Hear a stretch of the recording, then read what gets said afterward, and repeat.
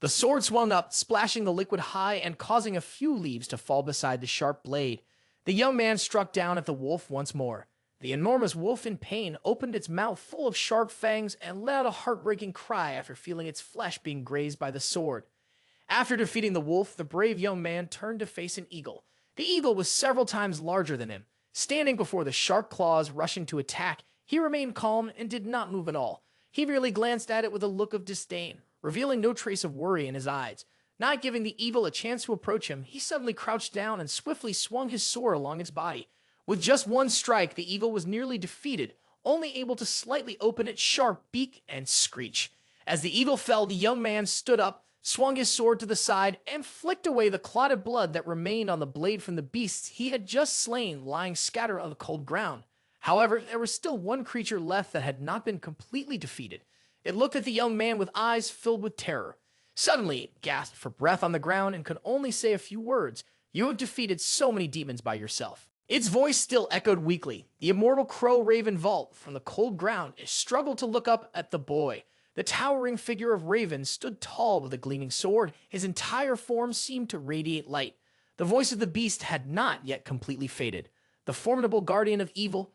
In response to the beast's faint voice was the cold face of Raven. His gaze contained a vague irritation, along with various long and short scars, making him seem truly unapproachable now. The sword was swung once more, the swift movement creating a rush of air that wrapped around the blade as it ascended simultaneously. The beast was taken by surprise by Raven's attack, its eyes narrowing, no longer able to retaliate. It lay still, resigned to receive Raven's strike. Warm, fresh blood splattered everywhere the moment Raven brought down his sword. Raven let out a quiet sigh after dealing with the loquacious creature that had annoyed him. Beneath the bright full moon, the gentle light illuminated Raven, making his silhouette appear very serene. Gazing at the beautiful scenery while feeling a heavy discomfort in his heart, Raven murmured, "I have come this far." Looking up at the moonlight, his face marked by scarred contours and his eyes filled with sorrow, he let out a gentle sigh. In his breath lingered a few tiny hopes. Only 15 days left. If he could survive, he would finally regain his freedom. Like a vow under the moon, Raven spoke, "I will surely escape from here." His weary legs that had been dragging suddenly came to a halt. In front of him stood the demon's camp. White tents of various sizes were set up in the midst of the lush green grass. Even though it was shrouded in darkness, they were easily recognizable under the moonlight. In the middle of the road, a few people were chatting, while others quietly walked along. On the wooden benches erected beside the roadside sat two drunken men not shy about exposing their upper bodies. They were no different from a couple of exhibitionists drenched in alcohol, lost to the amusements of their own world. In stark contrast to their blissful revelry was the suffering and emaciation of the prisoners or slaves who had lost all vitality. Some sat weary on wooden barrels, while others were completely depleted of strength, hugging their knees and resting their heads against the barrels, utterly exhausted. Looking at the scene before him, Raven couldn't help but think, if he looked back at the past 10 years, those days truly were hell. The Demon Legion, that was where those with extremely savage appearances were gathered. Some wore spiked armor and carried weapons that were a mix of axes and holy lances. Some had a long scar running from their forehead through their left eye, stretching down to the corner of their mouth. Others bore no scars but wore two-horned helmets and carried long spears. And among them was Raven. Those brought here were fated to fight the demons in a never-ending struggle for power. This was also the most brutal treatment one could receive in this kingdom. Almost all were criminals or slaves. Raven only needed to take a few steps, but the different fates became clear within the space he walked through. Some were shackled with haggard faces. Others were drinking, laughing freely. The worst of the worst, these people didn't care about their own lives or whether they would live to see another day. Raven quietly walked past the white tents, but the Eidolons didn't let him be. With nothing to do, they could sit sipping their drinks and discussing anything that came within their gossiping range. As soon as they saw Raven's figure glide past, they quickly voiced their thoughts. "Hey, look, it seems that bastard Raven has killed all of his subordinates and is back all alone. Even though he was once a royal member, he still seems tough." Raven paid little attention to the gossip around him. No matter what people said, his face remained cold and emotionless, as if those emotions did not belong to him. He wanted to stay silent and go rest. He tried to ignore the idle people looking for trouble with him, but perhaps because he had been kind, he ran into a big, bald guy looking to start a fight. The man blocked his path and playfully said, "Let's see what we have here." He wasn't wearing a shirt, just a piece of cloth covering one shoulder, with a strap across it to keep it in place. He placed his hands on his hips, wearing a teasing smile directed at Raven. Behind him were two servants, one blonde and one bald. Both had equally rough faces. The leader clearly enjoyed bothering Raven. He took advantage of his size, looking down at Raven and said, "Are you ignoring me again? Do you have anything to stake at me?" People who don't know how to enjoy life just look for reasons to cause trouble. Raven couldn't hold back anymore. He clicked his tongue in annoyance, showing disinterest in them. Raven looked up, his eyes filled with utter disdain. His face lost all patience as he coldly said, "It seems you want to die, huh?" The big guy was quite irritated. He didn't expect Raven to dare speak to him in that arrogant tone. Grimacing, he intended to say something more, but before he could finish his sentence, his large belly was immediately struck by a knee from Raven. The powerful kick, without any hesitation, left him in excruciating pain. Unable to endure it, he vomited violently, white foam spilling out, his eyes rolling back. Not giving them a chance to retaliate, Raven quickly placed his hand on the hilt of his sword. Moments later, he drew the sword and deftly pointed it at the throat of the minion next to the fat guy, rendering him unable to act recklessly, his mouth agape in shock. The sharp blade lightly grazed his neck, already drawing blood. Next, Raven moved closer to the bald guy, resting the sword on his shoulder and extended one hand towards him. Out of fear, he instinctively raised both hands to protect himself, letting out a soft cry. "Ugh."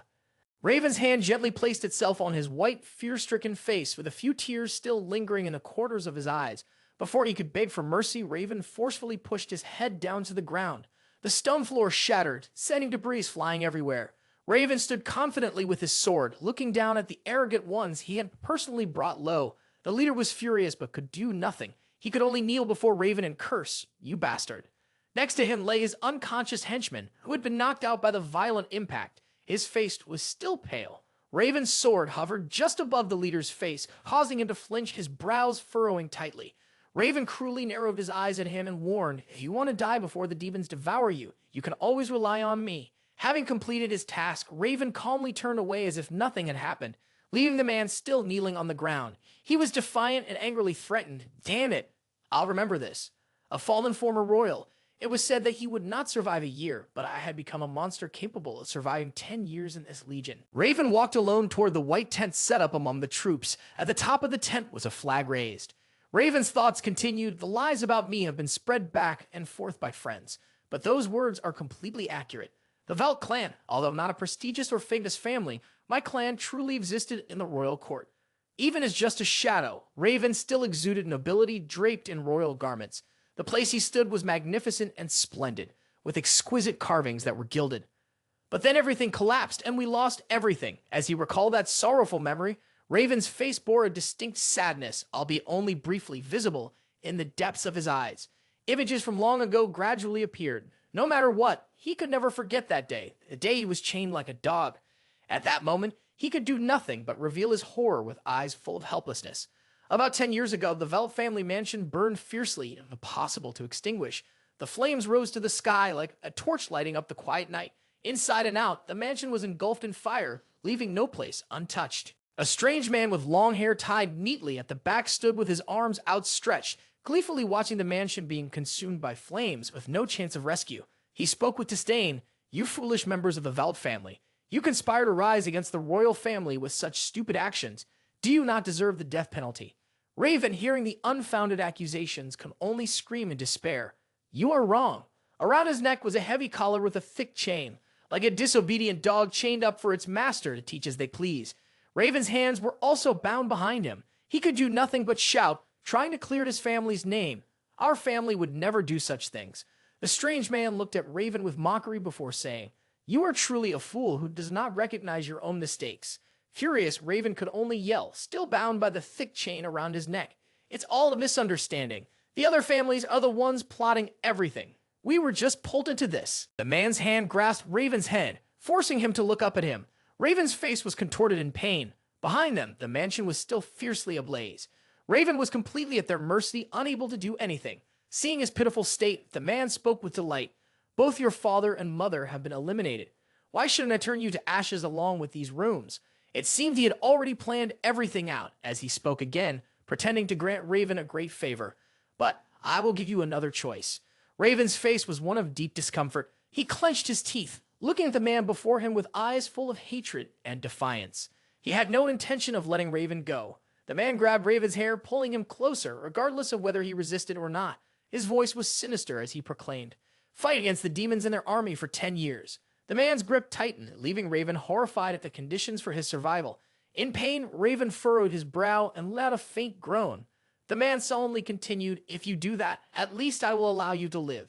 While Raven was feeling frustrated at being treated like nothing more than an animal, the nobles outside began to murmur among themselves. "Oh my, a legion of demons?" Their faces lacked clear expressions, but the upturned corners of their mouths in delight were easily visible. The chatter was loud enough for Raven to hear. Even now, he couldn't forget their words. Isn't that the worst royal legion? The place filled with nothing but savages and criminals. To be pushed to that point as royalty. This must be the end of the Valt clan. The back and forth continued animatedly outside. Raven endured it all, gritting his teeth and only hearing the sound of gulping. Gulp calmly turned away, showing no concern or intent to linger a moment longer with Raven, who was being restrained. He waved his hand dismissively and said scornfully, "If you can, then you will be free to do as you wish." With a desire to live, Raven barely opened his mouth and replied nonchalantly, "I understand." The two soldiers then released Raven. He stumbled, dropping to his knees. His eyes painfully gazed at his mansion, which was being burned down piece by piece right before him. His voice sounded determined. It must be so. Lost in a stream of memories, he finally reached the white tent. Raven's hand lightly touched the fabric of the tent's door. He pondered, speaking to himself. The days of living in shame will come to an end soon. His eyes gently closed, allowing the scar that stretched across his eye to align. Raven recalled everything that had happened to him over the past 10 years. Since the day I was dragged here, I have fought against monsters without any training or experience. Raven gradually became accustomed to using his sword to slay the demons, but he had managed to survive until now. Raven still struggled to keep his life intact from day to day by striving to improve his skills. The young man's face showed no scars, though dirty, it still could not hide his gentle demeanor. Raven reminisced about the days gone by. I was just a child. Back then, I was the young master of a noble family. Clean from head to toe, untouched by earthly dust, my youthful face always smiled at the world. Time never spares anyone. Becoming a member of the demon-slaying legion for 10 years has left Raven's face covered in scars, along with a cold, ruthless demeanor shaped by countless hardships. Ending the line of recollection, Raven's eyes revealed a sense of silence. Standing in front of the tent, he calmly spoke. "The next large-scale demon extermination will be our final battle." Raven's silhouette stepped into the tent, a place filled with aspirations and hopes. His voice had not yet faded. "There is only one step left before we are free and can restore our clan." Meanwhile, in the territory of the Pendragon clan in the Ancona forest, a stunning pink and purple sky enveloped the majestic mountainside. A gaze of fear and worry emerged along with the forest. Those eyes trembled from something that seemed very terrifying. Under the night sky bathed in pink and purple light, a moon also shone with an enchanting purple glow. The owner of those eyes had golden hair. Facing him was a perfect white dragon from head to tail. Its armor on the horns and chest gleamed under the hazy moonlight. It stood before the young man and softly spoke. "Oh, White Knight, time to fulfill our oath is drawing near." The young boy, with an innocent face, looked up at the dragon with a worried expression, one hand raised to shield his eyes from the light emanating from the dragon. A dragon, a being more powerful than any type of monster, is perhaps the strongest creature ever to have set foot on Earth. Only one family could be subordinate to such a beast, the Pendragon Duke family. The massive dragon obediently bowed its head to the person with golden hair. Thanks to their ability to tame dragons, they held great influence in a kingdom and were also one of the most prestigious families. There were just 13 days left until Raven Vault was to be pardoned. In the command tent of the demon camp, the solitary figure of Raven approached. He raised his hand to pull aside the fabric at the tent's entrance and quickly stepped inside. Raven coldly announced, "I have returned." Inside was a stout man with a scruffy beard and a bald head. One hand he used to fondle the unfortunate slave comfortably. The slave could do nothing but obey. With the other hand, he tore into a piece of meat he was holding. Next to him was another slave being commanded, holding a bottle of wine. This was Commander Baltai. He had no intention of stopping his eating to have a proper conversation with Raven. He spoke, a piece of meat still in his mouth. "It seems you have returned alone again, the Grim Reaper Raven Vault. What about the Reconnaissance mission report?" Raven remained silent, his brow slightly furrowed at the man's rude behavior, his gaze exuding coldness. However, he quickly brushed it off, as such behavior was quite normal here. Raven calmly reported, "The number of demons on the front line is very large. If they encounter the main army, our chances of winning are almost non-existent." Baltai, with a beard full of bits of half-eaten meat, mockingly asked Raven, "Hovo, so you're saying you can't win against them?" After saying this, he let out a puff of breath. Raven said nothing, merely looking at him in silence. Essentially, he didn't care about Baltainen's contemptuous attitude or the mockery in his words. The man wore a twisted smile and spoke incomprehensibly. If it were just us, we would definitely lose. Baltainen seemed confident as he spoke, but it appeared that tomorrow, the Pendragon clan would come to our aid.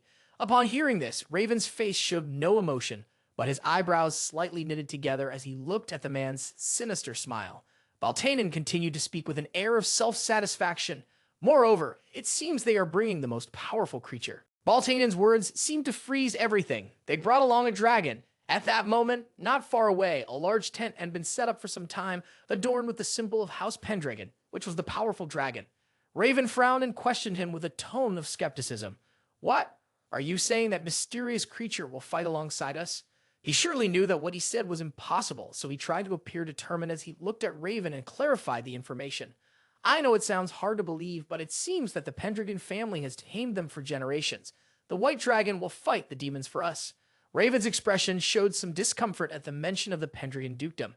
His past, though not as the child of a powerful family, was at least tied to a royal lineage. The disdain from 10 years ago resurfaced, making him sensitive to the esteemed families of the royal court. Doubts lingered in Raven's mind. They were one of the most influential families in the kingdom, and royal blood flowed through their veins. I don't know if that's true or not. I thought it was just a legend. Who would have the honor of having a dragon serve them? Raven raised his hand to his chin, deep in thought. I have spent 10 years of my life fighting demons, but I have never seen a dragon. I didn't think Baltainen would believe in such fairy tale things. Has he gone mad? Moreover, his train of thought momentarily faltered. As if remembering something, Raven lifted his face, his hand leaving his chin. I heard that the predecessor of this family had died, and because of that, they have also lost some influence over the years. After a moment of deep thought, Raven looked up with a weary expression and said, I can't believe this information. Baltainen arrogantly pointed at Raven and issued a command. You have no right to say no. This is an order. But tomorrow you don't need to go to battle. Looking at the finger pointing at him, Raven's face could no longer maintain its calmness and instead showed a scowl. He exclaimed, What the hell? Baltainen remained haughty, leaning back in his chair, his finger still pointing directly at Raven. He spoke. Since we have a dragon, we just need to leave all the monsters to it. Am I clever or not? Even so, you have to take care of the Pendragon boy. Raven's face relaxed a bit after hearing that. He agreed, say, if that's the case, then it's fine. Seeing Raven agreed, Baltainen smiled slyly and added, never be far from him. Raven felt a bit suspicious, but he still compromised with him by saying, understood. Although he still had doubts, he couldn't disobey orders and reluctantly said, I will do as you say. Baltainen was overjoyed to hear Raven's agreement, grinning widely with excitement. Then Baltainen spoke. Good. Now go introduce yourself to the future Count. Tomorrow, I count on you. Let's continue this banquet. Bring the wine here. Raven left the noisy tent and quickly moved to the large tent bearing the Pendragon family crest. The Pendragon banner waved high above. Raven couldn't hide his anxiety as he stared up at the flag, wondering, he really is coming. I don't understand why the royal family would trouble themselves to come to such a dump to help us. Raven recalled Baltainen's words and thought carefully.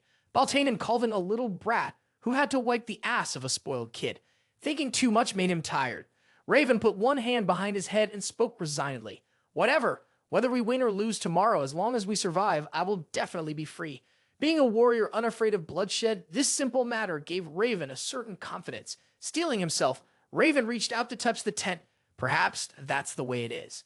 With a frustrated face, Raven lifted the fabric at the entrance and stepped inside, greeting, Sorry for the intrusion, young master. In response, a voice came from inside the tent. Who are you?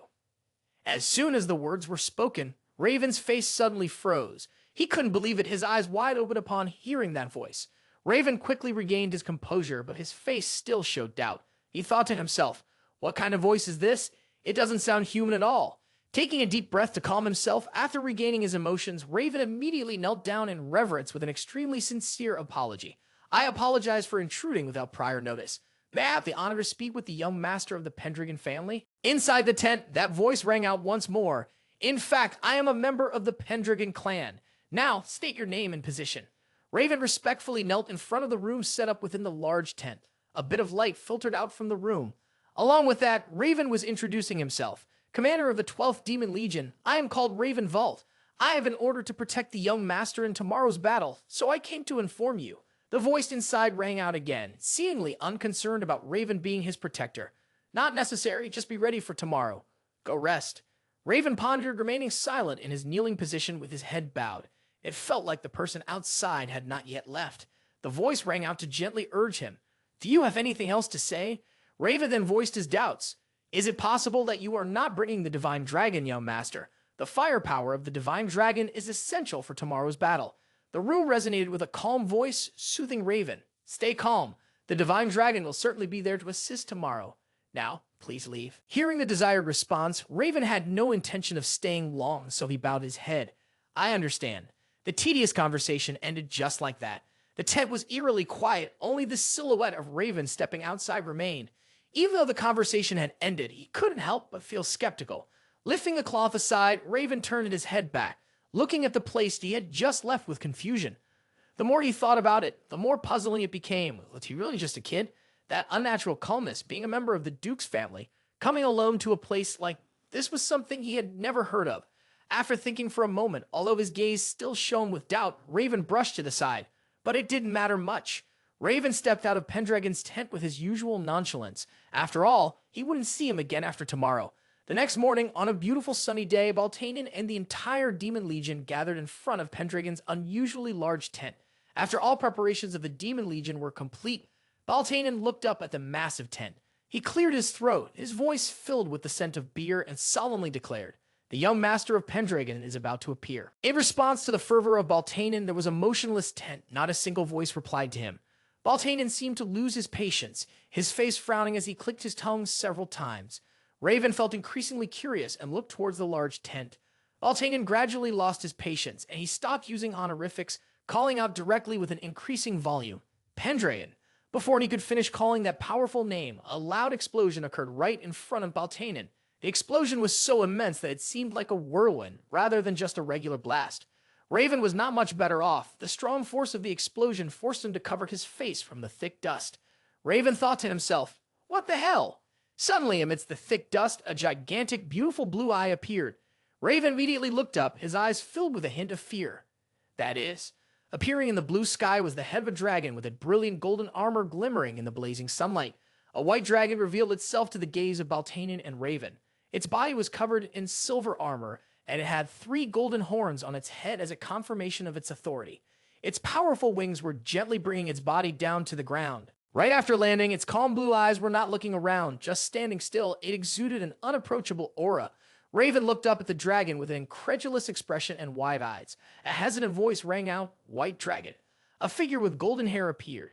It was easy to see that the armor of the dragon and the young man were designed similarly, like a perfect pair, shining silver white under the sunlight. The man's helmet was designed with a silver dragon that resembled the white dragon, and the helmet obscured the man's face. Meanwhile, Raven frowned slightly, trying to gaze intently at the person standing under the protection of the dragon. He was very curious about the face hidden behind the helmet. The man raised his hand and lightly touched the helmet, introducing himself. I am Eren Pendragon. Under the protection of the helmet was a young man with distinctive hair and bright blue eyes. Although he looked quite young at first glance, he boldly declared, Then let's not waste any more time.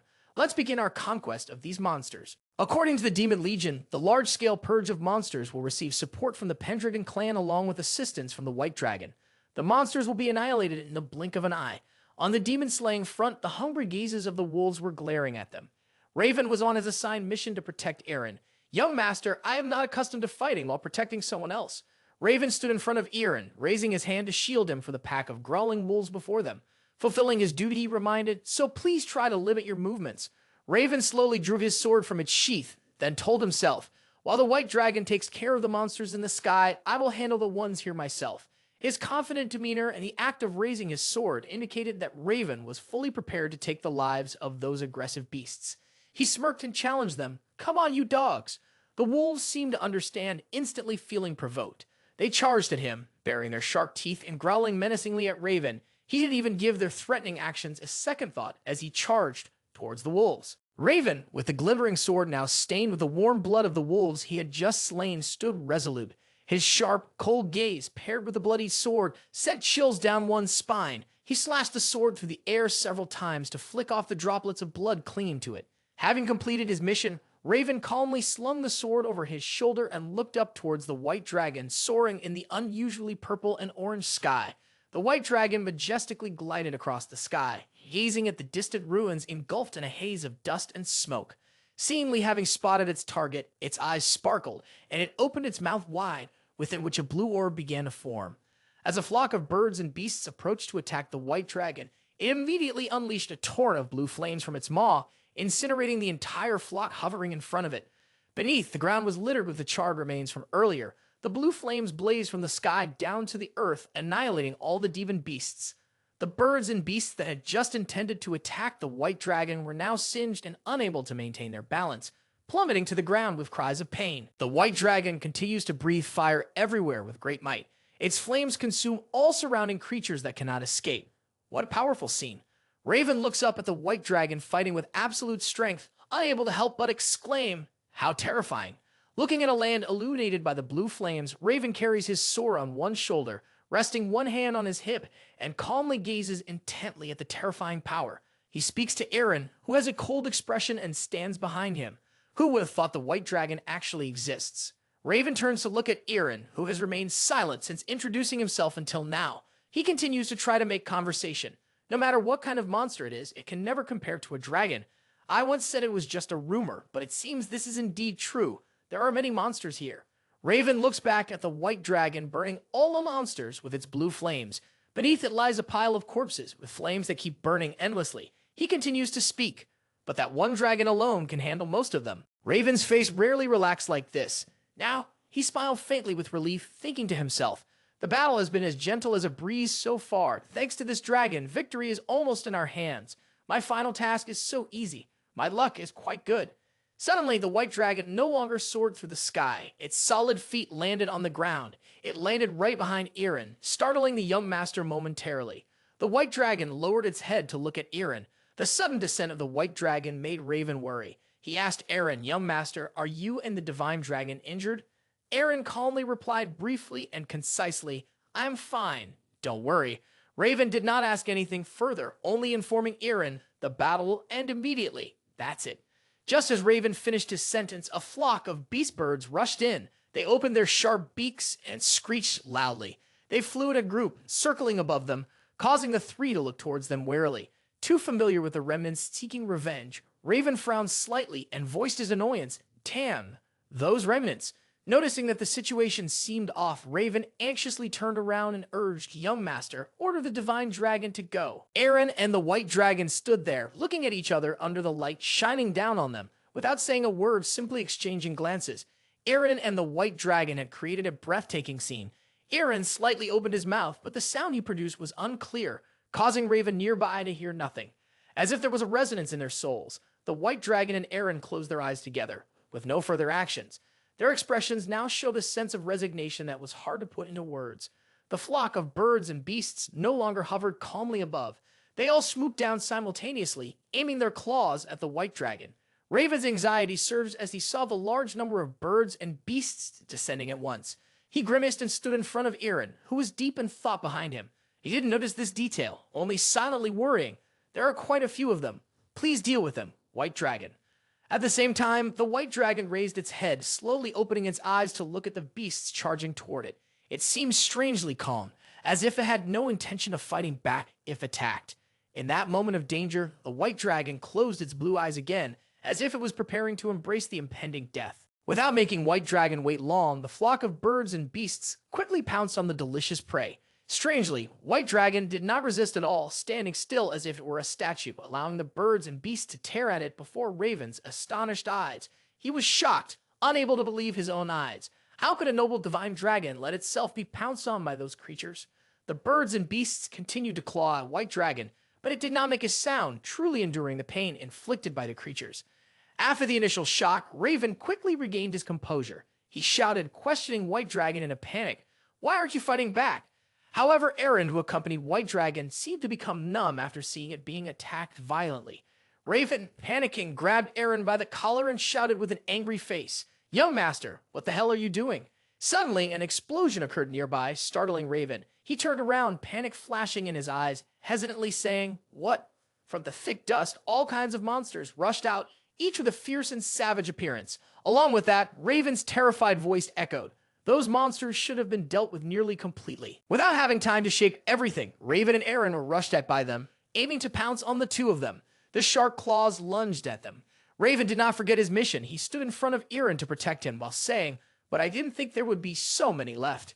The monsters quickly took control of the situation, taking turns exterminating humanity, constantly threatening their lives. At the same time, Raven was struggling to deal with them and protect Eren, but the difficulty was that Eren, like the White Dragon, had no intention of fleeing or fighting back, only accepting the wounds inflicted by the monsters. Raven suddenly recalled the image of the divine dragon along with the words, "A true dragon is the most powerful creature that ever existed. No matter what kind of monster it is not worthy of a dragon." Remembering a few minutes ago, he had been proud of the strength of this gigantic dragon. The battle up to this point had been as gentle as a breeze thanks to this dragon. Victory was almost in our grasp. My final mission is this easy. My luck is pretty good too. When the swarm of monsters suddenly charged out once again, Raven placed all his hopes on that dragon. "There are quite a few of them. Please deal with them, White Dragon." The confident words of others easily made him believe it, putting their current situation in a very difficult position. As long as our ally is the divine dragon, we will win. But now what? It is too late for Raven to regret. This is my fault for believing that lie and lowering my guard. How foolish I am. The consequence he now faces is a face drenched in fresh blood, flowing from his head down to his eyes, blurring his vision. Raven looked up at the dragon with its wings hanging down, soaked in fresh blood. It was unclear whether it was dead or not. All he knew was that the pristine, clean, majestic white dragon was gone. Now only a body pierced by giant spears remained, while countless monsters on the ground fought to tear apart the humans. Raven smiled a desperate smile. The strong smell of fresh blood filled his mouth, and his eyes lost focus. Noticing everything before him, Raven lowered his head, droplets of blood dripping to the ground, along with his voice. What a mess. Before long, the entire legion led by Raven was completely annihilated. Scattered on the ground were the unfortunate corpses from the monster assault. The short green goblins were grinning maliciously. In their hands were chipped knives or possibly sharp spears. 3 goblins quickly thrust down from above, aiming to attack Raven while he was slumped on the brutal battlefield. Though his breath was labored, Raven was still conscious. He quickly eliminated all the lurking goblins with a single blow. Despite being quite exhausted, he still pushed through, kneeling down, raising his sword with one hand. But no matter how strong he was, with such severe injuries, he could not hold on any longer. Raven staggered and knelt down, using his sword as a support. He felt his body running out of energy, bent over with fatigue, and murmured a curse.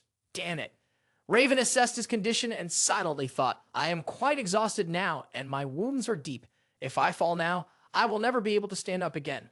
Looking up, Raven tried to pull himself up, and in the sunlight, his weary face was revealed. Raven looked toward the white dragon not far away. It was covered in foul blood, its eyes tightly shut, unclear if it was dead.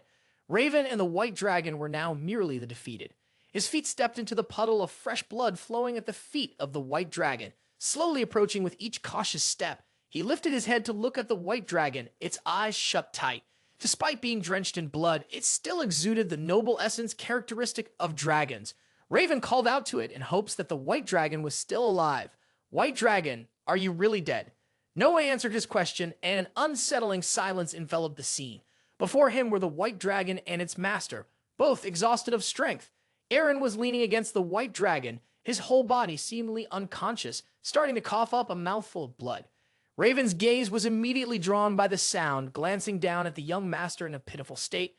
Before Raven was Eren, covered in blood, indistinguishable whose it was anymore. He slunk completely against the white dragon, his eyes barely opening. Eren breathed laboriously as if he could only take a few more shallow breaths. Raven coldly observed Eren struggling to breathe. He simply remarked, "So you are still alive." Raven no longer cared about royal ceremonies or the dignity of this dying young master. He grabbed Eren by the collar, his voice sharp with demand. "Hey, before you die, answer me one thing." Raven used his little remaining calm to ask, why did the dragon stop attacking halfway? He couldn't help but reminisce about the scene back then. Raven recalled that the white dragon and Eren had exchanged something with each other. He asked, "Did you order the dragon to do something?" Receiving no response from Eren, he could only manage to glance up with his half-open eyes. That look made it impossible for Raven to maintain his composure. He gritted his teeth in frustration. Immediately, his tone turned irritable. He shouted at Eren disrespectfully, with all the exhaustion and anger. "We could have won if the dragon hadn't stopped attacking. Why did you do that? Answer me." Before Raven could get proper answer, he suddenly felt a sharp pain in his chest. A spear pierced through him. His heart felt like it was on fire, throbbing with pain. Raven could not withstand the pain and spat out a mouthful of blood. He collapsed to the ground, blood spilling from his chest. A cold draft rushed into his body right after the spear was pulled out. A voice came from behind him. Even if your heart is torn into pieces, you will not die. You truly live up to your name, the immortal Raven Vault. Baltainen, standing behind, grinned with delight after making his mocking remark. He was wearing dark brown armor, and he looked quite pleased as he observed Raven's state. Despite his severe injuries, Raven was still alive. The familiar voice, so nauseating that it made him furious, caused Raven to grimace and shout, "Baltaine!" The man laughed gleefully, spreading his arms wide in welcome to his victory, excitedly proclaiming, "Finally, it's over." He raised his axe with enthusiasm and ordered all troops attack. A group of soldiers rushed past him, brandishing their spears at the remaining monsters on the battlefield. The flag fluttered behind them, featuring the image of a lion with a crown atop its head. Truly, a royal emblem. Raven struggled to get up, one hand clutching the wound on his body, trying to direct his gaze towards Baltainen with an expression of confusion and pain. Royal troops, why is Baltainen leading them? Behind him, Eren was still gasping, exhausted, his face pressed against the ground. Baltainen chuckled, glancing at the astonished Raven. It was as if he could see through the questions in Raven's mind, his face carrying a smug expression as he spoke. "Don't be so surprised." The sharp axe blade was perfectly positioned against Eren's neck, and then he addressed Raven. From the very beginning, it has all been part of the plan. Baltainen stood arrogantly before Eren, who had lost all strength to resist. His gaze was fixed on Eren's neck, a sinister smile on his face. Baltainen excitedly continued, "But there are fools who refuse to acknowledge it." The scene unfolded completely before Raven's eyes. Even with the axe blade at his throat, Eren maintained an expression of calm as if nothing was happening, his face lifeless as if he accepted the imminent death. Seeing Eren's expression so serene as if accepting his fate, Baltainen laughed gleefully. In the next moment, hot blood splattered in an instant. Raven stood in shock as Eren's head flew into the air right before his horrified eyes. Raven watched Eren's head fall straight to the ground, his body stiffening, unsure how to react. Raven was struck silent by this scene. He could not believe that everything happening before him was real. Baltainen laughed with delight, turning his gaze towards Raven. How humiliating, but his death has been inevitable for a long time, and this too. As soon as he finished speaking, Baltainen kicked Raven, causing him to fall face down on the ground. Although not dead, he was in pain from his injuries and let out a soft groan. The severe wounds made Raven cough up blood. Seeing Raven in this state, Baltainen mockingly said, "So close, aren't you, Raven? Just a little more, and you would have your freedom." Baltainen grabbed Raven by his bleeding hand and pulled him up, continuing to mock him. "Pretty painful, isn't it? Your physique is quite remarkable." Baltainen's voice momentarily stunned Raven. "Your recovery is also quite unusual." Raven struggled to get up and looked up, unable to believe that the secret he had hidden for so many years had been discovered. To make matters worse, the one who discovered it was the worthless commander who only cared about women and drinking. He laboriously spoke, "So you know now." Baltainen replied nonchalantly as if it were a matter of course. "I just pretend not to recognize it for the sake of this day. But no matter how strong your recovery might be, if I cut your throat, is it possible that you will die too?" Baltainen grinned widely, relishing the chance to trample on someone who usually seemed indifferent to everything, coupled with the determination to reclaim his freedom, yet now appeared weak and devoid of resistance. His words carried a mocking tone. "What a waste it would be for you to die here without achieving what you call freedom." Raven clenched his teeth in anger. Each word from Baltainen truly struck at his pride. "For the sake of freedom and restoring my clan, I have fought for 10 years. But isn't it true that now is just like then?"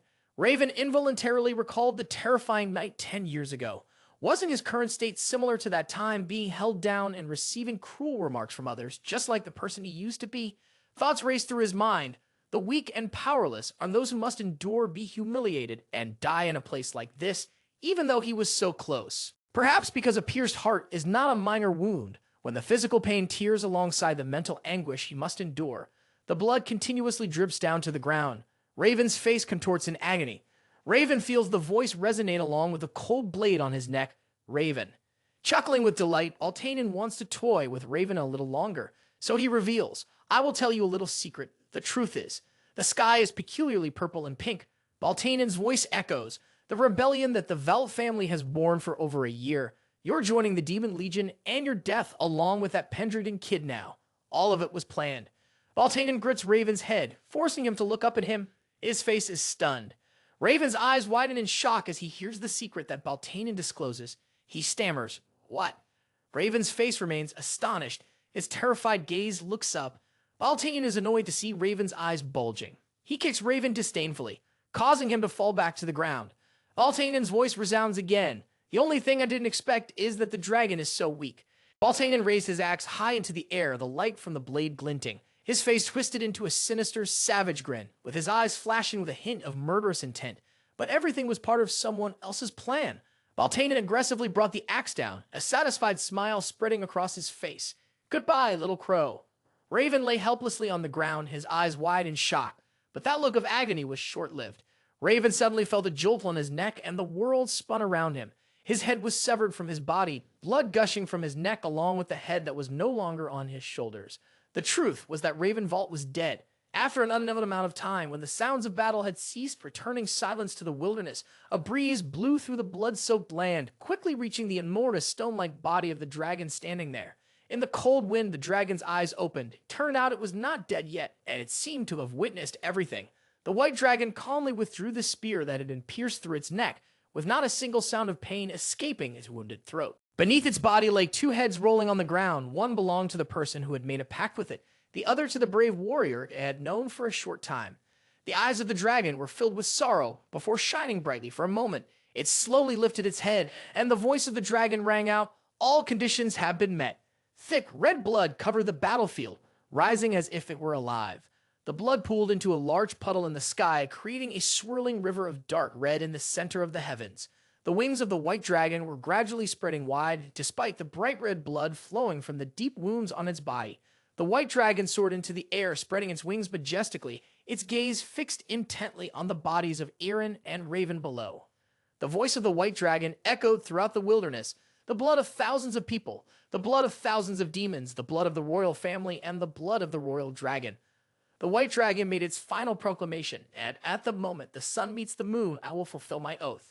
The light emanating from its horn grew increasingly radiant and blinding, overpowering all natural light. The beam of light from the white dragon actively directed towards Eren's severed head, but it also touched Raven's head lying right beside it. In the blinding light, Eren's head gradually disappeared, and along with it, Raven's head began to vanish as well. The white dragon seemed oblivious to the simultaneous disappearance of Raven and Eren, and simply landed on the ground right where the two heads had vanished.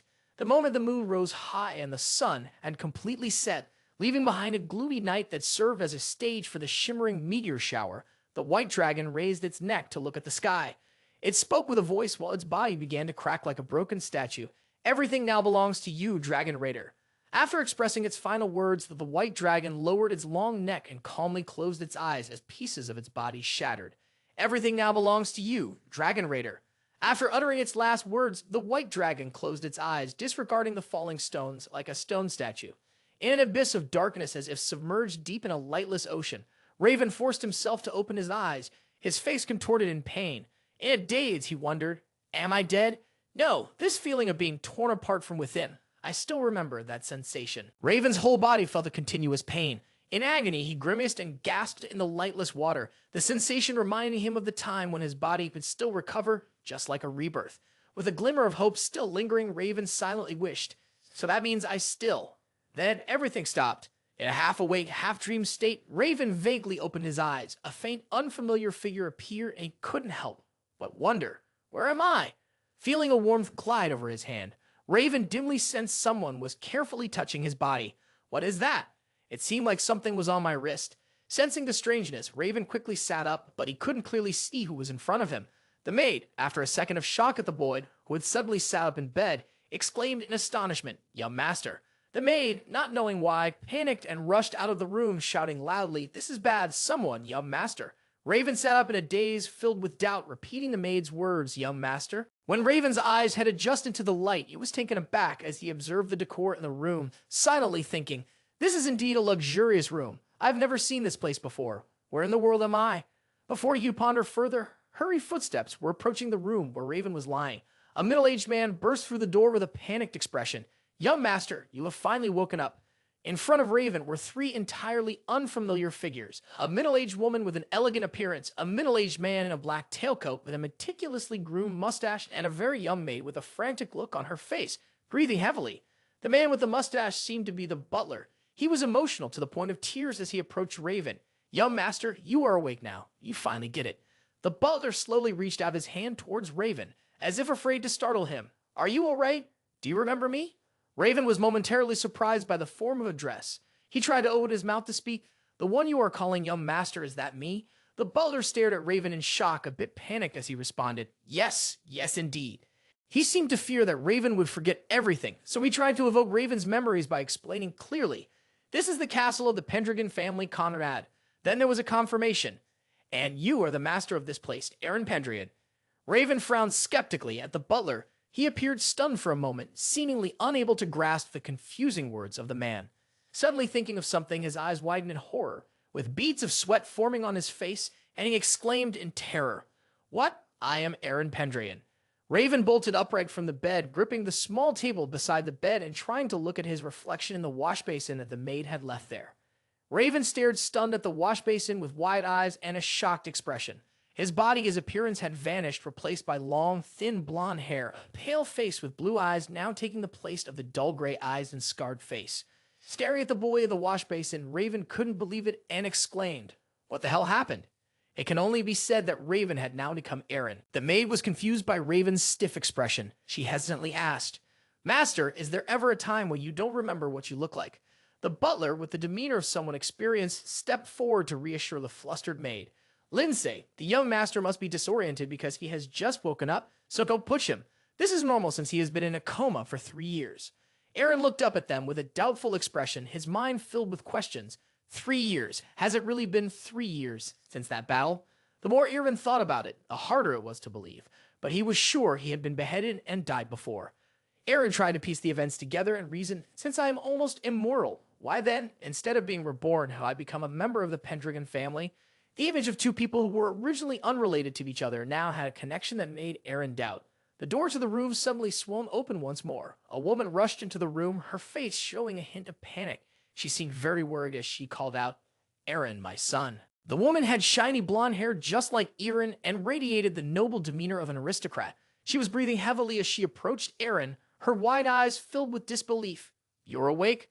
The butler and Lindsay both smiled joyfully at her, respectfully speaking. Madame Helene, the elderly lady who followed them, also smiled gently at the noblewoman. Eren, on the other hand, sat dazed on the bed, looking at Helene and silently wondering, who is this time? Ignoring the greetings from the two servants, Helene ran straight toward the older woman who had been silent since entering the room. Helene exclaimed excitedly, "Eren, you've really woken up." Eren's eyes widened and his face went blank. The scene left him instantly speechless. Helene dashed past the elderly woman without any contact. Eren's gaze was chaotic as he raised his hand to point at her, panicking and intending to say, "Who is she?" At that moment, the elderly lady gestured to Eren by shaking her index finger, signaling him not to say anything.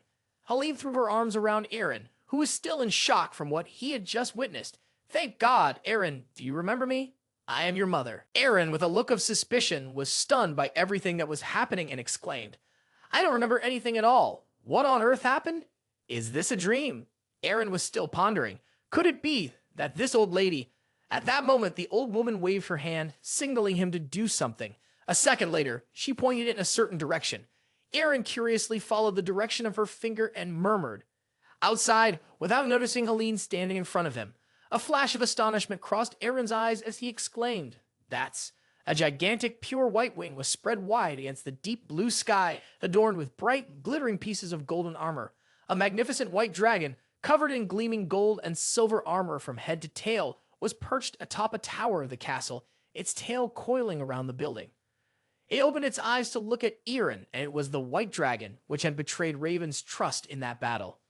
Eren showed clear signs of discomfort at the sight of the dragon that had caused him to be defeated before. An unconscious name escaped his lips, Soldrake.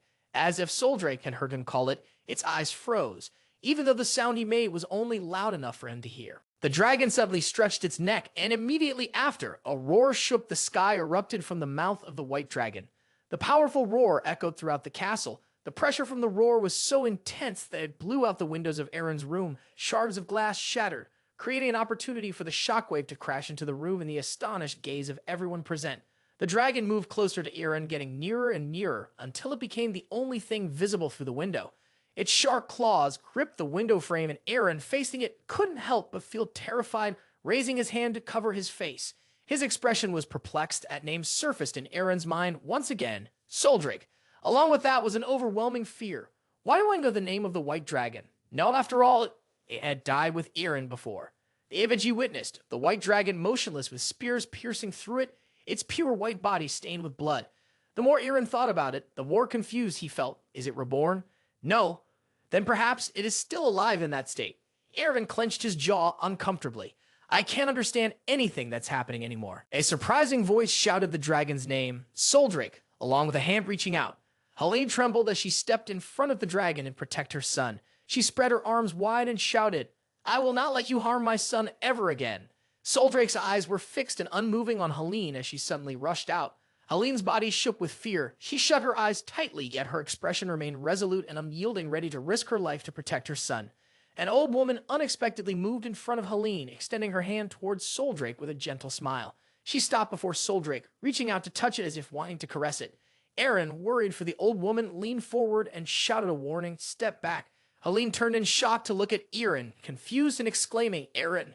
Seeing the old woman stroking the dragon, Eren felt it was strange that the dragon obediently closed its eyes, fully enjoying the affection. The old woman even turned back to Eren with a smile on her face and winked at him. Eren felt extremely bewildered to the point of being speechless, softly exclaiming, "What?" Helene, worried about her son, gently supported him with a caring tone, "Eren, what's wrong? It's very dangerous. You should sit down." Although Eren didn't push Helene away, his gaze was still one of astonishment and surprise due to the recent events. Eren couldn't help but look at the old woman with the thought, is that old lady the only one I can see? He saw the old woman and the dragon being calm. Presumably she was talking to the dragon, but he couldn't hear what she was saying.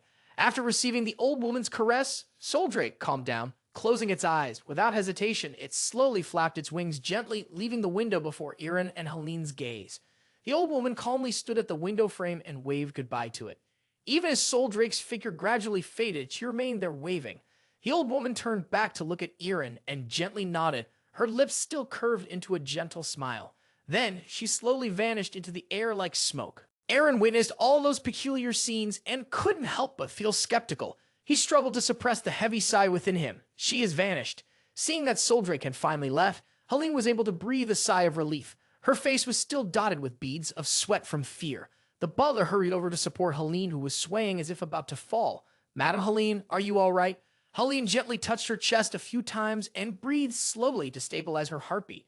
After a moment, she smiled and said to the butler, "I am fine, Melbourne." More importantly, Helene looked towards Eren, constantly worrying about her son, even though her face was still pale from shock. "Eren, are you all right?" Eren frowned slightly, biting his lip, lost in thought about this extravagant castle, the worried servants, and the name of the White Dragon suddenly appearing in his mind. Eren and Raven had no familial ties, but now Raven had suddenly been reborn in this familiar yet strange body. "It seems I have truly become Eren Pendragon." Not hearing Eren's response, Helene grew more anxious and hesitantly called his name. Eren. Raven, after a period of contemplation, finally decided to temporarily take on the role of Eren. He forced a smile and said to Helene, "It's okay, mother." Helene and the butler were able to breathe a sigh of relief upon hearing Eren's response. Eren got up from the bed and quietly observed everyone around him. He silently told himself, "Being confused now doesn't matter. I will gather information to put everything into a different perspective." Eren gathered his messy hair up, his strong back filled with the determination to clarify everything that was happening to him, then said to himself, "And since I'm not really Eren, I have to ensure I don't get exposed. Therefore, I must start gathering information first." The image of Raven's past appeared with a scarred face and a cold expression. He was determined to continuously sharpen his combat skills, along with his special regeneration ability, becoming a warrior that no one, not even any demon, could compare to. Then the image of the White Dragon being stabbed by the spear, motionless right before his eyes, returned, conquering the Demon Legion on the plains in the final battle before I was set free. Both the Minor Duke and I fell victim to a trap and lost our lives in that battle, the bitterness rising in every word from Raven. At the very least, we should have, but I have awakened in the body of the young Duke. Still, that past cannot be changed, and now Raven has been reborn in the body of Duke Eren, as if given another chance at life. Time has turned back 7 years before the battle began, but what Raven still cannot forget are the days when I bathed in a sea of blood and the stench of war floods back in waves. Yet now, Maid Lindsay is holding a silver spoon in her hand, putting on the airs of a kindergarten teacher wanting to feed Eren, young Duke. Eren's eyebrows instinctively furrow in displeasure. However, Lindsay does not give up because of Eren's discomfort. Though a bit flustered, she persistently brings the spoon to Eren, who is feeling quite upset and sweetly says, she really sees you as a child in need of care. Now please say, ah. Eren thinks to himself, I am being spoon-fed like a child. Looking at the caring demeanor of the maid in front of him prevents him from getting angry. Eren can only sigh and say, I have been awake for several days now. I can at least feed myself. But Lindsay did not think so. She remained very persistent in urging him. It can't be helped. After all, you still have to lie, still as the doctor advised. Lindsay was truly a dedicated and patient maid. She continued to plead with Eren. So, please open your mouth. This maid named Lindsay was responsible for doing the boring chores every day before he fell into a coma. Eren's face contorted in distress as the spoon was brought close to his mouth. He silently lamented, how could I be so blatantly overprotected? Unable to resist, Eren eventually succumbed and opened his mouth, even though he felt extremely uncomfortable inside. He muttered to himself, since I became Eren, I have no choice but to obey them. However, thinking it was one thing on the other hand, he still quietly complied. In the end, Lindsay accomplished her task excellently. The meal, which was quite a struggle, had come to an end. After tidying up the dishes, Lindsay bowed her head to Eren. Thank you, young Duke. While we wait for the medicine to be prepared, I will help you change. Eren reached back to grab his long hair, stepped lightly off the bed, and said to Lindsay, no need, I can change myself. Eren calmly stood up, stepping away from the bed without noticing Lindsay's startled reaction behind him. He spoke, I will go wash my face for a bit. Please bring my things and remember to bring a towel as well. It might take a little while, so it could be a hassle. Seeing the young Duke suddenly get out of bed made Lindsay so anxious that she started sweating. She hurried to block his way, stammering, I own Duke. Eren stopped in his tracks, startled, his long hair falling loose again. Lindsay held him back with both hands, her panicked expression making Eren instinctively feel fear as well. You still can't walk. It could harm your body. Eren, despite his efforts, couldn't get used to such elaborate treatment and Lindsay's over-the-top reactions towards him. It was awkward and confusing for him. While Eren was still in shock, Lindsay flusteredly helped him walk to the bathroom. I will take care of your clothes and hair. Lindsay looked at Eren with tear-filled eyes as if she was about to cry. Duke, you just need to rest. Eren, confused, could only reassure her. I understand, so calm down. Lindsay carefully arranged a small chair and said to Eren, then please wait here. After that, Lindsay hesitantly asked Eren for permission. I will do it right now. Eren knew it was useless to resist, so he sighed and reluctantly nodded. I'm counting on you. In reality, was secretly complaining, I want to be alone. Soon after, Lindsay had tied Eren's long hair neatly. He, feeling dejected, let her do whatever she wanted, internally lamenting, I just arrived here, but even Eren's clothing was changed by Lindsay, which made him somewhat dissatisfied. In this world, everyone does everything for me. The more Eren thought about it, the more tired and irritated he became, his face darkening. He couldn't stand this. Attention was causing his stomach to ache terribly. Seeing Eren's frown, Lindsay anxiously asked him, Duke, have you finished changing clothes? Is something wrong? Eren tried to suppress his discomfort, forcing a very awkward smile, and then replied to Lindsay mechanically, no, it's nothing. Right after that, Lindsay brought a full-length mirror for Eren to look into, then said, light, really light. So, is there anything else you need? Please tell me, young Duke. But Eren didn't even bother to glance at the mirror. He waved his hand and replied, that's enough. I'll go lie down for a bit. Just when Eren thought he would get a moment of peace, a whispering voice rang out from behind the slowly opening door. Brother. Eren jumped at this call. Stepping through the door were two beautiful young girls who resembled each other. Both had shiny blonde hair and emerald green eyes. The older one asked Eren, how are you? Accompanying her was a small girl holding a toy rabbit in her arms. The girl with long hair was Eren's older sister, named Eren, while the petite girl with short hair was Eren's younger sister, named Mia. As soon as Lindsay saw the two young ladies, she joyfully welcomed them, Lady Eren, Lady Maya. But on the contrary, Eren, who was already annoyed, became even more sullen. His whole body trembled with anger, silently irritated. Why is my time being disturbed over and over again like this? As soon as she entered the room, Mia quickly ran straight towards Eren. Eren yelled out to stop her sister. Maya, wait! But the little girl ignored her sister's call and dashed straight to hug Eren's leg, catching him by surprise. Mia looked up at Eren with innocent eyes, tightly hugging his leg. This adorable sight was truly heartwarming. Eren was uncomfortable with the unexpected hug, but he couldn't get angry because she was his sister. He could only force a strained smile at the little girl.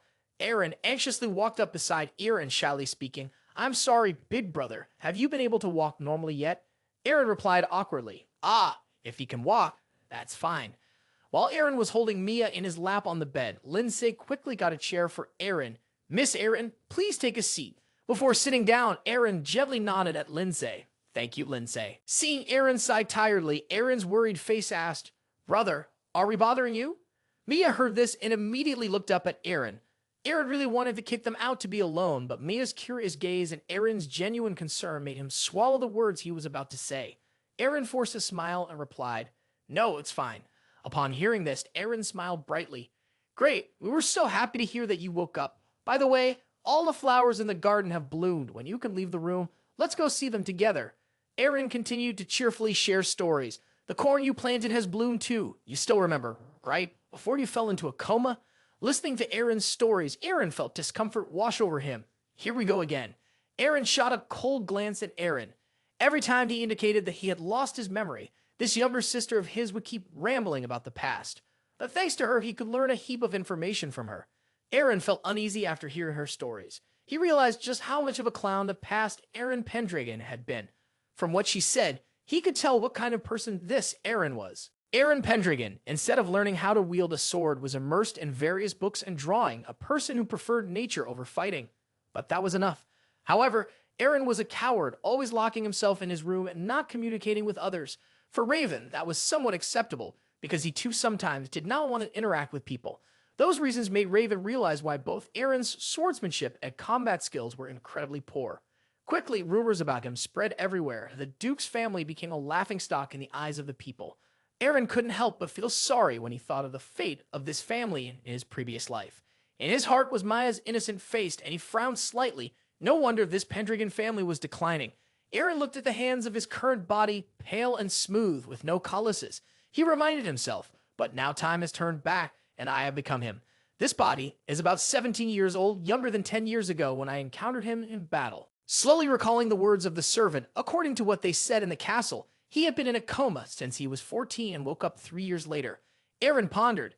There must be some reason that forced me to take over his body while he was in a coma. Although he was going through an unimaginable experience, Eren calmly regained his composure. He thought, no, the reason why isn't important. What matters is that I'm still alive and have returned to 7 years ago. Eren's face suddenly turned cold with a faint smile. I have a chance to do everything over again. Eren remembered the day he was still Raven, with dark hair and a scarred face. That was the day he was captured by the demon army and lost all honor of his family. I have the opportunity to seize what I couldn't have before. Eren's eyes became sharp as he thought about his family's vengeance, the things he had been unable to achieve. Let's start with what Baltainen said before. Eren recalled Baltainen's words before taking his head. The shame that your clan must endure is due to your stubbornness 10 years ago. Your being sent to the demon court and your death today are all connected. It has all been arranged. Raven remembered those words vividly, determined to understand what he had said before. Eren's lips curled into a smile as he immersed himself in his own thoughts. In the name of Eren Pendragon and Raven Vault, I will fight once more. While Eren was lost in his world, Eren was also busy telling her story. Suddenly, Eren stopped and rushed over to interrupt Eren's thoughts. Can you hear me, big brother? Startled by Eren's voice, Eren replied, Sorry, please continue. Mia, sitting below, was eagerly looking up at her siblings chatting. Eren beamed and continued, All right, Lady Luna will come here to see you, big brother. Upon hearing the unfamiliar name, Eren curiously asked, Wait, who is Lady Luna? Eren immediately expressed self-blame for not paying attention to her brother who had lost his memory. Oh, I'm sorry, your memory is still.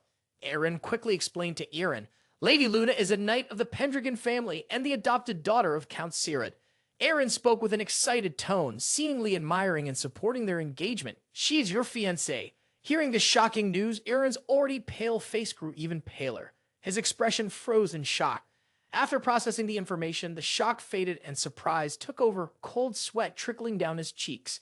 In the meantime, a group of people on horseback had arrived on the road leading to Conrad Castle. War horses and soldiers advanced, bearing the flag adorned with the crowned red wolf. The knights riding horses were fully equipped with armor and weapons. Trailing behind them was a luxurious carriage. A knight wearing a blue cloak over his seamless armor approached the carriage and reported, We will soon arrive at Conrad Castle within the Duchy, so please wait a little longer.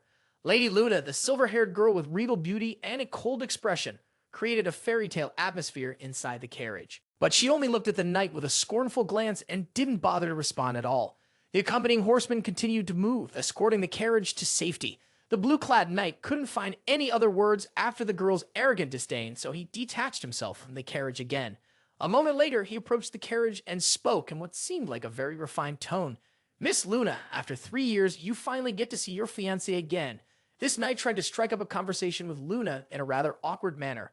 He attempted to engage the owner of the carriage with a tone he thought was refined. "Could you tell this humble Breeden how you feel right now?" He was the chief knight of the Sacred Count's family, Joseph Breeden. One look at his infatuated eyes reveals that he was pursuing Luna. After a while, Luna finally opened her delicate mouth in harmony with her high nose and let out a slight sigh. Having shown indifference all this time, Luna finally turned to Breeden and asked, "Why should I tell someone like you anything?" Even as Luna's gaze fixed on Breeden, it was still a look of contempt. "Don't bother me. Focus on your own business. This is the Sacred Count's family, Luna Rayrod." After disdainfully glancing at Breeden, Luna turned her gaze back to the inside of the carriage, her face showing signs of exasperation. She sighed softly, unpleasant memories of Eren surfacing in her mind. Eren Pendragon, a weak and pitiable person whose very gender is unclear.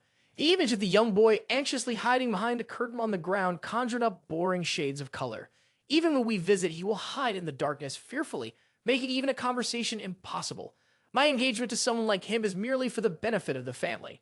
However, today, all of that will end. My father has decided to annul this engagement. The relationship between the two houses has fractured.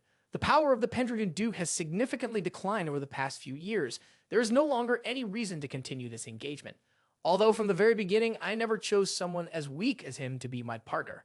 To be honest, I feel relieved that my father asked me to annul the engagement. While Luna closed her eyes, quietly reflecting on this meaningless marriage, Breeden was not giving up. He continued to chat beside the carriage. Although our purpose here is to announce the annulment of the engagement, I still wonder if young Master Eren has matured. Luna was continually disturbed, and she furrowed her brows in annoyance. After a sideways glance, she coldly replied, "That's none of your business. I will be the one to speak, so you just stay there and don't provoke their night." Suddenly, Breeden burst into laughter, a mocking grin on his face. He had no manners, considering himself superior, and arrogantly taunted, "They don't treat the people like the knights of House Pendragon do. And even if that kid, no, young Master Eren awakens, the glories of the past cannot be restored." He interrupted his speech, deliberately emphasizing the latter part to ridicule Eren right in front of Luna. Young Master Eren once failed to form a contract with a dragon. The image of the white dragon coldly turning its back on Eren, gravely injured and falling in a pool of blood on the cold ground. Breeden arrogantly predicted, "I'm sure House Pendragon can only go down from here." Breeden suddenly changed his attitude, proudly thumping his chest after having mocked the young master of the Pendragon family. "However, if it were me," he cheerfully boasted, "I will bring glory to the Sarad house more than the Pendragons ever could." A Pendragon without a dragon by their side, just me alone is more than enough. Luna could not hold back her disdain for his actions and words, cutting him off. "Sir Breeden." Luna glanced at Breeden while holding her hand over her nose, as if he were exuding a disgusting, foul odor. She said, "That's unpleasant, step back."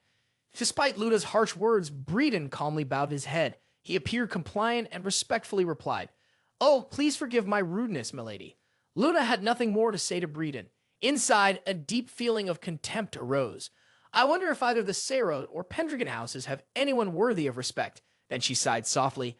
Bored, Luna rested her head against the carriage window and muttered, "I dislike both the weak and the boastful." After sensing Luna's attitude, Breeden seemed to understand and stopped his chatter. Soon after, the caravan reached the top of the hill, and they began to see a magnificent white castle with countless towering spires appearing at the end of the road. Not long after, Luna and Breeden entered the Duchy of Pendragon. The hall of Conrad Castle was greeted by members of the Duke's family. Luna politely bowed her head, performing the greeting ritual elegantly. "Greetings to everyone from the Duchy of Pendragon." She then raised her eyes to the members of the Pendragon family with a gentle and holy face. It has been a while.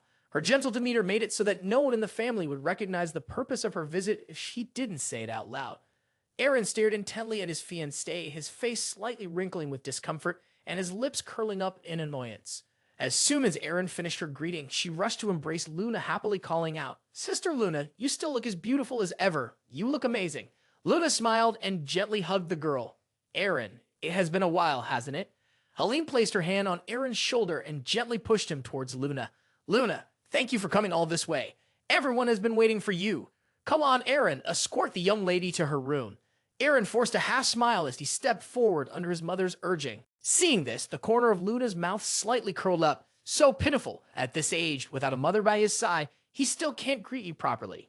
Eren stared at Luna and felt uneasy, his face cold and expressionless. Eren suppressed his discomfort and moved closer to Luna. It's been a long time. I'll take you to your room. Follow me. For a moment, Luna was slightly surprised when Eren spoke. You. She vaguely sensed an unusual aura emanating from him. Before he began to lead the way, Eren turned back to look at Luna once more. Oh, is it fine to leave the night in a separate room? Seeing Luna standing there, staring blankly at him, Eren impatiently urged, Hey, are you listening? Luna quickly regained her composure and followed Eren, waving her hand dismissively. Please excuse me. It's fine to keep the night in a separate room. Eren's eyes grew slightly dimmer, and he couldn't help but wonder. I heard Eren say she is a quiet and calm person. While guiding Luna, Eren's face looked displeased. He couldn't help but sigh. Having such an attitude towards a fiancé after not seeing each other for 3 years, I guess this is what people call a political marriage, truly worthless. Lindsay quickly opened the door to a room and invited the two in. Young master, Miss Sarah, please come in. Luna maintained her politeness before entering the room, saying to Eren, May I? Then Lindsay approached Eren and asked quietly, Young master, should I prepare tea? Eren slightly tilted his head to look at her. Humph, it's up to you. Lindsay immediately nodded in response, understood. Meanwhile, Luna stood behind, looking at Eren with suspicion.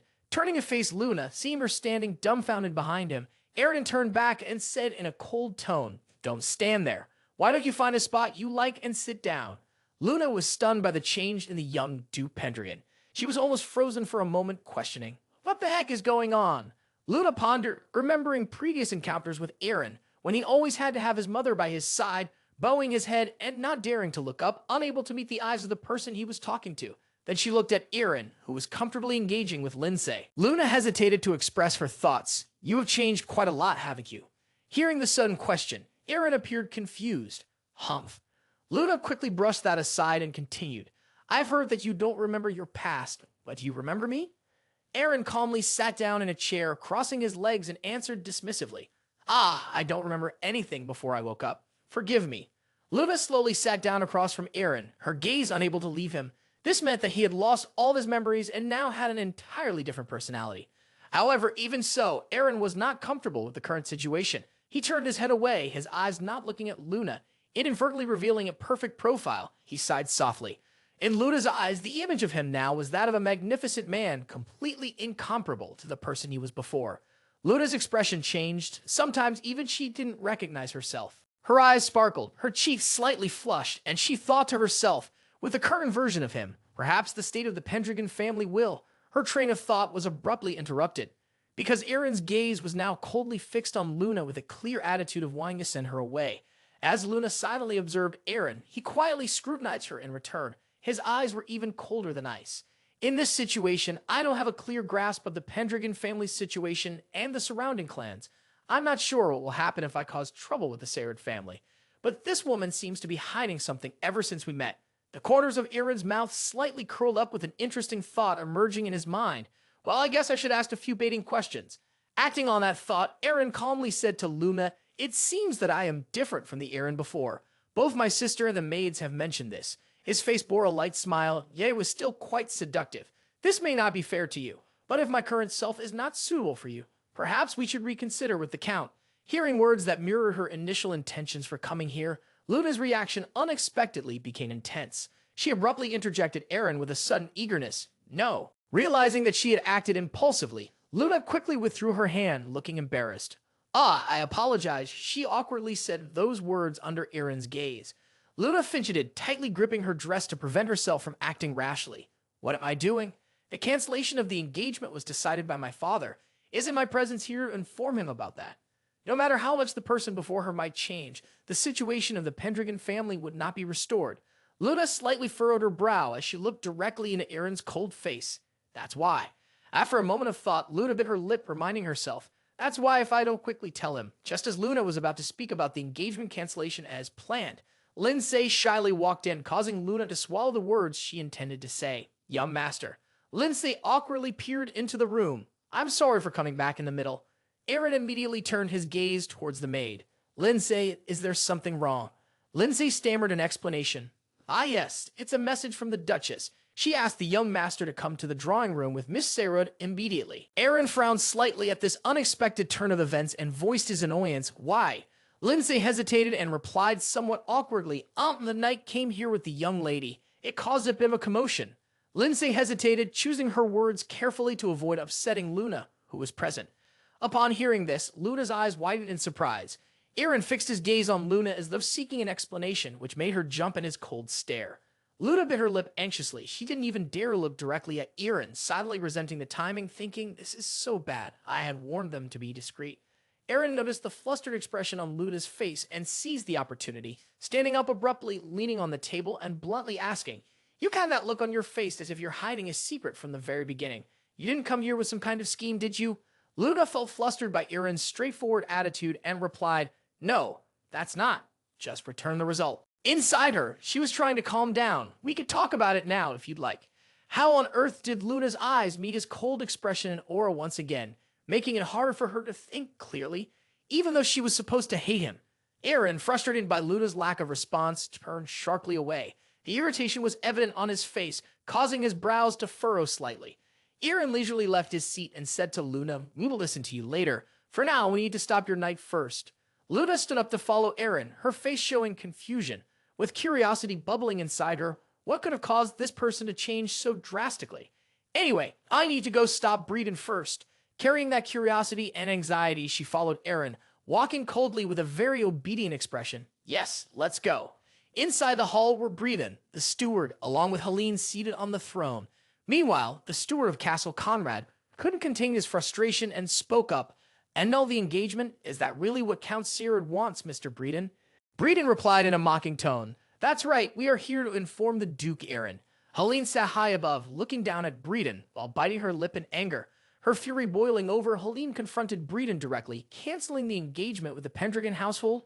Are you prepared to take responsibility for the issues that arise from that?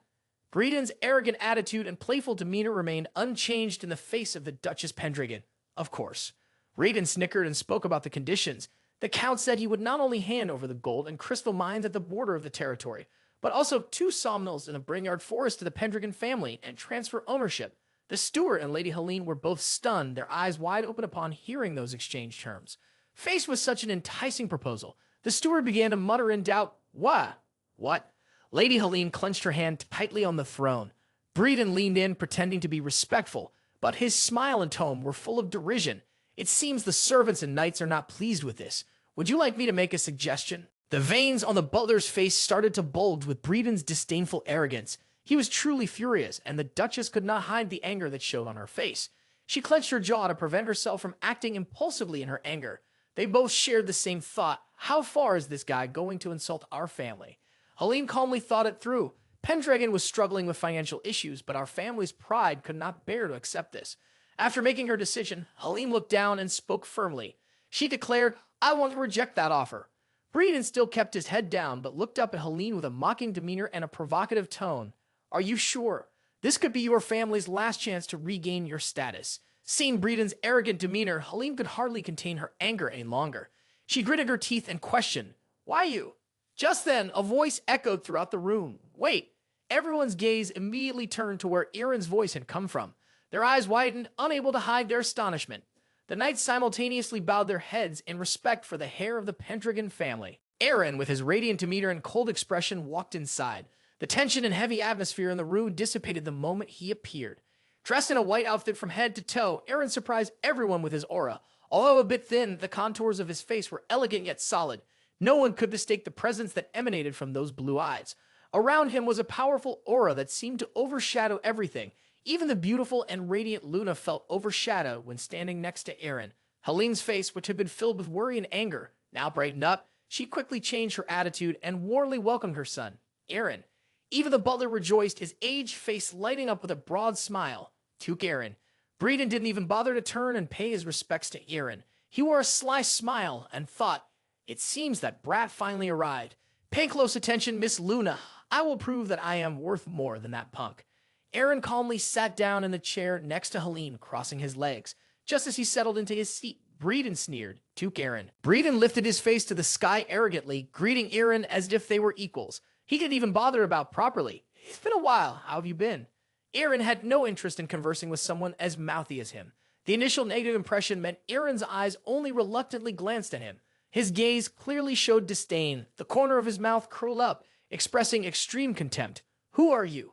Breeden's arrogant face suddenly stiffened like stone. He looked up at the person above him with confusion, unsure if he was dreaming or just stupidly exclaimed, "Huh?" Eren sighed wearily, showing frustration as he leaned back in his chair and waved his hand, continuing, "I don't remember anything after waking up, so I have no idea who you are." Hearing that, Breeden immediately dropped the worry in his heart. He even let out a slight mocking laugh. Has he lost his memory? Well, even if his personality has changed, he's still an idiot. I'll make it happen at all costs.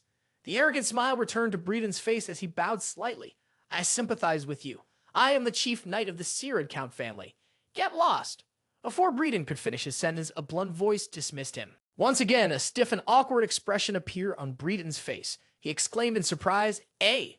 Seeing Breeden standing like a statue, Eren waved his hand dismissively. I'm not interested in you. You're just a knight, and I want you to disappear. Breeden, unaware of his own position, loudly retorted with a hint of reproach. What? Tittle Duke, isn't it extremely rude to say that to a knight commander like me? Helene and Eren from the throne shot Breeden a pair of cold, piercing eyes filled with murderous intent. The intimidating aura seemed to radiate from them, completely overpowering Breeden. Eren's voice turned icy. I think you are the rude one for swimming all the way to our castle. I'll repeat, get out of my sight, knight. Eren suddenly glared with a threatening tone. Don't make me say it again. Breeden felt shaken by Eren's chilling voice. He was overcome with fear, his face paling, and his fingers involuntarily curling in terror. Breeden did not dare to utter another word, his whole body trembling before Eren's overwhelming presence. Luna watched as her commander acted like a fool, unaware of his own limitations, and could only sigh in exasperation. Eren suddenly spoke, directing his words toward Luna. So, Luna was taken aback, raising her head at his call. Eren smirked and said suggestively to Luna, It seems you are still debating the annulment of the engagement. Eren beckoned for Luna to step forward and spoke disdainfully to Breeden. Get out, Silard. I want to talk to the person involved.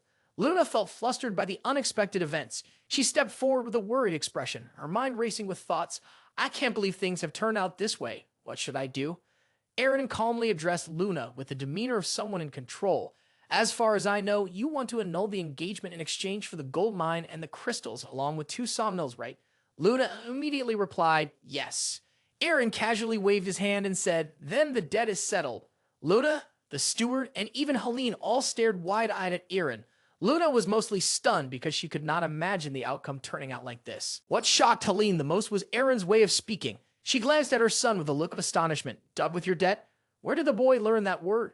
After recovering from his shock, the butler became more anxious. He exclaimed to Eren, Little Duke, you do realize this is a matter for the Pendragons, right? I think you should think more before making a decision. Eren stood up, turned his gaze elsewhere, and declared to everyone, to restore Pendragon's power, a lot needs to be done. Eren in his new body, with a face showing determination, said, now is not the time to panic just because of a broken engagement. Eren looked at Luna once more. Moreover, no matter what we do, the Count will not change his mind. Am I right, Luna Serid? Luna was flustered by Eren's question. She stammered as if trying to change the situation. I. Luna inadvertently clasped her dress tightly in confusion. I should have just said that I can't marry someone like you. I don't want to acknowledge that, but at this moment, I've already fallen for him. Luna's thoughts caused her face to blush momentarily. Eren smirked slightly and said sarcastically, It seems you still find it hard to respond. Eren smiled wryly and bluntly added, Well, you don't need to answer as your opinion regarding the Serid family doesn't matter. We will accept the Serid family's proposal to annul the engagement. Luna's eyes widened in shock. She looked up, wanting to say something, but then hesitated. After making the decision, Eren turned to Helene. Duchess, are you okay with this? Helene was still surprised by Eren's decision and his behavior, which was contrary to his previous character. However, she quickly regained her composure and sighed in relief. It's fine. Helene looked at Eren with a gaze full of faith. You are the head of the Pendragon family, so I trust you. Eren gently nodded and smiled in response to the Duchess's support, a rare expression since he arrived here. Eren firmly declared, I, as the head of the Pendragon family, hereby announce that the engagement between Eren Pendragon and Luna Serid is officially annulled. Hearing that resounding declaration, everyone had different expressions. Luna looked regretful, while Breeden was angry. The butler sighed in relief with a gentle smile, and Lady Helene smiled in satisfaction. After everything was settled, Eren walked down the hallway with a look of disdain. Following behind was Lindsay, who showed a worried expression as she struggled to keep up with him. Eren's discomfort did not wane. He thought to himself, "Oh my, not only am I suffering from a headache due to so many things to consider, but I'm also being forced to deal with trivial matters like the engagement." As Eren walked and pondered, although asking Eren about the financial situation seemed to be the right thing to do, if we could obtain so many resources, there's no reason to refuse to break off the engagement. The crystal mine would be a source of magical energy and somewhat useful. Whether high-level mages would come here would still depend on those mines. Lost in thought, he passed by a familiar picture. Eren suddenly stopped when he walked past a huge portrait. He stared intently at that very familiar painting. After a moment of reflection, Eren realized that the woman in the portrait was the old lady who had appeared on the very first day he woke up in this body. Eren's eyes reflected curiosity and a desire to know about the mysterious old woman. He pointed at the portrait and asked Lindsay, his gaze still fixed on the painting. "Lindsay, who is this?" Lindsay also looked at the portrait and replied, "Oh, this is the sister of Sir Klein Pendragon, the father of the Duke, Aechia Pendragon." Both Lindsay and Eren looked up at the portrait with reverent eyes. The painting accurately depicted the gentle and kind beauty that Eren had seen back then. He involuntarily murmured the old woman's name softly, Aechia Pendragon. As Eren's eyes remained intently on the portrait, a whisper, as if carried away by the wind, echoed in his ear, "I heard you call my name, young Pendragon." Eren jumped and turned his head immediately, but Lindsay continued to gaze at the portrait without any reaction. It seemed that only Eren could hear that voice. An elderly woman stood in front of Eren, bathed in the shimmering sunlight filtering through the stained glass, shining like a fairy. Aechia smiled as she turned and spoke gently. "I have something I wish to ask you," she suggested with a gentle smile and kind eyes that Eren found impossible to refuse. "Shall we chat a bit?" Eren returned to his room and closed the door. He hesitated, turning towards Aechia, who was sitting in a nearby chair. Eren spoke up. "So, Lady Aechia, what brings you to me?" Aechia smiled gently and said to Eren, "You see, I am a ghost. Being called by name is a prerequisite for speaking with the living, you know." Aechia playfully winked at Eren, clearly enjoying herself. She was Eren's aunt, Aechia Pendragon, a ghost. Eren reluctantly let out an "ah," as if he understood. His face showed clear disbelief, unable to hide his bewildered frown. Eren thought to himself, "I have faced demons for 10 years, but this is the first time talking to a ghost. Ever since I took over this body, one bizarre thing after another has come my way. I guess worrying is useless." Seeing that Eren had no more questions, Aechia continued with a friendly smile, "All right, let me get straight to the point." Suddenly, Aisha's expression changed completely. She looked at Eren with a gaze that seemed to pierce through everything, her voice turning serious. Who are you?" She pointed at Eren with a firm voice. "You are not the real Eren Pendragon, are you?" Eren suddenly froze. He didn't expect to be discovered so quickly. Seeing Eren's expression, Aechia burst out laughing. She laughed even more brightly than before. "I apologize for speaking in such a threatening tone. I've always wanted to try that, but for me, this is not a surprise at all." Aechia calmly reminded him of what happened the day Eren woke up. "At that time, Soldrake told me that you were not the real Eren." Hearing this, Eren gradually lowered his guard and comfortably leaned back in his chair. He said, "So that's how it is. So you can communicate with dragons too? Do you know exactly what happened?" Aechia gently smiled and replied, "No, I don't know anything. So would you mind telling me in detail how you became Eren?" Eren frowned slightly, pondering. She is a spirit, and since I am the only one who can see her, it should be fine. After a moment of thought, he cautiously opened his mouth. "All right." He sat up, no longer leaning against the chair, and with a serious demeanor looked into Aisha's eyes, beginning to recount. "I don't know if you believe me, but I will tell you everything." Immediately after, Eren recounted the main details of the story. In July of 321, according to the royal calendar, I and Eren were killed while on a mission in the Lobtain steppe. Mentioning this brought back uncomfortable memories for Eren. He sighed softly and continued. "And then, when I woke up, I was like this. As for why I returned to the past and was reborn as Eren, I am still trying to find out more." Aisha's face still showed some concern after hearing the incredible story, but she nodded after a moment of contemplation. "I understand now. I have a general grasp of it." Eren was very surprised by Aisha's acceptance with no doubt at all. "Do you believe me?" Aisha rested her chin in thought for a moment and then said, "Whether I believe or not cannot change the fact that you are here. And since Soldrake has discovered that you are not Eren, I guess the story must be true. However, the Eren that you claim to have protected in the Lobtane steppe is likely an imposter. Eren raised his eyebrows in slight surprise after her words. What? Acha began to explain, the heir of the Pendragon family has made a pact with Soldrake for many generations. The image of the mighty Soldrake was watching Mrs. Achia as she reminisced. Then she gently asked, have you ever heard about the importance of the tomb opening ceremony? She continued to explain, the tomb of the Pendragon family is not just a resting place for the souls of the ancestors. The family's wealth, the power from the blessings of the ancestors, the spirit of Soldrake, along with the magical tower that holds the family's secrets, which you can learn, are all kept there. Mrs. Achia went on. In other words, it is the source of power that brings prosperity to the Pendragon family. If the tomb is opened, the family's wealth will be safely protected. But if it is closed, that wealth will diminish. Therefore, opening the tomb is absolutely essential. Mrs. Achia concluded her story. That is precisely why the tomb door can only be inherited by someone from the Pendragon family who has overcome the immense power of Soldrake and succeeded in making a pact with it. There is only one opportunity to make that pact. If one fails, they will have to pass it on to the next generation. A very difficult task. Achia calmly continued. Even Klein, the notoriously strong one, and his predecessor, Gord, had a hard time signing the covenant. Achia's voice remained steady. That is also the reason why Eren, the weakest in the history of the Pendragon family, was completely defeated by Soldrake, and it is also the reason why Soldrake fell into a coma. Achia seriously pointed and offered her advice. The chance for the heir defeated by Soldrake to wake up is very low.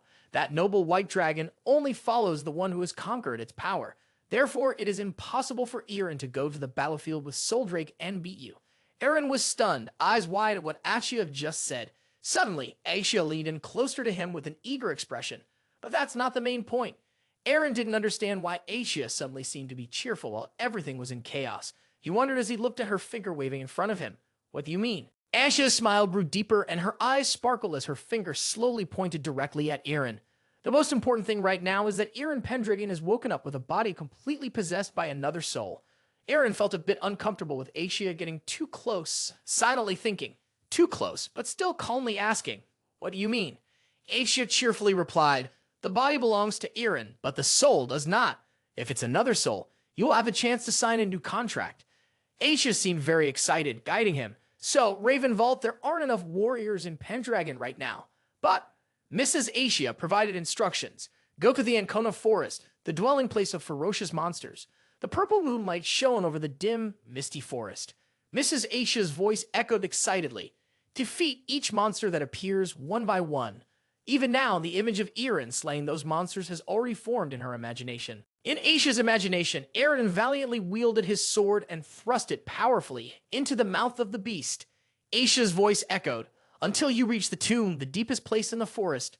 Achia continued with something that surprised Eren even more. Show the guardian of the tomb, Soldrake, your strength and forge a pact with it. The image of Eren battling alongside the white dragon, easily taming it, appeared heroically in Achia's mind. Enough with the lengthy talk. She quickly concluded, pointing her finger directly at the astonished Eren sitting across from her. Then the true heir of the Pendragon family. Please open the door to our family tomb. After making her suggestion, she smiled and asked Eren in a somewhat provocative tone, what do you think? Do you have what it requires? Eren slightly smirked at his aunt, who was provocatively challenging him. It seemed she knew how to ignite others' fighting spirit. Eren confidently replied to Achia with a smile. All right then. Eren's confidence and radiant demeanor surprised Achia a bit. Although she knew he was different from Eren, this confidence and decisiveness still overwhelmed her. Eren happily continued, from what I've heard, opening the tomb only benefits everyone, and since I'm already accustomed to killing demons, I have no reason to refuse. Eren felt more at ease, leaning back in his chair as he had at the beginning. The more he spoke, the more excited he became. Furthermore, regaining the influence of this family is a very good thing. I have my own goals, so whenever there is an opportunity, I will seize it. Achia smiled with satisfaction, thinking that this was someone who decisively did not hesitate to use any means necessary to achieve their goals. Ha! I'm intrigued. After a moment of silence, silently assessing the young man before her, she calmly nodded. Of course, I have nothing to complain about when it comes to you successfully reclaiming the glory of the Pendragon house. That is my only wish. I promise I will not obstruct your path to achieving your goals. Eren smiled back at her. Ah, thank you very much. Relaxation did not last long as Eren furrowed his brow in contemplation and sighed. Now that my next step has been decided, the next thing is to take command of the subordinate families. Huh! Because of Eren's past, my honor is very chaotic and my military command is extremely disordered. Asia smiled brightly, encouraging him. I understand, right? Even though they always support this family even after Eren fell, there are still those who will humiliate this family and its weak leader. Such dull, outdated thoughts. Remember to greet the heads of the subordinate families and let them know you are the true master of this castle. Eren flinched slightly at the sincere encouragement. Suddenly, he felt a sense of reverence for Asia. Her desires were not too different from his own. After a moment's consideration, he said, yes, mastering the subordinate families and preparing to open the tomb. Let's see, about half a month. With a fierce flame of determination burning within him, he stood up with a self-satisfied smile on his face. I will do my best to finish before half a month. Recalling the excitement he felt while hunting monsters, Eren would exuberantly leap forward and without hesitation strike a powerful blow toward the giant crocodile with its sharp fangs wide open, destroying it in an instant. Regardless of the size of the enemy, their numbers, or their habits and movements when facing the enormous ferocious wolf, Eren could easily take its head. After many fierce battles, Eren always reminded himself, don't rely on your allies, try to solve everything on your own. Despite facing various monsters from eagles, crocodiles to wolves, Eren never backed down. One person, one sword, eliminating all obstacles. Every time he recalled the tragic scene from before, Eren was determined to defeat everything to solve things himself, so that there would be no outcome like that again. Eren's eyes flashed with determination as he delivered another strike to the monsters, ending his train of thought. At that moment, Eren was practicing his swordsmanship, and the maid Lindsay couldn't help but admire him. She eagerly ran over to Eren, respectfully offering him clothes and praising him. Wow, that's amazing, young master. Here's the outfit for you to change into. Eren replied briefly and reached out to take the clothes. He stripped off his shirt right there, causing Lindsay to blush and hurriedly turn away. But Eren was unbothered by this and remained deep in thought. When I woke up in the body of Eren, this body was too weak to wield a sword. He lifted his arm and continued to ponder.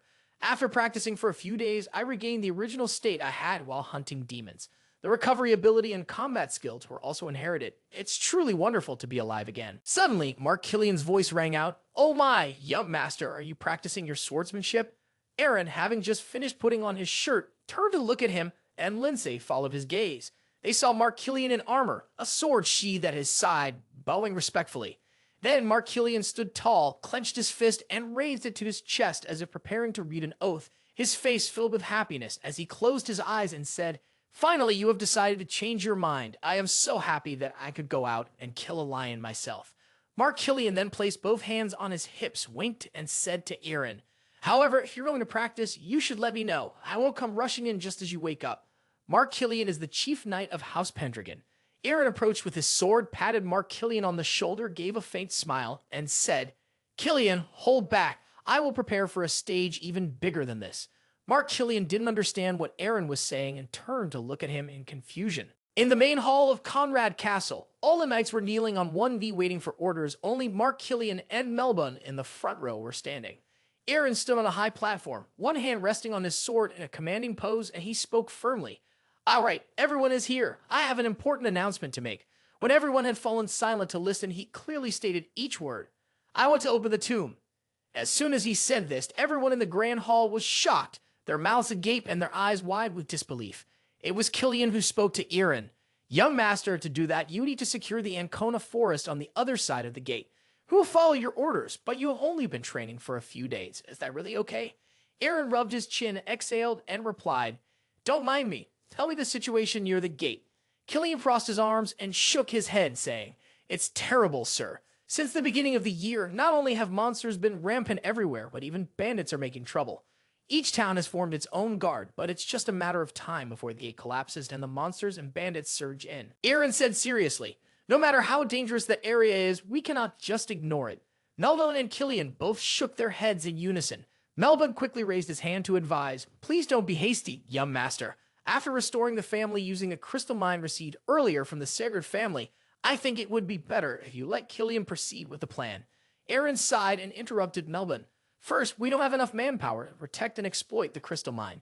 In the end, we have no choice but to open Rhinan once again.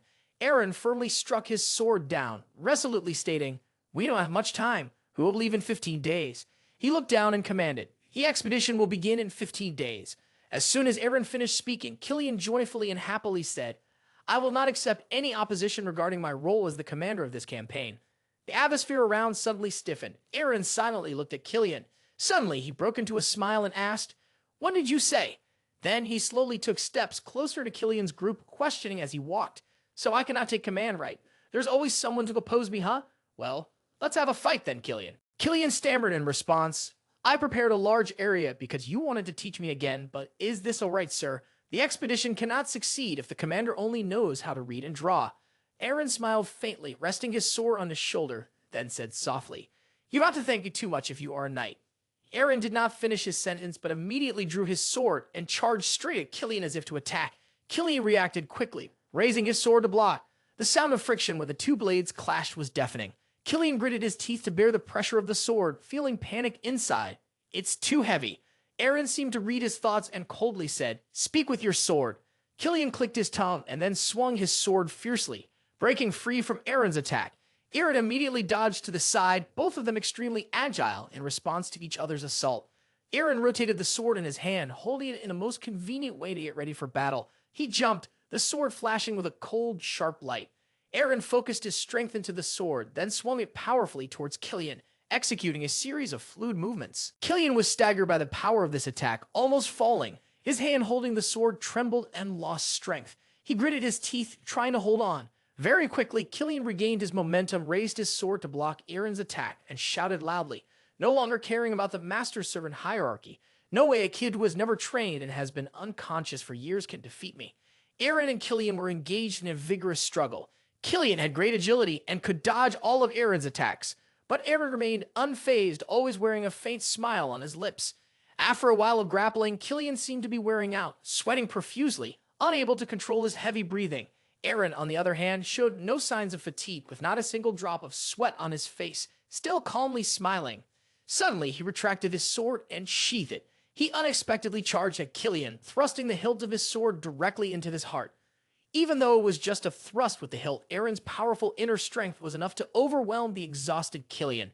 Killian choked continuously, coughing violently, sweat streaming down his face. In an instant, he could no longer withstand it and collapsed, unconscious. Eren slammed his sword into the ground, his hands in his pockets, proudly accepting his victory. Naldan and all the knights present in Great Hall were utterly astonished, unable to believe their eyes as the young master who had never trained and had been in a coma for years could defeat the chief knight they had always respected. Everyone looked at Eren with new eyes. Eren tossed his sword to the ground, creating a loud noise. The crowd, still in shock, jumped at the sound. Under the admiring gaze of the onlookers, Eren turned his head and said, I'll say it again. Eren's expression became colder than ever. He coldly enunciated each word. We will depart in 15 days. I will form a pact with the White Dragon and open the tomb. If anyone opposes, feel free to leave. Everyone who had witnessed the previous duel was shaken. No one objected. They all knelt and collectively exclaimed, No, we shall obey your command. At this moment, in the Conrad Castle, Luna was sipping her tea, looking very graceful. Suddenly, a hurrying voice broke the atmosphere. Miss Luna. Joseph Breeden was seen panting at the door as if he had just run there with great effort. He asked Luna, Even though this is within Pendragon territory, why do you say you will go with Duke Eren on the expedition? Not waiting for Luna to respond, he placed a hand on his chest and continued, This is too much. No matter how Duke Eren changes, it won't help this expedition at all. Why not return to the territory with the escort of the deity? Luna exhaled and said to Joseph Breeden, I hate you for this, always being rebellious and looking down on others. Perhaps you don't understand, so I will explain my reasons to you. She looked straight into Joseph Breeden's eyes and continued, Pendragon is a relative of my family. He is one of the 5 ducal families of the Empire and one of the 2 families that inherit the bloodline of the Emperor. Even if this situation is too much to bear, understanding the gains and losses of the Sacred family and grasping the situation of the Pendragon family is necessary. Luna closed her eyes, no longer looking at Joseph Breeden, and concluded, Returning to the territory now is not a wise decision. Joseph Breeden listened in silence as Luna said, When Duke Eren sets out, I will accompany him. Then Joseph Breeden bent down carefully to speak to Luna. I understand, but you can accompany him to the Bellin Gate. Please return to Ridge with me afterward. Luna agreed with him. All right, I will. Luna picked up her teacup, lost in thought. If the Duke becomes different from before and succeeds in the opening ceremony, the Pendragon family will regain its former glory. Suddenly, Luna blushed, thinking, I must witness how good he can become. Seeing Luna like this, Joseph Breeden gritted his teeth, resenting Eren in his heart. Damn it, that kid. After embarrassing me, also makes the lady go crazy over him. He bit his finger, harboring malevolent resentment. Just wait and see, I'll show you how scary the world out there can be. The Pendragon Knight squad had gathered fully. Eren stepped confidently on his steel shoes toward the formation. He wore white armor adorned with golden floral patterns. In the center of his chest was a set emerald embedded. On his back, he wore a red cape that flowed in the wind, exuding an air of nobility and authority. Suddenly, a voice called out, Eren. Eren turned to look. Helene was running from a distance to hug her son tightly, her eyes filled with tears as she sobbed. Come back safely, my son. Promise me, you must return safely, all right? Remember, safety comes first. Eren felt awkward from the unexpected embrace, stammering shyly, Mother, mother. Helene continued to hold Eren tightly, weeping, unable to let go. Eren sighed helplessly and gently comforted Helene. Mom, I will definitely return after conquering both the White Dragon and the tomb. Helene, tears streaming down her face, choked out, You must, my son. At that moment, Eren raised his head and looked ahead. Eren, holding Mia, was also trembling, biting her lip to hold back her tears. Mia, being held in her arms, was crying out loud. Eren gently reassured them. Everything will be all right. I will come back. Seeing her son like this, Helene also felt happiness and smiled despite her tears. Lindsay brought the horse over and respectfully said to Eren, Young master, it's time. Eren turned around and replied, All right, let's set off. Eren confidently climbed onto the horse, gripping the reins tightly. The black horse, clad in armor, neighed powerfully, inspiring the morale of everyone around. Eren turned the horse around, facing the Pendragon cavalry with great authority. Mark Killian had completely submitted to Eren, his expression very serious. Lindsay appeared tense as it was her first time on the battlefield. Joseph Breeden, harboring resentment towards Eren, looked very displeased, frowning and gritting his teeth. Luna was always focused on Eren, biting her lip in concern. Melon approached Eren with a tray holding a sword, bowing respectfully, as he said, Young master, I present to you the Pendragon heirloom sword, Widow's Grief. Eren extended his hand to receive the heirloom sword. Holding the sword with both hands in front of him, he sincerely closed his eyes and silently made a vow. Eren recalled the image of himself bound in chains, falsely accused in his past life, fueling his determination. I will restore the reputation of the Pendragon family with this battle. I will fulfill the long-held aspiration of the Vault family and rid myself of the humiliation of being labeled a traitor of the Empire. I will fight for myself once again. Thinking like that, Eren narrowed his eyes, the fire of his overflowing will hidden within his pupils. He drew his sword from its sheath, raised it high, pointing the tip of the blade towards the sky. The warhorse also lifted its front legs, perfectly mirroring his actions. Eren let out a heroic shout. Let's set out, all for the glory of House Pendragon. The army immediately raised the family banner high and shouted the motto, then urged their horses on the road. In the evening, in a private room surrounded by iron fences of the Duke, Eren sat at his desk, speaking to Mark Killian and Joseph Breeden. I want to add more soldiers for the raid on the bandits tomorrow. Mark Killian respectfully replied, Unfortunately, my lord, this would reduce the number of commanders and soldiers guarding the castle, wouldn't it? Immediately, Joseph Breeden raised his hand to his chest, feigning sincerity as he said, My lord, a few days ago, our family received supportive soldiers from Castle Conrad. Therefore, this time, I wish to repay your kindness with all my heart. I will request to send more soldiers from House Sarah to support you. Eren and Killian both turned to look at him. Eren was silent, lost in thought. It was hard to trust the words of this unreliable person. I don't know what you're planning, but it's up to you. The Sarah family still has value to exploit, so it should be fine. Thinking this, Eren spoke to Joseph Breeden. However, there will be some who oppose leaving the family's territory to come here at your request. Killian suddenly spoke up. I think it will be fine. Killian crossed his arms and said nonchalantly, And I think now is not the time to worry about those things. Moreover, the leader of the bandits, Del Joffrey, managed to entice more than 20 soldiers to desert at that time, and by now, that number is likely to be greater than we anticipated. So it would be best to reinforce our side. Eren looked at Killian and gave a faint smile. He turned to Killian and said, I appreciate your judgment. Now tell me more about Del Joffrey. Killian gestured with his hand, beginning to share his insights. Of course, Joffrey is a knight who possesses excellent swordsmanship. Killian thought about Del Joffrey's actions. Filled with rage, he said, However, he seemed to be an arrogant man. He boldly demanded to elevate his title along with 3 territories next to Belen after your power had diminished. The Duchess refused his request, and thus he fled with a few soldiers of his clan while still holding the rank of general. Killian, suppressing his anger, continued, We found him trying to dominate the area near the south of Norton Village like a bandit. Eren stroked his chin and thought, he is quite clever. Instead of seizing the gate and the castle, expanding his influence by dominating the surrounding villages is much easier to accomplish. If I were him, I would do the same. Mark Killian continued talking about the situation outside. Currently, women and children are being slaughtered with no signs of stopping. The south of Norton is in a state of panic. They may soon begin to occupy the gate if we do not negotiate with them immediately. Eren agreed with Killian. Yeah, you're right. Eren pointed to the map on the table and said, I will plan the conquest and observe. At this point, Eren paused for a moment.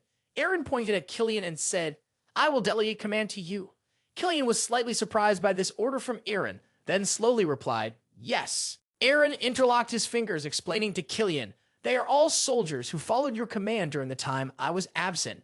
Those soldiers will probably listen to you more than to me, someone who has never interacted with them. So I am assigning that task to you. Killian, one hand on his hip and the other patting his chest proudly, said, yes, you can leave it to me. Eren said, all right then, Sir Killian will take command. Killian couldn't hide his satisfied smile and immediately nodded. Eren continued to speak to Joseph Breeden beside him, and Sir Breeden will act as a cavalry liaison. Joseph Breeden also happily placed his hand on his chest and sincerely nodded. After assigning the tasks, Eren told the two, we will depart tomorrow morning. You both should rest early. Killian and Breeden replied in unison. Understood. After Joseph Breeden had left first, just as Killian was about to leave, Eren said, all right, Sir Killian. Killian turned back, confused. At this moment, Eren stood up, leaned against the table, and sincerely said to Killian, you see, I want to apologize for what happened last time. Killian recalled the scene of his failure that day silent, but in just a moment, Killian was tearing up, seemingly very moved by Eren's actions.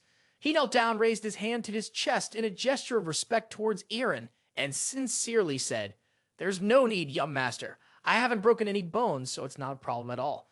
Thank you for your concern. Eren looked at Killian and smiled, saying, I understand now, so I'm counting on you.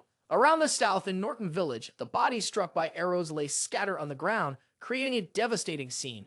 At that moment, the sound of horses suddenly resonated.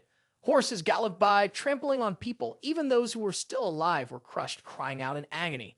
This ruthless band of horses was the army of Del Jeffrey. He sat on his horse, pointing his sword to the sky, and said arrogantly, ha ha ha ha, take everything valuable, brothers.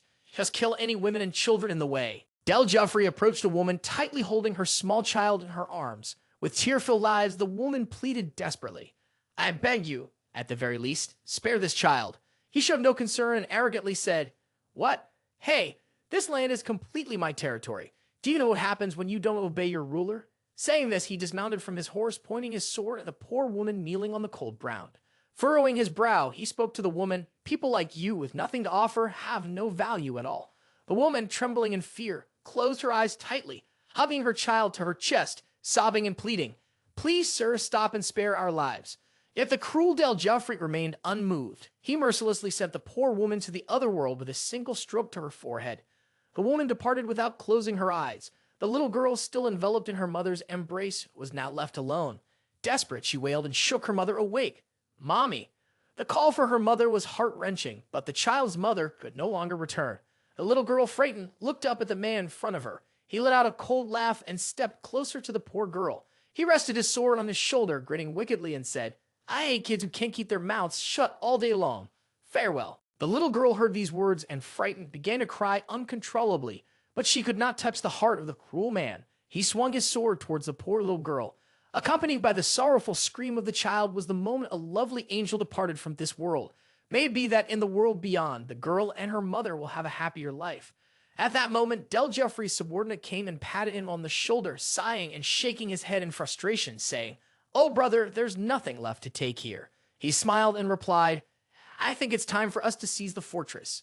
He raised his finger to his mouth, laughing wickedly as he spoke of his ambitions. And next is the Conrad Castle. I will kill that useless man in front of Lady Aline. Lady Aline will ultimately be mine. He gritted his teeth and said something before bursting into laughter. The Pendragon family becoming our slaves is only a matter of time. Hey, ha ha ha. At that very moment, Eren and Killian were also sitting on horseback, looking towards the already desolate village of Norton. Eren frowned as he took in the scene. This land has been devastated so terribly that the people here cannot possibly survive in such circumstances.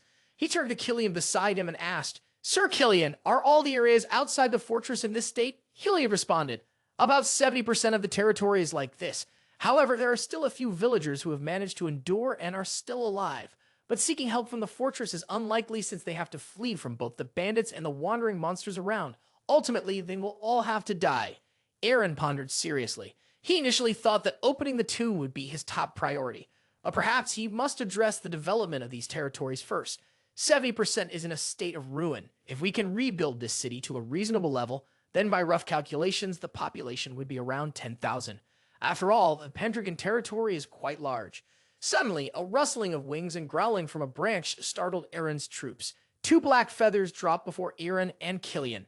Eren raised an arm and commanded, "All troops take your positions." He silently thought, is it a winged monster? Suddenly, a large monster in the shape of an eagle rushed towards Eren. It opened its mouth and let out an incredibly deafening scream. Eren showed no fear. Instead, there was a hint of excitement on his face. He took his sword-drawing stance and said to the monster, "Harpy, you showed up just in time." Eren swung his sword forward, causing the charging monster to scream in fear and retreat. Eren turned his horse sideways and spoke to the soldiers. 5 archers with strong arms stepped forward. Immediately, 5 bowmen stepped forward, positioning themselves in front of Eren's horse, looking towards the monster and ready for battle. Eren smiled and ordered the 5 archers, "Capture it alive for me." As soon as Eren finished speaking, the 5 archers in front simultaneously shot arrows at the monster's wings. The monster was hit by the arrows, howling in pain. Injured in its wings, it staggered as if about to fall. After struggling for a while, the monster could no longer resist and fell to the ground. Eren dismounted his horse and looked at the monster lying groaning on the ground. Satisfied, he said, "Good, it finally fell down." Killian frowned and said, "It's just as expected. The demons have retreated from the village." Eren replied, "Yes." Suddenly, a sound of animal cries came from the nearby bushes, along with rustling noises. Eren and Killian turned their heads simultaneously to look. As anticipated, 3 goblins with yellow eyes jumped out from the bushes. Each of them had at least 1 horn on their heads, and each was holding a small sword. They growled and charged toward Eren's army. Killian anxiously shouted to Eren, "Goblins, young master." But before Killian could finish his sentence, Eren sheathed his sword. The 3 goblins were moaning. One was injured in the leg, and another was wounded in the shoulder. Killian was astonished by Eren's extraordinary skills and silently admired. He is really fast. The harpy monster and the 3 goblins from earlier were now lined up neatly to one side, fearfully watching Eren as he approached step by step. Killian extended his hands from behind and advised Eren, "Young master, we have already dealt with these demons. We should leave." Eren turned and smiled, then said one word, "No." Then Eren continued, "Who will make them submit to us?" Eren's words left all the soldiers present astonished, murmuring in confusion. What did he just say? Killian was bewildered, but still replied, "Yes." Eren looked at the largest goblin with 3 horns on its head, seriously saying, "These goblins have extremely good eyesight." He then turned to the harpy monster beside him and added, "And the speed of that female bird out there is something we can take advantage of. I have thought about the useful things they can bring us." Killian stammered his doubt, but I have never heard of anyone talking about turning demons into their servants." Eren turned to answer Killian, "I have seen that in battles from the past. No, I read it in a book." Eren smiled confidently, reassuring everyone, "Regardless of whether they are demons or whatever, I will still take advantage of them as long as they are useful. It's fine. So you all just need to step back and watch." Eren boldly stepped in front of the 3-horned goblin. He put one hand on his hip and the other on his sword, bending down to ask the goblin, "What are you doing outside the forest so close to the village?" The terrified fairy replied, "There are many things in this forest that are scarier than Kazal, from wolves to wraiths, from eagles to orcs, and there's even a white dragon. Everything we hunt here has already been taken by them." Eren smiled and said, "So you are Kazal. That's good. I understand your situation now." Then Eren pointed his sword at the harpy monster and asked, "Next will be you. Have you ever eaten human flesh?" The monster panicked and quickly denied, No, I haven't eaten any humans. I only eat sheep and some snakes." Eren maintained his faint smile and asked it again, "Is that so?" Eren remembered his past life on the brutal battlefield, where he had witnessed this kind of monster gnawing on the corpses of the dead. At that time, he approached, numb, looking at the disgusting scene before him, not knowing what he was thinking inside. The monster, mouth full of human flesh, also turned its head to look at him blankly. Eren snapped out of his recollection and said to the monster in front of him, "All of the evil I knew before had eaten human flesh. I believe you this time." The terrified monster let out a cry and responded, "Thank you, sir. But suddenly, Eren stabbed his sword into the trunk of the tree right above the monster's head. It and the nearby goblin jumped in shock and cried out. Eren casually said, however, Eren grabbed the frightened monster by the neck and dangerously threatened them. From now on, I want you to obey me. I am the master of this land, Duke Pendragon. If you dare to defy me or intend to escape, I will throw you to the white dragon to be eaten. The nearby goblins were terrified and quickly huddled together. The monster and the three-horned goblin embraced each other and respectfully said to Eren, the dragons are truly terrifying. Kazel and Tada will always obey your commands. Eren, satisfied, placed his hands on his hips and said, sounds good. Then Tada, Kazel, it's time to get to work. Take us to the village to the south via the shortest route. This scene left the soldiers behind Eren astonished, unable to believe what they were witnessing.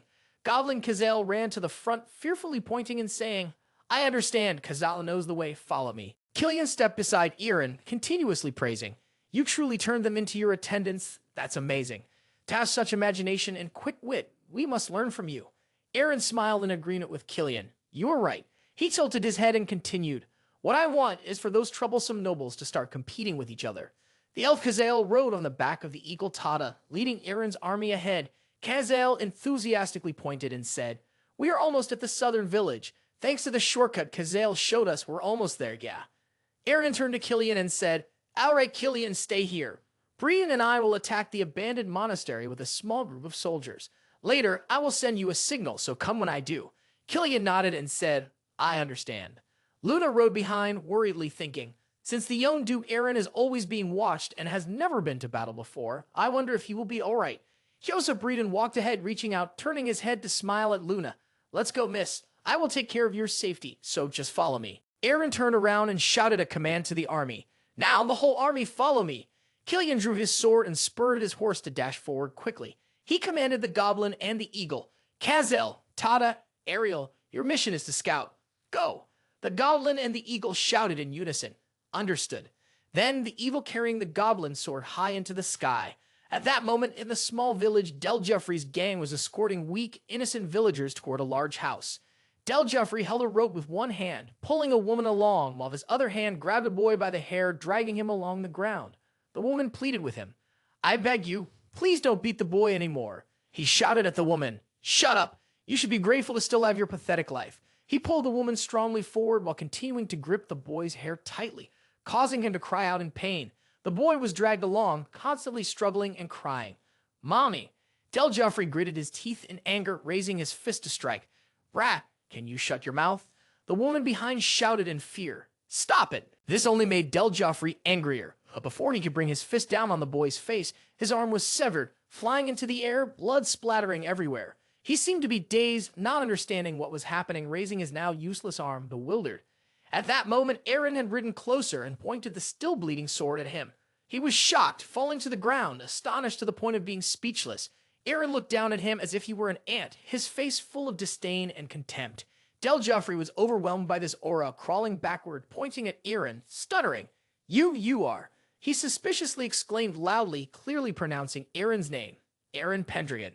Contrary to his bewildered expression, the woman next to him was overjoyed, shedding tears. The Duke. Eren dismounted and approached Del Jeffrey, resting his sword on his shoulder, hands on his hips, coldly saying to him, I finally beat you, beast. Eren squinted at him and smiled derisively. He frowned, drenched in sweat, continuously retreating backward. He took a step back and Eren stepped forward until he could no longer retreat. He pointed at Eren, stammering without forming a complete sentence. You. His gang members then moved closer. Del Jeffrey, feeling emboldened, stated, Why is that useless brat from the Pendragon family here? As soon as he finished speaking, a cold flash of light struck his cheek. He glanced over, only to see that Eren had made a swift cut across his face. He gritted his teeth, but could do nothing. Eren glared, his words icy and piercing, threatening to swallow the listener whole. Who gave you the right to open that filthy mouth? Del Jeffrey was horrified, clamping his mouth shut, wide-eyed as he looked at the person before him, unable to believe that this was the brat he had always looked down upon. He hurriedly turned to run, shouting loudly, You guys! He raised his hand and yelled at the people standing in front of the villa gate. Go on, kill him. The group, hearing the command, immediately wore excited expressions and rushed forward. Eren did not hesitate to step back despite seeing the enemy numbers. In his right hand, he held the Pendragon family's sword, while in his left, he raised his own sword to his mouth. Eren expertly unsheathed the sword with his mouth, the movement incredibly smooth. The moment the sword sheath fell to the ground was when Eren charged forward. Del Joffrey, seeing him rush forward with two swords in hand, could not help but feel astonished, his face filled with confusion and shock. In the blink of an eye, Eren had charged in and his two swords were stained with the blood of the rebels. Before they could even scream, they breathed their last. Eren landed on the ground, his expressionless eyes fixed and his sword still gleaming with a cold light. Del Joffrey, witnessing his comrades being taken down in an instant, fell into disbelief as they fell one after another, exclaiming, "What is happening?" Before he could finish his sentence, Eren raised his sword, preparing to strike him. Del Joffrey was so terrified that he fell backward onto the ground. Eren decisively swung his sword down, but the sound of metal clashing rang out piercingly. Eren looked up, at a loss for words at the sight before him. Joseph Breeden, who once belonged to Eren's army, was now bracing himself to block Eren's sword for the bandit leader, Del Joffrey. Luna exclaimed in astonishment, "What?" She wanted to step forward to confront the situation, but was stopped by soldiers in front of her, fearing for her safety. At that moment, Joseph Breeden turned back and said with a smile to Del Joffrey, "Let me give you a hand, dear bandit leader." Del Joffrey, still shaken, stammered, "You? Who the hell are you?" Eren and Joseph Breeden simultaneously drew their swords and took a few steps back. Luna rushed down from her horse, coming closer to Eren. Joseph Breeden turned to Del Joffrey, who was standing right next to him, and said, "I am the chief knight of the Blood Knight Order of Count Serad, Joseph Breeden." At this point, he made his sinister face and continued, emphasizing each word to the person next to him. "It seems you want to kill this brat too, so I would be more than happy to lend you a hand." Eren understood Joseph Breeden's intent, gave a faint smile, and said nothing. Luna hugged Eren's arm and loudly questioned Joseph Breeden. "Breeden, what the hell is going on?" Eren lowered his sword to avoid harming the girl and quietly said, "Step back." Joseph Breeden extended his hand, smiled at Luna, and arrogantly said, "Miss, please do not be deceived by that useless brat. He doesn't even have anything to deserve being a count. I am the one who is suitable for you, not that piece of trash." The fool Del Joffrey was finally able to digest what happened. He turned his head and interrupted Joseph Breeden. "Wait a minute, a traitor?" Del Joffrey picked up the sword from the ground and said with satisfaction, "Very good." Then he raised his sword and leaped towards Eren, loudly declaring, "I welcome you." Joseph Breeden also jumped up at this moment, lifting his sword in a striking stance, and they both said in unison, "You will regret underestimating us." Luna, seeing the situation, anxiously cried out, "Lord Eren." But Eren remained calm and composed, even wearing a disdainful smile. As the two of them lunged down simultaneously, Eren simply raised his sword to block their attacks. Luna shut her eyes tightly in fear. Eren forcefully knocked Joseph Breeden's and Del Joffrey's swords away, causing them to lose momentum and stagger several steps back. Eren turned his head and coldly reminded Luna, "Don't make me repeat myself. If you don't know how to fight, step back." Luna hesitated, wanting to say something, but Eren interrupted her. "I'll handle that knight for you right now."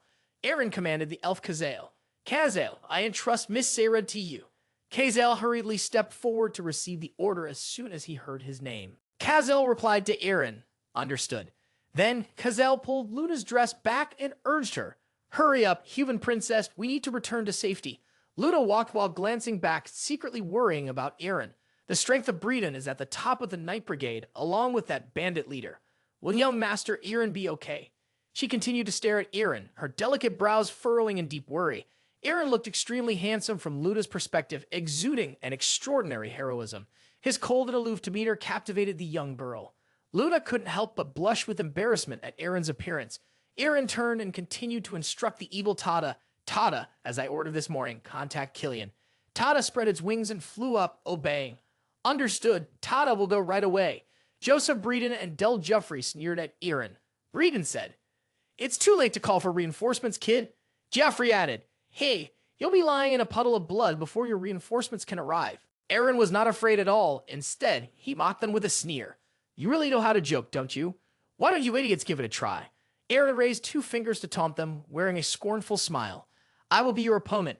Let's continue."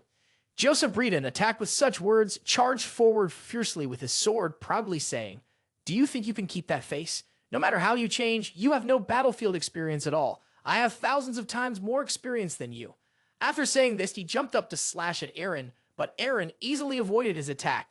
This left him astonished, with his eyes wide and teeth clenched. His sword had nowhere to rest, pointed downward. At that moment, Eren stepped on the tip of his sword. Immediately, Eren crushed Joseph Breeden's sword with his foot. While Breeden was still stunned, unable to believe his eyes, he muttered in disbelief, "Ha! It broke." Eren jumped from behind, preparing to launch an attack on him.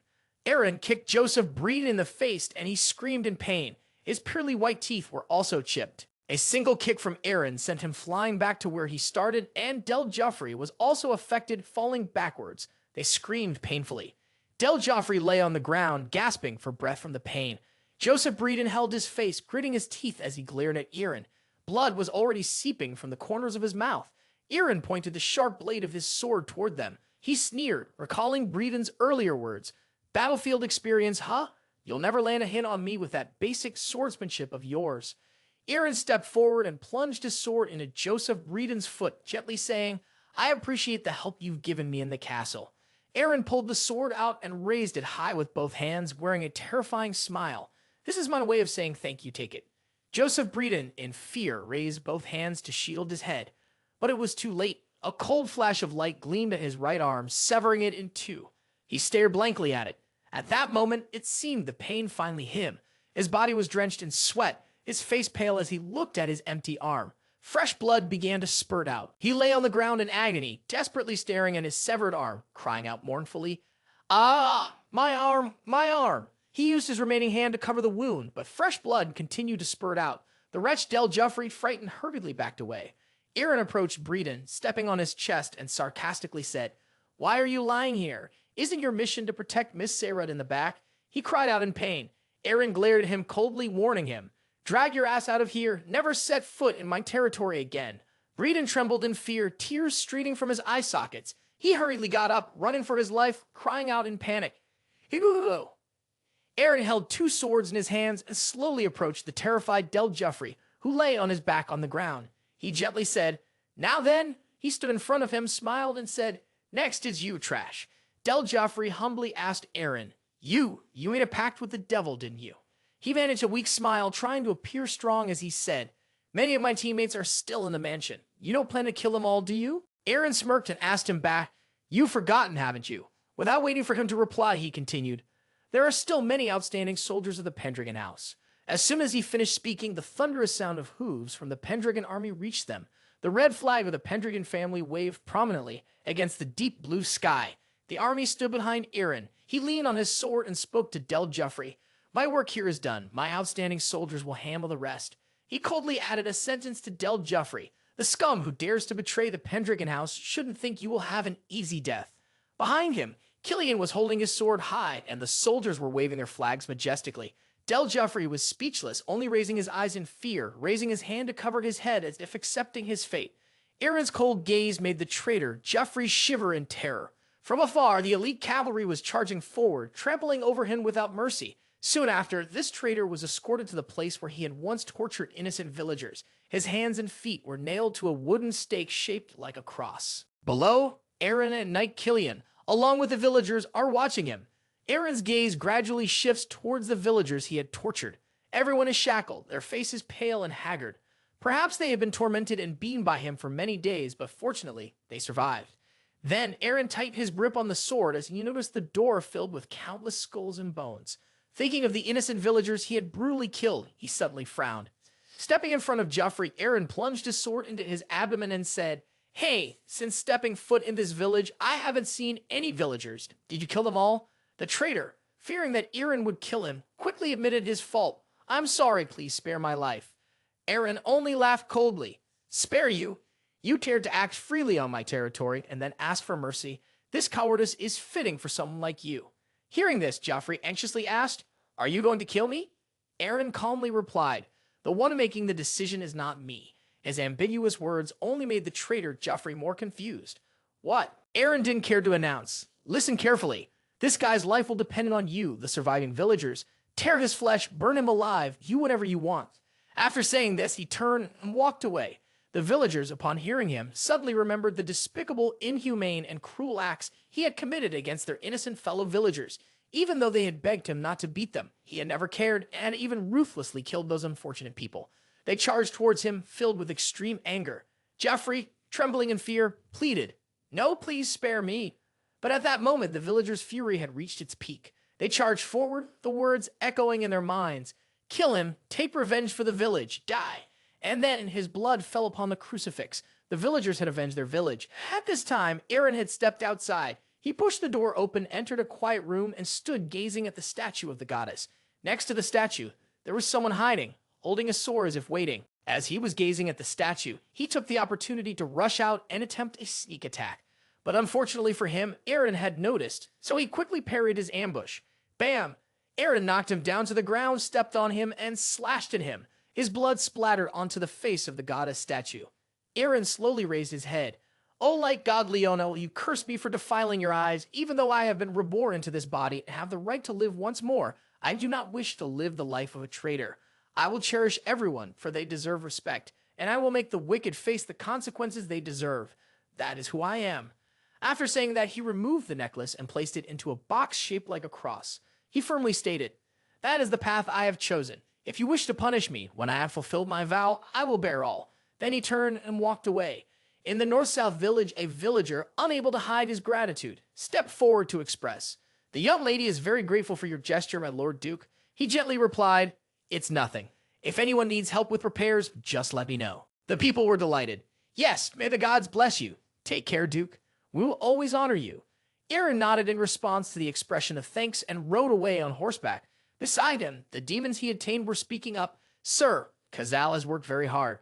Reward Kazal, and Tada has worked hard too." He burst out laughing. "All right, I will reward both of you. Wait for me at the campsite." Kazal and Tada happily embraced each other, waiting for their reward.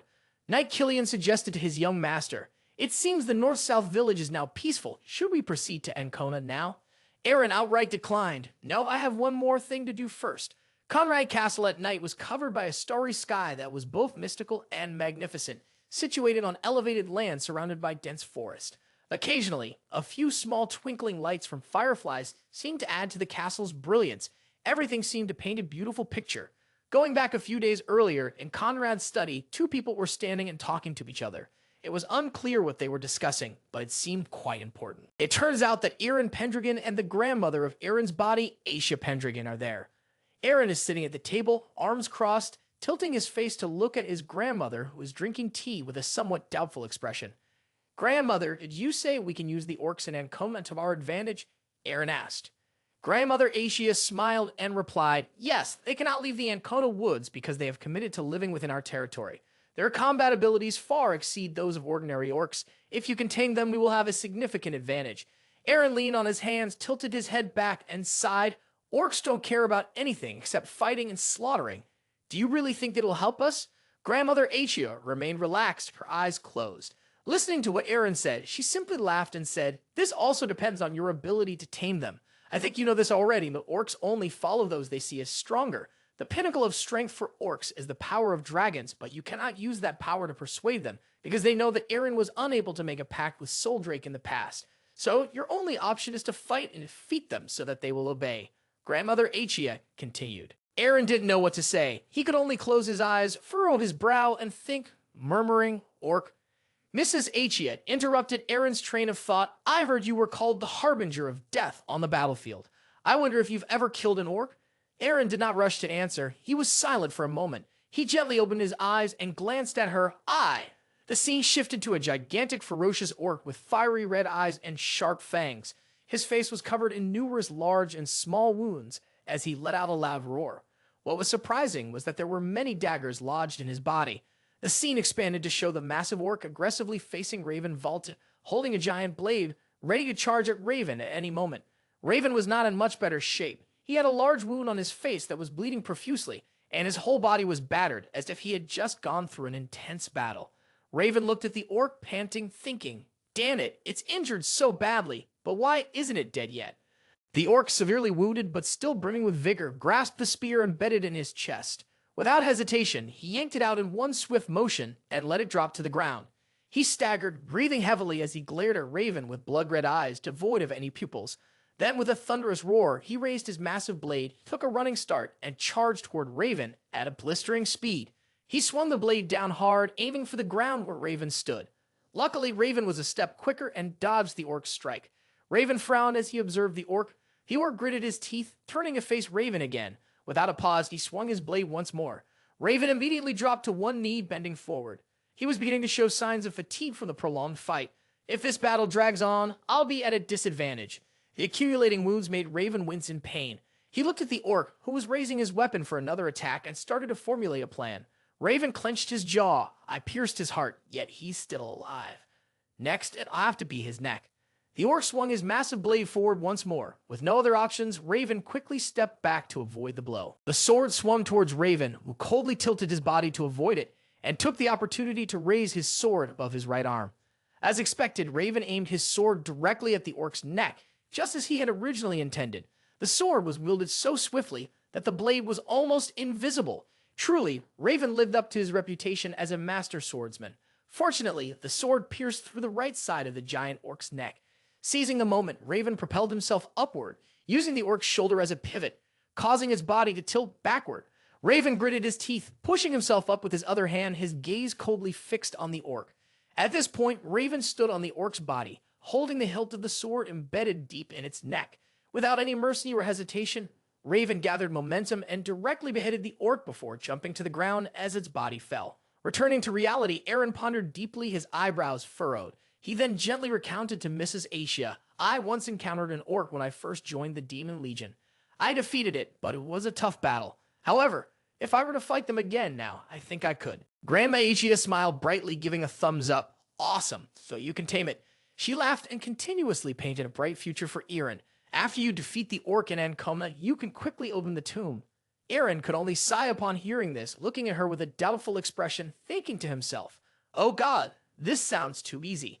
Meanwhile, the sound of horses' hooves echoed through the air. A herd of horses with neatly trimmed hooves collided with the ground, creating a series of loud clattering noises. The surrounding scenery opened up. This was a desolate place surrounded by many trees and hills. In front of them was a path, and a group of nearly 10 people were casually riding horses.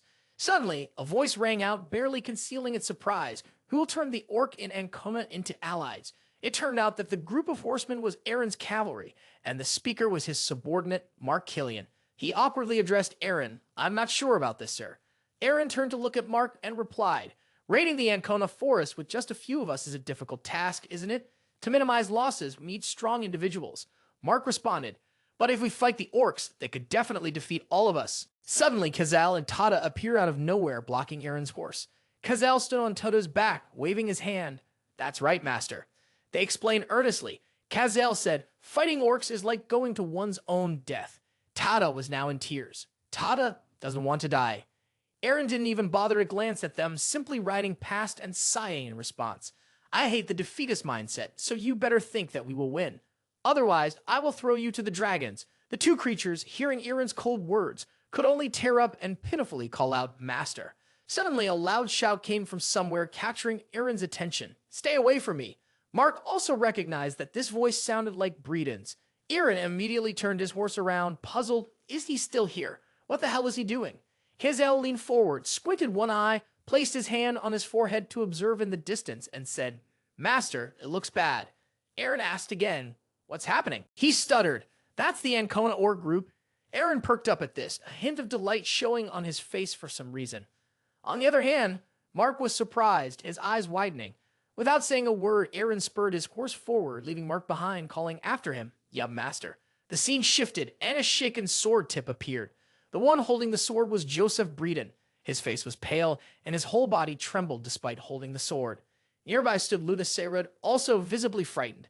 At this moment, Breeden had fallen off his horse and was squatting on the ground with the sword pointed ahead. It turned out he was blocked by a group of huge orcs, around 5 of them, each wielding clubs that looked very intimidating. Behind him, a distance away from Breeden, was Luna, still seated on her horse. Breeden shouted in fear, Stop! I told you to stay away from me. Luna was terrified. Just as she had expected, being with him was not good at all. She recalled what happened when she was riding her horse, cursing at Breeden standing on the ground. Her attitude was extremely angry. Do you have any idea what you have done? Breeden did not look good. He was missing his right arm, which was bandaged, but that didn't stop Luna's fury. Pointing a sword at Duke Eren was equivalent to pointing a sword at the Empire. If you really want to rebel, then get out of my family.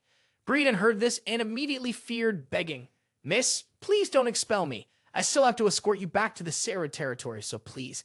Luna softened her tone, but the contempt behind it was still evident. Yes, your only task is to protect me.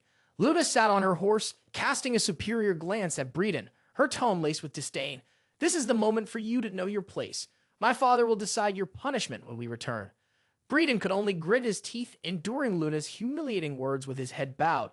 At this point, Luna had no desire to hear anything more, so she urged her horse to leave, saying, "My trip ends here. Hurry up, I want to rest." The scene returned to reality, and the orcs now appeared angry. The leader gritted his teeth, exposing two long, sharp lower fangs. He scowled and shouted, "Hey human, you're pointing your sword at us." The atmosphere right now is truly terrifying. The orcs seem like they could go berserk at any moment, slaughtering humans without warning, making Breeden tremble in fear, holding his sword aimed at the orcs despite it being virtually ineffective. The leader, with a long scar beside his left eye, snorts disdainfully and loudly says, "Do you want to die?" Breeden cannot say anything. Tears streamed from the corners of his eyes, his whole body shaking, and his throat could only manage a few whimpers. Then suddenly a voice rang out, "What are you doing?" It was Eren's voice. He was riding a horse not far away. The leader turned his head towards the source of the voice. Breeden was also drawn to look. Luna was taken by surprise, her face simply flushing a bit. She exclaimed, "Duke Eren." Eren, with his cold expression and long hair, was expertly handling the reins of his horse. His straight back, clad in silver armor, only enhanced his handsomeness.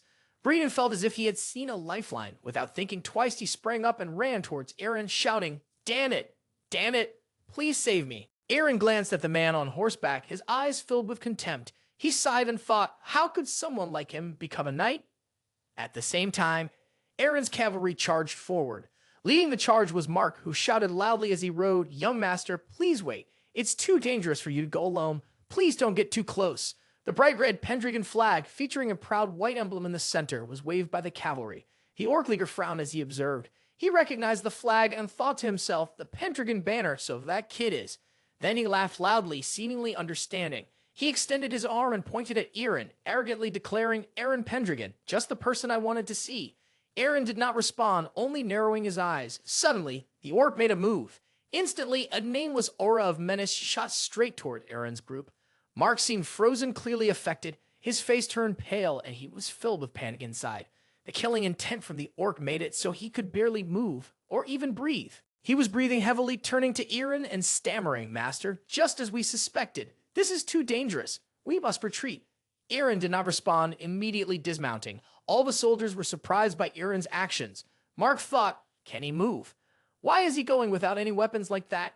Eren's face was cold as he moved forward, surprising everyone. He commanded, facing the giant orc, showing no fear and even smiling. "Stay in your positions and do not draw your swords." He even felt a bit confident upon seeing the orc's puzzled expression.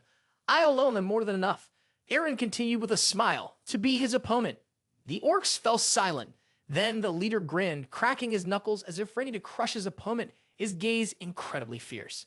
Eren stood face to face with the orc leader, both of them grinning at each other. Each wore a confident, victorious expression. Standing before them, Eren asked the orcs, "Are you the orcs from Ancona?" The leader still wore a proud expression, leaning forward to press his face close to Eren's as if to assert his superiority, and replied briefly, "So what?" Eren did not respond. Instead, he smiled kindly, but unexpectedly he used his head and forcefully smashed it into the opponent's face. The sound of the hit was quite loud, and just hearing it was enough to evoke a sense of pain. The giant orc, struck in the face, instinctively leaned back, blood from his nose splattering everywhere. Eren looked at the orc he had just taken down with mocking eyes and a smirk. The giant orc was hit in the face by Eren and collapsed to the ground in front of everyone's gaze. The orcs accompanying him couldn't help but gasp in astonishment at the scene. Eren's side was no better. Everyone was utterly surprised. Mark's heart was in turmoil. This is bad. Starting a fight first is a bit much. But the subsequent reaction from the orcs was to burst into laughter. They all laughed heartily, breaking out in joyful mirth. One of them mocked, "Carta's nose is bleeding. He got hit by a human and is bleeding." The group of people led by Mark sat on their horses, looking on in confusion. Carta stood up abruptly, raising his club high while wiping blood from his nose, angrily shouting, "Yuma, shut up quickly." Then he addressed Eren in an angry tone. "Pendragon, what the hell are you doing?" Eren calmly replied, "I should be asking you that."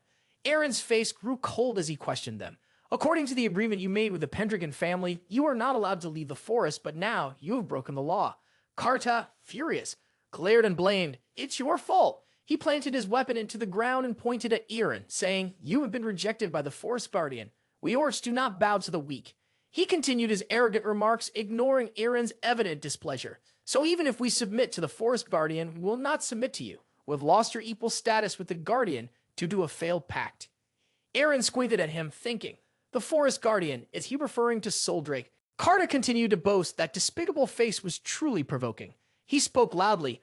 That's why we have to leave the forest to taste blood and fight to the end for territorial control. Eren smiled lightly. I understand, you're just bloodthirsty, aren't you? His face became dangerous as he slowly approached Carta. However, I want your power, but it seems you are not listening to me. Eren's handsome face looked bright, his eyes somewhat threatening as he looked at the orcs. That's why I went through enough trouble to come here, I'm sure you understand. He paused for a moment, observing Carta's face, wondering why am I not holding a weapon right. Carta snorted with a mocking tone, you're just a human, but you know the rules of the orcs. Then for some reason, he dropped the spiked club without a second thought, throwing it to the ground. Eren crossed his arms, responding softly, I know very well, while Carta lowered his center of gravity as if into a fighting stance. Eren said, it seems we are reiterating the laws of the orcs. When the opponent is unarmed, one must also drop their weapon. When someone challenges to a duel, it must be accepted. Carta wore a very amused expression. Eren frowned, but his face showed a provocative expression. Let's have a match, shall we? He shouted loudly, if we're fighting, let's do it. Then both quickly charged at each other like a gust of wind. Carta took advantage of his large body, lunging like a beast, using his muscular arm to punch forcefully into the ground where Eren was standing. But Eren quickly dodged, using Carta's body as leverage to launch himself upward. While jumping, Eren glanced at him, feeling cautious. It seemed that his fighting skills were far better than those of other orcs. If a normal person were to fight him, they might break a bone. Just as he jumped away, Carta quickly stood up, his reflexes very fast. While Eren was still in midair, Carta raised his right fist and swung it with tremendous force toward Eren, forcing him to use his leg to defend it against the punch. This resulted in a large crack appearing in the ground right beneath Carta's feet, causing it to sink slightly. The onlookers witnessed this scene in astonishment and great confusion. Luna's brood couldn't close their mouths due to worry. Eren, after the block, landed safely. He raised an eyebrow, seemingly having noticed something. He looked down at his feet, and it seemed a scuff mark had appeared on his shoe from the recent kick. While observing, he thought to himself, he is quite strong, but he can't compare to the orcs I've fought in the past. He blurted out, he hasn't used his full strength yet. In the midst of the thick smoke, the large figure of Carta appeared along with a loud voice. Of course. His body manifested, preparing another punch aimed at Eren. Prideful, if I were to use my full strength, your kind would die immediately. Therefore, I only exert myself when I encounter someone who can block my punch. Eren smirked. Oh, then you better go all out now. Carta's gaze suddenly turned bright red. The punch was thrown out rapidly as he said, of course I didn't expect you to pique my interest like this. You are indeed an interesting fellow. The lightning-fast punch grazed Eren's face, startling him and forcing him to lean back to evade it. The punch, with astonishing speed, left a short, bloody cut on his left cheek, making him mentally exclaim, that was fast. While Eren was wiping the blood away with his hand, Carta continued to raise his fist. Then he lunged toward Eren without warning, his mouth still moving. I want to fight you to the very end, so don't die too soon. Pendragon, he shouted loudly and delivered a powerful punch to Eren, catching him off guard. Eren used both hands to shield himself from Carta's attack. Although he managed to block it, Eren was still pushed back. His gaze and expression revealed that he was affected by an immense force. Luna gasped and covered her mouth in fear. Mark frowned and stammered. Duke, he shouted loudly. Outside the forest, on one side were knights riding horses, and on the other side were Carta's men, with white smoke rising. Carta looked at his hand and thought, he must have taken my punch. This feeling. Then a foot stepped out from the smoke, cursing. Damn it. That was Eren. The white smoke dissipated and he smiled, his cloak fluttering behind him. He raised his face, his forehead bleeding, and the blood was dripping down. Eren, with a frustrated expression, said, lately, I had to fight against those little pests, which is making my body a bit annoyed. Luna Sarad and Joseph Breeden were taken aback by this. Some of the orcs were surprised as well, but there were others who calmly smiled as if they had known it would happen. Mark Killian was no exception. Kezadal and Tata couldn't keep their mouths shut. He was bewildered, as if he couldn't believe his eyes, then thought to himself, I can't believe it. After receiving the devastating attack from the orc, he can still stand up. Then he gritted his teeth. But I have never heard that an ordinary person can defeat orcs in a one-on-one fight. He is the precious heir of our Duke family. Protecting his life is the top priority. Mark Killian raised his hand, pulling the reins to order everyone, protect the Duke. Upon hearing this, others rushed in, responding, at your command. But Eren raised his hand to signal them to stop, and they halted. Then he seriously said, "This is my fight against the orcs. I do not need your protection." Upon hearing this, Mark Killian looked at him, gritting his teeth, but he still had to reply, "At your command." A clap echoed. Cradle walked and laughed. Kuhihi, amazing, amazing. He has survived after facing Karta, the strongest orc of the Ancona forest. He looked at him and continued, "Pendragon is indeed a formidable man." The two stood looking at each other, witnessed by many others. Eren clapped his hands together, saying, "This will be a perfect way to restore our previous senses. I think it's time to use all our strength now." Karta also clapped his hands together, smiling in response. "You are the first ordinary person to survive after taking my knockout punch, but sooner or later, you will fall due to the wounds on your body." Eren lowered his head, ran his hand through his hair, and asked, "Oh, really? Aren't you underestimating me a bit? A punch with such little power combined with my regeneration abilities feels just like a mosquito bite." He lifted his head, and the bleeding had already stopped. The wound on his forehead was beginning to heal. Karta silently wondered, has his wound disappeared already? Karta then extended his two legs. He charged forward, shouting, "You've touched my excitement, you damn Pendragon." Karta clenched his fist and slammed one down onto the ground, causing the earth to crack. But Eren managed to jump up in time to avoid the attack. He leaped up, kicking the ground below, which flew up due to Karta's punch. He thought, to defeat him, I need to unleash my full power. He landed behind Karta, knowing that to do this, he first had to stop his movements. Eren looked up and smiled, realizing he had the advantage. The way orcs think is incredibly simple. Moreover, with my regeneration ability, it's as easy as pie. Karta turned around, using the force of the protruding rock to press down on it, jumping up and extending his hand. "Where do you get that arrogant attitude from, you dog Pendragon? Aren't you getting tired of always dodging me?" Eren knelt down, smirking mockingly, and asked, "You fool, you damned orc, do the orcs in the Ancona forest only know how to throw punches?" He ran over faster, angrily asking, "Do you dare mock us?" Eren remained standing there, smiling. Karta lifted his leg, saying, "I will make you take back those slanderous words." Karta kicked straight at him, but he was not afraid, his face beaming with a smile for having achieved his goal. He thought to himself, "You've fallen into the trap." Then Karta kicked straight at Eren. Eren used both hands to block it, but one leg hit him and sent him flying. Mark Killian saw this and panicked, shouting, "Puke your arm." Karta smiled triumphantly, saying, "Your arm is now crippled, isn't it? This is your downfall, Pendragon." At that moment, Eren smiled because he had achieved what he wanted. You can trick, he grabbed Karta's leg and his hand had healed. Karta was startled. Eren calmly continued, "My hand is always ready to seize you." He looked at Karta, widening one eye, his eyebrows raised, and his mouth curling into a smirk. Eren declared, "But today, you are surely going to die. You work from the Ancona forest." Karta anxiously thought to himself, "I must have broken his bones. Why is he still able to move?" Then Karta realized that, from the beginning, this had been a trap he had set. Suddenly, Eren let go of Karta's leg. He jumped up, one leg preparing to strike Karta. Seeing this, Karta worriedly thought, "I'm in trouble. I can't dodge." Eren's gaze radiated danger. He kicked straight into Karta's face. Karta flew up into the air, screamed, and even lost a few teeth. Eren glanced over and then bent down, while Karta fell from above.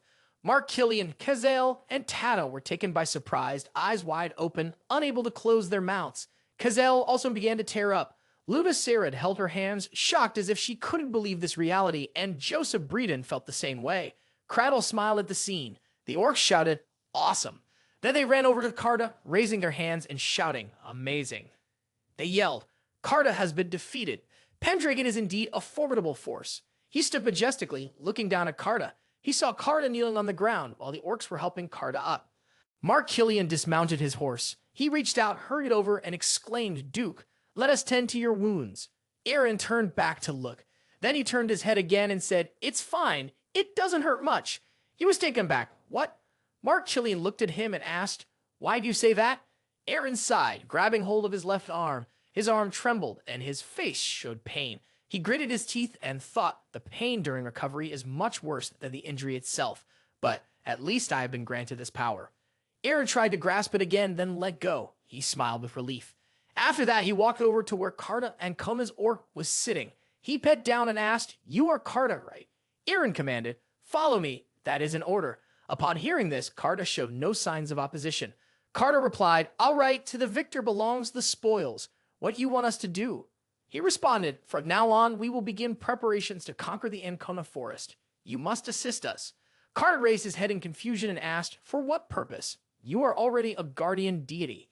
Eren calmly said, I will open the tomb. Hearing him say that, the orcs were all surprised. Karna quickly stood up and anxiously asked, does the guardian spirit want to make a pact with us?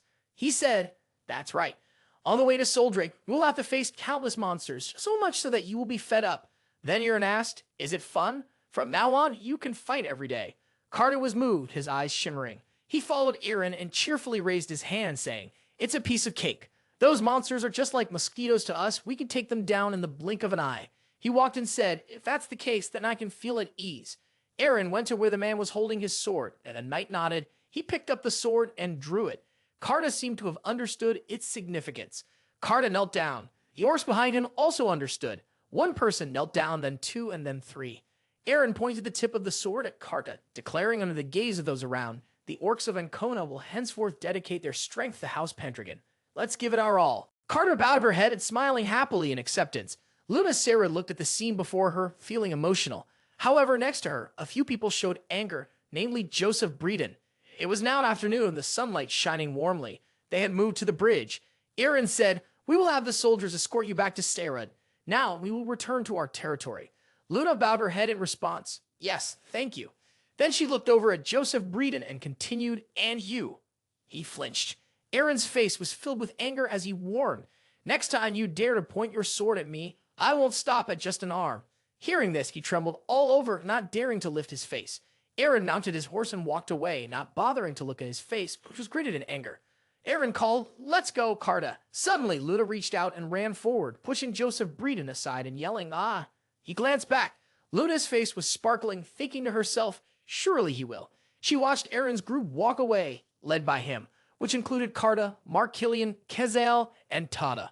Following behind were the orcs. She was sure he would fulfill the dragon's contract and open the tomb. Seeing his silhouette riding the horse exuding majesty, Luna looked at him with flushed cheeks and called out his name, Eren Pendragon. She gazed at him with reluctance. Joseph Breeden, standing behind, glanced over with clenched fists, showing his anger. The sun set and the moon appeared. He looked ahead and said, I have seen it. The Ancona forest. Everyone stood on the edge of the cliff as the wind blew, Eren's hair fluttering in the breeze. Mark Killian looked down with worry. Kezael and Tada were also frightened. While Carter was ready, he spoke up. From now on, everything will begin. Eren excitedly said, finally, I can start my battle. At this moment, the white dragon was looking up at the sky, a sky radiating purple, with 3 columns. The white dragon stood on the central column. Perhaps the white dragon felt it. You have arrived, haven't you? Then the white dragon bowed down, closed its eyes, and said, I am here, try to find the entrance to this mansion. O maid deprived of the soul of Pendragon. In the Ancona forest in the valley, there is a stream of water flowing below. Suddenly, a snake cried out in pain. A bloody axe was raised. It was Karta's men. They were searching for food, and then he chopped the snake in half. On Karta's side, he struck the snake hard with a stick. Karta laughed. Ha! Killing these snakes isn't even enough to get me started. I'm sick of constantly dealing with these weaklings.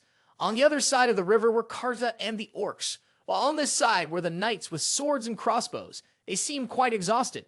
Suddenly, 2 snakes flew towards them. A knight did not have time to react. He fell and said, Dan. At that moment, Eren appeared, drawing his sword and swinging it to chop the 2 snakes. The knight looked at him in surprise. He knelt down, placed a hand on the ground, and nodded lightly, saying, Duke, thank you. Eren replied, it's nothing. Eren turned to call Cradle's name. I entrust you with the task of treating the injured. Cradle heard this and laughed. Qee-hee-hee. Understood, don't worry. I will use extremely effective herbs, so just leave it to me. Mark Killian quickly slid down from above and shouted loudly, asking, Duke, are you injured anywhere? He turned around to look, then stepped forward and said, I'm fine. How are the remaining soldiers? He replied, there aren't many Quetzalcoatl upstream, so they haven't been hurt much. We could continue fighting, but when we enter another battle with the demons, the troops might become exhausted. Eren explained, Quetzalcoatl is a legendary creature, a snake with many feathers. You can Google it to see a picture. Eren turned to Karta and asked, how much longer until we reach Soldrake's mansion? Karta put his hand to his chin and said, I'm not sure, but then Karta pointed ahead. If we go a bit further, we will see signs of a quarry. The only thing I can say for certain is that there is a cave connecting to the guardian god's mansion in that area. Eren asked further, is there anything we need to be cautious about on the way to that quarry? Karta replied, no, this area is still the territory of the orcs. Those wretched snakes come here only to find drinking water. Then we will continue our journey. When we reach the traces of that quarry, we'll set up camp there and begin searching for the cave at sunrise. Carta and Mark Killian hurriedly followed behind. Eren turned back and said, "If we accidentally get caught up in a battle on the way, the orcs and I will handle them. Let's depart right away." Mark Killian and Carta smiled. The two of them ran behind, shouting, "At your command!" Night fell. Eren and the horse stepped onto the stairs. He looked up. Before him were towering cliffs with wind blowing down from above. The group stood and watched. Mark Killian looked worried. Carta remained calm, while Kazal and Tata stood there, bewildered. Eren looked up and silently thought, "This place is much scarier than an ordinary quarry." Suddenly, he turned and asked Carta, "Why is this quarry sealed off?" Carta, resting his chin on his hand, bowed his head and said, "I don't have the details, but according to the orc elder, the goblins used to mine here. However, there are rumors that all the goblins disappeared simultaneously from this location and never returned." Hearing that, he looked at Kazal and Tata, who was startled. He called out Hazal's name. It nervously replied, "Hazal doesn't live in the forest, so Kazal doesn't know." It shouted, "Besides, Kazal has never heard of goblins mining here. Kazal is better at stealing than working." Eren, Carta, and Tata helplessly said after hearing this, "This is so." Mark Killian glanced over to ask the Duke, "Is something wrong?" He reminded, "It's best that we don't leave this area until sunrise. The orc soldiers may take turns keeping watch, so let's set up tents and let the soldiers rest." Mark Killian replied, "As you command." Eren walked over to the horses and then said, "Carta, I'm sorry, but you have to take care of the watch now." Carta waved goodbye and walked away, saying, "All right, I will inform the other soldiers. Good night, Pendragon." The fire was lit. The orcs leaned against trees to sleep. Kazal and Tata spread out blankets, leaning against each other to sleep. Eren set up 4 tents. A knight was sitting with a sword in hand, keeping watch. Suddenly, a squelching sound echoed. He glanced over, but nothing appeared. He stood up, confused, then bent forward, sword at the ready, wondering, what was that sound? Suddenly, a gigantic scythe appeared, slicing through him. Streams of purple mist emerged. He stood frozen. Blood dripped down his face, and his eyes turned to whites. He uttered the word, and then fell, only managing to call out, "Do." He strained to shout, "Duke." Eren sat silently in the tent. He thought, "Damn, something's wrong. Why did the goblins all vanish at once?" He said no, and then wondered perhaps they didn't disappear. They were likely wiped out, but by whom? At that moment, a cloaked figure stood on the cliff, surrounded by swirling purple mist. He held a staff, his face like a skull, and suddenly skeletal hands began to rise. Those skeletal hands had also started to emerge in front of Eren's tent. Meanwhile, Raven, within Eren's body resting in their team's tent, looked up and concluded, so they didn't disappear, they were forced to disappear. Then, as he was questioning and asking further, which bastard caused this? Outside the Eren team's hut, a mysterious figure cloaked in a black outfit, holding a staff, stood on a cliff, exuding a powerful and terrifying dark aura as he observed everything. He immediately cast a spell from the dark purple staff. Right after the spell was activated, beneath the ground where the Eren team's hut was located, skeletal hands suddenly began to emerge, reaching up and slowly rising from the earth. Gradually, the monsters, including both human skeletons and multi-headed beasts, began to rise up from the ground thanks to the activation of dark magic. Once they had fully surfaced, they instantly transformed into a terrifying army of skeletal monsters with a gigantic 2-headed creature standing in the middle. They had fiery red eyes emitting a horrifying power, staring intently towards the Eren team's hut, where Raven was inside. At that moment, Eren inside the tent sensed something that made him startle, quickly frowning in surprise. Then, in a flash, he hurriedly grabbed his 2 swords, lifted the tent flap, and rushed outside. When Eren Pendragon burst out, he immediately saw a powerful army of skeletal warriors, accompanied by a gigantic and terrifying 2-headed monster, which was gaping with its tongue out and baring its teeth at him with reddened eyes. While Eren Pendragon, with his swords in hand, was still in shock, the 2-headed monster immediately opened its mouth, revealing sharp teeth as it attempted to swallow him whole. Seeing this, Raven within Eren quickly began to think, his eyes focused solely on the gaping 2-headed monster. He quickly calculated and then immediately flipped over, using both hands to press down and seal the monster's mouth shut. As he blocked its mouth with his hands, Raven in Eren's mind looked at the bewildered monsters standing below and wondered, where did they come from? Thinking to himself, he immediately swung his sword with both hands, creating a diagonal cross shape. While turning over, Eren Pendragon voiced his answer. There's no doubt about it. It's those goblins. As soon as he finished speaking, while still turning over, he quickly delivered a powerful slash to the top of the 2-headed monster's head. The blow caused it to wince in pain, gritting its teeth in surprise. After that, the two-headed monster, unable to withstand the pain, immediately roared in agony. The roar was so loud that it startled everyone else in the tent, including Eren Pendragon's teammates, the brown-haired man and the black-haired man, who were sleeping together in the tent. Tada the eagle, who was outside sleeping with the elf Kazel, woke up in shock upon hearing the scream. However, while Tada was anxious, Kazel beside him continued to sleep soundly, undisturbed. By a treat, Karta and his friend were also resting against the trunk. Hearing the roar, they suddenly opened their eyes and looked around. Returning to the inside of the tent, Mark Killian, who had also heard the commotion outside, was suddenly jolted awake, looking surprised. Then, everyone, whether inside the tent or outside, quickly grabbed their weapons and hurriedly ran out. Mark Killian was the first to rush out, worriedly shouting, "What the hell is happening?" As he was about to say more, he was immediately taken aback by the scene before him. For in front of everyone, Raven, in Eren's body, was climbing onto the two-headed monster and preparing to use his sword to kill it. Upon witnessing this, one person in the crowd hesitantly called out, "Took." As for Eren Pendragon, upon hearing the voices of the people calling him, he immediately froze, suddenly startled. Without saying anything, his hand swiftly thrust the sword into one of the red eyes of one side of the two-headed monster. Having pierced one of its eyes, Eren Pendragon jumped down to the ground. As for the monster whose eye was pierced by the sword, it let out a pained roar.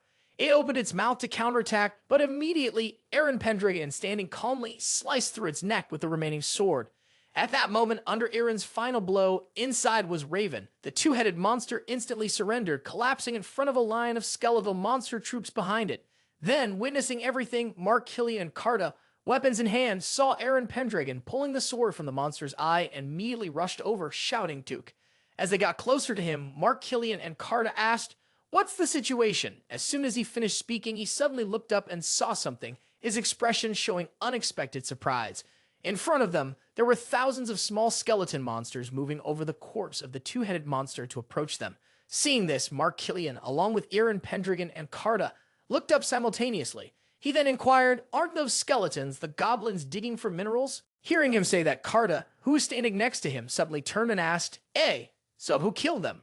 Seeing Karta's puzzled question, Eren Pendragon, standing in front of both of them, coldly speculated, "Lich." Raven, upon seeing the skeleton army, immediately realized that it was being controlled by something akin to the Grim Reaper.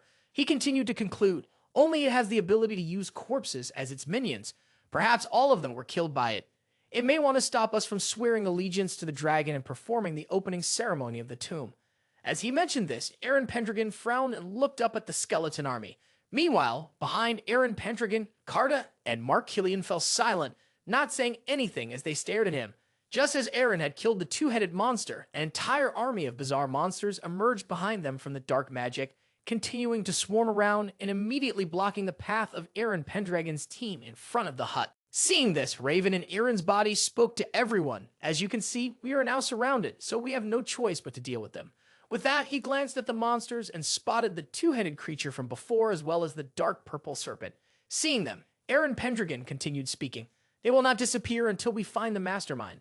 With that, standing in front of his teammates, he immediately pointed his sword towards the monsters and seriously said, "I will find that person and eliminate them. In the meantime, you need to buy me some time." Upon hearing this, Karta calmly stood, resting his pestle and mortar weapon on his shoulder. Mark Killian also took up his sword, ready to obey the command to fight. As soon as Eren Pendragon finished speaking, his teammates, each holding a sword, charged forward, collectively shouting at the monsters, "Let's go!" Karta and Karta's friends were also joining everyone in rising up to fight. Two strong individuals immediately used their pestles to smash each skeleton to pieces. On the other side, Mark Killian was also advancing in battle while pondering.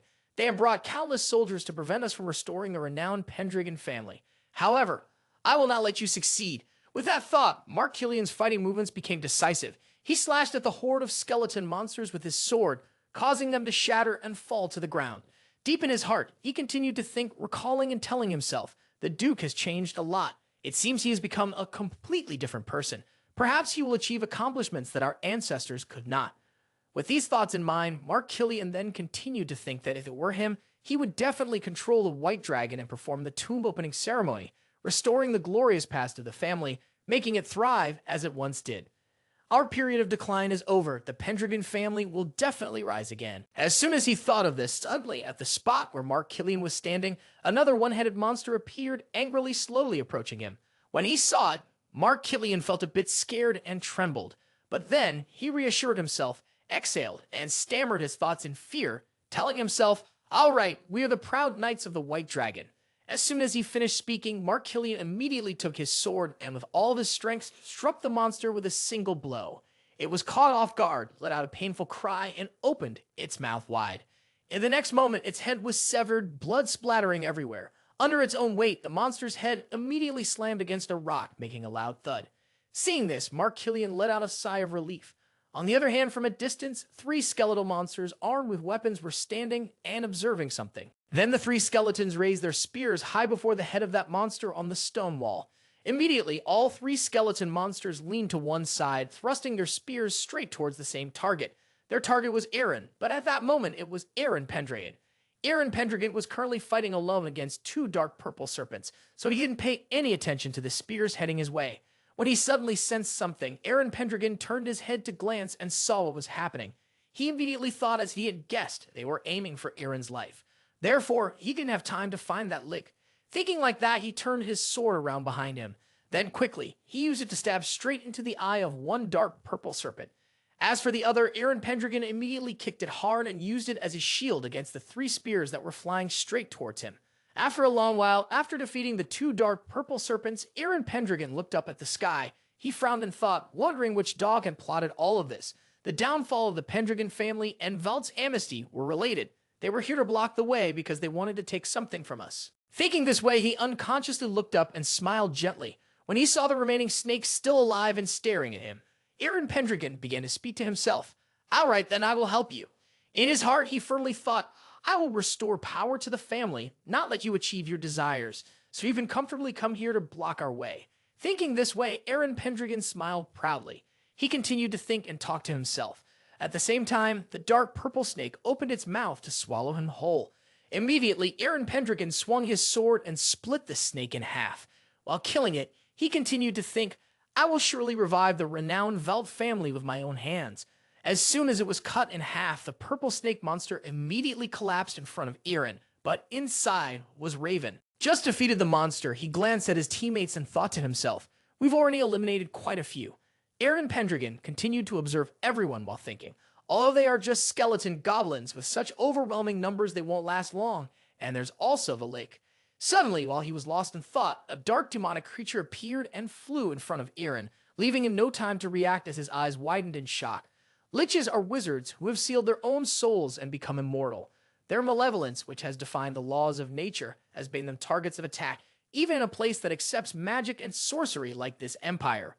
They are willing to do anything to achieve their goals. For this reason, it is quite unusual for the Empire to order the Rakshasa Legion, whose deaths go unremarked, to defeat them. In battle, suffering heavy casualties is also quite normal. Thinking of this, Raven recalled the moment when he was still in his own body.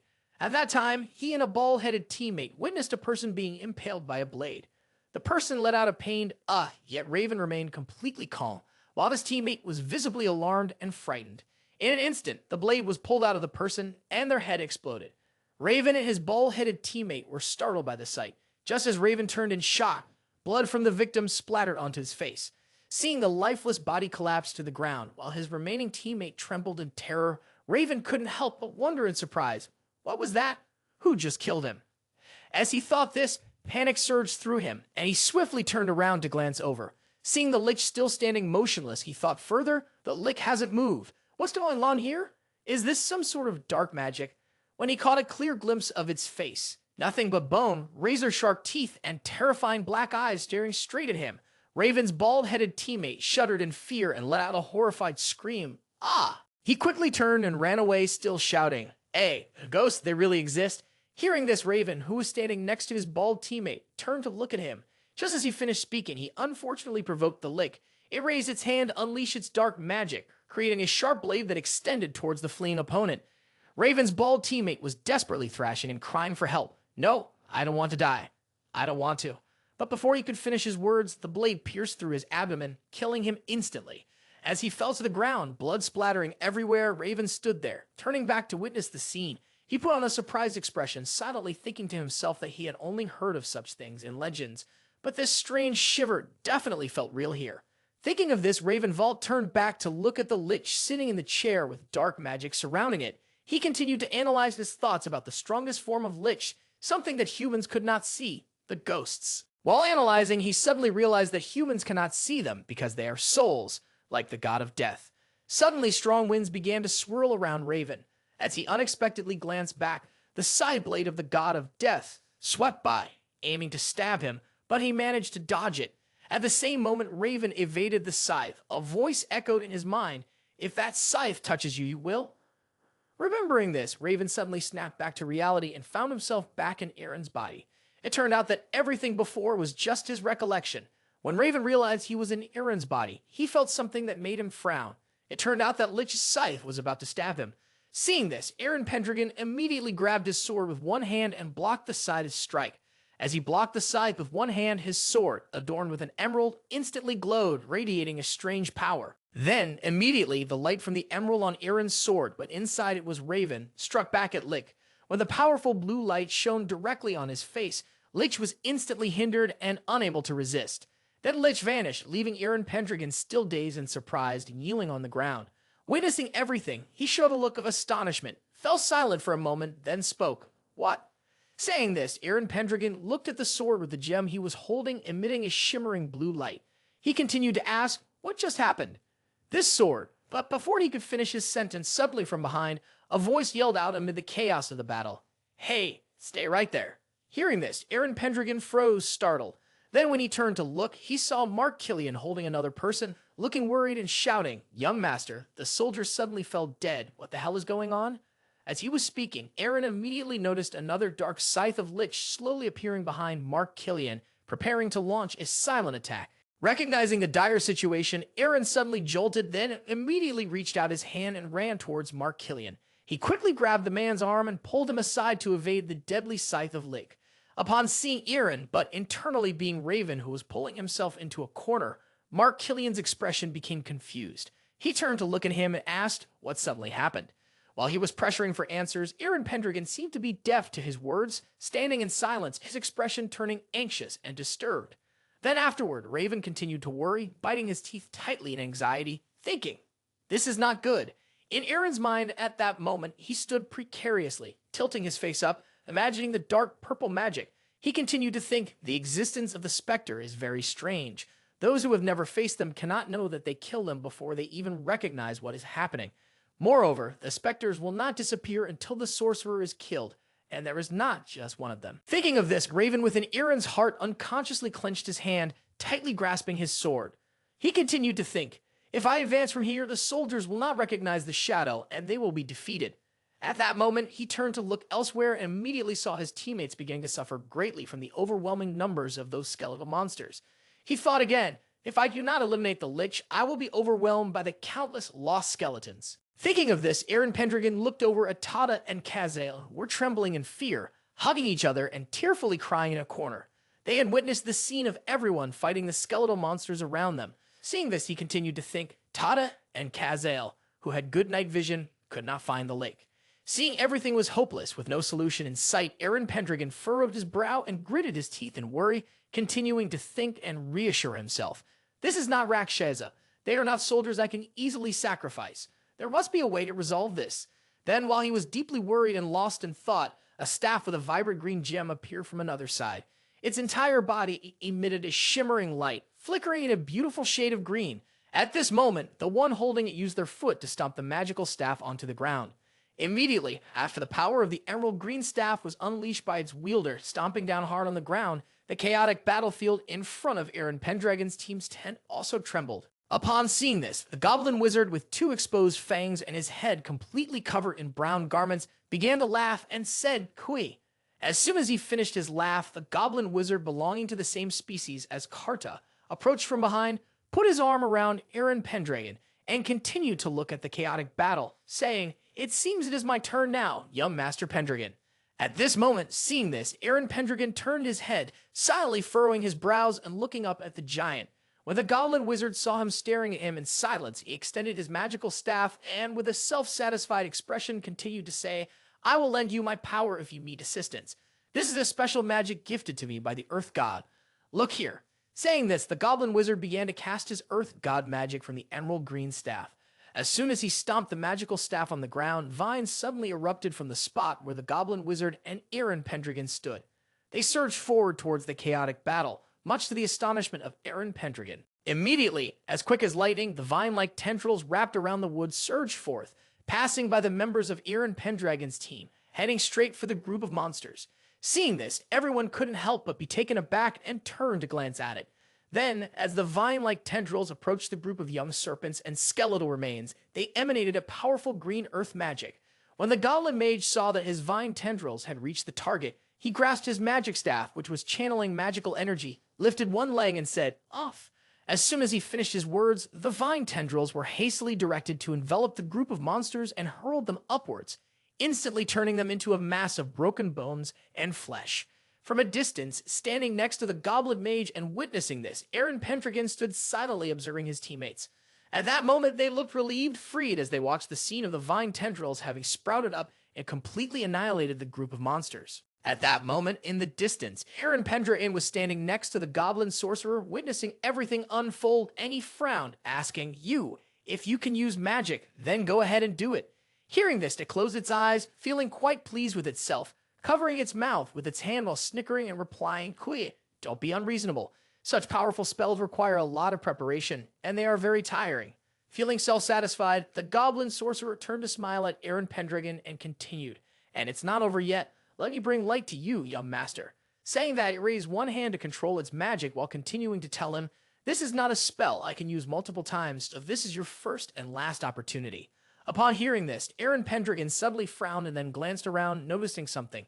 The goblin sorcerer was casting its spell of entwining vines that caused them to glow, while continuing to say, "Please search for the Lich with this." As soon as he saw this, Eren Pendragon's eyes widened in surprise as he looked ahead.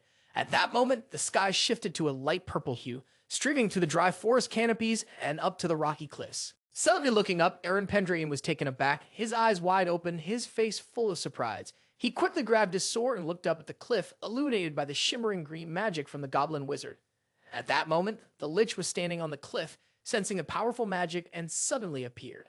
Upon seeing it, Eren Pendragon, standing below, immediately called out, "Found it!" The gentle green light from the tree illuminated the surrounding area, allowing Eren's eyes to see the being that had been hiding all this time. He exclaimed, "Found it!" Cradle let out a laugh and said, "We will find a way to defeat the remaining skeletons." Eren charged forward at high speed. Cradle encouraged from behind, "You take care of the rest, young master." Each skeleton was knocked back and separated. Karda was swinging his mace powerfully, smashing the skeletons in front of him. The eyes of Karda lit up with a mad color of the orc tribe, accompanied by strong breaths and low growls. From afar, Eren's voice echoed, "Karda!" Called back from his bloodlust by Eren's voice, Karda turned towards the sound. Eren shouted, "The Lich is up there." Karda's face lit up as he realized something. Karda called to Eren, "Come here," and gestured for him to move towards him. Eren understood and quickly dashed over, jumping into Karda's hands. Karda posed to launch him onto the rock edge. Karda raised his hands, and Eren soared upward in a straight line. He spotted the Lich casting his magic on the rock. He fell, positioning his hand to deliver a downward slash from the air. From the hollow skull of the Lich, a deep red light blazed. Eren descended with his strike, but the Lich used his staff to block Eren's attack. The collision of their weapons created a burst of light at the point of impact. Eren stepped back a few paces after the attack. Before him stood the Lich, surrounded by a thick aura of darkness. He questioned, "You want my life, don't you?" He continued to taunt, "Look, I'm right in front of you now." Eren stood tall in front of Lich, majestic and unwavering in the face of the power radiating from him. He glanced back, thinking to himself, "Good, the shadow should appear any moment now." He envisioned his followers fighting below the cliff, telling himself, "With this, only the skeletons will remain on the ground." But he also worried for his soldiers, thinking, "But the soldiers are nearing your limit." He glanced back at Lich, full of determination, thinking, "Let's quickly resolve this." Lich noticed Eren had turned around. A stream of dark power still poured from his eye sockets and all over his body. He struck first, the staff in his hand glowing with an enchanting purple hue, with numerous lightning bolts emanating from it. Not giving him much time, Eren charged at him. Lich's magic had just unleashed countless bony arms rising from the ground. However, these arms were no match for him. He slashed through the arms, obstructing his path to Lich. He raced toward him, with tendrils of purple magical smoke still emanating from his body. He had nearly reached Lich and was preparing to launch an attack. Suddenly, from the darkness, a sharp claw appeared above him and Lich. He looked up, surprised. He threw himself down to avoid the claw that was trying to tear him apart. While dodging, he thought to himself, "Damn it, is the ghost back to protect the witch?" He rolled to evade the ghost claw and fell back. He muttered to himself, "How annoying! I can't carelessly approach anymore." While considering his strategy, he wondered, "Somehow, I have to separate Lich and the ghost." Lich raised his staff, radiating a stream of purple light. He conjured a fierce flame towards Eren. The flame surged forward as if it wanted to engulf him and surround him. Eren was taken aback by Lich's magic, astonished. "Fire? Damn it, it prevents me from retreating if the ghost comes." As if the ghost heard his thoughts, a set of claws suddenly appeared above him. Eren's face was filled with panic, sweat dripping down his face as the ghost claw approached his chest, ready to cut him open. Instantly, the gemstone embedded in his sword blazed with a brilliant green light like the color of the sky.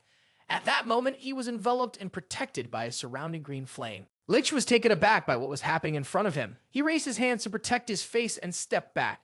Eren was enveloped in blue flames. He closed his eyes, feeling the fire. From within the flames came the voice of a mysterious creature, saying, "I want to know who you are. Your soul has a different color.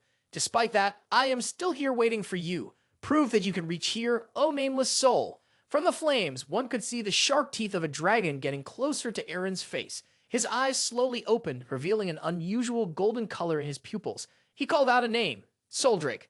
The blue flames radiated powerfully around him like an aura. He opened his eyes once more, filled with courage and with a pair of wings appearing on both sides of his eyes. Lich summoned a specter to protect him. Eren exclaimed, "So that's the specter." The specter took the form of two skulls of two unidentified creatures. Eren could not hide his surprise, saying, "This is the first time I've seen them." The ghost let out a threatening roar, revealing its possibly unique flesh, two long black tongues. He plunged a sword into the ground, raising the Pendragon's sword high before him. He swung the sword, sending a wave of green fire towards the ghost. The ghost was hit by the attack and was completely engulfed in flames, letting out a cry of pain. Lich saw his ghost burning and fearfully retreated. Eren's arm emerged from the curtain of fire. He waved his hand, dispersing part of the flames to reveal that he had just walked through the fire. He stepped in front of Lich, his body still ablaze with flames. He thrust a sword straight into Lich's head. The blade pierced through his head, and he affirmed his victory, sending a final farewell of the Lich. "It's over, Lich." The blade pierced Lich's head, radiating a triumphant green light. He coldly finished Lich, saying, "You end here, Lich." After he spoke, Lich's body blazed at the green fire. Eren glanced at him one last time. The flames gradually dissipated, and so did Lich. What remained was only his cloak and his staff. The magic stone on the staff had cracked. Below the cliff, the entire army of skeletons had collapsed in astonishment to everyone present. Carta voiced a question. "What's going on? Why did the skeletons suddenly stop?" Cradle replied with a smile. "It seems the young master has dealt with the Lich." The skeletons transformed into skeleton soldiers were scattered all over the ground. They began to emit a stream of black gas, which gradually turned to ashes to the amazement of many. Cradle explained with a smile, "That's why they have lost their leader." Puffs of ashes drifted skyward toward Eren, who stood majestically on the cliff. He watched the ashes fly with a distant gaze and said, "Turning to dust and returning to heaven." The scene of the ashes being carried away by the wind toward heaven against the backdrop of a vibrant purple sky and the ivory moonlight further accentuated the victory over the Lich. At this moment, Eren had descended from the cliff. Below the cliff, many warriors had fallen, and the mourning cries of their comrades enveloped the area. Killia was sobbing uncontrollably, his body trembling. Eren turned his face away in another direction. He saw something. These are makeshift graves for the fallen soldiers, and the remaining ones are weeping and praying for them. The sky has turned to night. Eren's army has set up camp to rest. Eren is sitting in a tent somewhere, maintaining his sword when he closes his eyes and slowly drifts off to sleep. A sudden gust of wind sweeps through, causing the cloth resting on the sword to fall. The cloth falls and transforms into a letter, much to Eren's confusion. An image of a young raven vault receiving the letter from someone appears. As if watching a documentary, Eren wonders, what are these things?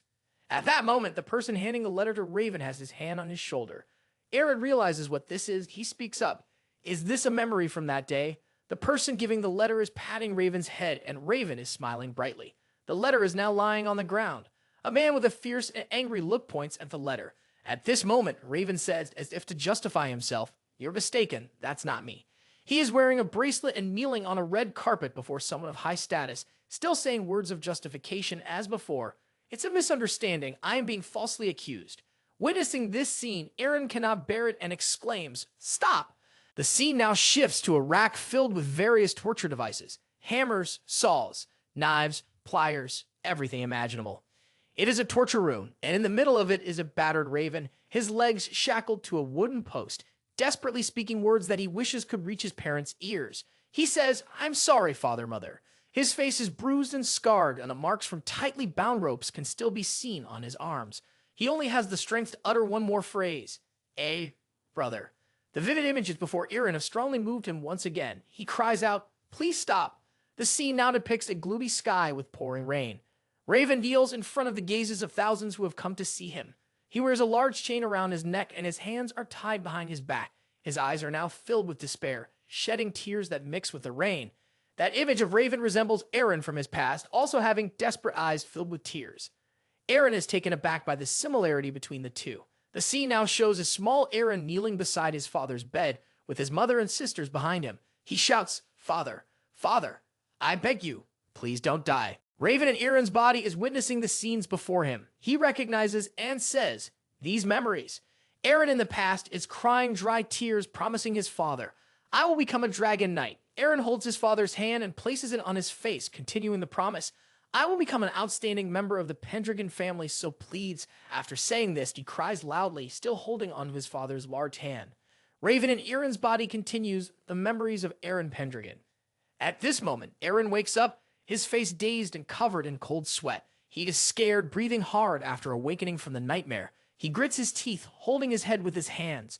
Now he feels very small in his tent. He takes his sword and steps out of the tent. Cradle notices him walking outside. He turns around and asks, while joking, "Are you still awake?" "Young man, it's quite late." Eren looks at Cradle and calls out, "Cradle." He asks, after that, "Are you still on guard?" Cradle calmly replies, "Orcs are very strong, so it's all right. Moreover, if I leave everything to humans, there will be even more sacrifices." Hearing this, Eren turned back to look at the makeshift graves erected for the fallen soldiers today. Cradle yawned, closed his eyes, and said, "That battle was really tough." Eren remained silent for a moment before saying, "This sword has saved me." Cradle opened one eye, looking puzzled. Eren gazed at the sword and continued, "The treasured sword of Pendragon, Widow's Grief." Below the hilt of the sword was an intricately carved image of the dragon Soldrake. He remembered the time he fought the Lich and was surrounded by green flames, saying, "This sword grants me the strength to protect myself from the Reaper's scythe. That is the flame of Soldrake." Cradle asked, "The protective god of the forest?" He focused on the sword, continuing, "This sword possesses the power of Soldrake, and Soldrake has." He recalled the moment Soldrake granted him power and called him by the title, Nameless Soul, as if it could recognize he was not truly Eren. At that moment, Eren narrowed his eyes, his gaze thoughtful as he said, "The power to see through everything falls into his eyes." Cradle looked at him with a puzzled and skeptical expression. Eren thought to himself, "White Dragon knows I am not Eren, I am Raven." He clenched his teeth, confused by the continuous visions of Eren's past flashing in his mind. He wondered, but Eren's memories still echoed in his head from the painful screams, "Father, Father," and the desperate pleas, "Please don't die," to the promise to a father who was not his own. "I will become a dragon tamer, and I will become an exceptional member of the Pendragon family." He placed his hand on his forehead, continuing his questioning. "Why am I dreaming about Eren?" Cradle looked at him worriedly and asked, "What happened, Pendragon?" At that moment, Eren clicked his tongue, "Tech." Cradle flinched and asked in horror, "Why are you angry, my lord? Did I do something wrong?" Eren rubbed his face and apologized to Cradle. "It's nothing, my fault is that I haven't slept enough." Cradle anxiously replied, "Is that so? Then why don't you rest a bit?" Eren bit his lip in silence, not answering Cradle. After a pause, he brushed his hair back and said, "I had a nightmare." Cradle looked at him with a worried expression. Cradle looked into the distance again, his face full of understanding. Cradle said, "I see, the sky is now turned into dawn. The light of the sunrise is breaking through behind the majestic mountains. The peaceful morning scene does not lessen the tense atmosphere." Carta spoke up. "I have a bad feeling," his face full of worry. Killian felt the same. Cradle smiled nervously, seemed to agree. I agree. Our chances of safely returning have decreased significantly." Kazel and Tata, beside them, were also trembling in fear. In front of them was a mysterious cave exuding a terrifying, overwhelming aura. Killian said, the instincts of demons are much stronger than those of humans, so what they sense being here must mean. Eren heard that and added, there is definitely something here. I fear that it is. Eren looked into the cave ahead, hypothesizing, a tomb. Memories of him as Raven, sitting under the rain under the gaze of thousands of people, returned to him. Eren gritted his teeth with some anger. He spoke to himself. Surely Soldrake is waiting for Eren. However, I need the power of the dragon to take revenge in the name of the Valk clan, so I must make the dragon obey me. He looked towards the cave, his hand firmly gripping the sword, ready to draw it. Memories rushed back, and with an overwhelming curiosity about what had happened, he was ready to ask his question. What happened to it on that battlefield? His hand drew the sword while continuing his internal dialogue. And then, he remembered the moment he was reborn as Eren and questioned, how was I somehow reborn as Eren? He raised the sword in front of him and slowly drew it from its sheath. As the tip of the sword came out of the sheath, his internal dialogue concluded with the affirmation. The White Dragon must know something about this. He pointed the sword towards the mysterious tomb ahead and declared loudly, soldiers, get ready. Carta's strong arm held the torch, illuminating the path ahead. A long line of people moved orderly through the cave, walking steadily behind Carta's guiding light. At that moment, Carta's jaw twitched slightly. Its ears seemed to alert to some signal. Carta raised the torch high and said, here. Mark Killian gently wiped his face with his arm and said, this ability is really amazing. Eren Pendragon slightly curved his lips and replied, of course. The senses of an orc can detect the atmosphere and locate sources of water. This ability is essential in our current situation. Suddenly, Cartel's footsteps came to a halt. His unexpected stop made both Carta and Eren Pendragon turn slightly startled at Cartel. Eren, a bit puzzled, asked, what is it, Cartel? Cartel did not turn his head, responding softly, I sense something. Above, they seemed to be starting to manifest something. Cartel's gaze lifted, perhaps having already spotted what it was. Eren Pendragon and Mark Killian followed his gaze. Before them, a spirit appeared. The spirits floated in the air. The appearance of the spirit drew the attention of the soldiers following them. At that moment, a waterfall right in front of them roared continuously. Carter raised his torch high to illuminate the surroundings. Cartel focused for a moment and then spoke. Look, there is a water spirit nearby. Eren Pendragon asked, water spirit, are they dangerous? Cartel continued to look at the ethereal entities, calmly replying, not at all. However, this cave has very little life force. It is a special place that the protective hand of the earth god cannot reach. They should not be here. Eren Pendragon fell into deep thought, his hand reaching up to stroke his chin as if pondering something. Mark Killian speculated and spoke up. Perhaps they cannot get out. But Carta, with the light from the torch, countered. Behind the waterfall, there is the staircase. Perhaps that is the exit, and there is wind blowing from there too. Suddenly, Eren blinked slightly. Perhaps he had seen something behind the waterfall. Eren Pendragon pointed and said, there is something glowing in the middle of the waterfall. It looks like a disc. Cartel asked in surprise, what? Suddenly, the surface of the water became rippled. It seemed like something was about to surface from there. This sudden change in the water's surface made all of them cautious, ready to fight at any moment. Carta looked at it and he asked in confusion, what the hell is that? Even Eren could not identify what was about to appear. It had taken shape, its mouth gaping wide, and its head resembled that of a turtle. Cartel looked at it and softly said, it's here. The water spirit, the image of a large turtle, gradually became clear, but this turtle was made of water. Eren wondered, a turtle? Quickly, Carta replied, a water turtle. The claws from the turtle's feet emerged. It used its strength to create a powerful wave of water, as if it wanted to attack them. Eren frowned slightly and said, it's attacking us. But it seemed that Cartel understood the reason behind its actions. It must be trying to protect the treasure. Eren was surprised. A treasure. Cartel shifted his gaze and replied, the object you see in the middle of that waterfall. I have mentioned it before, but there is no protection from the earth god here. There must be something that causes the water spirits to oppose us. A powerful water turtle rose up, his mouth wide open, ready to drive them away from this place. Eren understood it and said, to protect the treasure, they are trying to crush us. Cartel completely agreed, perhaps so. Eren Pendragon became more focused. He was preparing to eliminate it. He tightly gripped the sword in his hand. The water turtle looked fierce, glaring at them. Right after that, Eren Pendragon slowly took the sword and walked straight towards the water turtle. Seeing this, not only Carta but also Mark Killian were startled. He exclaimed, wait. Young master, what do you intend to do? Eren seemed indifferent to his calls. The Duke stood confidently before it, unwavering. At this moment, Eren raised his sword high, speaking softly, stay calm. Before Eren, the water turtle opened its mouth wide as if it wanted to do something. Eren's brow furrowed, looking much tenser than before. Once again, Eren repeated, but with a firmer tone, "Stay calm." The blue gem embedded in the center of the sword in Eren's hand suddenly glowed. That source of power caused the old water turtle to quickly turn into harmless droplets of water. Karta and Kartal, standing behind, couldn't help but observe this powerful and wondrous scene. Eren Pendragon remained unswayed, indifferent to the droplets falling from the turtle's body. The scene around Eren at this moment resembled a downpour of rain. Behind the waterfall, the treasure that the water spirits had been fiercely protecting was slowly becoming clear, something that bore the symbol of House Pendragon. The precious item discovered was a sturdy shield. Mark Killian held the shield in his hands and said with a hint of excitement, "This means that this shield is the treasure." Eren walked ahead with Kartal, while Mark Killian followed behind, still captivated by the newly found shield.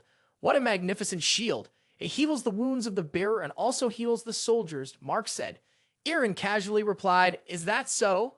Kartal was at the front with Karta, who carried a torch to light their way. Kartal turned back and said to Eren, "That's amazing, my friend. You were able to fend off the water spirits. Is that what you told me about last night? The power of the sorrow of widow's grief." Eren Pendragon did not respond. He simply raised his sword and looked at it, then let out a sigh. Haze. He then said, "I don't understand why anymore. I feel something, and it just keeps happening." Both Karta and Kartal fell silent and sank into deep thought. Kartal looked at Eren's expression and said, "You don't seem to be doing well." Karta, holding a torch, added, "That's just the power of deity, the guardian spirit of the forest." Mark Killian retorted sharply, "What are you talking about? It's all thanks to the Pendragon family." Eren Pendragon silently thought, "That's true." He turned his gaze to the sword in his hand. The power of Soldrake is the power of Pendragon. Simply put, it is not my own power. The image of Raven Vault boldly flashed through Eren Pendragon's mind. Memories flooded back to Eren of his frail father, who was likely about to pass away, along with the cries of his wife and 2 children nearby. "Father, please don't die." Eren Pendragon was in tears at that moment, placing his father's hand on his face, heartbroken and saying, "I will become an outstanding member of the Pendragon clan, so please."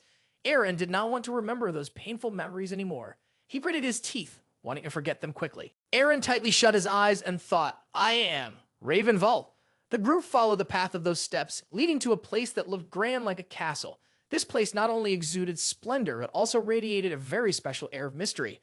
Mark Killian looked at the fortress before him with a serious expression and said, "Finally, I have done it."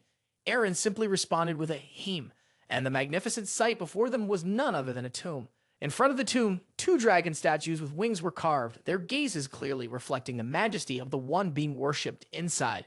They gradually approached the front of the tomb, feeling an odd sensation. Once again, the sword in Eren's hand began to glow. Mark Killian stood right beside him, and seeing this, exclaimed, "The sacred sword, the cry of widow's grief is." But before he could finish his sentence, Eren Pendragon interjected, "It is crying out." Eren glanced at the sword in his hand, his expression cold, and continued, "That this is the tomb." The sword emitted an increasingly powerful light as if trying to signal. From inside that castle, a hazy mist was emanating. Karta looked in that direction and, feeling a bit excited, said, "Wow, look at the mist rising." Eren's gaze suddenly sharpened as he saw something from the direction of the castle. A figure was gradually becoming clear as it sat confidently on horseback before them. Eren Pendragon stared intently at it and shouted, "Something is coming." But deep down, Eren was thinking, how could this be? From within the hazy mist, the legs and hooves of the horse gradually came into view. A strong and imposing man, riding a horse, clearly displayed the mightiness of a warrior, seemed to appear before them. Karta and Kartal widened their eyes, intently watching the figure that was emerging.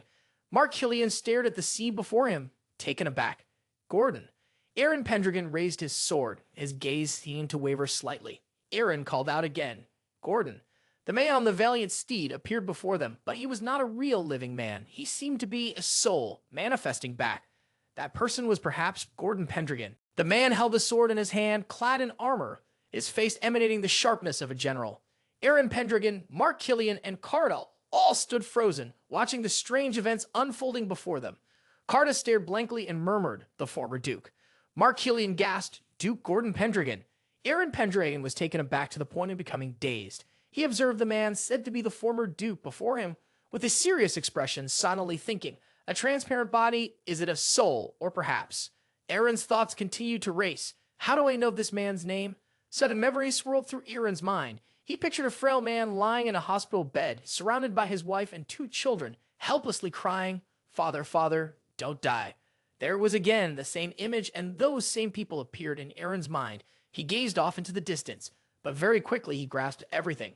So it was Eren's memory. The soul remained strong, riding on the warhorse advancing toward them. A source of light flashed above. The beam of light shot up powerfully into the blue sky. The light shone down, causing them all to raise their hands to shield their eyes from harm, and even Eren had to cry out a few times. He raised his sword high, protecting his head, his face somewhat weary. But Eren's gaze suddenly flickered with something as an entity appeared. The mysterious black shadow of a dragon spread its wings authoritatively under the weak light of the moon at night. Mark Killian and the soldiers accompanying him looked up, wide-eyed in astonishment.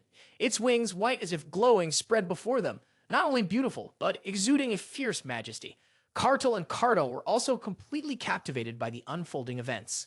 The white dragon slowly descended closer to the ground. Kazel and Tada looked at this scene in a bit of horror, their mouths stuttering, "Ha ha ha." The gaze of the white dragon was fixed intensely on the group before it. Eren Pendragon also turned his eyes towards it, quietly saying, "It has appeared." The white dragon, pure white in color, flapped its wings, its golden claws sharp and glistening, Soldrake. It flew right above the tomb, slowly descending to the ground. Those dragon talons were close to the soul. Soldrake stopped right in front of that soul. It seemed that Soldrake's appearance was to protect and guard this soul. Mark Killian looked at Soldrake and couldn't help but exclaim, "Beautiful, so beautiful." Kartal and Karta also gazed in rapture, guardian deity. Only Eren was silent, watching without speaking, yet exhibiting no sign of disturbance. Soldrake stood tall, its radiant aura incomparable. Suddenly, a voice rang out, "You, who are you?" This voice startled Eren Pendragon slightly, for he knew that the question was directed at him. The warrior in armor with a sword in hand looked sternly at him, unwavering. Mark Killian, full of horror, said, "D-do Gordon Pendragon just spoke." Meanwhile, Karta exclaimed, No, that's a demon right." Impossible. Eren Pendragon realized, and he thought to himself, just like that time, memories flooded back from that camp back then. "In the Lac Din Plain, I first met Eren Pendragon." "Who is that?" Eren wondered silently. The previous voice sounded exactly like that voice, which means thoughts continued to race through Eren's mind. The person who spoke that time was the one who is speaking now, not Eren. But Eren also realized it wasn't Gordon. It seemed to be Soldrake. Eren had his own observations. He recognized that this dragon was talking to him. Once again, the voice echoed, "Who are you?" Both Mark Killian and Karta were confused, their gazes slightly directed at Eren. Eren boldly proclaimed, "I am Eren Pendragon." The eyes of the white dragon seemed to waver, its head lowered slightly, moving closer to Eren. Karta, standing right behind Eren, explained, "Wow," while Mark Killian expressed concern by shouting, "Young master." That voice echoed again, "You are not Eren Pendragon. You cannot deceive me." Eren remained silent, waiting to see what it would do next. The voice came again, "I will ask you one more time. Who are you?" Eren's gaze suddenly wavered. Unconscious memories flashed in his mind. A young man knelt down in a crowded place with a chain around his neck like a condemned prisoner. Someone brave brandished a sword, and the blood caked on it sent shivers down people's spines. A soldier with a fierce face grabbed the young man's hair and yanked him up without any remorse. Those memories surfaced, causing Eren to roar like a wild beast profoundly affected. He screamed, "Ay!" Eren clutched his head in pain and continued to shout. Mark Killian, full of worry, called out, "Young master." Eren Pendragon had no idea what was happening to his body anymore. Holding his head tightly, he yelled, my head feels like it's about to crack. I am. What the hell is this? Ah. Eren painfully collapsed right before Soldrake's eyes. White Dragon, slightly confused, leaned closer to Eren to inspect him. Meanwhile, Eren Pendragon remained hunched over, clutching his head in agony. Mark Killian, witnessing this scene, shouted loudly, "Young master." Karta couldn't stand still either and yelled, "Lord Pendragon." The White Dragon appeared indifferent, its gaze unwavering as it continued to ask, "Who are you?" Eren remained clutching his head, gritting his teeth in pain, continuously screaming, "Ah!" The image flashed again, a boy kneeling among the crowd, utterly pitiable. The chain around his neck only made him look more despondent, tears streaming from his eyes as he looked up at the people staring at him intently. The leaders stood opposite him, petting him like a pet in the hands of its owner. Eren furrowed his brow tightly, his mind in great distress. The memories of his suffering kept flooding back. The leading figures wore contemptuous expressions, and their smiles took on an even more sinister edge. He did not want to see them any longer. Those individuals seemed eager to take his life on the spot. The image of the majestic white dragon alongside the Duke stood tall, looking down at the lowly beneath them.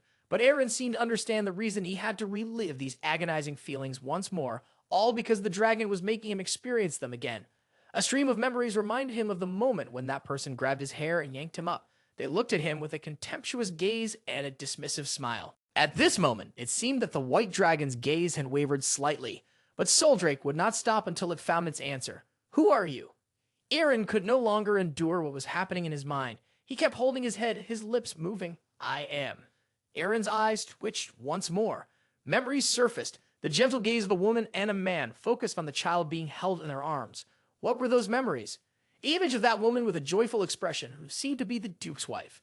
And the man with a loving smile perhaps was Gordon. So this child, the one being held lovingly by his wife, I am. The innocent smile of the child looking up truly brought a sense of joy to others. The image of Mark Killian in his youth, playing tag with a very cheerful boy, also appeared, but was quickly dismissed by him. No, not that. That memory continued to the moment the golden-haired boy was talking to his sister, seemingly explaining something to her. That was Eren. Once again, the figure of the father on the sick appeared, then the wife, and the two eyes full of tears looking at him. Father, father, please don't die. Blur images kept flooding his mind.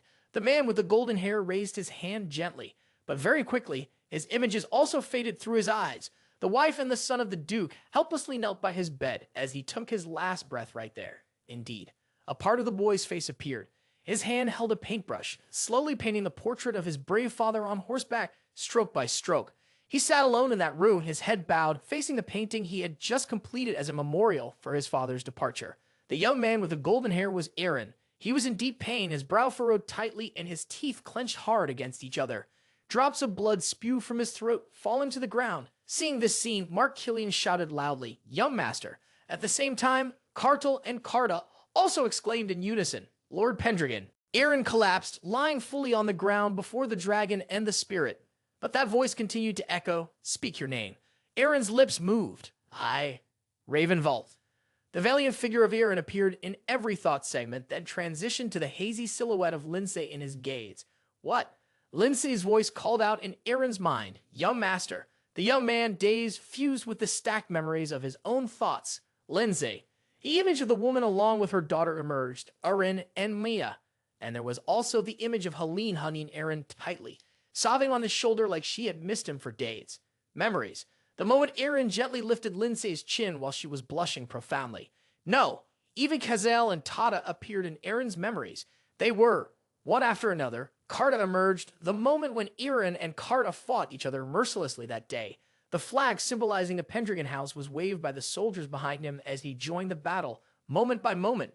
His memories. The flow of power from Kartal through the staff he always carries seems to have led Eren to the memories closest to him. The face of the other person appears very clearly, as if standing right before him, smiling at Eren.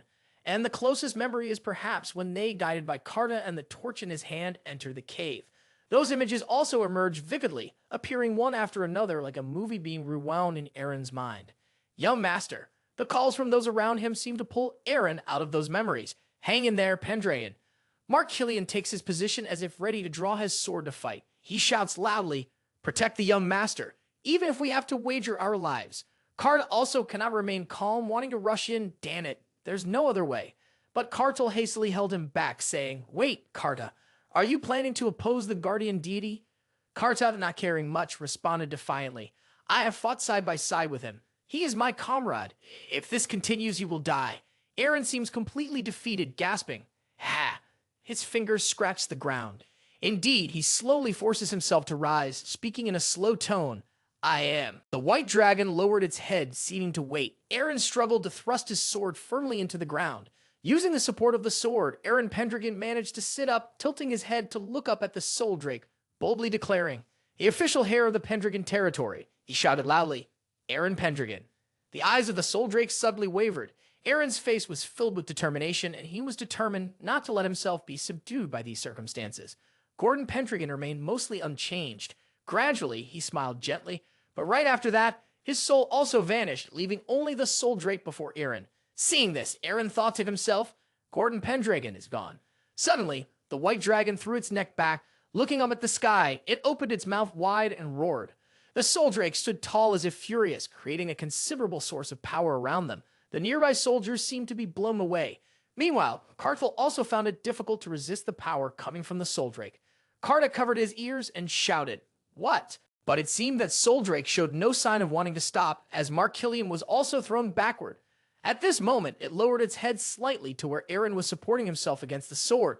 It whispered softly, "Our promise has been fulfilled, Eren Pendragon and Raven Vault." Eren's face was now smeared with blood, pouring from his nose to his mouth, looking somewhat tragic.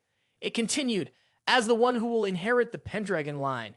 At this moment, Markillian, Karta, Kartal, along with Kazal and Tata all rushed towards Eren and shouted, "Young master, you really did it?" The voice of Soldrake echoed, "You Pendragon brat." Eren knelt beside his sword. He knew everyone was filled with worry beside him, so he said, "I'm fine, don't worry." Markillian looked slightly confused and asked, "Huh? This is?"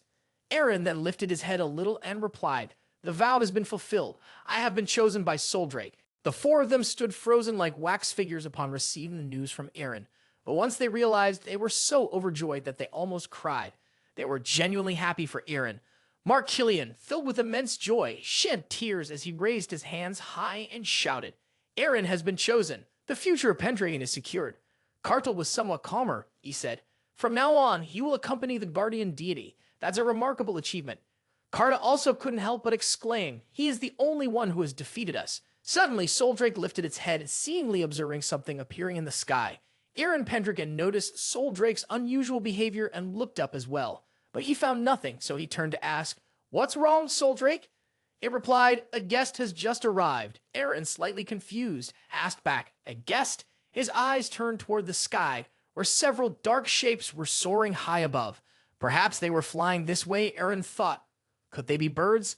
But immediately he realized it was not simply birds. Kartal, and even Markillian were also taken by surprise. Karta could hardly believe his eyes and exclaimed, "What? No way." And their guest was certainly not birds, but dragons. Karta shouted, "Dragons! Dragons are coming!" 6 dragons appeared at once, flying in a circle above Soldrake and Eren.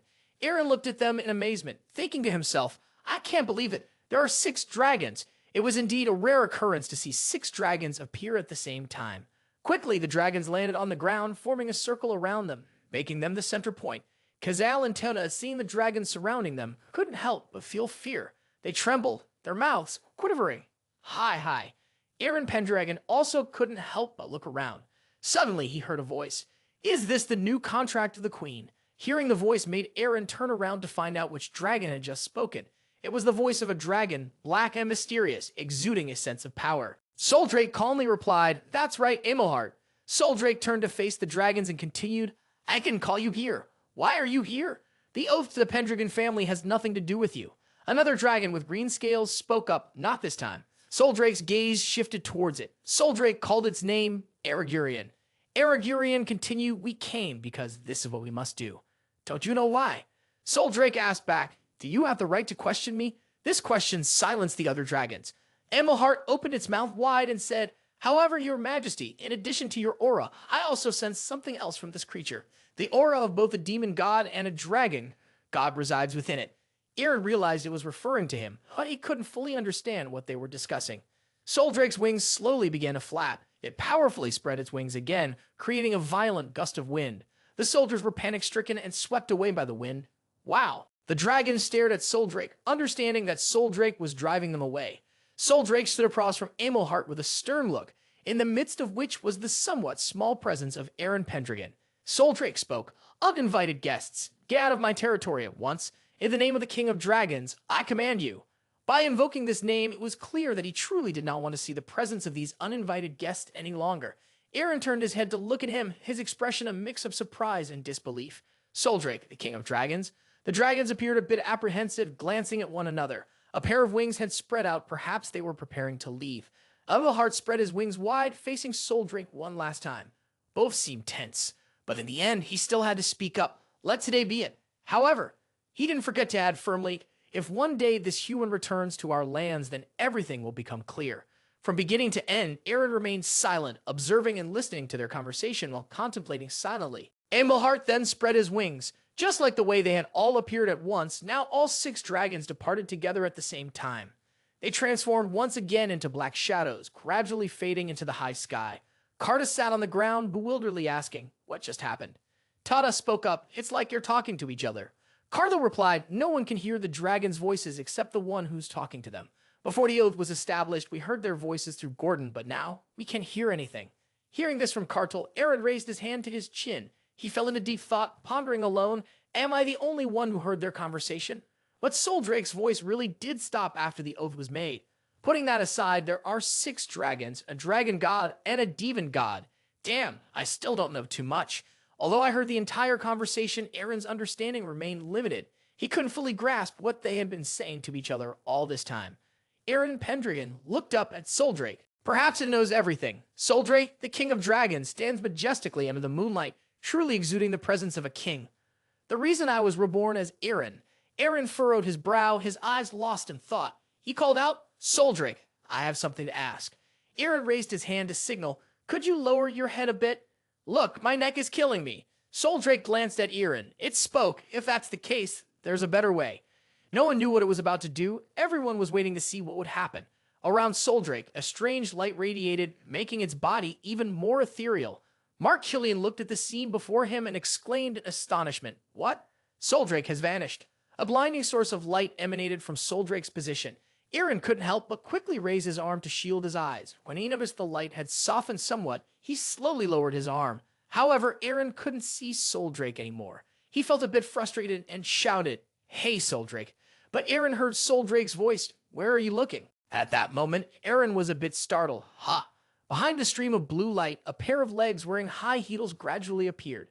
Soldrake, in the form of a dragon they had just seen, had now transformed into a human, with still a pair of wings on its shoulders, platinum hair, and beautiful outfit and appearance. Quickly, Soldrake stood before Eren in human form. With 3 gems embedded on his forehead and cold blue eyes, Soldrake said, "I am right here."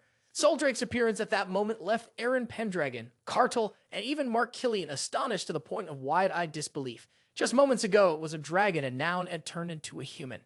In this human version, Soldrake possessed an incredibly beautiful, voluptuous, and even somewhat alluring body. Behind Soldrake were still a pair of white wings, along with a smooth white back. Soldrake stood before them, bearing a demeanor that was both relaxed and radiating pure elegance. Once everything was settled, it finally spoke to Eren. "You said you had something to discuss, so let's continue our conversation." Faced with Soldrake's rapid transformation, everyone was astonished and speechless. They couldn't believe that the majestic Soldrake, white dragon before them, had now become a human. The horse's footsteps moved slowly along the road. Eren Pendragon looked impressive, sitting comfortably on the saddle. Below him was Soldrake, and behind him were Mark Killian, Karta, and Cartel, along with a line of soldiers following behind.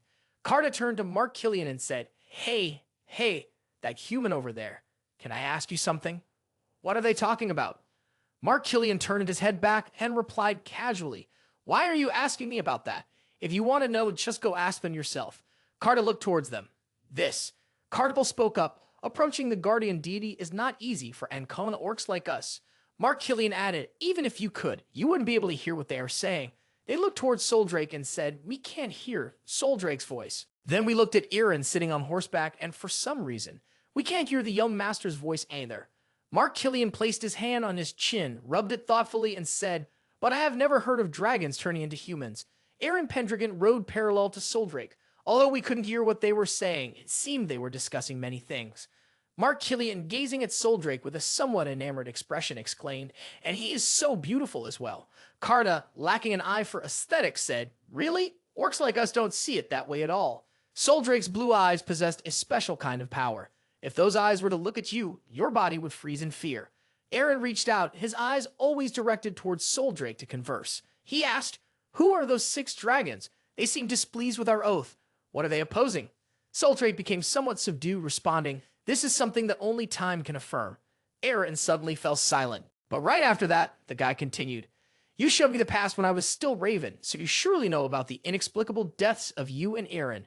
Furthermore, about what Baltai said, you must know something about them. The reason I was resurrected as Eren, a Raven soul in Eren's body. And right now, perhaps Raven has truly become Eren, fully taking on the missions that Eren carries." But Soldrake seemed unwilling to reveal anything. It said, "Time will give you the answers." Eren Pendragon squinted, his eyebrows tightly knitted together. Suddenly, Eren pointed directly at Soldrake's face and shouted, "Hey, you've only said that so far. Tell me everything I need to know." Soldrake remained unfazed, calmly replying, "You talk too much." It continued to explain, "Members of the Pendragon family rarely wish to speak with me." Upon hearing this, Eren Pendragon could only remain silent, as he probably knew that no matter what else he asked, the answers would be much different. Eren raised his hand to touch his forehead, a bit irritated, silently thinking, "What's wrong with her? I thought that just swearing allegiance to her would finally allow you to know something." Eren didn't even know how to dig out the information he wanted when suddenly something made his body react.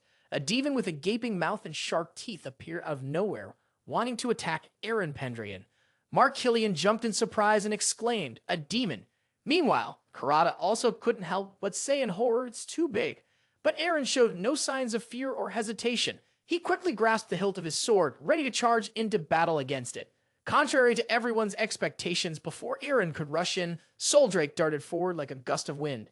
She attacked head-on, piercing through its body and aiming straight for its heart. Mark Killian and Karada were both astounded by Soldrake's speed and attacking power. Not only them, but Eren was also wide-eyed, somewhat impressed by the scene. Seeing the demon's head being mercilessly severed by Soldrake, its speed was so great that it couldn't even react in time. Eren thought to himself, "So fast." Soldrake's hand grasped a piece of bright red meat, still dripping with blood. She gazed at the red meat in her hand. Moments later, she casually brought it to her mouth. This sight sent chills down the spines of the soldiers, including Kazal and Tada. Tada said softly, "She really is a dragon." Mark Killian seemed to have lost the image of Soldrake's beauty from earlier. He remarked, "Even in that form, she doesn't look human at all. She is beautiful indeed." However, what she possessed was nothing like human beauty. Although Soldrake might currently be in the shape of a human, the truth is that she forever belongs to the dragon race. All of her instincts and actions are those of a dragon. Eren watched this unfold, unsure of what to say, remaining silent as he observed from a distance. Eren's troops set up camp in the evening to rest. The deep red tents were erected, bearing the emblem of the Pendragon clan. Soldrake sat on a tree trunk, gazing at the night sky. Suddenly, she heard someone calling her name, prompting her to look down. It was Eren, holding a sheep he had just hunted. At that moment, he had removed his heavy armor, and he was left wearing a rather thin black outfit. Eren drove the sword into his stomach, slowly slicing off its meat to prepare dinner. Quickly, some ribs were brought out to roast over the fire, looking quite appealing. Eren took a few and began to roast them slowly. The pieces of meat were cooking over the red flames, likely ready to eat soon. When the meat was fully cooked, Eren held it out to Soldrake and said, "Here, this might be the first time a dragon like Soldrake has eaten grilled meat like this." He said, "If you are in human form, you should eat like this." Eren took a bite and slowly guided her on how to eat gently. Soldrake watched how Eren ate. Then she took her piece of meat and gently bit into it. She took a bite, then looked up at the high sky. She turned to Eren and said, "You are indeed an interesting Pendragon." Eren replied slowly, "I am a Pendragon, however. I am also a raven." Soldrake remained silent, just staring at him. In the quiet depths of the forest, suddenly a bird flew out from the tree, making quite a noise. Perhaps it was that very bird that shattered the peaceful atmosphere between the two of them. Eren blinked and said, "I will not talk about myself anymore. You wouldn't understand anyway." The guy smiled slightly with a faint curve of his lips. "I used to do this very often. Not bad, right?" Soldrake looked at that smile in silence, her eyes wide open, gazing at him passionately. "By the way, I have something I want to ask you," Eren said. But before he could finish asking, she interrupted Sol. Eren was a bit confused, but Soldrake smiled gently and said, "From now on, you can call me Sol." Eren was astonished, his eyes widened as he looked at her, thinking inwardly. She just smiled. Eren also chuckled slightly. "So dragons can smile too? Haha." So Sol, about the dragon god and the demon god. Before Eren could finish his question, Soldrake replied, "Time will answer that for you." In the cold silence of the night in the mountains, Eren's frustrated shout echoed, "Hey!" Countless servants lined up to welcome Eren's return. He was back with the dragon. Helene, along with Ariel, was carrying her daughter Maya in her arms, hurrying towards the balcony of the palace to wait. With them was Lindsay as well. Ariel exclaimed with joy, "Finally you did it, brother." Mrs. Helene gently raised her hand to wipe her eyes, smiling and saying, "You are truly a pride of mine, my son." Lindsay sighed in relief upon seeing Eren safe. "When I bid him farewell at the Barento gates, I was really worried, but thankfully he is fine. He has returned." Eren sat proudly on his horse, returning majestically. Below him were continuous applause and cheers. Duke, Lord Eren.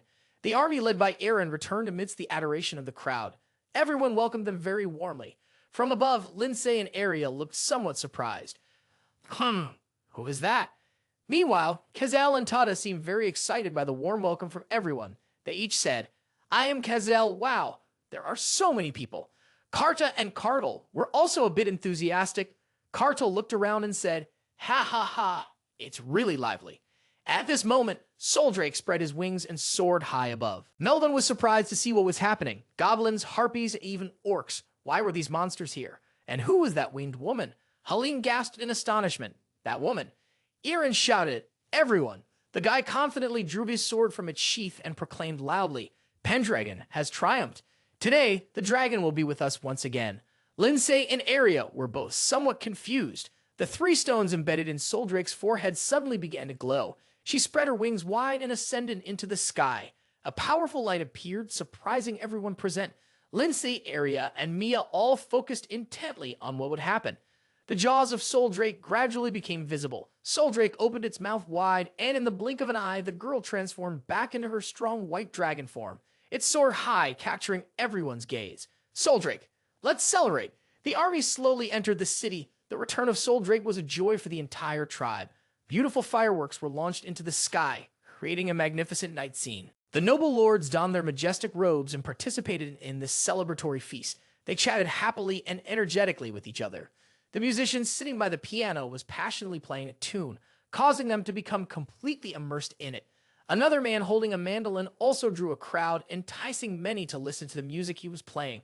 Lindsay sat at the table, watching everyone enjoy the party. She said, this is quite a lavish feast. It's the first time I've participated in such a party.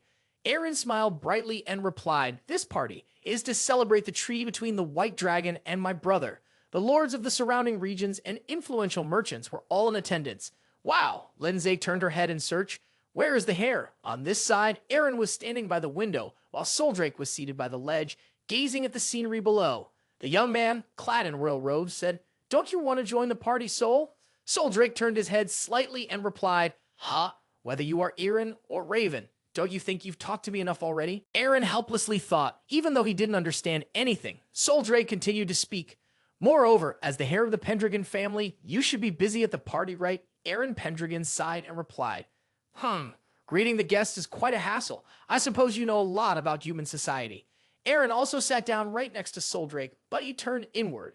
She said, I have been accompanying the Pendragon family for a long time, but I have never heard of a dragon attending a party before. Eren countered, why not, even if you can transform into human form? Soldrake turned her head to look at him in confusion. Eren merely hummed in response. She spoke up, just as I thought, you are indeed very different from the previous Pendragons. But right after that, she spread her wings and flew away, regardless of Eren's call from behind. Hey. Very quickly, Soldrake became just a dark shadow in the sky, seen through the window from Eren's perspective. He couldn't do anything else but remain silent, watching her gradually disappear. But something caught Eren Pendragon's eye and made him glance over. At the same time, several women in luxurious dresses, their faces filled with excitement, approached Eren and said, so this is where you are, Duke Eren. We want to hear the story of how you made the pact with the dragon. Their voices were high-pitched, as if trying to impress Eren. Seeing a crowd of women approaching made Eren frown tightly. He was about to break into a sweat. Outside the party, Lindsay was serving food to a distinguished guest. She smiled and said, I apologize for the delay. He looked at her affectionately, holding a glass of wine, and said, your body is beautiful. Would you like to be my lady? Lindsay laughed awkwardly. Ha ha. In another direction, a woman's voice rang out, wow, that's wonderful. Lindsay turned to see Eren surrounded by a group of women, their chatter incessant. Ha ha.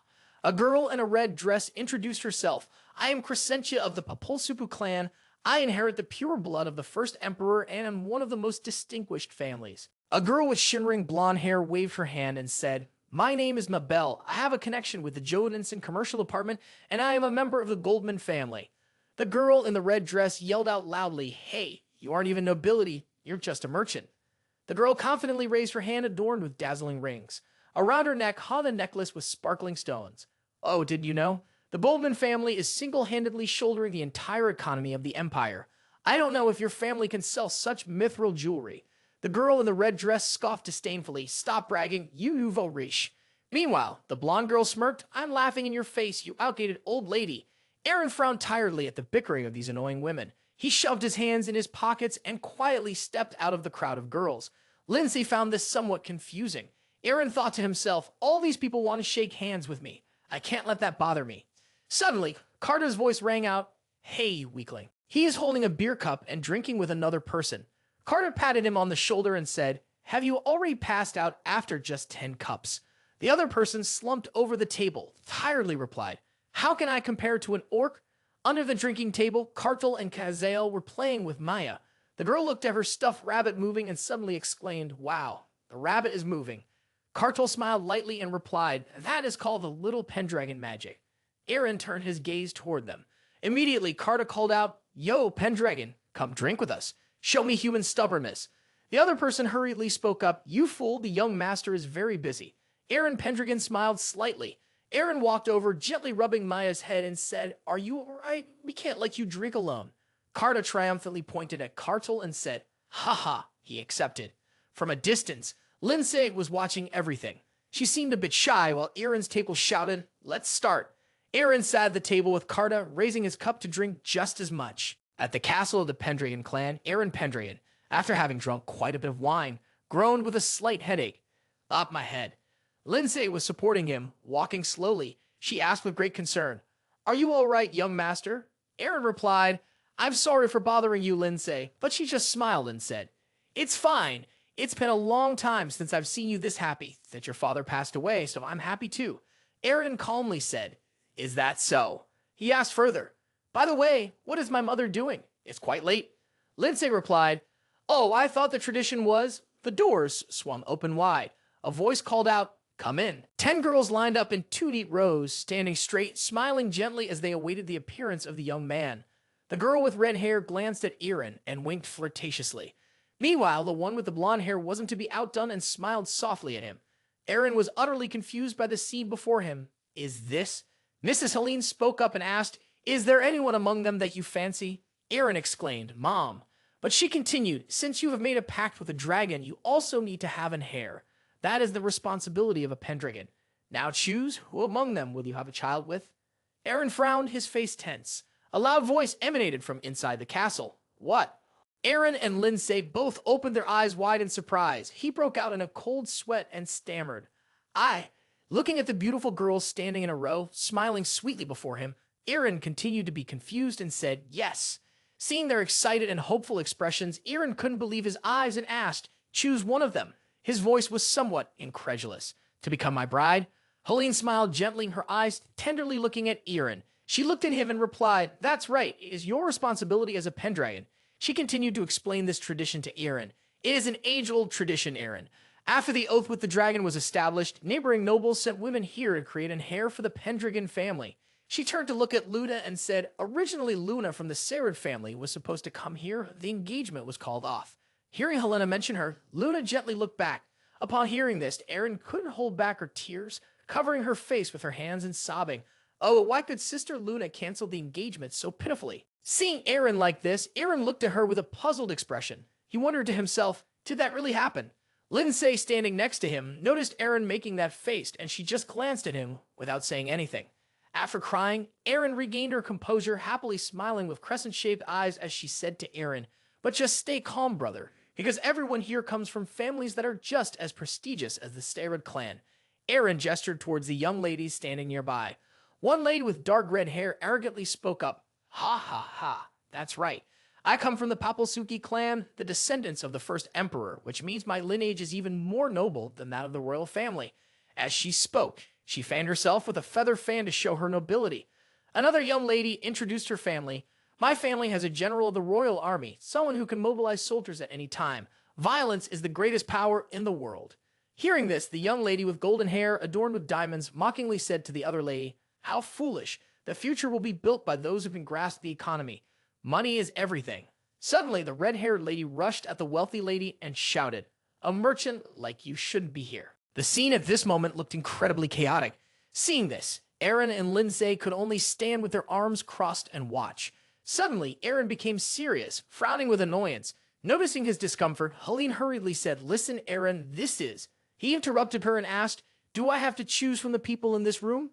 Helene replied, Hearing that, Eren emphasized his question again. "So just from the people in this room?" His question puzzled Helene and Lindsay. Helene looked down, flustered, and said, This is how the Pendragon family does things. Eren wouldn't let her continue, he said. I understand now. Eren parted his lips and said, well, I choose Lindsay to be my concubine. He placed his hand on Lindsay's shoulder and spoke with a very calm expression. Eren's words surprised Lindsay, who widened her eyes and froze for several seconds. Helene and Eren were also startled, standing motionless. They couldn't believe what they had just heard. The young ladies who were fighting also stopped, glaring at Eren with furious glares. Lindsay looked up at Eren. The scene was completely different from before. It was no longer noisy, but had become very quiet. Lindsay spoke up, huh? Just as Lindsay was about to say something, Eren quickly covered her mouth. This action made her embarrassed, her face turning red, and she could only mumble. Eren covered her mouth while holding Lindsay's waist to keep her still. He closed his eyes and calmly said, ignoring Lindsay's awkwardness and desire to speak but being unable to, calm down, Lindsay. She always takes care of the child, and when she went on an adventure, she was covered in soot. Eren continued, you have been enchanted by that courage and made a mistake in Barinto. You have to take responsibility for that. At this point, Lindsay was so embarrassed that her face turned as red as a tomato, and she could only scream inside without being able to do anything. Eren hugged Lindsay in his arms and apologized. I'm sorry for staying silent until now. Hearing Eren's apology, everyone present at that moment was surprised, their eyes wide and mouths agape, staring at the two. Helene, not yet understanding what was happening, reached out to Eren and awkwardly said, huh? Helene began to panic. Anyway, you are a man. It's okay. Because a surprised voice exclaimed, is it really okay? She tried to explain, but the true meaning behind this tradition was, Helene's worry and panic caused Eren, who was behind her, to panic as well. Helene continued to speak to ensure the continuity and sustainability of the family. Eren looked at Helene and frowned, saying, I understand. Lindsay was so embarrassed that she was sweating all over, glancing at Eren. Suddenly, Eren glanced at those young ladies and emphasized, however, those women only heard about your oath with the dragon and came to attend the celebration. His words confused the young ladies, leaving them bewildered. Eren's expression darkened, and he continued, once the oath was made, they flocked in, but when we are in a difficult time, do they really want to cooperate with us? He stood with his hands on his hips, looking disdainfully at the young ladies and continued, but the one who has been by my side for 3 years without any ulterior motives is Lindsay. Eren's last words made Lindsay blush with embarrassment, staring at him. At that moment, in response to Eren's words, Lindsay felt so shy that her mind became foggy. She no longer knew what was happening. The young ladies, fearing they might lose a delicious opportunity, looked at Eren with dissatisfaction and said, but she is just a maid. Eren looked at them with a frightened gaze. In a slightly cold voice, he said, that doesn't mean anything to me. Those who rely on the reputation of their family are just fools. Eren's words left the group frozen in place. They were so shocked that their mouths hung open. Eren continued speaking, while Helene and Eren were worried about what he would say next. Eren smiled and said, I already have companions, the ones who have helped us all this time, Killian and his soldiers. Images of Killian and his soldiers appeared in Eren's mind. Eren went on, the unparalleled Ancona orcs, the Khazal elves, and the Tata harpies. Images of them laughing together flashed in Eren's mind. He proudly puffed out his chest and said, they accompany me to the tomb without fear. I trust them. They are my teammates. Eren gently took Helene's hand and continued. Pendragon has become weak by relying on allies, hasn't he, mother? Hearing this, Helene and Eren were so happy that tears welled in their eyes. Lindsay also wore a cheerful expression as she looked at him. Eren turned to Lindsay and gently asked, and what about you, Lindsay? Will you become my concubine? Hearing this, Lindsay felt shy and recoiled backward, while Helene became so joyful that she burst into tears. Eren, standing behind her, was extremely excited, and the other young ladies were still frozen in shock, wide-eyed at the scene before them. When Eren asked for her opinion, Lindsay felt happy. She trembled and tears were about to spill over. She stammered in response to Eren, of course, young master. Seeing that Lindsay had agreed, Eren took her hand and shouted loudly, so from today, Maid Lindsay has become the bride of the Pendragon family. A short while later, Eren left the room. A voice echoed, truly a magnificent sight. Asia Pendragon slowly walked into the room. Hearing her words, Eren remained calm, sitting with his eyes closed, looking very graceful and elegant. Asia placed her hand on her face, tilted her head to look at Eren, and said, I thought you were just an untrained soldier, but perhaps that is truly your intention. Upon hearing this, he only snorted coldly. Eren asked, are you still here even though the tomb has been opened?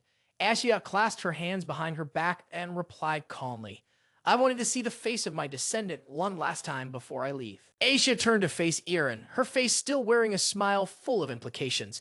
You changed since the first time I met you.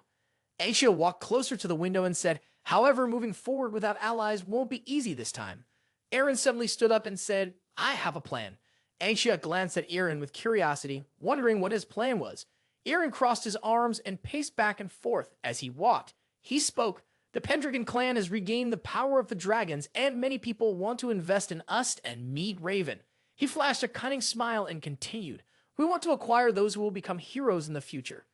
Eren's plan astonished Aisha. His expression turned sinister. He said, if I can turn them into loyal subjects from the moment they are still nameless, we can create a powerful army both domestically and abroad. Aisha began to grasp the idea. She turned back to look at Eren and said, I see. So if you have that intention. Aisha eagerly walked over, grabbing Eren's arm tightly and said, are you aiming for the throne? Her action left Eren stunned. He looked at Aisha with annoyance and said, don't touch me, ghost. Despite his disdain, Aisha eagerly asked, can I hug you? Hearing that, Eren contemptuously replied, get lost. She released him, clasped her hands behind her back, looked out the window and said, I was just joking. Now I have no regrets. Eren crossed his arms and leaned against the wall. Hearing what Aisha said, he remained silent.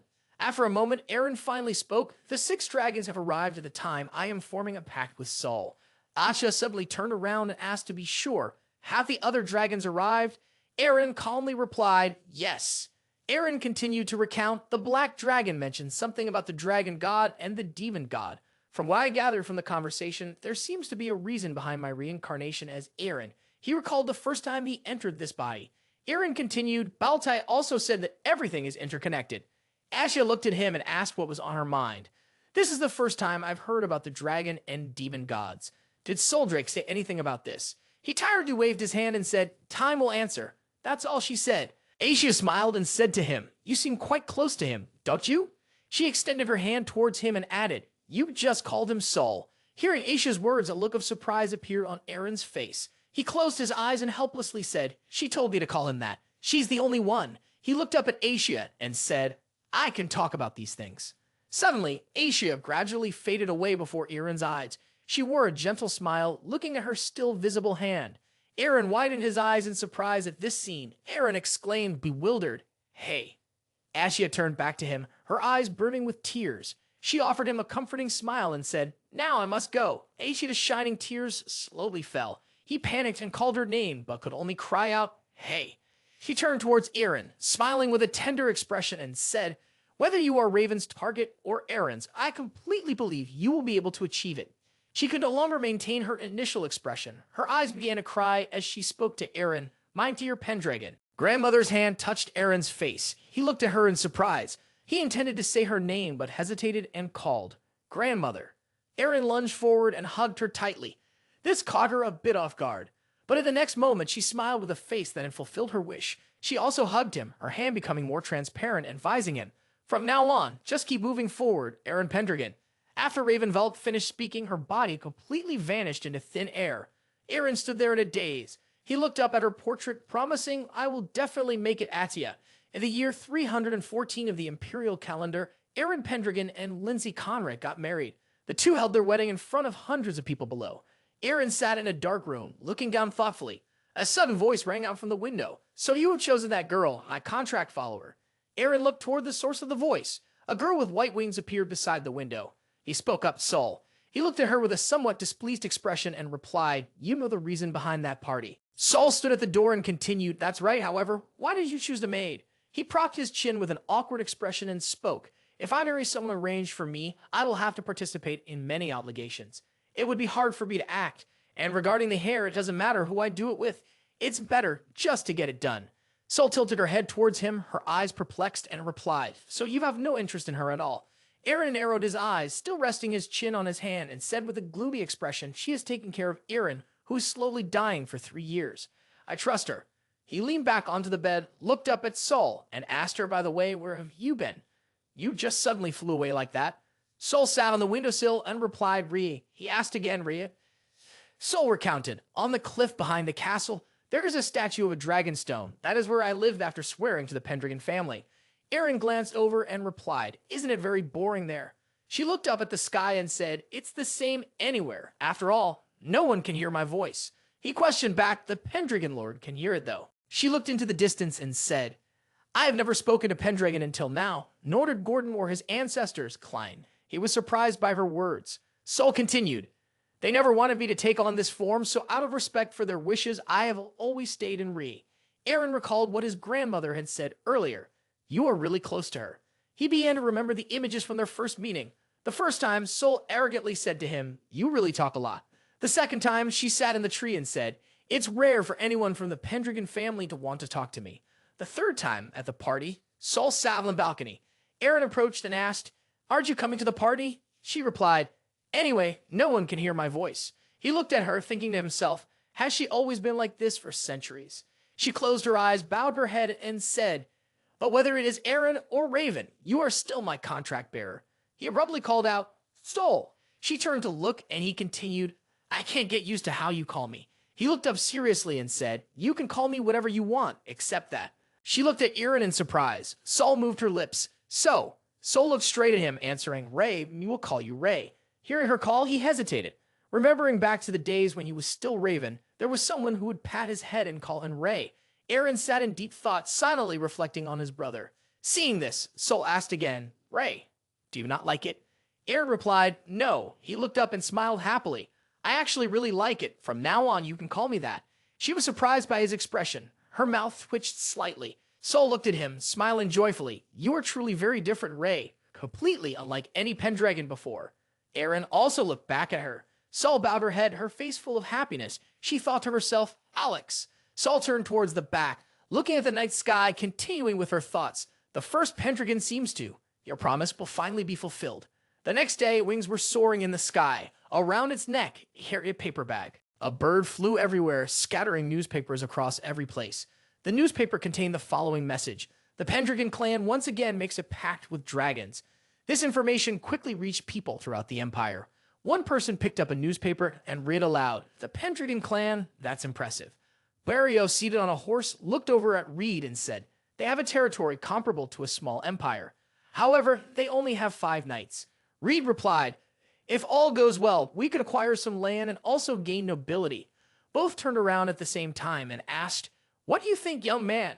Valis, wearing a purple cloak with a hood covering his face, looked at the two. The scene shifted to another location where the sun had set and dusk was beginning to fall. The sunset light streamed through the room. A person sat reading the newspaper saying, not only dragons, but also demons and Ancona Orc are following him. He rested his chin on the arm of the chair, droplets of water falling from his face, and added, Eren Pendragon, I'm quite interested in you. This time, the newspaper made its way to the castle. The king shouted that Eren made a pact with dragons. This is. He questioned the two below, so are we not just a bunch of clowns? I can't even sleep now. Luna's face was worried as she looked at him. She replied, Father. She bent down, hearing news about Eren, feeling a bit happy, secretly thinking, Eren. The scene shifted to another dark place, a hand wielding dark magic. The newspaper fell into their hands, and one person spoke up, Eren Pendragon. Arangis looked at the newspaper, laughed, touched his face, and asked, so now we want to create. The man in the black cloak took the newspaper, let it fall, and repeated Arangis's words. So now we want to create. He used his hand to set the newspaper on fire, adding, the person is a nuisance. The newspaper was completely buried in the flames. Baltai took a bite of meat and replied, then let me handle that. The two of them turned to look at him, smiling dangerously. The man in the black cloak addressed him. I've always been waiting for you, mad dog of the Empire, demon general. Tuvan Baltai. He leaned back against the wolf that was wrapped around him. His face became more distorted. Lindsay, along with 2 maidens behind her, bowed to bid farewell to Eren. Take care, Lord Eren, she said. He tied his hair back with both hands, a hair tie held in his mouth, and replied, I'm off now. Lindsay, her ears flushed red, shyly asked, where are you going this time? He finished tying his hair, looked at her, smiled, and answered, to the Bellin Gate to recruit more soldiers for the Pendragon clan. At the Bellin City Gate, there was a small town that was somewhat dilapidated. Killian angrily shouted, you, where is your spirit from before? It's only been an hour and you're already in such a state. The faces of the soldiers were all pale, sweat streaming down, but still holding your swords. Killian stood before them, holding a wooden sword, and continued to yell, if so, then you are not worthy of being knights of the Pendragon clan. Hearing this, the soldiers panicked, practicing their sword moves up and down, in unison. We obey. Eren stepped forward, praising him. Well done, Killian. He also became serious, placing his hand on his chest, replied, Yes, my lord. He continued to ask, How is the recruitment of new soldiers going? He sighed and answered, Oh dear, in this day and age, those who want to become knights are all talk and no action. Eren looked at him and added, The recruitment of so many soldiers in such a short time is quite impressive. It's normal for quantity to compensate for quality. He smiled approvingly. And your job is to train them, isn't it, Commander? Struck by lightning, the man's face was filled with happiness. Killian turned back, excitedly speaking to the soldiers. Did you hear that? Did you hear what the Lord just said? He has high hopes for you. If you're expected to do so much, then you must train hard, even if it feels like you're going to die. Show him that under my command, you can become true Pendragon knights. The soldiers' faces turned angry, panting heavily and whispering among themselves. The one with brown hair spoke up. No matter how good his skills are, the one in the middle added, That's ridiculous. This mustache guy just yells whenever he likes. The one on the edge criticized too. Isn't he the one who was completely defeated by the Lord, even if he is a top knight? Eren leaned against a tree, watching Killian command, smiling and thinking. Things have been happening this way lately. The concentration of soldiers has only excited one person, and the long-awaited night team has finally been formed. He also remembered the moment when he was still Raven and was defeated by a demon god. A thought raced through his mind. The dragon god and the demon god are all related. The moment he encountered the dragon god, there was the presence of both the dragon god and the demon god. What the 6 dragons said made his expression more contemplative. His train of thought continued, There are still no signs for my enemy, but reinforcing the legion will hurt. Cardo was fighting with the soldiers, yawning widely. With a light swipe, one soldier fell down. The other 2 were also terrified. He turned to Mia, who was sleeping on the leg of a monster, and continued to think, in preparation for the battle that will come someday. Eren looked up at the top of the castle and saw a few griffins flying above it. The griffins were circling around Sol. He thought to himself, Sol has left her lair and come to me. Clearly those griffins are Sol's family. Eren looked up and somehow she appeared happier than ever. His thoughts continued, It must be so, right? At that moment, Sol suddenly looked up at the sky. Then, as if noticing something, she looked down. Sol immediately spoke to him with her thoughts. Hey, Ray. Eren replied, What is it, Sol? She answered, There are knights. The knights have arrived. Outside the city gate, 3 knights rode in. Killian went to greet them. 2 of them smiled at him. The other soldiers began to whisper about them. The brown-haired one spoke up, Oh, they're the free knights. The black-haired one asked, Free knights? The brown-haired one looked at them and explained, They are veterans who have experienced many battles. They travel the world relying solely on their weapons and skills. The black-haired boy looked at him in surprise. That sounds cool. The brown-haired one continued, Surely they have heard about the rebirth of the Pendragon family and have come to enlist. The commander introduced himself. I am the commander of the White Dragon Legion of the Pendragon family, Mark Killian. Where do you come from? The armored knight stood up to introduce himself first. We are free knights from Evandel. I am Reed Pollock, seeking to serve a ruler with both virtue and talent. The bald man also introduced himself. I am Barrio Lutton. What I seek is a place where I can truly showcase my skills, whether it is in a duel or a real battle. Killian replied, I see. He then turned to look at a person completely covered from head to toe and asked, What about you? Reed glanced over as well. He didn't look at Killian's face, just replied casually, I'll let your family know who I am. I have no name. Killian was taken aback. Barrio laughed loudly, looking down at him and said, Ha ha, don't pay attention to him. He's always like that. We don't even know his name. Reed explained, We met him not long ago, and he is accompanying us because it seems the 3 of us are heading to the same place. The 2 soldiers behind and Killian had helpless expressions. He replied, I understand. So you must be here because you want to become soldiers of the Pendragon clan. Barrio placed his hands on his hips, speaking proudly about his strength. That's right. After all, the Pendragon clan currently lacks a decent commander. Reed added, With our skills, you all will be able to strengthen your forces and we will hold wealth and power in our hands. 2 people argued over speaking advice. You won't need to temporarily rely on a powerful but ineffective army anymore. There's no need to try to recruit more soldiers. Killian's face turned red with anger, and the 2 soldiers behind him were also fuming with rage. Eren appeared from behind, holding a sword, and spoke. Well, this is interesting. All 4 turned to look. He casually walked over, holding a sword in one hand while the other was tucked in his pocket, and continued. A Knight of Freedom relies solely on their own skills. As long as their skills are good enough, their attitude doesn't matter. He called out, Master. The man in the cloak paid no attention, looking elsewhere. Eren said seriously, But they must be strong enough first. Eren pointed his sword at Killian. Fight them, Killian. Everyone looked at him. Killian smiled broadly, excitedly saying, "At your command." Barrio immediately drew his sword and swung it at him. Killian quickly blocked it, and Barrio laughed loudly. "Ha ha ha, I like this." The two soldiers watched the fight in surprise. The black-haired one spoke. "Your leader is quite clever." The brown-haired one worried. "Is he? Hey, will that mustachioed guy be all right? His opponent is strong and looks tough." Barrio's face smiled self-satisfiedly, while Killian's face was very serious with a hint of anger. In one swift move, he cut Barrio's sword away. He was furious, his hand trembling as his sword was knocked aside. Seeing him lose, Reed suddenly panicked and shouted, "What?" Killian raised his sword towards Reed provocatively. "Are you going to fight?" He, with a face filled with both anger and worry, drew his sword. Reed swung at him, and Killian blocked the sword. The two techniques collided, creating a strong gust of wind. Reed's face grew increasingly fearful, while Killian was very excited. The two swords clashed against each other. Reed's hand could not hold onto the sword, and it was knocked away. As the sword fell, Killian also pointed his sword at his throat. The soldiers around cheered. The dark-haired and brown-haired ones exclaimed, "He's really impressive. That guy with the mustache is that strong." Killian turned to Eren, winking as he said, "What are their skills like, Master?" He assessed and then commented, "Well, they're not weak. We're short on manpower, so we could recruit them." The two losers looked dejected, showing their dismay. The purple-cloaked figure stood silently in one place, not saying anything.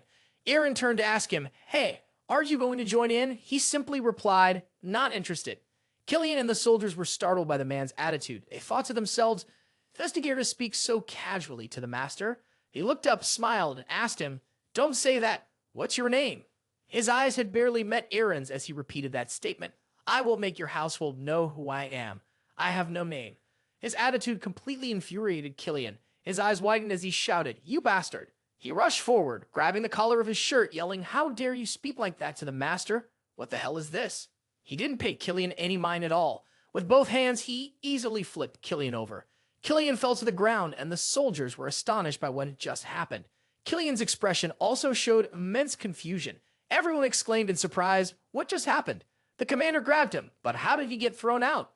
Only Eren continued to smile. He thought to himself, "Just as I thought, this guy is very strong." His expression was full of excitement, but tinged with a bit of worry. He thought to himself, "I want to have him at all costs." To his capabilities, he didn't care, only looking down a roll of his sleeves. At that moment, he finally looked up. Eren excitedly smiled, thinking to himself, "Just as I thought, this guy is very strong." Looking at Elkin casually adjusting his sleeve after defeating Mark, Eren resolutely decided in his mind, "I want to have him at any cost within my abilities." After adjusting his clothes, Elkin lifted his head to the sky with a calm expression, as if nothing could affect him. Seeing Elkin calmly say nothing like that, Mark was utterly stunned. Then he shouted in frustration, "This jerk." At that moment, Eren's voice interrupted, "Stop it, Killian." Under Elkin's scrutinizing gaze, Eren drew his sword. He frowned, positioned the sword loosely on his shoulder, ready to defend himself, and said firmly, "I will be his next opponent." The training ground suddenly fell eerily silent after Eren's words. Elkin looked doubtfully at the person before him and asked, "You will fight me, will you?" Noticing the doubt in the eyes of the person opposite, Eren slightly tilted his head and questioned, "You don't want to fight a brat, do you?" Just as he asked, Elkin truly did not want to do that, so he glanced away and didn't respond. The gleaming tip of Eren's sword pointed forward. He calmly aimed the sword at Elkin, causing him to flinch. Eren firmly said to Elkin, "Let's fight one-on-one." Standing in front and pointing his sword at the opponent was a sign requesting a duel with the Knights of Valvasrite. Upon hearing this phrase, Elkin immediately frowned, but he maintained his silence, casting his eyes elsewhere. Meanwhile, Mark was taken aback. "Knights of Valvas?" The person next to him quickly asked, "What is that, Commander?" According to Mark, the image of the gallant Valvas knights fighting bravely emerged. In the distant southern land, a land of war and continuous conflict, the large and small territories were adjacent to each other. Valvas knights were the local term to refer to the knights from that place. Then a Valvas warrior stood over all the defeated enemies after fighting bravely. Mark continued to praise these knights. The knights raised in that land of war possess skills equivalent to thousands of warriors. They become sharp swords serving their masters, swords unafraid of death. That is exactly who they are. He raised his head with admiration and said to the two people next to him, "In this field, there's no way to know more than through rumors. This is also the first time I've seen one of them." But, looking at Eren calmly pointing his sword in challenge to Elkin, Mark muttered to himself, "How, master?" As if to answer his question, Eren smiled, thinking to himself, "I recognized it at a glance." Eren looked at Elkin and silently observed his unique outfit, his southern accent, and that he wielded two swords, one long and one short. He recalled his past life memories when he was Raven, which were similar to the knights in Valva's he had faced when he traveled to the south in his previous life. Eren also paid attention to Elkin's horse, which was equipped with many weapons for combat, including a mace and a shield hanging from the saddle. The other side of the horse was also adorned with long-range weapons, including a crossbow. It was clear that he was a warrior ready to fight in any situation. After observing for a while, he spoke up. The cavalry of Valvas never bows their heads, except before those they consider their masters. Under Elkin's scrutinizing gaze, he calmly added, "Even if it is the Emperor, no one can force a Valvas cavalryman to lower his head, for they are fully confident in their own strength and skills." Still pointing his sword at him, Eren made a guess that he was sure was correct. This person comes to Pendragon, seeking a master who can make him wield his sword to the fullest. Am I right? Receiving such a straightforward question, Elkin slightly pressed his lips together. Then he looked up at the sky and replied, "You are wrong. I am no longer interested in serving others. I came here only to follow the guidance of the stars." The other two were very surprised to hear this. The stars. In the astonished atmosphere and scrutinizing gazes of all three, Elkin calmly explained, "I follow them because they give me water." Upon hearing that explanation, Eren seemed to understand and smiled, thinking, Valbas is a person of the sea. Astrology and drinks are essential to them. He thrust the sword into the ground and said, "That constellation is indeed correct," which made Elkin curious. Then Eren pointed his sword at him and calmly stated, "You have been directed to me, Eren Pendragon." Elkin remained unaffected by his words. Eren's gaze darkened slightly, revealing his ambition. "I want you." Hearing this, Elkin could not help but frown. He gently drew his second sword and said, "Cavalry of Valvas does not serve." With one sword drawn, Elkin continued to pull out the second, saying, "For social status, wealth, or lineage, those worthless things." Now he held two swords in a ready position. Elkin bowed low and said tersely, "If you want me, then come and take me by force. If you lose, you will die." Eren quickly assumed a perfect fighting stance and replied, "I know, fighting a cavalryman is like that." Seeing that a battle was about to break out, the people around began to cheer. The man with the black beard praised, "That master has a good stance." The bald man next to him added, "But that sword is what mercenaries often use. Why would a young noble use it?" Then Eren crouched down to leap forward. He used incredible speed to slice straight at Elkin's neck. Mark exclaimed while the others were surprised, "So fast." But Elkin calmly denied that in his mind. Slow. He easily used one hand to block the attack. The two swords, one from a cavalryman and one from a mercenary, clashed. Elkin quickly pressed down on Eren's sword and pulled him down to the ground. Then he swiftly aimed with his other hand straight at Eren. But when the sword lunged forward, it struck only air. This caught Elkin by surprise, causing his eyes to widen. Not letting him be surprised for long, Eren quickly countered, delivering a strike to Elkin. Although he deftly dodged it, he still suffered a minor injury. Eren also received a cut on his face that he couldn't evade. The two then fought fiercely. After exchanging moves, they separated, leaving dust and smoke swirling around. Everyone who could keep up with the speed of the match gasped in astonishment. The man with the black beard exclaimed, "What just happened? They're so fast, I didn't catch anything at all." The blue-haired guy quickly turned to ask Mark, "What just happened, Commander?" It seemed he also didn't understand. Pale-faced, he replied, Eren, after injuring Elkin, nodded and said, "I missed my strike. My victory card usually works well against dual wielders." He calmly recalled the moment and explained, "When you knocked me off balance with a small sword on the left, at that moment, I attacked your back with a spinning slash, and yet you immediately retaliated, aiming for my head." Saying that, he touched the still bleeding wound on his face and remarked, "And you are really strong." Being hit made Elkin much more vigilant. He asked tersely, "Who are you? Are you really the son of some noble?" Contrary to his usual demeanor, Eren provided a different answer. "I am just like you." This statement left Elkin puzzled. Eren looked down, speaking in the somber tone of someone experienced. "I've killed many monsters and people." Elkin's gaze at him gradually changed. Eren continued to honestly admit, "We don't kill indiscriminately, it's just about survival." He skeptically asked back, "Have you done that?" He didn't hesitate to reply, "Yeah." Then Eren tilted his head, his dark eyes saying, "You exude a similar scent." Immediately, Elkin's eyes widened in surprise. He finally smiled, a smile full of provocation. Then Elkin picked up his two swords. The people around were astonished. Mark stammered, "What happened?" Seeing that his opponent had taken a serious fighting stance, Eren also prepared himself and asked, "Are you finally willing to use both hands? Have you finally decided to fight seriously?" Elkin was now extremely excited, looking at his opponent and laughing maniacally. Eren then asked, "The outburst of the nameless Valvis?" Carta yawned loudly. Kua. Carta, with a judgmental expression, sighed, "Gee, it's so noisy. How can I sleep properly like this?" Cradle beside him closed his eyes and laughed, saying, "Maybe it's just fighting or something like that, kid. Hee hee." Then all three of them, including Carta, Cradle, and Mia, went to the practice field together. Carter rubbed his head and asked, "Hey, what are you guys doing?" Without waiting for Mark to reply, all three of them froze at what they saw. Carta exclaimed in confusion, "Ha." At that moment, Eren and Elkin were fiercely battling at supersonic speed, making Carta wonder, what is happening? Elkin continuously pressured Eren with his sword, making it difficult for him to defend. Suddenly, Elkin noticed something, laughing maliciously. Eren also tilted his head to look in the direction Elkin was observing with a cautious expression. Cradle, while balancing Maya on his head, wondered aloud, "This is surprising. He is as strong as the master. Who exactly is that swordsman?" Mark focused on the battle and replied to him, "I want to know that too." Back in the fight, Eren decisively swung his sword straight at Elkin, but he easily blocked it with his own sword.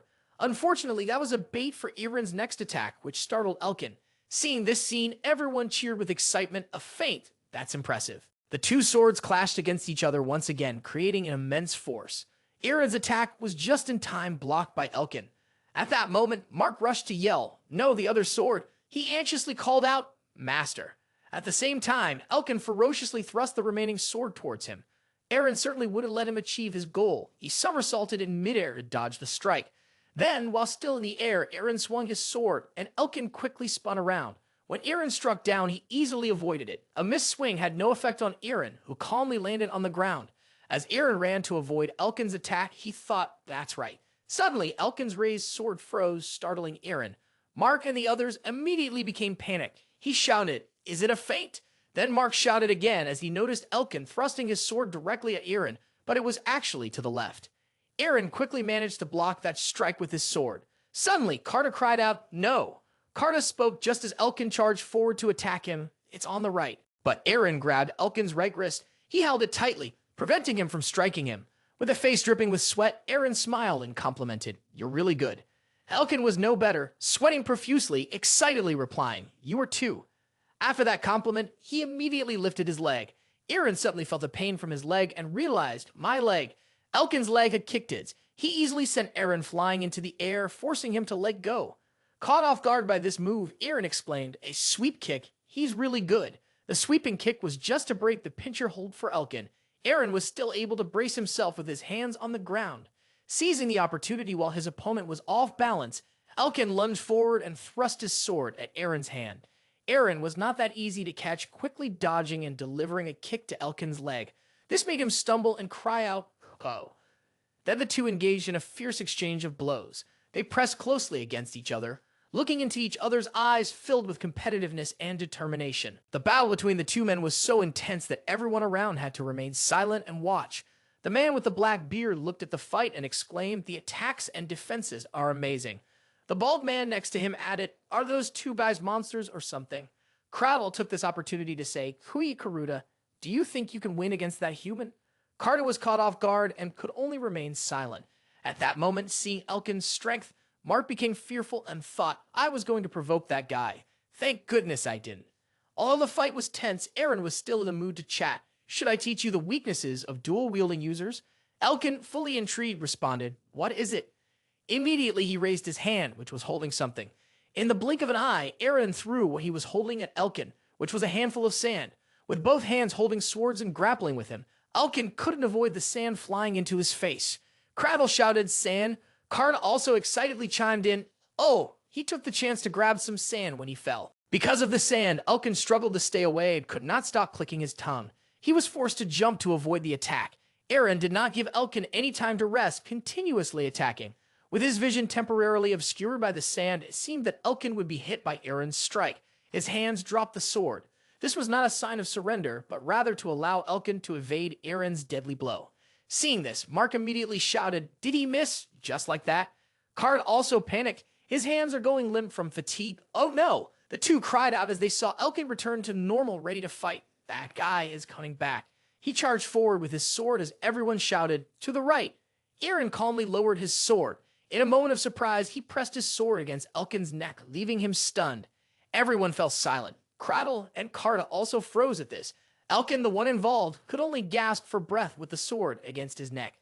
Eren breathed heavily from exhaustion and said, "Just as expected, a knight from Valvas. Your skills are incredible. If I didn't have this sword in hand, I might have lost." Then he pulled the sword out of Elkin's bleeding neck as the man opened his eyes wide in fear. Eren squinted and smiled, saying, "This sword has saved me countless times. It is the sword I cherish the most." Elkin seemed to accept something, bowing his head low. He let go of the sword, allowing it to fall to the ground. Elkin Isla knelt down, placing his hands on the ground in front of Eren. He solemnly made a vow, saying, "Eren Pendragon, you deserve the title of warrior more than I do, the Knight of Valvas." Elkin closed his eyes, showing submission, and said, "My name is Elkin Isla." To Eren's astonishment, his eyes wide open, he continued, "From now on, I swear I will become your sword and destroy your enemies." Those around them saw Eren's victory and erupted in cheers. However, a different wave surged within Eren. Did he say his name is Elkin Isla? Elkin Isla knelt on the ground, bowing his head, and said, "I am Elkin Isla, a knight of Valvas. From now on, I will become your sword and vow to defeat and crush anyone who opposes you." Hearing this, everyone continued to cheer and celebrate. Eren's face showed clear astonishment as he stuttered the name Elkin Isla. Everyone looked at Eren, who was still mumbling, "Isla." One person in the crowd, seeing this, raised a question. "Elkin Isla, is that the name of a famous knight?" When Mark was asked, he placed his hands on his hips and replied, "I don't know, this is the first time I've heard that name." Two other people nodded in agreement. Same here, V2. Looking at Eren's back, they speculated. Perhaps the master knows him. At this moment, Eren remembered and was instantly astonished. Elkin Isla, he is famously known as a trustworthy person, the strongest knight of Valvas. Eren's mind conjured up the powerful image of Elkin. In his previous life, a few years later, he would become known as the Sea Dragon King of the distant south. He was a member of the Duchy of Arangis and had participated in many battles to prove his worth, which led to his reputation spreading throughout the empire.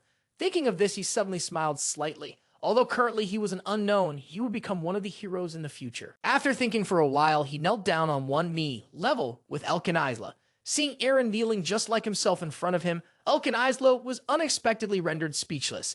The people around were equally astonished, staring in disbelief. Eren spoke up amidst his surprise. "Lift your head, Isla." He smirked and continued, "You are my sword, and I am your master. We are not so distant from each other. The only difference between us is our roles." Eren proceeded with his proposal. "I want you to be my partner."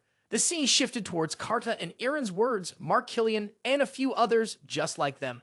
Elkin Isla was so surprised that his eyes widened, and in his mind, he seemed to realize something. Then he bowed his head, smiling to show his acceptance of the proposal. Under the blue sky, Elkin's voice rose. "You are truly very interesting, Pendragon." The man with the long beard remarked with a smile. Perhaps he could rule the world. After all, it's Eren Pendragon. The bare-chested boy with sparkling eyes agreed, "I will follow this young man too." Mark Killian watched the two and remarked, but no one said you would become his associates. A voice called out from somewhere, catching Eren's attention. "Is it over, Ray?" Both men looked up at the woman flying in the sky, surrounded by white griffins. The two guys were left speechless, shouting what? Elkin was also a bit surprised and murmured, "Griffin." Eren calmly called out, "Sol." The one called Sol gently landed on the ground, followed by the griffins. Around the spot where they landed, clouds of dust rose up before Eren and Elkin. Soldrake, with a very serious expression, looked straight ahead. The three people being stared at became somewhat petrified, standing rigid. They all wondered, what is this pressure? Who is this woman? "That's the white dragon, Soldrake," the bare-chested boy shouted loudly. "Is that woman a dragon? What do you mean?" Mark couldn't explain either. "That's what I want to know." The man with the black beard stroked his beard and exclaimed, "You have a point, this beauty and unrealistic nobility." Mark Killian sighed. "Of course she's beautiful, but she is a being that exudes so much power that just getting close to her makes your entire body freeze." Sol patted the griffin's head, looking at Eren, who was standing while Elkin was gradually getting up. He cheerfully extended his hand towards Sol and introduced, "Let me introduce her to you, Isla. She is my contract maker, the white dragon of the Pendragon family, Soldrake." Elkin seemed a bit dazed upon hearing this.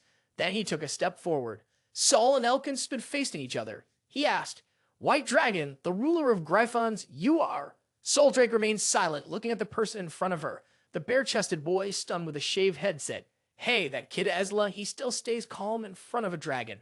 The man with the black beard also looked a bit concerned. "He's that strong." Eren stood with his arms crossed on one side, watching this scene, and couldn't help but think, no, you are wrong. He recalled the image of Soul in dragon form the first time he encountered. When I first met Soul in a past life, I felt that same pressure. That is not something that can be ignored just because one is strong. Not everyone strong can overcome the oppression of a dragon. Then he looked at Elkin in front of him and stated, you are different, Elkin Isla. He lowered his head and smiled. You are indeed interesting to the very last moment. Eren then looked up at the sky, smiling with satisfaction. He told himself, from now on, I will expand beyond the borders of my territory and seek out the famous individuals from my past life, such as, in Eren's mind, an image appeared of a young man sitting amid piles of gold and jewels, the one who possessed so much wealth that it could rival the royal treasury, the young businessman of the free city, Aiden Dorian. He then remembered someone with a magic mirror and a house in Valvas who had built a tower in the southern part of Valvas and settled there. He was also someone who crafted many magical tools, a transcendent sorcerer, Gian of Bellin. Eren continued to recall a young knight wearing a feathered hat, wielding a sword, and leading an entire battalion standing on a mountain. A 20-year-old young man with only a few hundred soldiers who conquered all the northern knights, a genius general, Ivan Jeter.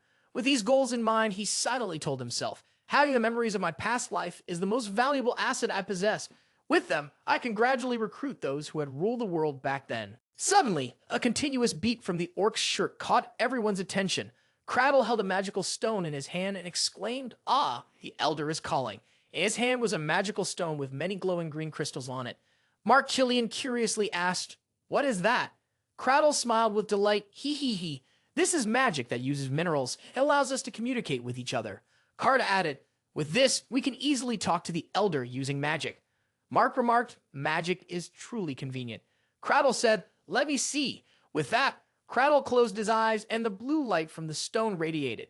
Then he opened his eyes and began to convey the information he received. Some humans have entered the Ancona forest with weapons. They seem to be a dozen soldiers. This statement successfully captured the attention of Eren, Elkin, and Sol. Everyone there fell silent after hearing this. Someone wondered, what? Cradle continued, the leader of them seems to be wearing an elf armor helmet. Eren, hearing this, was extremely panicked and roared, elf armor helmet? Carta next to him asked, he even defeated both elves and took it as armor. Is that something a human can do? Mark Killian stroked his chin thoughtfully. If that's the case, he is a very strong and terrifying opponent. Elkin remained silent, with his eyes showing that he had something to say.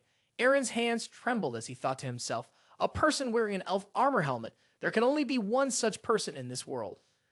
Images from his past life suddenly flooded back. A bearded man wearing an elf helmet, Baltai, was laughing as he held Eren's bloody head. One swing was made, and the head was severed. Eren, sweating profusely, suddenly screamed, Baltai. Everyone was startled and turned to look. He looked extremely frightening when angry. The aura of murder and power radiated, surprising everyone. Eren quickly stepped forward and asked, Cradle, where is he? Cradle, being asked, was taken aback and stammered, the report was sent from. Later in the sunset, Eren decisively commanded, let's go to the orc village. The image of a dead orc lying in a pool of blood appeared.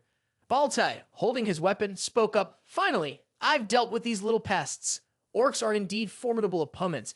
Then he bared his teeth in a grin, but Baltai smiled with satisfaction, pointing to his own elven hat. How can it compare? The elf made this armor hat, after all. A hand raised a letter titled Pendragon. The person continued speaking while the yellow-eyed wolf observed. They have acquired the power of the white dragon and are recruiting more soldiers, slowly building a strong military force. Lowering the paper, the smirk of Baltai's face was revealed. Even more irritating was that after doing what they wanted with this land, they were also reinforcing their troops. You see that too, right? Currently, he was leaning against the yellow-eyed wolf, surrounded by Baltai's soldiers. He was asking questions to a centaur. The centaur was silent for a moment before replying, that. Without letting the centaur speak further, Baltai raised a mirror emitting purple energy. From within the mirror, more purple energy began to oscillate. Then, a figure in a black hood slowly emerged. He spoke as Baltai smiled with joy. The proud shield of the Empire, the spear, the crossbow, and the arrows. The appearance of a person from the mirror startled the centaurs. The figure in the black hood gradually lifted his head, revealing glowing eyes as he performed the hypnosis spell. If you acquire these items, then from now on, his final words successfully hypnotized the centaurs. You will become the strongest army in the world. The scene shifted to the orc village. At this moment, the Pendragon clan's troops had arrived. The orc children quickly ran out to welcome them with cheerful faces and giggles. Some climbed on a Crudel, tugging at his hair, making him say, "You silly kids, stop it. You're going to pull my hair out." Ignoring those words, they continued to call, "Daddy, Daddy." The entire Pendragon army was now warmly welcomed by the orc children. Looking at the child perched on his shoulder, laughing and talking, Mark exclaimed, "It's hard to imagine that the children of those crazy orcs would be like this." Carta and a little orc boy chimed in, just like tiger cubs and lion cubs are similar to kittens. Hearing that, he nodded in agreement. Well, that makes sense. Then Mark looked in another direction with a worried expression. But another orc child, extremely excited, laughed and rushed towards a person's legs. But that child suddenly froze. Eren was standing with his arms crossed, exuding a terrifying aura in front of the child. His green eyes lit up, his brows furrowed, clearly showing his discomfort. Seeing him looking so fearsome, the child quickly screamed and ran away. Both Mark and Carta saw this scene and were quite uneasy, discussing among themselves, "He has been like this for quite a while. Yeah, ever since we heard the news from the elders, he has always had that scary look." Thoughts crossed Mark's mind as he looked at his master, and more so about how he imagined things during that moment behind his master. He recalled when he first heard the news that Eren had gotten angry and unleashed his power, emanating something that resembled the aura of a dragon. As if he couldn't hold it in any longer, Carta spoke up, "Hey, Pendragon, don't make the kids cry like that." At the same time, another child shouted. The two turned to see Elkin standing there, his hand reaching out, but the child ran away. He didn't say a word, looking quite harmless. However, the gloomy atmosphere around Elkin startled the child with his outstretched hand. Therefore, it ran away, and Elkin froze at that action. He was disappointed, unable to say anything. While Elkin remained in that frozen position, the two Marks and Carta shared the same thought. Could it be that he likes cute things? Just then, an elderly voice spoke up. "Thank you for coming, the new leader of Pendragon." The elder appeared majestically with the staff in hand. Carta immediately exclaimed, "Elder." Mark looked more surprised. "Oh, that person is," and Krubel smirked. "Kuki het." "That's my father." Everyone. The elder suddenly noticed a special person among the crowd. At the same time, Soldrake looked up and made eye contact with him. Quickly, he shouted loudly, "Everyone." All the orcs in the house heard the sound and rushed out, startled to see Sol. Subsequently, all the orcs in the forest knelt down and worshipped Soldrake, respectfully greeting the deity of the forest. They continued with their greetings while Sol remained indifferent and Eren felt discomfort. To avoid wasting time, Sol proactively suggested, "If this keeps happening, we won't get to the main issue. I will rest up above." He quickly agreed, "Okay." Before flying away, Sol didn't forget to remind, "Ray, I understand why you are angry. I feel the same, but if you get stuck in your anger, you will lose yourself." Hearing this, Eren's mood worsened. He was extremely uncomfortable. After speaking, Sol spread his wings and flew up into the large treetops, which left Krubel astonished. "Ooh." Once finished, Eren looked at the elder, nodded in agreement. Then he bowed his head, raised his hand to his chest, and introduced himself. "I am Eren Pendragon, Elder." The elder seemed to recognize him and said with a smile, "You are the son of Duke Gordon. Please come in." As they entered the house, the four of them sat down to talk with each other. The elder raised the cup of water and began to tell the story. Indeed, dozens of people armed with weapons entered this forest. He frowned in seriousness as he continued the tale, and at the same time, they managed to evade my surveillance magic. I only realized it when they were leaving the forest. Hearing this, Krubel spoke up with a question. "They evaded your magic? Were there any mages among them?" The elder explained to his son, "No, just soldiers and giant wolves, but I am certain there was magic involved." Upon hearing this, the boy looked up, rubbed his chin, and said, "That's quite a hassle." Eren, on the other hand, remained silent. The elder continued the story. "Furthermore, I set the orc warriors, but they were all killed." This shocked Carta so much that he exclaimed, "What?" Eren was also thinking, giant wolves, combat power that can defeat both orcs and elves. Just as I thought, it must be Baltai. He has come to this forest and brought along the Rakshasa Legion. Without hesitation, he raised the issue. Earlier they came to meet the Centaur tribe. At this point, Eren turned to Carta and asked, "Centaur tribe?"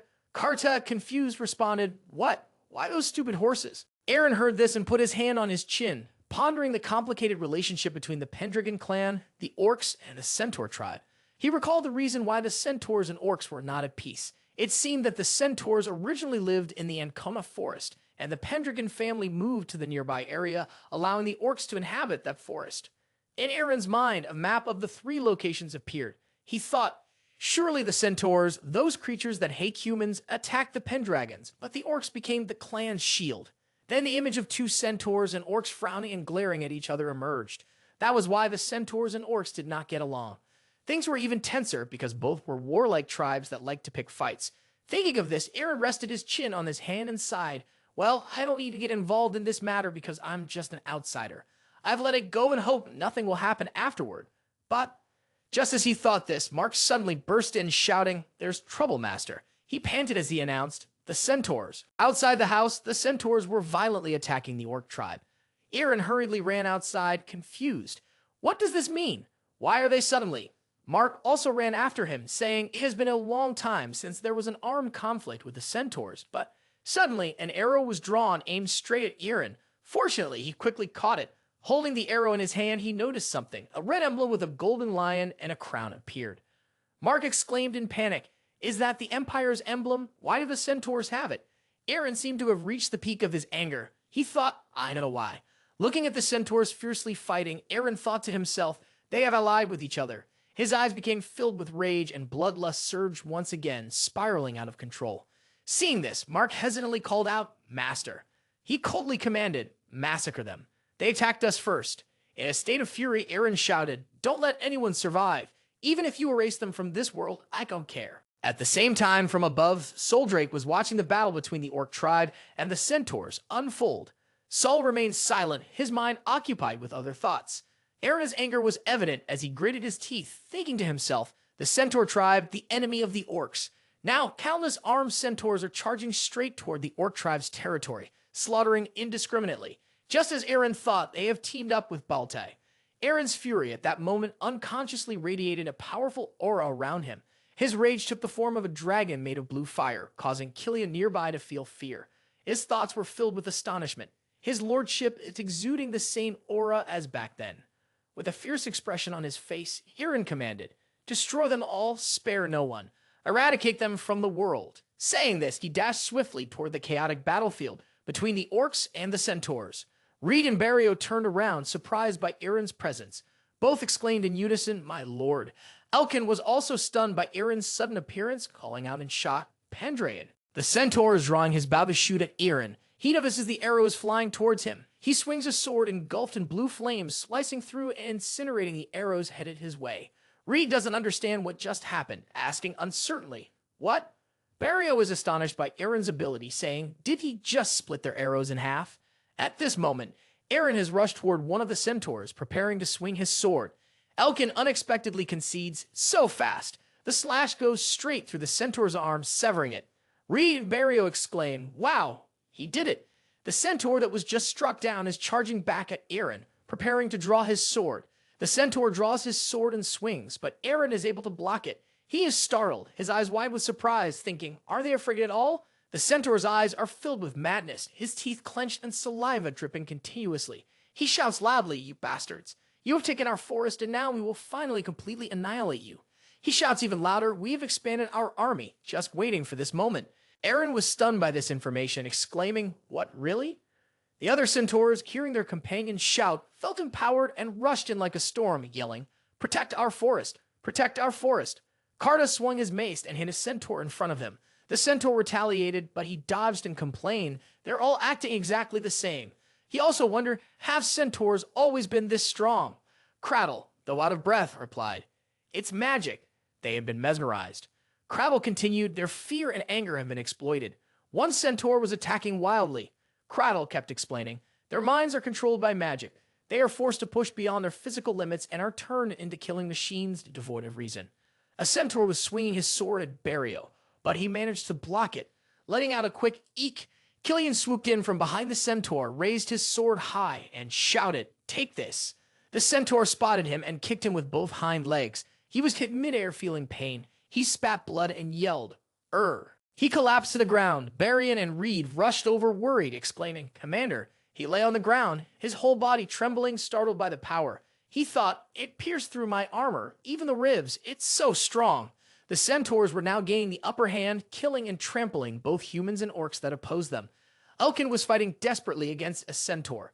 Eren swung powerfully at the Centaur in front of him, causing it to groan, From behind, another Centaur shot an arrow at him. He agilely dodged it, clicked his tongue in disdain, and said, "How brazen." He turned to the tree, calling Soul. He requested, "Help us deal with these wretched horsemen too." Saul calmly replied, "Both the orcs and the centaurs are like my children. I cannot take part in this battle."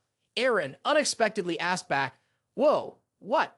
He looked back at the battlefield, thinking, damn it, terrible memories of being Raven facing Baltai came flooding back. He was furious, grinding his teeth, his eyes burning, thinking, those bastards. A cry of eek pulled him out of his thoughts. A centaur is chasing an orc child. The child cries and can only run forward. The tip of the centaur's spear is about to pierce the child's body. Eren quickly rushes in to hug the child and avoids the spear's tip. He bends down to check if the child is hurt. The child looks at him, stammering, eyes full of tears. Thank you, sir." He is taken aback. Looking around, he sees the brutal scene of this massacre. Bodies, orcs pile on top of each other, while the centaurs continue their slaughter. He thinks, our forces are diminishing, and the orc village has been destroyed. He is shocked and weighs the responsibility on his shoulders, asking himself, what will Pendragon do now? Without hesitating for a second, he jumps straight onto the saddle of a horse. He shouts, "Hey," to attract the attention of the centaurs. He provokes them. "You half-human, half-horse bastards." He pulls on the reins. The horse rears up, striking its hooves majestically in front of the centaurs. He continues to taunt them, his gaze filled with defiance. "I heard that centaurs are proud warriors, but depend on human weapons, a species you despised and shamelessly target children. I guess you are just a tribe of half-human, half-horse scum." He pulled the reins, steering the horse towards a dead centaur lying on the ground, continuing to provoke. "To deal with a lowly tribe like yours, one of me is more than enough. You've come this far and still can't even behead the enemy's leader." He said, "Your dead warriors are crying despairingly in hell." Saying this, he let the horse step on the head of the dead centaur beneath its feet. This action startled all the centaurs, infuriating them to the extreme. They charged towards Eren, while he urged the horse to run away. He led them out of the village under the gaze of everyone. Kravel spoke up. "Is he doing all this to force the centaur tribe out of the village?" Karda worriedly said, "He can't fight so many centaurs at once." Elkin was astonished by what Eren had just done. Soldrake stood high above, witnessing everything. She waved her hand. Immediately, a griffin swooped down from the sky, screeching, "Ja!" to the astonishment of those below. It landed before Elkin, spreading its wide wings, its large green eyes staring at him. He asked, "A griffin?" He turned to Soldrake and asked, "Is it you?" Soldrake did not answer, only gazed into the distance. The griffin cried out, "Jaji!" as if telling him to get on so it can't take him away. His eyes dimmed, understanding its meaning. Eren spurred his horse, leading the centaur tribe away from the orc village. The centaurs knew it was a trap set by Eren, yet they followed closely. After a while, they suddenly stopped. Eren pulled the reins, turned back, and saw the centaur leader grinning at him. At this moment, his situation was extremely dangerous. In front of him was a bottomless abyss, and behind him was the encirclement of the centaur tribe. He had no way to retreat. The centaur leader laughed coldly. "So you accept being bait to save your army? Truly a merciful lord, aren't you? However, if you die here, the orc village will be destroyed as well. What a foolish decision." Eren refused to back down and provoked. "You half-human, half-horse bastards are the real fools. Didn't I tell you? I alone am more than enough to deal with you." On the outside, he speaks confidently, but internally, he is secretly worried. The centaur tribe is being affected by the enhancement magic. Can I really handle this? Facing such a large group, he truly isn't sure. "We are ready to tear them apart." The leader of the centaur tribe tightened his grip on his weapon and barked the command. He volunteered to charge at Eren. "We are going to rip that insolent mouth off your face." Eren raised his sword, his expression tense, ready to face the battle. Suddenly, at that moment, several arrows flew through the air from behind him. Those arrows accurately struck the left chest of the centaur soldiers. Eren was startled and quickly turned his head. He saw a white griffin soaring through the sky with someone sitting on its back, but the distance was too great to see the figure clearly. As the griffin flew closer under the cold light of the moon, the person's face gradually became distinct. It was Isla. Eren was both surprised and happy. Isla. Isla knocked an arrow and said, "Pendragon, I told you that I would become your sword." He aimed his bow at the centaur tribe and prepared to defeat your enemies. The centaur tribe was also looking up at the sky. In contrast to Eren, the appearance of the griffin surprised them even more. A griffin. That's the griffin of the guardian deity. Suddenly, the griffin opened its mouth and let out a long cry. Asla rode it, flying down close to the centaur tribe. The centaur soldiers hurriedly shot arrows at him. Asla leaned low, easily dodging the incoming arrows.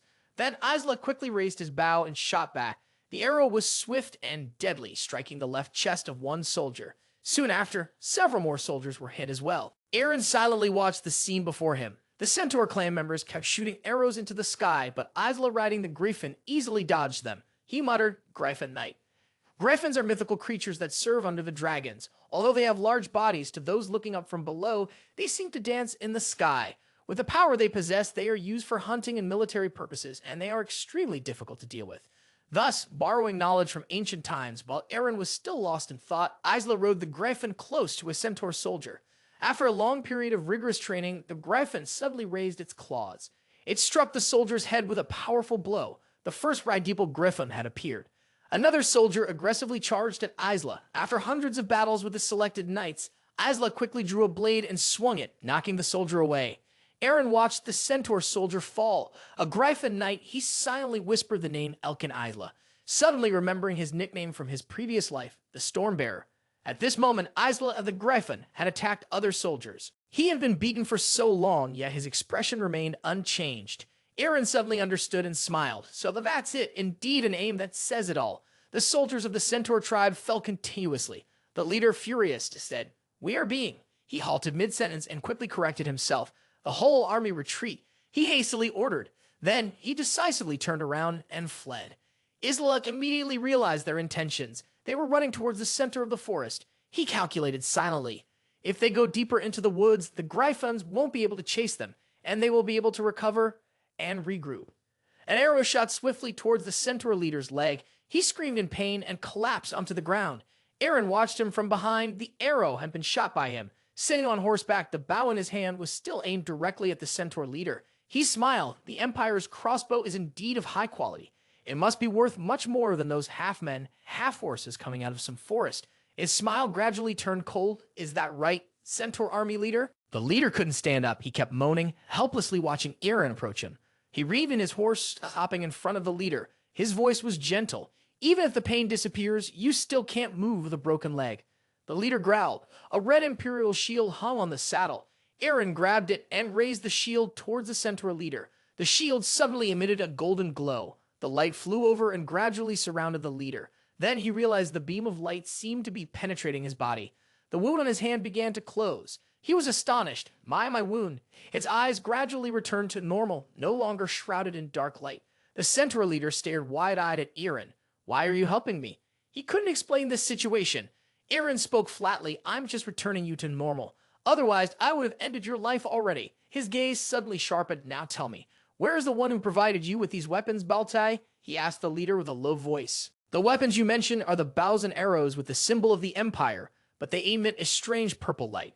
The leader sitting on the ground looked up and replied, Baltai of the Demon Legion, he still hasn't resolved his doubts. How do you know that name? Eren coldly replied, I am the one asking the questions. With that, he aimed his crossbow at him. What happened between him and the Centaur tribe? The leader looked straight at him. He said, he suddenly invaded the forest. As he spoke, he lowered his head and suggested an alliance with us. The scene fell into a stream of memories. Baltai said that the Pendragon clan had restored the power of the White Dragon. He provided a piece of paper to prove his words and is currently recruiting soldiers while strengthening their weapons. He clearly stated that they are planning to turn the tables against their archenemy, the Centaur tribe. On his scruffy, bearded face, a malevolent expression was evident. So, before that happens, I will lend you weapons. The leader continued to recount Baltain's words. Go, destroy the orc village. Eren listened silently as he spoke. Take back the Ancona forest with the strength of the Centaur clan. At this point, he cut in. So, based on those baseless accusations, he glanced at him indifferently. You were tempted by that proposal. The leader still bowed his head, gritting his teeth as he voiced his suspicion. It could be due to his magic. He recalled when Baltai had a mirror and said, it comes from his mirror. The leader recounted, in the mirror, there was a cloaked figure speaking to us. The person in the mirror had a very strange face. He continued, at the same time, everyone lost their composure and was overwhelmed by rage and resentment. He slumped down. I can't remember what happened after that moment. Eren tilted his head down toward him without saying a word. He turned the horse and walked toward Elkin, who was sitting on the Griffin. He asked, somewhat surprised, to Pendragon. Eren held the shield, lowering his eyes to the soldiers of the Centaur clan. Then, he used the power of the shield to help them heal their wounds quickly. They looked astonished as the wounds on their bodies gradually disappeared, wondering, my wound. The leader of the Centaur tribe was also very surprised by Eren's actions. He leaned over and looked at them, saying, it seems that, His voice was broken due to excessive exhaustion. My life force can only heal this much. Elkin was confused. Why did you do that, Pendragon? He blinked and exhaled. Our enemy is the one who incited them, and moreover, his gaze was solemn. The one who created those negative emotions, with beads of sweat still rolling down his face, was none other than the Pendragon family. Therefore, we also bear responsibility in this matter. The leader's eyes lit up when he heard Eren speak. He put his shield away and told them, I cannot resurrect the fallen centaurs. The centaurs he had just saved did not know how to respond. The leader said, they are warriors of the centaur army. He clenched his fist and continued, dying on the battlefield is not something they regret. Eren did not know what to say to the leader. At this moment, the leader compared, young Pendragon, you are very different from your ancestors. His expression remained indifferent. Is that so? Time will answer everything. The leader asked, do you remember what you once said? He gazed intently at him. You are truly a wise and gifted ruler. The leader decided, therefore, from now on, the centaur army, as he spoke, he bowed in respect, will become allies of the Pendragon clan. Both Eren and Elkin were astonished, their eyes wide at this decision. He explained his reason for wanting to become allies, to take revenge on those who have turned us into this. He stated seriously, I swear that we will not hesitate to give our all to cooperate with the Pendragon clan. Having said that, he turned to look at the two clan members and asked, am I right, everyone? The two clan members looked at each other, unsure of what to say. Then the two also made their decision. One agreed, that's right. The other said, if the elder wishes it, we'll follow. Eren bowed his head, silently contemplating this matter. After thinking it over, he raised his head and said, then we will rely on the centaur army. He smiled slightly, and the task of protecting the forest under the banner of the mightiest knights. Eren and the leader of the centaur clan shook hands to signify cooperation. He said, from now on, we are teammates. After the dispute with the centaur tribe ended, a peaceful atmosphere once again enveloped the Ancona forest. The soldiers were healed by the water spirit and then feasted heartily at the celebration of peace. During the feast, everyone enjoyed eating and chatting joyfully, except for Elkin, who sat alone in a corner, not interacting with anyone. He sat bored with his chin in his hand, gazing at the scenery outside the forest. Suddenly, a voice calling Huo caught his attention. In front of him were two boys from the centaur tribe. One boy holding a drumstick praised, you're really cool. The aberration was evident in the boy's eyes. You can ride a griffin too. After saying that, the two boys quickly climbed onto him, each exclaiming, he-ka, while he still didn't understand what was happening. As if realizing something, he opened his eyes wide.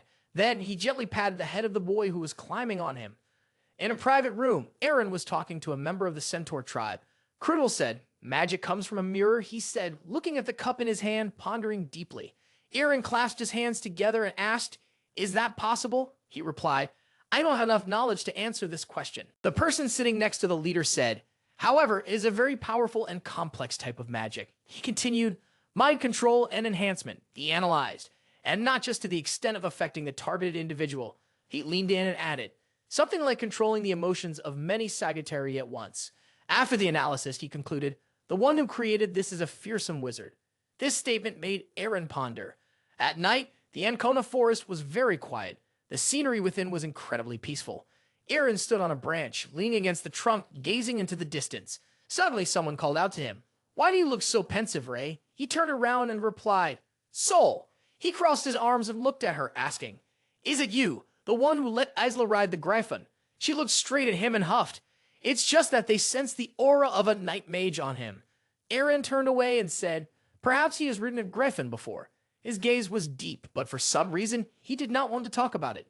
Soul said, humans, she looked at him and continued, are very complex creatures. She suddenly changed the subject, aren't you?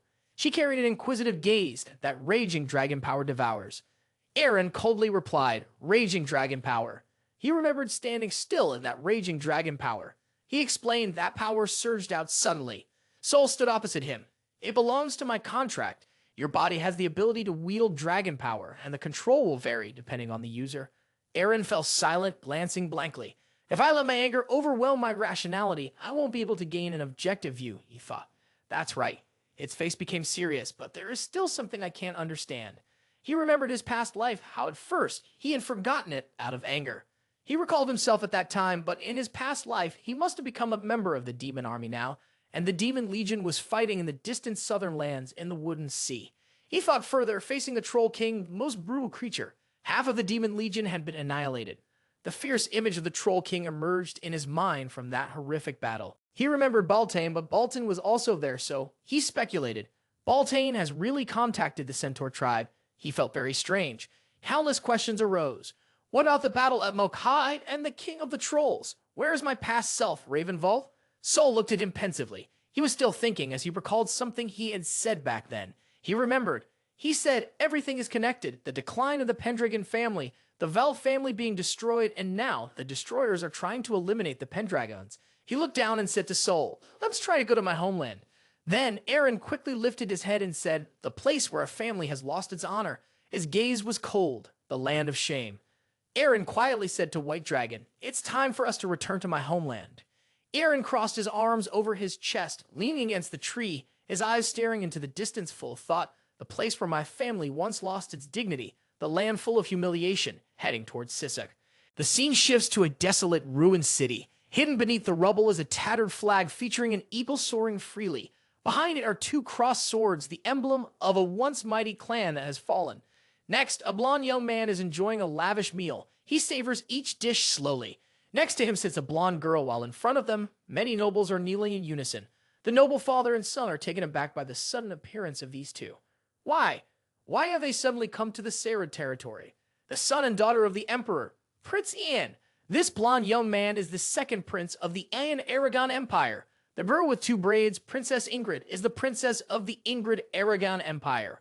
All members of the Serid clan are kneeling before these powerful figures of the Empire. Emperor, Your Highness, and Princess, Your Highness.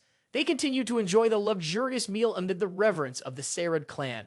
Ian, with a smug expression, gazes down at the Serid family. He smirks and kicks the dining table in front of him. The Serid father and son were startled by the prince's brazen actions.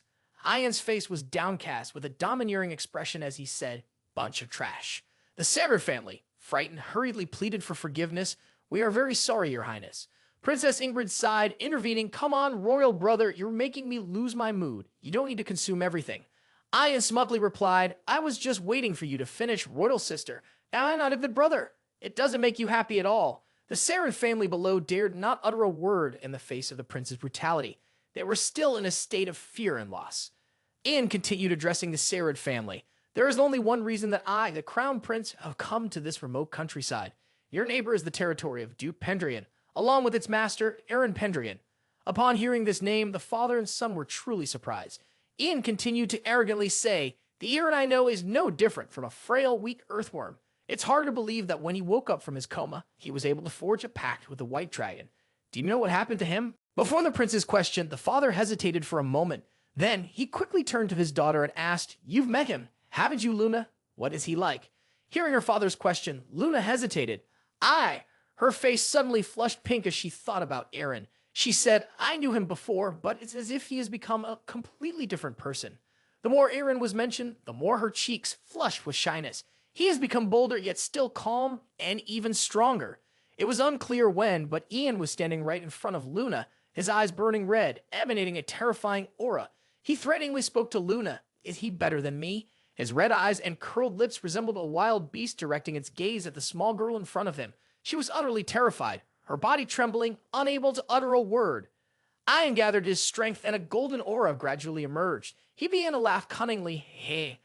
The moan in his laughter echoed throughout the Serid palace was also when the powerful aura of the lion within him erupted, shaking the entire space. The Serid family members witnessing the scene were all terrified, shrinking in fear. Only the head of the Serid family managed to keep a bit of composure and carefully observe, what is it? An aura? The aura of an invader? Ian suddenly exploded in anger, shouting loudly, that white worm is seducing girls, huh? He turned to look at his princess, saying sarcastically, I'm so amazed, Ingrid. Princess Ingrid remained unfazed, ignoring her brother's troublemaking. He continued to address Luna, who was kneeling in front of him, saying, hey, Miss Sarah, come with me. Luna was very surprised by Ian's offer. She stared blankly at him, bewildered. Ian grabbed her chin, threateningly stating, this is an order. That white worm has crossed the line, hasn't it, miss? Luna didn't dare resist, trembling as she looked at the tyrannical prince in front of her. I can't refuse, he is the second prince, the tyrant and dragon. The scene shifted to the castle where Eren was living. Eren was confused when he heard the report. The prince and princess are coming here. The butler reported the situation to Eren. Yes, the second prince, Ian, and his sister Ingrid. Eren crossed his arms and placed them on the table, saying, What the hell are those bastards thinking? The butler felt awkward hearing Eren say that. Bastards, this. Eren remained unfazed and asked, what? The butler hesitated to speak. Princess Ingrid is your former fiancée, and it was Ian who broke off the engagement. Ian was startled and panicked upon hearing he had another fiancée. What the hell? I have another fiancée before Miss Sayrod. Did you know? Eren imagined Eren's tear-streaked face. It turned out the other person was a princess. He recalled having heard about her before. Eren frowned and sighed at his awkward situation. It had become quite complicated. 1 month after the Centaur incident, many new knights had joined us. Aslad started organizing a knight unit in Gryphons, significantly strengthening our military force. Furthermore, I have been able to control the aura of the White Dragon to a considerable degree. The Pendragon family usually rests every summer, so I can use this as an excuse to drop by the mansion near Sisek.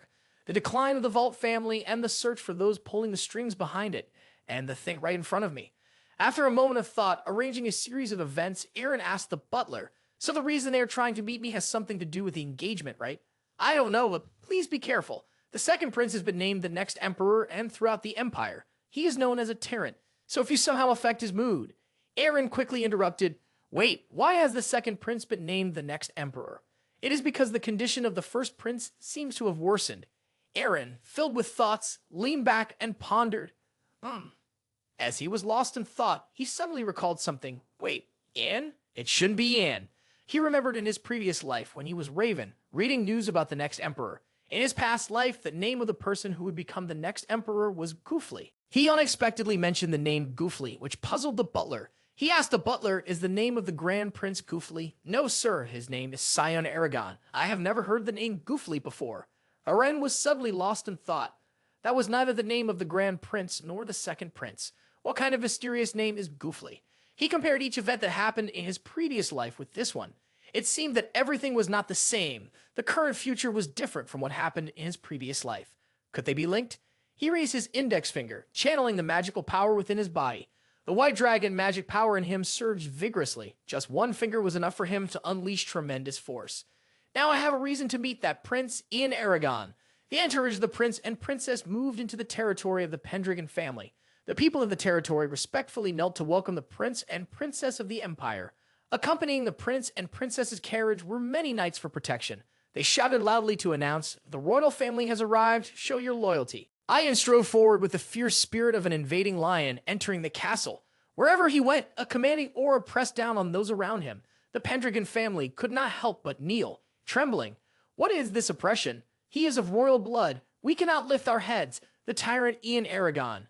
Ian's gaze quickly identified his target. Eren Pendragon approached Ian smoothly, showing no difficulty in the presence of his terrifying aura. Witnessing this, Ian was somewhat surprised and sneered. Ha! Ian intensified his pressure further, attempting to intimidate Eren. Eren remained unfazed, his expression unchanged, approaching the Prince Ian without issue. Irritated, Ian said to Eren, don't you think you're holding your head too high, you Pendragon brat? Eren replied nonchalantly, why should I? You're not even an emperor. Ian raised an eyebrow challengingly and responded, but I will become an emperor. Eren paused at these words. Instantly, he summoned the power within him and said, no, the one who will become emperor is not you. Ian was extremely surprised by Eren's words, causing a disturbance in the aura of power. Eren emitted a strong white dragon aura, countering Ian's invasive presence. He said, how humiliating, isn't it? Second Prince Ian Aragon? The second Prince Ian was astonished by Eren's formidable aura. The blood of the first emperor flows in my veins, along with the aura of the invader as well. However, Ian's pupils constricted, and he frowned in disbelief. Am I being pushed back by that white worm? Ian released the aura of the invader, but couldn't suppress Eren. Instead, he was being pushed back by Eren's white dragon aura. Is that the white dragon aura? Behind Eren, the figure with the absolutely dominating aura of the white dragon appeared, helping him to overpower the invader's aura. The second Prince Ian was furious at being outmatched and bitterly shouted, bastard, how dare you? Just as Ian was preparing to charge at Eren for a fight, Princess Ingrid approached, grabbing the attention of both. Princess Ingrid walked towards the two, hands on her hips.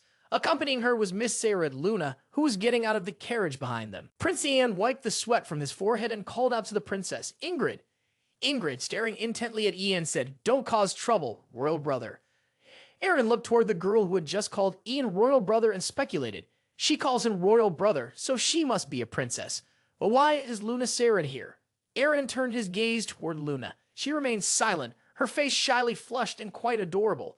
Princess Ingrid formally greeted Eren. "It is a pleasure to meet you, Duke. My name is Ingrid." Eren politely responded, "A pleasure to meet you. I am Eren Pendragon." Ingrid stepped closer to Eren and said, "We have been betrothed since before we were born, so we have never met." "Ah, I see." He, however, just as Luna Saren said, "You are a strong and handsome man, Eren Pendragon."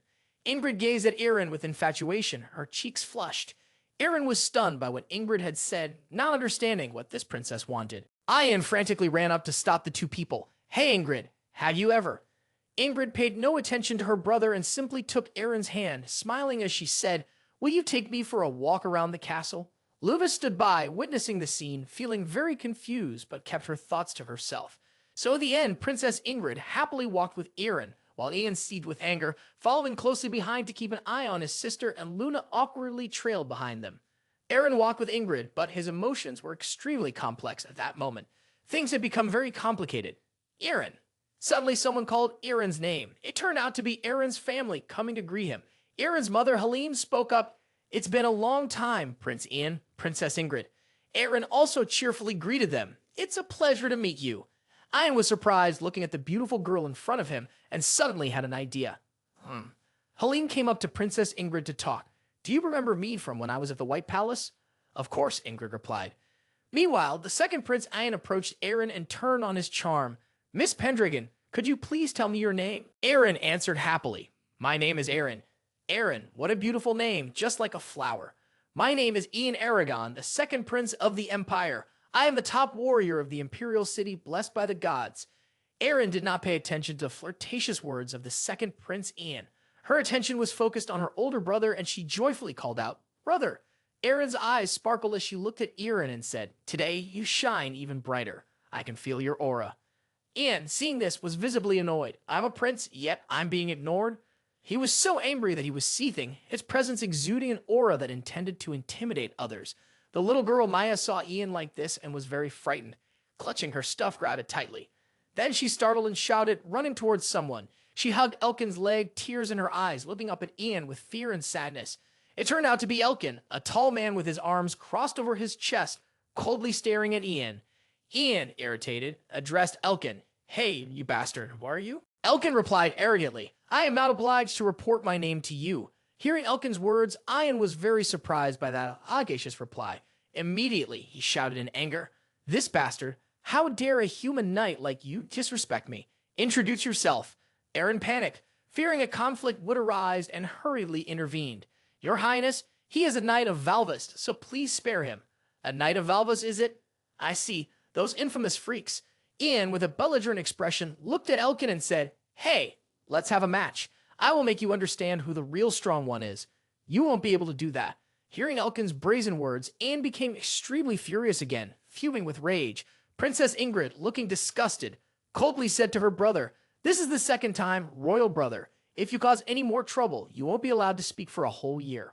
Upon hearing his sister's words, Ian immediately quieted down, no longer daring to make a fuss. Witnessing the situation, everyone was extremely confused. What is happening? In the Imperial capital, he was known as the Tyrant, someone no one could defy. But since arriving here, he had always been led around by the nose. The Pendragon family is truly something. Ian immediately turned to Eren and said, "Worm's White, let's talk. Just the two of us. We have something important to discuss." Eren, with a bored expression, remained silent. Ian began to provoke him. "Are you afraid?" In response to Ian's provocation, Eren's lips curled into a smirk as he replied, "No, I'm just surprised to hear that nickname. I also want to talk to you, Eternal Prince." The two of them approached a large table, sitting across from each other while talking and drinking wine. Ian spoke first. "You changed a lot. The last time I saw you, you were just a small, pale, weak, and fragile worm. That's why I decided to break off my sister's engagement." Eren, holding a glass of wine, responded, "So that's what you decided? Whatever. Why are you here?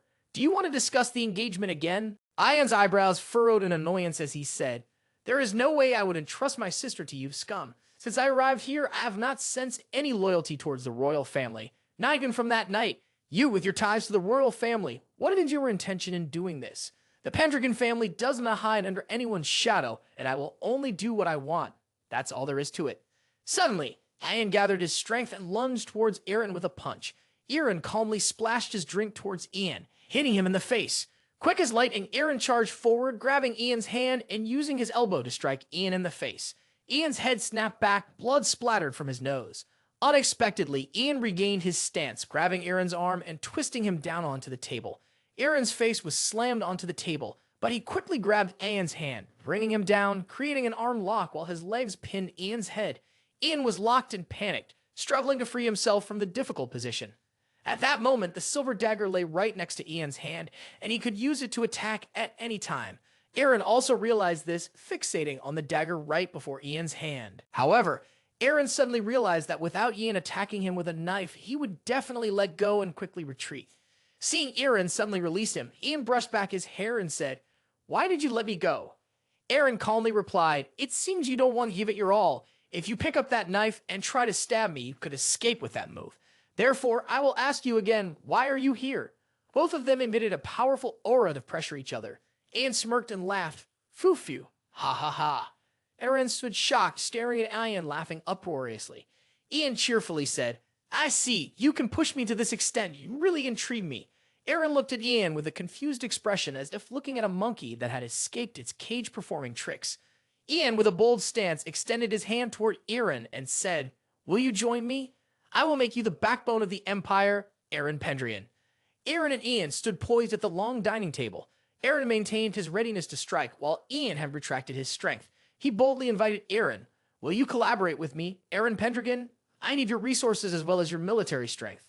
Eren said nothing, simply looking at Ian and silently thinking. The situation has changed tremendously. The aura of the tyrant has disappeared, and his mood has changed as well. Eren slowly gathered his strength and said to Ian, "An alliance? What do you mean by that?"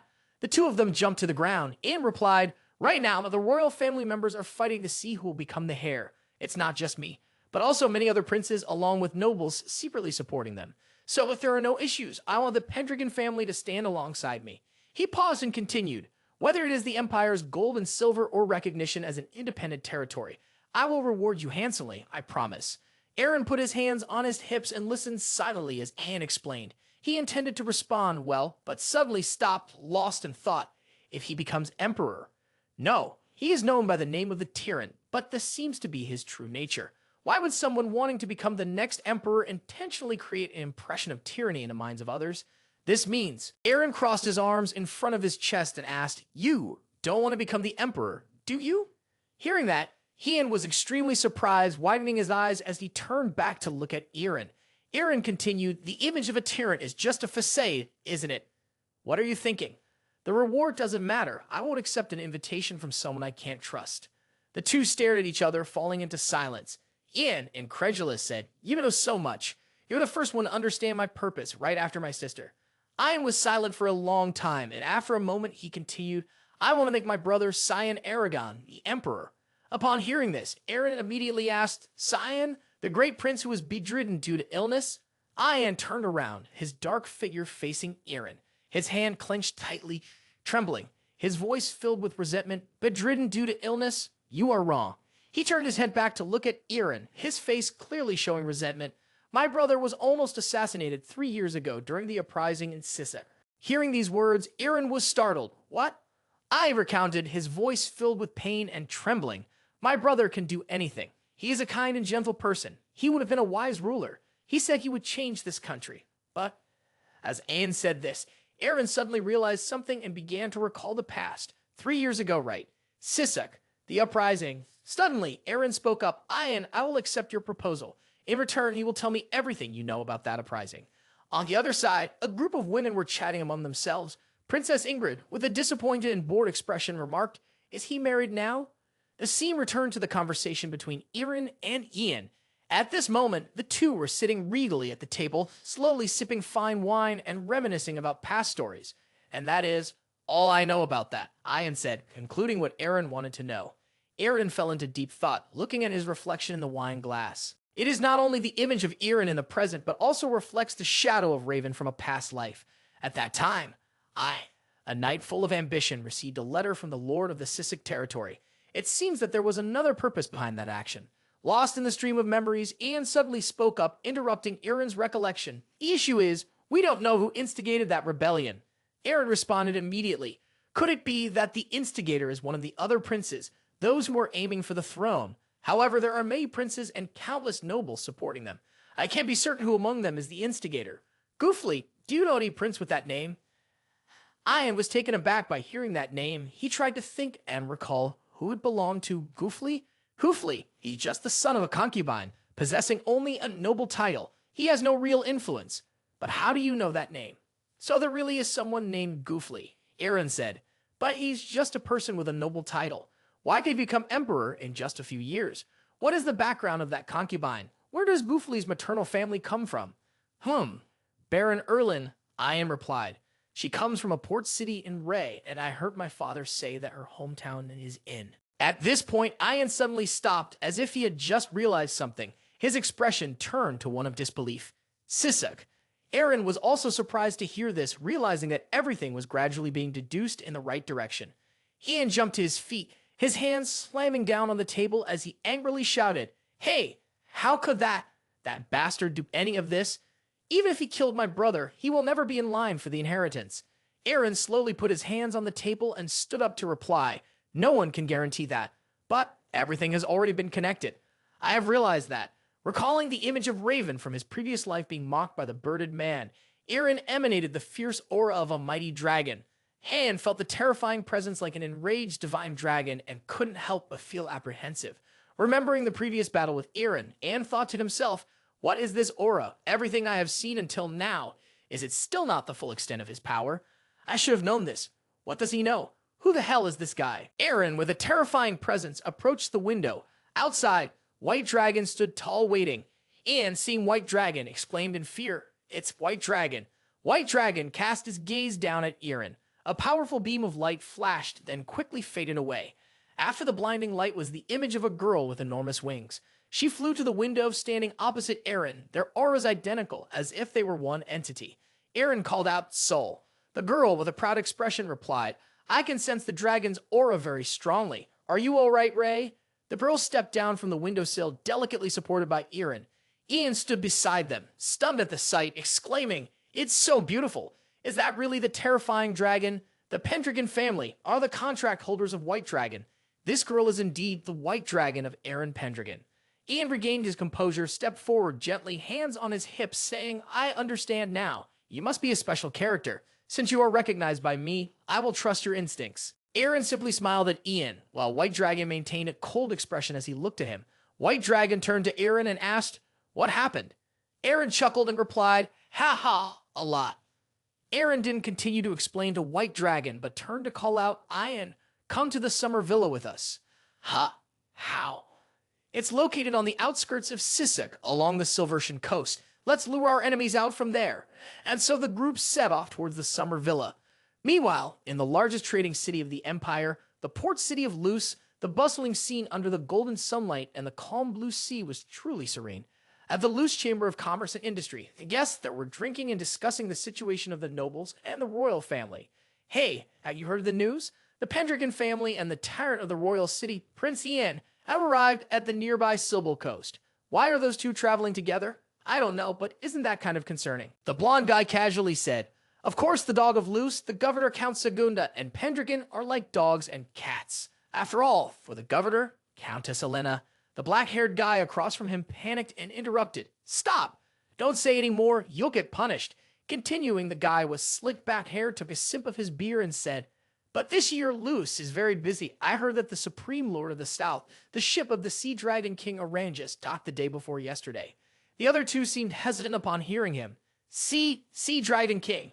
That's right, protected by the fierce sea dragon Viscula. Since when did he have the competitive power against the Emperor? That terrifying military strength, Orangus, it's quite frightening. The Southern warriors are really tough, right? Pendragon, the tyrant Ian, and Orangus. I truly hope nothing happens. While they were discussing animatedly, a voice nearby spoke up, "You don't need to worry about anything." The two quickly looked over at the person sitting alone across from them. "Chairman Ron, he really drinks a lot. This guy's name is Ron," and he said seriously, "When rich people gather together, we can expect business to increase many times over. That's all." The scene shifts to a clear beach with golden sand, soft sunlight filtering through the gentle breeze carrying the scent of the sea inland. The golden sand by the beach is the perfect place to relax during the sweltering summer. A blonde girl wearing a straw hat adorned with beautiful flowers called out, "Hey, Lord Eren, what do you think of my swimsuit? It was made by a famous tailor in the capital. It's designer wear." That girl is Princess Ingrid, looking beautifully alluring in her sexy swimsuit, showcasing her beautiful body. With a cheerful and expectant expression, she waited for Eren's happy reaction and compliments. Eren was lying down, visibly uncomfortable. Thankfully, his younger sister came to untangle this situation. Eren called out, "Brother, Lindsay is done changing too." Lindsay shyly said, "I haven't been to the beach in a long time." These two girls also had S-shaped figures. "We have to enjoy ourselves to the fullest. Miss Luna, come here quickly." Luna wore a seductive purple swimsuit. She shyly replied, "Yes." Princess Ingrid interrupted, frowned in annoyance at the three girls in front of her, and grumbled, "It's none of your business to butt in." Eren, with a gloomy expression, felt awkward about the current situation and thought, "Damn it, we came here to investigate the case in Sisek. How did everything turn out like this? Every little thing is that idiot's fault." Suddenly, someone ran up at high speed. He suddenly stopped, causing the sand to scatter under his feet, and called out, "Hey, beautiful ladies." It was Prince Ian, wearing only a pair of tight shorts to showcase his muscular body and 8-pack abs. He was very confident about his body and proudly said, "Forget about that innocent little worm and come talk to this great prince instead." Ian recalled the moment Eren invited him to go to Summer Island. He had firmly opposed the idea of traveling with just the three of them. "We're only going with 3 people? Don't be stupid. Bring the girls along too." The group of people looked at the confident idiot Ian in front of them with no emotion. Luna felt awkward and didn't know what else to do. Princess Ingrid crossed her arms over her chest, looking at Ian with a bored expression, while Lindsay, feeling embarrassed, covered her entire face with her hands. In contrast to the emotions of the 3 girls, Eren burst out laughing. "Ha ha, ha ha, ha. That really is a great swimsuit, Your Highness. So funny." Seeing Eren's reaction, Anne felt very defeated. His body trembled. Why was she laughing when she saw his beautifully sculpted martial arts body? Eren, feeling discouraged, walked away, sighing as he went. Eren, feeling energetic, asked, "Oh, where are you going? Are you going fishing or something?" Ian still stood behind, incredulous at Eren's reaction. Why? Eren took off his outer jacket, revealing his strong shoulders and great physique. The girls who got a glimpse of Eren's beautiful body felt fluttered, their faces turning completely red. Ian saw that the expressions of the other girls were entirely different when they looked at his body filled with envy. He was annoyed by the unfairness, pointing at the girls and saying, "Hey, why do I show more than he does?" Eren was too fed up with Ian's foolish behavior. His eyes drooped and he straightforwardly said, "Idiot." Suddenly something was falling from the sky, capturing his attention. A very large fish. No, it should be called a gigantic one, was falling from the sky into the sea. Its weight crashing down on the water caused the sea to surge towards the shore, creating a wave that knocked Eren's group down. The white dragon, in human form, slowly descended onto the back of the massive fish. With an impassive expression, the white dragon said to Eren, "I caught a fish." The fish that the white dragon referred to was not an ordinary fish, it was a giant whale. Yet, in the white dragon's words, it sounded like a very small fish. Eren sat up, resting his chin on his knee with his body drenched in seawater, and under the golden sunlight, his flawless physique and handsome features stood out even more. He said, "A fish, wow, for a dragon it might just be like a fish, a whale at that. Wow, how will the enemies react to this?" The scene shifts to the port city of Luce. 2 people, Mark and Elkin, along with a green-skinned orc with a scarred eye named Karta, are immersed in the bustling atmosphere of the port. Mark Killian says, "But why has it turned into such an extravagant trip? Who would have thought Prince Ian would join us?" Karta, with a delighted expression, laughs heartily. He, who cares about that? More importantly, look at this city. Warriors, warriors, so many warriors. He gazes around at the people here. Strong warriors appear everywhere, and he loves this. He is so excited that he drools and has to wipe his mouth with his hand. This is truly paradise. Yeah, I want to challenge them right now. I want to take them all down. Mark Killian is also at a loss for words with this guy. Now that I think about it, these guys came out of the forest because they crave battle. When he said he wanted to go to the harbor, I wondered what he was thinking. So this is the reason. Suddenly, something caught the attention of everyone there. Everyone turned their gaze towards a group of people leading a winged creature. Elkin curiously asked, "What's happening?" A large green-skinned foot stepped forward. The group was not human. They were fierce orcs, leading a massive black eagle that was as formidable as they were. Karta questioned, "Orcs?" Mark Killian quickly confirmed, "That's Ratuan orc." "What is that?" From the distant southern lands, the Moltar the most brutal orc tribe. They do this for profit. As he spoke, his expression showed an indescribable fear. They are pirates. The leading orc, wearing 3 skulls around his neck, gleefully said, "We are just passing through, and the humans are already running in fear." The orc next to him enthusiastically chimed in, "Those weak, lowly creatures." They suddenly noticed the 3 of them. "Hey, look over there. Orcs, there are orcs. That's a type I've never seen before." The leader grinned with disdain. "Well, that guy definitely isn't from a very strong race because, after all, he easily gave way to us. He seems to be a species that lives harmoniously with the lowly, weak humans." Karta, hearing the contempt aimed at him, shouted angrily, "What did you just say, you bastard? Want to go? I'll kill you right now." Mr. Mark, not wanting to attract trouble, quickly intervened. "You fool, stop it. Don't act like this in front of all these people. You are already a member of Pendragon." Hearing this, Karta snapped to attention. Reluctantly, but still trying to regain his composure to avoid acting rashly. Seeing Karta's submissive reaction, the orcs were even more amused, bursting into mocking laughter. "Yo, no way, a proud orc submitting to a human? Incredible. This truly is the weakest orc species in the world." The 3 of them tried to calm each other down to avoid unnecessary conflict, ignoring the orcs' taunts as they walked away. Mr. Mark turned to look at his teammate and saw Elkin ready for battle. "Huh? The sword? Okay, it's drawn." Karta was extremely angry, clenching his fist and declaring, "I will definitely kill him." As for Elkin, with a calm expression, but actions that were quite the opposite, he had already revealed his sword, ready to charge and strike down those orcs. Mr. Mark was also at a loss for words with these 2 warmongers. Why do I have to keep an eye on these dangerous guys? I just want to relax on the beach. However, despite this being a trading city, why were these half-hearted pirates able to walk around so openly? This city is hiding something. At this moment, the sun was gradually setting over the sea at Governor Luce's residence at the mansion of Count Secunda. Count Secunda was both watching the sunset and engaging in conversation. The emissary Eren Pendragon of the White Dragon and the Lion's son Ian Aragon have come for a retreat in the outskirts of Luce, don't you think, Vincent? Vincent leisurely sat at the table, savoring fine wine while disgusting. With a cold expression, he said, "Not only in the outskirts of Luce, but also in Sisek at the Sybil coast. Don't you think they've already realized the issue there in Sisek? If we investigate, your highness, Baron Allen, and the connections of the Godfrey family, they will find out. If that's all there is to it. Setting Ian aside, Pendragon surely has no reason to get involved in that matter. Well, certainly that issue is not directly related to Pendragon, but we owe that family a significant debt. It's quite troublesome, those sly and sneaky individuals.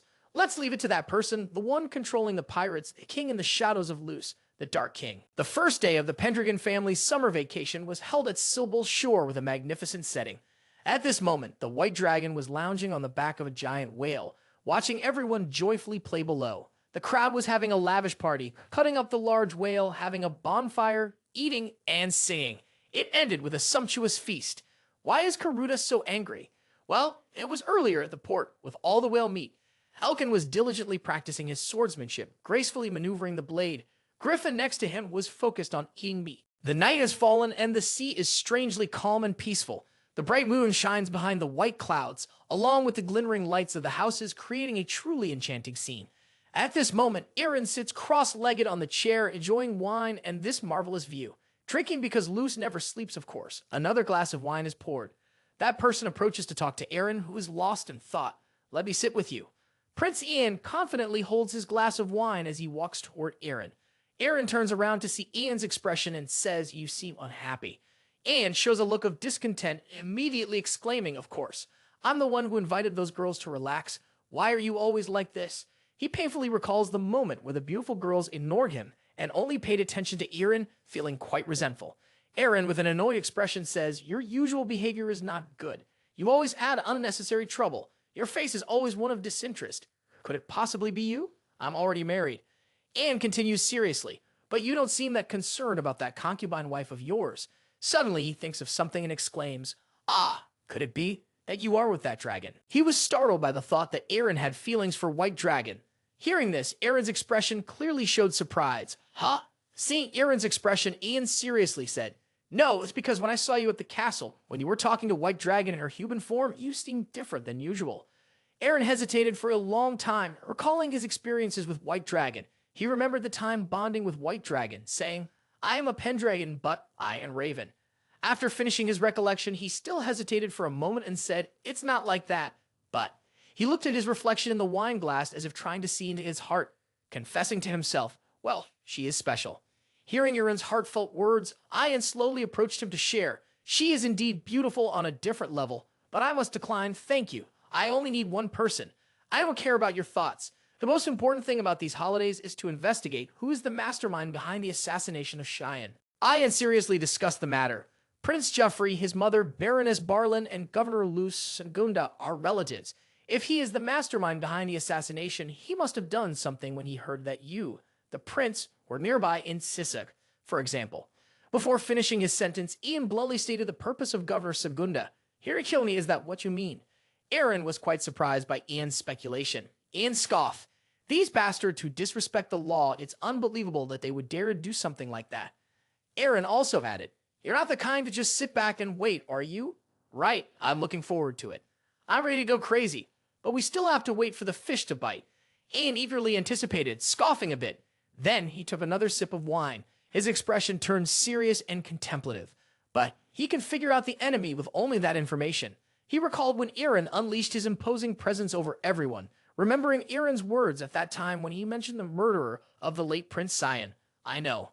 Ian focused his gaze on Eren, confirming in his mind, is it your intuition, or do you have something else? Exactly what do you see, Eren Pendragon? The scene shifts to the underground world of Luce, at a bar called the Killer Whale Island. The sign of the bar features a killer whale with two gashes forming an X shape right on its head. At the entrance of the bar, two orc guards stand watch, and it seems that no human dares to enter this establishment. Those outside discuss incredible news. But I'm really shocked. Yeah, who would think a human would enter the Killer Whale Island, a gathering place for orc pirates? I hope he doesn't get eaten. Upon entering the Killer Whale Island, just as the rumors outside suggested, there is indeed a human sitting here. He leisurely takes a large sip of his drink, his expression cold as he looks at the person across from him. The person across from him stands out with sharp teeth like those of a killer whale as he opens his mouth to speak. Oh, you can drink. He is Tolio, the captain of the orc pirates. While talking, he caresses his extremely ferocious-looking face with his sword. Next to him is a green-skinned orc pirate, wearing a necklace of 3 skulls, who was previously sleeping. His hand was gently caressing the sword as he said, so let me ask directly, what did the governor say? The person opposite spoke plainly. Deal with the snake and the cat. That's what he said. Tolio expressed with delight. How bold, dealing with the prince as well. You really can't judge that old man by appearances. Well, I understand. If I remember correctly, 3 years ago it was the same in Sisek. He doesn't like to be scrutinized, especially by those from such a filthy place. Hearing his reprimand, Tolio said nothing but huffed. You're pretty bold too, not just in front of an ordinary orc, but in front of me as well. You really are bold. Suddenly, he said loudly, I like it, that attitude. Strong people are great, whether orc or human. The governor's subordinate handed Tolio a piece of paper. He said, here are the details. In 3 days, the snake and the cat will be invited to his house. The cat, the one eager to stand out, will get straight to the point with a bit of provocation. Tolio took the plan paper and happily said, got it, got it. So, the beloved Terran of the prince, this will be fun. He tightly grasped the piece of paper, emphasizing, with the kitten. The human maintained an expressionless face, resting his chin on his hands and said, sorry, but may I ask you a personal question? Sure, what is it? Tolio asked, are you a human? Upon hearing this, Tolio froze for 5 seconds. He slowly opened his mouth and said, human, ha. Suddenly, the person in front of him felt a terrifying force emanating from him. A deadly aura radiated from his entire body as if he could shatter the whole place with just a slight movement. The person in front couldn't help but feel fear. What's this? A killing intent. It's making it hard for me to breathe. He extended his hand towards the person in front of him and said, what do you think? The person in front was angry with himself and grabbed his hand. He swung his strong arm, sending that person tumbling through the air. In the urgent situation of about to fall from the sky, within just 2 short seconds, he managed to flip once and awkwardly bent down to land. Tolio cheerfully clapped the person on the back. Hey, you landed on your feet. Great job. You're better than I thought. His expression quickly returned to one of disdain as he draped an arm over the shoulder of the person in front of him. For one person, that's all. He changed his expression and turned to the sleeping green-skinned orc, calling out, Hey, Pact. It's been a while. Do you want to eat some orc meat? The sleeping green-skinned orc Pact woke up excitedly. Ha! Tolio continued to tease Pact's interest. The orc meat has been marinating in the forest for a decade. I'm sure it's delicious. That sounds great, hee hee. I happened to see it in the city today. I'm really curious. Pact drooled, wiping the saliva from his mouth. Then, Junior, what will you eat? The orcs are mine. Tolio brimmed with bloodlust, confidently stating, I will eat cats and snakes, killing them immediately. Then I'll skin the females and eat them. Hi, ha, ha. Eve exuded a strong aura of bloodlust, laughing loudly and shaking the entire room. The human before him became wary in the face of this scene. He is not a human, he is a monster. The second son of one of the 5 great duchies of the Empire, the Sea Dragon King Oranges. The Dark Emperor of Luce, Tolio Oranges. In a villa near the beautiful beach, an excited voice exclaimed, What? We just received an invitation letter from Governor Luce, Count Secunda. The loud voice made Luna and Ingrid, who were sipping tea, turn to look. Lindsay and Eren, with eager faces and expectant eyes, stared at Mark. Eren excitedly asked, To the ball? Mark held the letter in his hand and replied, That's right, all of us will go. The 3 of them chatted animatedly. Hearing this news, Eren exchanged glances with Ian. Our opportunity has come. Ian looked at him and smiled. Now we will comply with what he wants for now. Helene, listening nearby, said worriedly, Count Segunda. Noticing his mother mumbling the Count's name, Eren curiously turned to look. Seeing Helene's complexion worsen, Maya also looked at her with concern. Eren spoke up to reassure Helene. Mom, please sit here and rest. Hearing Eren call her, Helene looked up at him. Eren smiled and said to Helene, Because many things are about to happen here. Helene, touched, smiled gently at Eren and said, Thank you, Eren. He stood up and called Sol, who was sitting on the rooftop. Sol! Seeing Eren calling her, Sol leaned down to look. Eren put his hands in his pockets, looked at Sol, and said, Take care of my mother, or I will entrust the Duchess to you. Sol stared at him in silence. It was already late afternoon at the estate of Governor Luce, Count Secunda. All the nobles were gathering here, each dressed in extravagant formal attire. One excited person exclaimed, Oh, it's such an honor to have you visit. The main guests of today's gathering were approaching from a distance. Eren's group stepped down from the carriage in all their splendor. Eren joyfully looked around, while Lindy seemed quite surprised by the scene before her. Ingrid waved to greet everyone. The 4 of them shone brightly, attracting a lot of attention. Someone couldn't help but compliment, Wow, those young ladies are so beautiful. Eren and Ian were no less impressive. Their presence captured the attention of all the young ladies present. The ladies couldn't stop praising. So handsome, the prince and the duke. They were surrounded by guests, a crowd of people chatting incessantly. The friendly attitude, even though we are nobles, this is an honor that we do not deserve to receive. They will definitely meet the Count. This is our first time meeting the young master, but they kept talking nonstop. At that moment, Carta could no longer hold back and shouted loudly, Oi, Pendragon.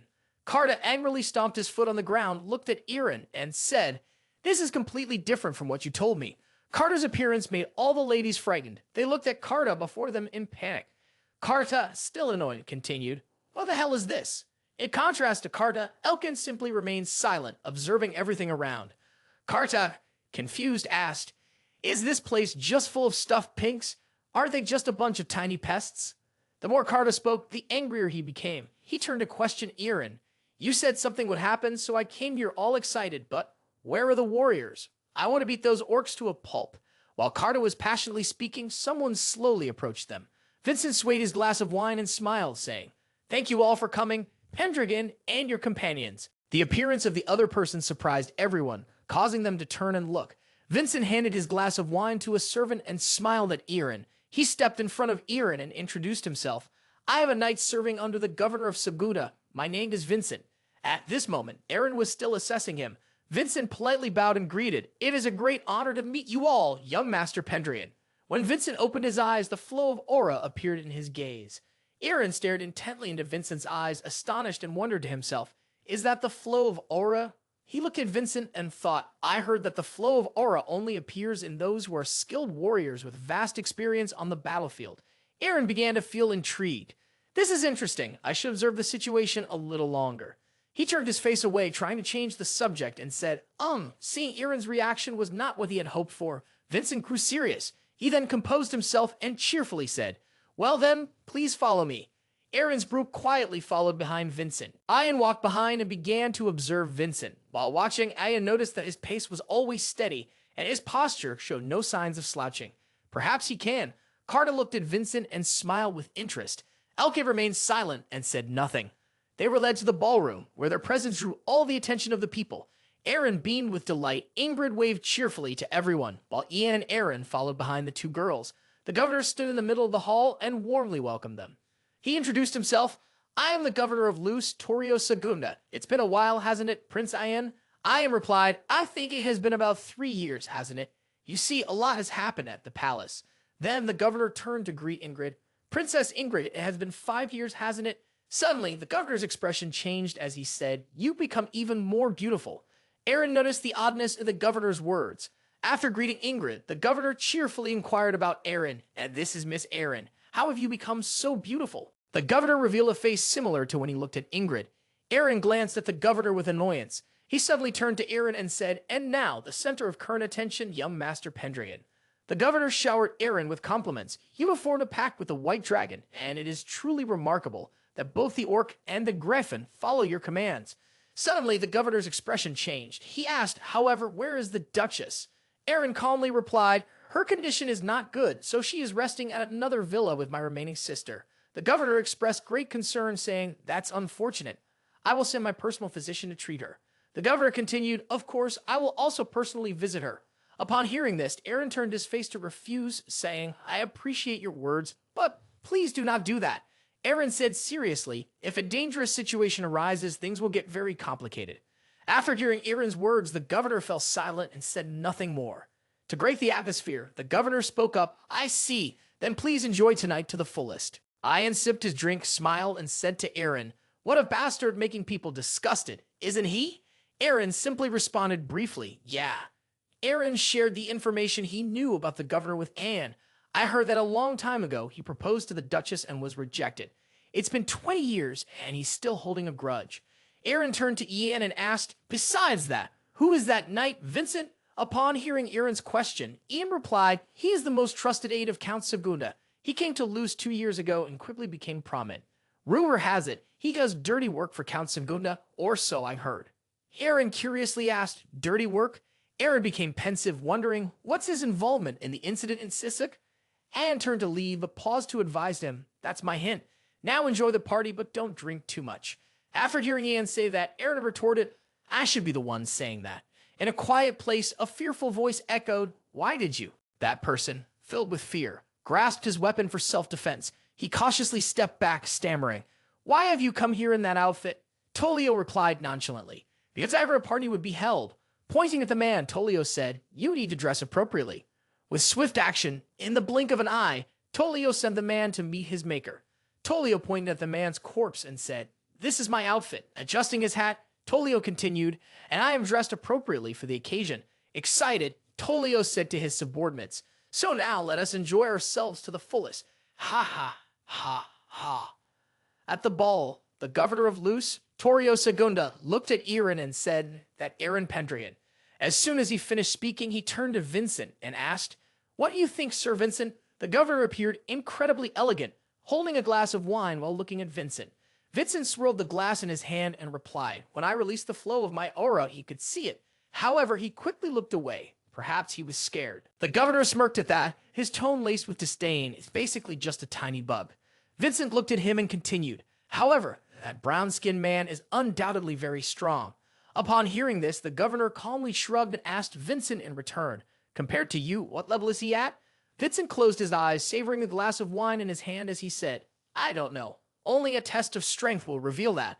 Vincent's expression suddenly grew more serious as he pondered. He recalled the first time he saw Ilkin Isla and Carta. He guessed that the man must be a knight from Valvas, those foolish and reckless warriors. Vincent did not believe it. There was no way he would serve under such a weep-up. At that moment, the governor smirked and interrupted Vincent's train of thought. Then I will leave that knight to you. If you can't kill him, it doesn't matter, because our reinforcements will arrive soon. Then the governor displayed a smug expression and said, The son of the Sea Dragon King, a Black King, will take care of the cat and the snake.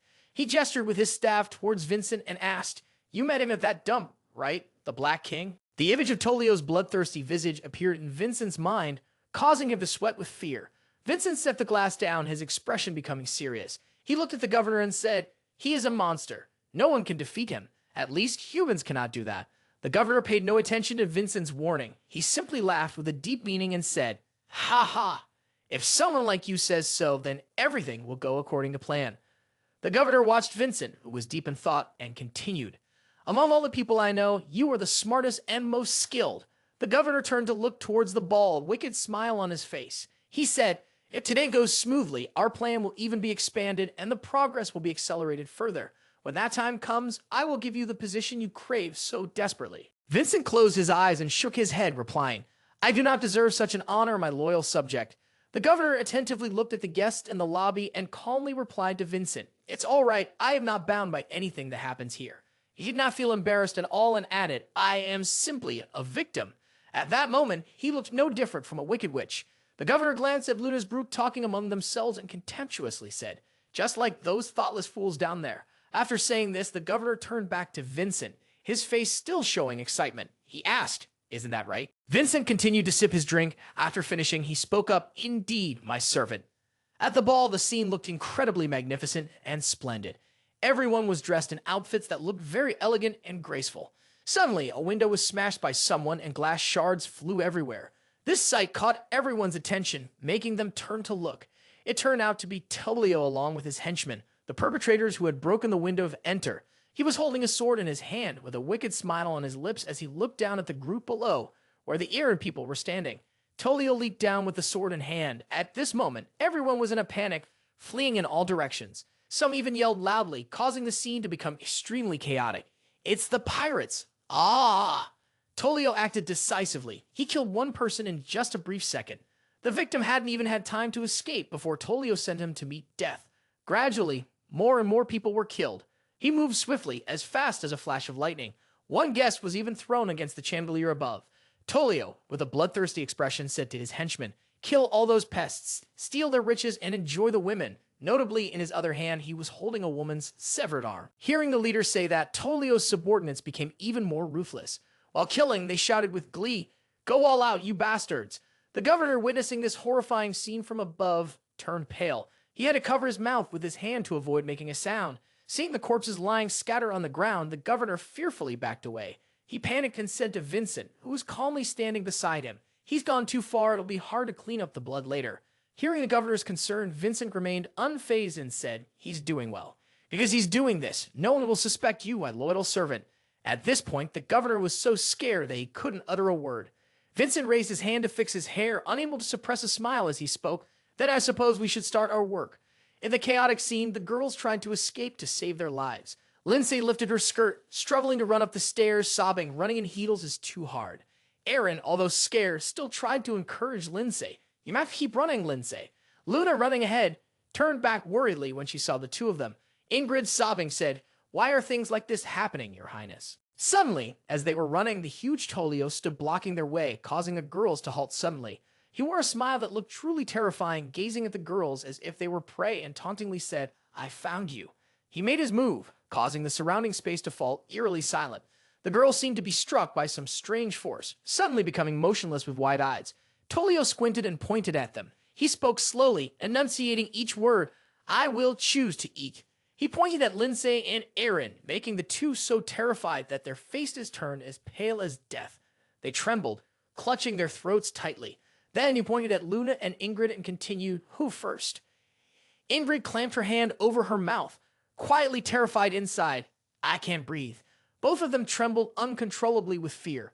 He continued slowly, this. Luna clutched her throat, fearfully recalling, this is just like that time. She recalled the moment Eren fought against the orcs, wondering to herself, is it the fear of the orcs? Suddenly, his finger stopped, hovering in the air. Tolio walked closer to Luna, pointing at her and saying, I choose you. His actions, along with his oppressive aura, made Luna fearfully stand still, unable to move. Tolio excitedly raised his sword to strike down, a wicked look on his face as he laughed loudly. Ha ha ha. Luna fearfully raised her hand to shield her face, silently praying in her heart. A sound echoed as the two swords clashed together.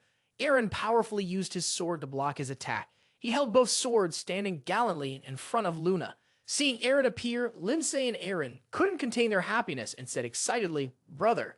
Eren's appearance surprised Tolio, rendering him momentarily speechless. Luna, seeing Eren, was also extremely surprised and called out his name, Eren.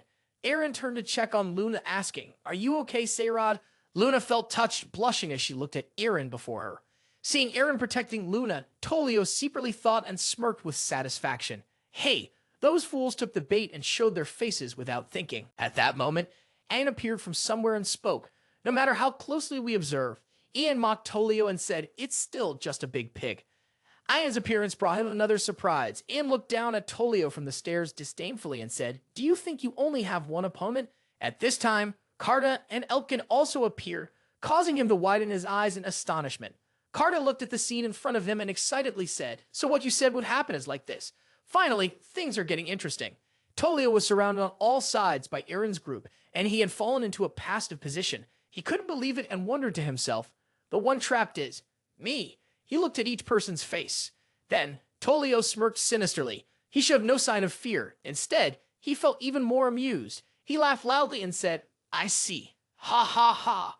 But you foolish ones have never changed." He became more bloodthirsty and terrifying than before, confidently taunting, "No matter how many pests there are, they will never be able to defeat me." In the hall, an intense duel is taking place. On one side is Eren Pendragon, wielding a sharp, long sword, while behind him are Eren, Lindsay, Luda Serad, and Ingrid, wide-eyed with a mix of worry and fear. On the other side is Ian Aragon, watching and smiling. The rest are Elkin Isla and Karda, wielding axes along with Tolio, who is holding a sword parallel to Eren Pendragon. Tolio looks at Eren Pendragon and says, "Dealing with 4 people is a bit much. Let me take care of the unnecessary ones first." After saying that, he steps forward and bursts forth like a raging flame. Eren Pendragon sees this and suddenly feels fear and wariness. Tolio stands like a blazing fire. He punches the ground with his hand. His magic causes the ground to crack. Ian Aragon, witnessing this, panics and stutters. "What?" The ground begins to tremble and shatter, prompting the 4 girls to turn and run. Elkin Isla and Karda, still shocked by Tolio's magic, find themselves falling into a chasm. At this moment, the entire floor on the 2nd level and the staircase is completely fractured. The ground is now a chaotic ruin littered with dust. Karda pushed himself up from the ground, struggling because he had just fallen from above. He looked up and angrily asked, "What the hell is that idiot doing?" Karda and Elkin looked towards the rubble and said, "He made us fall straight to the 1st floor." A group of people approached from behind Karda and Elkin and said, "Hey, look, it's the orc from before." The 2 turned around in shock. It was the guy with the blindfold and his 2 henchmen, who were laughing as if they had found a delicious meal. He said, "Great, eating those fat pigs is making me sick. Orc meat, first come, first served." When Karda turned and saw them, he suddenly realized and told Elkin, "The guy with the blindfold, we met them at the docks." Karda laughed, but his face showed pure rage. "Ha ha ha, I'm going to be the one to eat you with a nice barrel of beer on the side, you damn pirates." Then Karda grabbed his axe and moved towards the blindfolded man. From here, beneath the rubble on the 1st floor, was the battle of Karta, Elkin, and the pirates. Above, 4 girls along with Eren Pendragon stood near the cracked stairs. Higher up, Tolio faced Ian Aragon symmetrically. Tolio held his sword across his body, his tone dripping with disdain. "Well, it's just the cat and the snake left. Now we can enjoy ourselves properly." He glanced at Ian Aragon and said, "You go first, little cat." Ian replied, "Though you are a giant pig, your strength is not to be underestimated. But do you think?" Aya raised his sword, his presence radiating power, and asked, "That in a battle, the only thing that matters is strength?" This was his challenging question. Eren watched anxiously, fidgeting with her hands, her face full of worry and fear. She asked Ingrid, "Will the prince be okay?" Ingrid firmly reassured her, "Don't worry." Ingrid looked towards Ian, clenched her fist in a gesture of confidence, and cheerfully shouted, "My brother is not an ordinary person. People say that if we consider technique, he is the best in the royal palace. And I've never seen him lose even once." Ingrid continued to praise him, gazing at Ian, who was preparing to face Tolio. Ian raised his sword in front, glaring with hostile intent. Ian raised his sword, but Tolio managed to parry it. Ian continuously attacked, and Tolio could only defend without counterattacking. The duel was fierce. Witnessing the battle, Eren actively commented with praise. What a series of amazing attacks from the prince. It seems that the pirate can't retaliate at all. Ian Aragon suddenly changed his expression, thinking, "No." The 2 swords clashed against each other, and Ian Aragon's face suddenly turned fearful. He widened his eyes and thought, When the swords of both collided, I didn't feel anything at all." Ian Aragon looked at Tolio, who was continuously swinging his sword, and thought, did he just counterattack? Tolio grinned mockingly. Right here, he sneered. Then he struck directly at Ian's sword. Ian and Aragon frowned with worry. Ingrid and Eren clenched their hands tightly, their faces drenched in sweat, their eyes wide with anxious fear. Tolio sneered. The tyrant of the royal city, is this all you've got? Tolio shot out sparks, advancing to deliver a finishing blow to Ian. Then Eren rushed in, slicing him with his sword. Tolio was knocked back. Ian shouted Eren's name. Eren said to Ian, "Let's attack together. He's not normal." Tolio got up, noticing a long bleeding wound on his cheek. He watched the blood drip down from his face and said in a growl, "That hit surprised me. How long has it been since I last shed blood?" He narrowed his eyes, his gaze full of killing intent. Perhaps he hesitated. "I should start with the snake," he said, referring to Eren Pendragon. Tolio tightened his grip on the shield, his voice dripping with disdain. "My meal has become much more interesting." He sneered, warning Eren and Ian, "Do your best, because if you lose, I'll eat both of you and those women as well." Shifting to the sword fight between Kartha, Elkin, and the pirates, Kartha swung an axe, knocking one man over. Elkin swung a dagger, slitting another's throat. After that, Elkin took off running upward. Above, Ian was jumping to slash with his sword while Tolio blocked with his shield. Elkin saw this and frowned, his eyes narrowing dangerously. A man in a black cloak attacked Elkin from behind with a sword. Realizing this, Elkin turned around, dodging the cloak-wearer's strikes. He swiftly brought his sword forward, delivering a critical blow to the man. The sword was knocked out of his hand. The masked man began to tremble after losing his sword. The corner of Elkin's eyes was slightly reddened with fatigue as he asked the man, "You're that knight from before, aren't you?" The man suddenly opened his eyes wide, clearly surprised that Elkin remembered him. Elkin crossed his swords and said, "A knight from the Valvas region. When he feels the aura of another warrior, will never forget."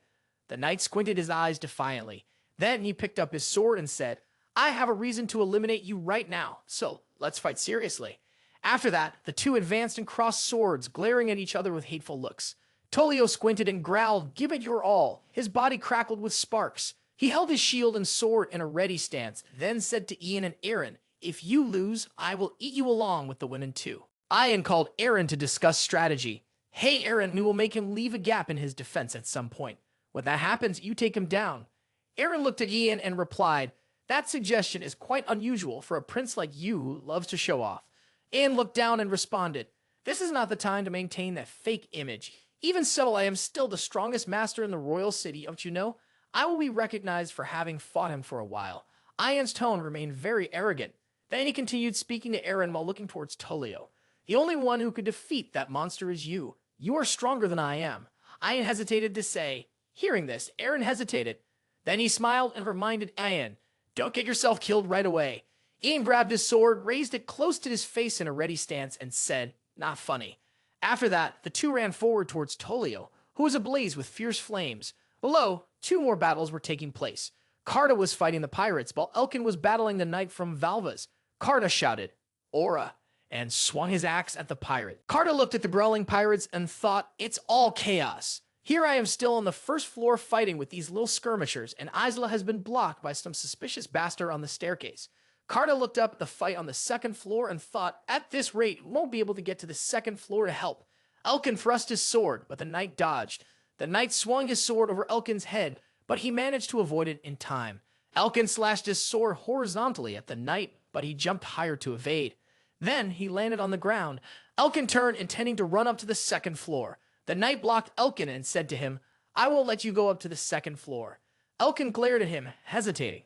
Meanwhile, above, Tolio laughed loudly and swung his sword. Ha ha ha. The three swords of the three fighters intersected. Ian drew his sword and swung it down. With one hand holding a shield, Tolio extended it to block Ian's sword. The battle was intense. The two continuously swung their swords while Tolio skillfully used both hands to ward off their attacks. One sword came dangerously close to Tolio's face but was blocked just in time. He seemed slightly impressed but still very disdainful. He said, "Is that all you two can do?" On his left and right, he was being attacked by two people with swords, but no matter how they tried, they couldn't hit him because he was very fast. Ian growled in anger, gritting his teeth as he thought, "Although he is large, he is still too quick." Sensing something was wrong, Eren shouted loudly to call Ian. Tolio swung his sword down, striking in Ian's back. Realizing what was happening, Ian parried and had his sword broken. The sword in Ian's hand shattered down to the hilt. Tolio happily and triumphantly said, "The first one." Eren ran towards Tolio. He opened his mouth wide, preparing to deal with Eren as he had with Ian. However, before he could swing, he was stopped. Ian had grabbed his sword arm. He was taken aback in surprise. Seeing this, Eren felt secretly pleased, his eyes lighting up. Ian shouted loudly, "Do it now, Eren, capture him." Eren was charging forward. At that moment, Tolio suddenly let go of his sword. Ian was surprised to see this strange occurrence. Then, Tolio forcibly threw Ian aside with great strength. Eren was also taken aback by this scene. Tolio was really skilled when he threw Ian towards Eren to take him down. Eren was genuinely terrified. The scene before him was the sight of the enormous Tolio running madly towards him. He used his shield to strike Eren's arm, knocking the sword away. Then, he hit straight into Eren's arm and body. At that moment, Eren was in pain and had vomited blood. Another slap from Tolio sent both of them flying far away. Eren fell backward and continued to spit out blood. Ian anxiously called out Eren's name. Tolio kicked Ian in the stomach, sending him flying upward. He laughed triumphantly. Ian was also vomiting blood. He was thrown and crashed his whole body into a table, flying up and looking very painful. Ingrid and Eren watched their injured brothers. The two girls shouted loudly, "Brother!" Tears streamed down their faces, with red, swollen eyes. Tolio looked truly terrifying, exuding a murderous aura. He laughed maniacally, cupping his hands together, and said, "To me, you humans are just food." Ya ha ha ha. Elkin below heard Tolio's triumphant and horrifying laughter and looked up. He shouted Eren's last name, Pendragon. The knight saw Elkin mourning for his friend and seized the opportunity to charge forward. He swung his sword, slicing Elkin's face, causing blood to flow. Then he pointed the bloody tip of his sword at Elkin and said, "Now is not the time to look away, is it?" Elkin, blood streaming down his face, gritted his teeth and growled.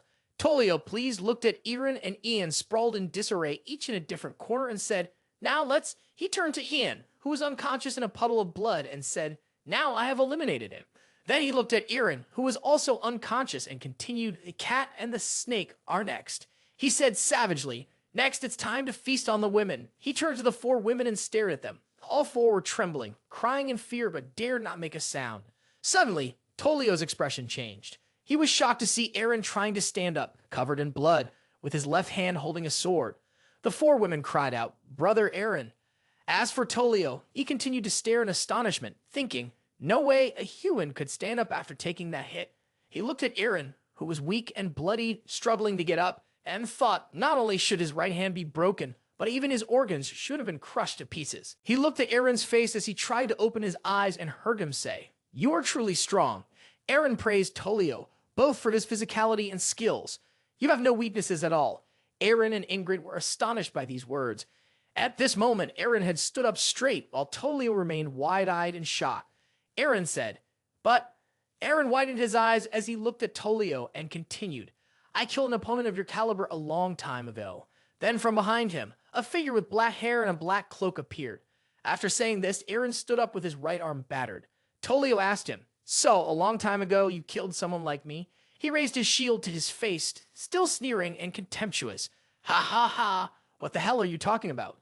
Did I beat you so badly that you went mad, you filthy worm?"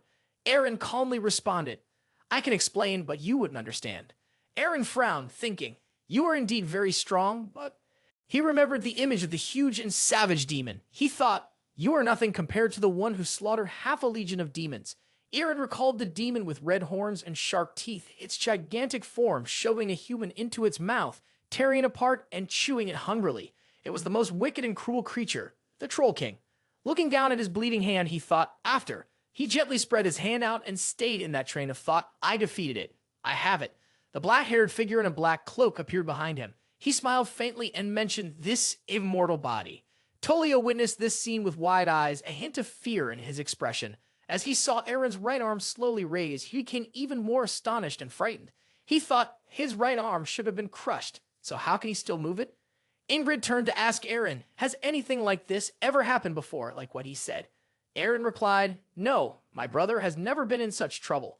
Lindsay leaned over to say to Luna, "Maybe we heard wrong." Luna was puzzled. She thought, at that time, I still thought he had no sense of self-respect or dignity at all. She hesitated, but looking at Eren's determined expression as he faced the cruel Tolio. Tolio gritted his teeth fiercely, glared, and said to Eren, "Stop trying to look tough, you're half dead." He crazily swung his sword and shouted, "Damn you." Eren turned his face away. After Tolio swung his sword in a full circle, he saw that Eren had sat further back. Tolio angrily thought he shouldn't be able to. Looking at Eren swing his sword towards him, He thought he shouldn't be able to move like that. One swing of Eren's sword was blocked by Tolio. Suddenly, he sensed that something was wrong. Tolio swung his hand, causing Eren to be thrown backward. Eren slightly bent his knees, using his hands to brace himself to avoid falling. He widened his eyes as he saw Tolio running towards him with a shield. The large shield blocked his view, and Eren realized, because of the shield, I can't see where his sword is at all. Eren looked down. At this moment, the sword was positioned underneath the shield and was being pushed by Tolio's hand. It turned out he wanted to stab. Just as the thought finished, Tolio immediately lunged his sword towards Eren, but he managed to dodge in time. Tolio was both angry and surprised. Next came a series of relentless attacks, but no matter how he swung, Eren was still able to dodge. Eren forcefully blocked Tolio's sword and then knocked his weapon down. At that moment, Tolio's face contorted, switching from brutal arrogance to fear and disbelief. He was stunned, his eyes wide in disbelief. Eren withdrew his sword and said, "I told you, didn't I? I have fought and killed opponents of your caliber before." The atmosphere around them was both strange and tense. Eren thought, the synergy between his sword and shield must be Ratchuan's swordsmanship. He recalled an ancient city, Ratchuan, built by ancient dwarves in the middle of the ocean, which had been invaded by orcs decades ago, and now it had become the largest orc kingdom in the empire. In his imagination was the image of an orc wielding a sword and shield. He thought, by combining the curved sword of the archipelago and the shield crafted by those dwarves, they had created a unique swordsmanship. He recalled the image of Tolio throwing Ian down to the ground and the way he threw the stranger earlier. He remembered Isla throwing someone and thought, it definitely resembles the kind of throw that Isla used. Eren looked towards Tolio. It seemed that he was also skilled in the southern martial arts. This meant that this monster... Eren lowered his head, lost in thought, either a renowned warrior from the south or the beast of a nobleman. Looking at Tolio, who was ablaze with hatred, he continued to think perhaps he is both an orc and... At that moment, Tolio furrowed his brow, thinking about Eren. It was clear that he had recovered and could even counter the Ratchuan swordplay. He imagined himself in the past attacking people. Those tiny little bugs who learn the royal standard techniques are crushed by this swordplay in an instant. Tolio continued to stare intently at Eren and thought, has he fought against someone using the Ratchuan swordplay before? No, there's no way this brat could have experience fighting it. He continued to be arrogant, considering himself superior in both strength and skill.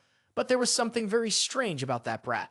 Looking towards Ian, he thought the blockhead I dealt with before has not been completely defeated yet. Then he looked down at Elkin and Karta, thinking that if the guys with him downstairs could manage to come up here, it would be quite dangerous. Tolio raised his sword and returned to his starting position. Due to the ambitions of the Sea Dragon King, he should eliminate that brat Pendragon as quickly as possible. He gritted his teeth and said to Eren, "So that's it, you're quite good at dodging." He continued, like a mouse being toyed with by a cat. Eren didn't understand what he meant. Tolio continued, "But you know, I hate fighting without a clear victor like this." So, he sneered and spoke with a tone full of murderous intent. Even worms should care about their comrades, right? Eren turned and realized something. Tolio was charging towards Ian with his sword and shield. Eren understood this and felt annoyed, thinking, damn it, his target is Gan. Ian was unconscious on the broken table. Tolio approached, grabbing one of Ian's legs and lifting him upside down. He laughed triumphantly and called out to Eren, "Hey, you white worm, since you keep dodging, I'm going to turn this stupid guy into," he shouted, "a pile of bloody meat." Ian seemed to hear these words, so he suddenly opened his eyes, his face contorted in anger, fear, and hatred. Ian quickly grabbed a half-broken glass bottle, sprang up, and smashed it into Tolio's face. Caught by surprise, Tolio didn't have time to react. The bottle lodged in him, causing him to bleed. He knelt down, clutching his face and screaming in pain. Perhaps the bottle had damaged one of his eyes. Furious, he growled at Ian, "You damn bastard, my eye." Ian boldly retorted, "That worm not only knows how to run, but is also quite skilled at counterattacking, right, you fool?" Upon hearing this, Tolio clutched his eye and screamed, "Die!" Behind him, Eren continually swung his sword, catching Tolio off guard.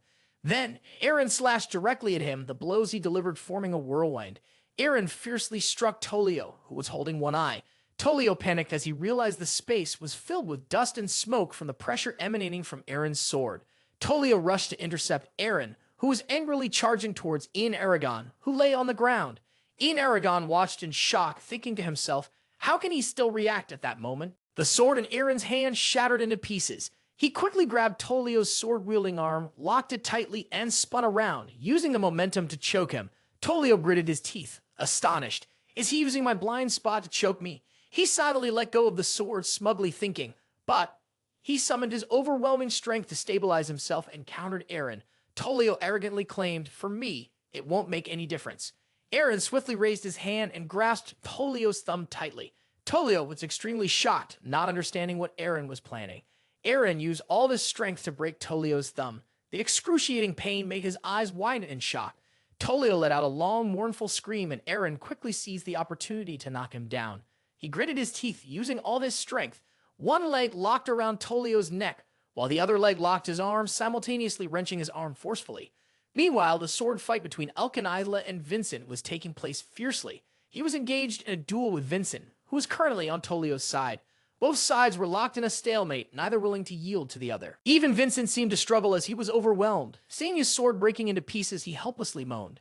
Isla, gaining the upper hand, decisively charged forward. Fragments of the sword and fresh blood splattered everywhere. Vincent had been wounded on the arm by Isla's strike. His sword was now useless, lying on the floor, the broken tip embedded in the stairs.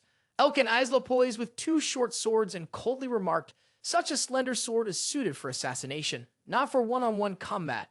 Vincent, stunned, looked at the intact sword he had just held. Now left with only the hilt, speechless, he hurriedly covered the black and yellow tattoo on the area where Isla had slashed his shirt. He quickly noticed this strange action. The pained scream of Tolio echoed all the way of the battlefield of Isla, causing them to look up in astonishment. Vincent anxiously wondered, was that scream from the Dark King? Isla smiled triumphantly. He was stunned as he recalled Tolio's image in his mind. That monster's voice. How could he? In the Grand Hall, Carta furiously swung his axe and shouted loudly. Carta struck a fatal blow to Tolio's orc minion. The orc fell to the floor, motionless, blood pouring from its neck. Carta angrily shouted, "Do you understand now?" Carta furiously cursed, "Damn pirate orc." Carta had defeated all the pirate thugs down here, defiantly declaring the orcs of Ancona are the strongest. Vincent, witnessing the orcs being taken down, was in a state of disbelief. The orcs from the archipelago had been completely wiped out. He looked at Isla standing in front of him, then glanced at Carta rampaging below, helplessly wondering, what exactly is that thing? Vincent quickly sought a way to escape. Isla was astonished to see Vincent choose to jump over the staircase railing to flee. Watching him land steadily, he was somewhat curious about the tattoo on Vincent's forearm. Vincent had run away, so Isla turned his gaze back to Eren's battle. He hurriedly ran upstairs to provide assistance.